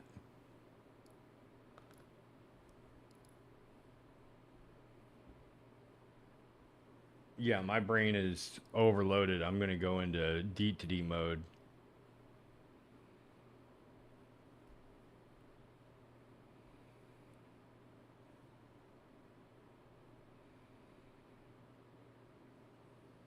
I was going to raid Buster there, Ran Print. I'll raid Kimmy later on tonight, if they're on.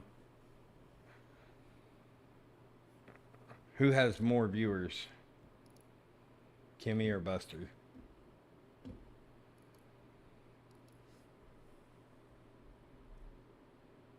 Fucking keyboard.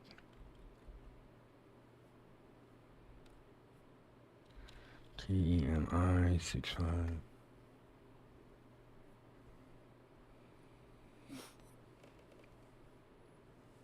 He has 17. Buster has...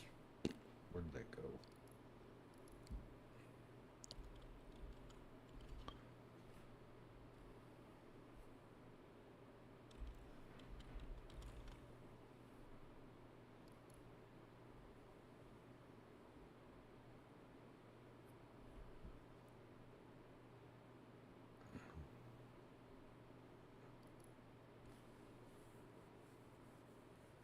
So yeah, I'll send it over. So Kimmy has 17, Buster has 14.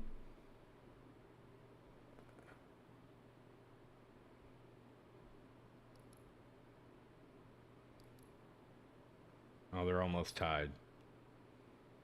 Who has the most followers? 1.1, 3.4.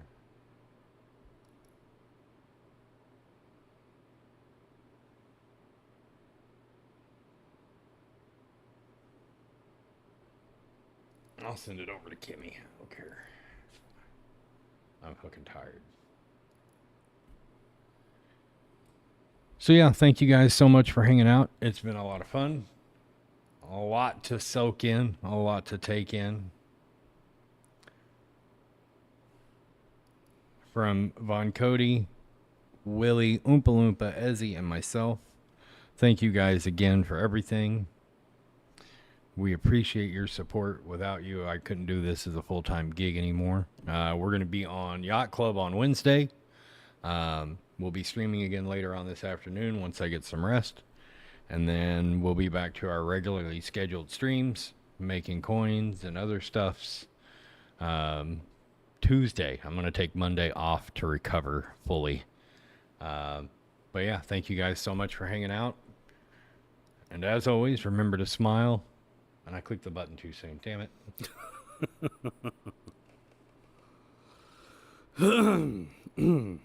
Yeah, all the stuff I normally say. See you guys later for those that are still stuck here.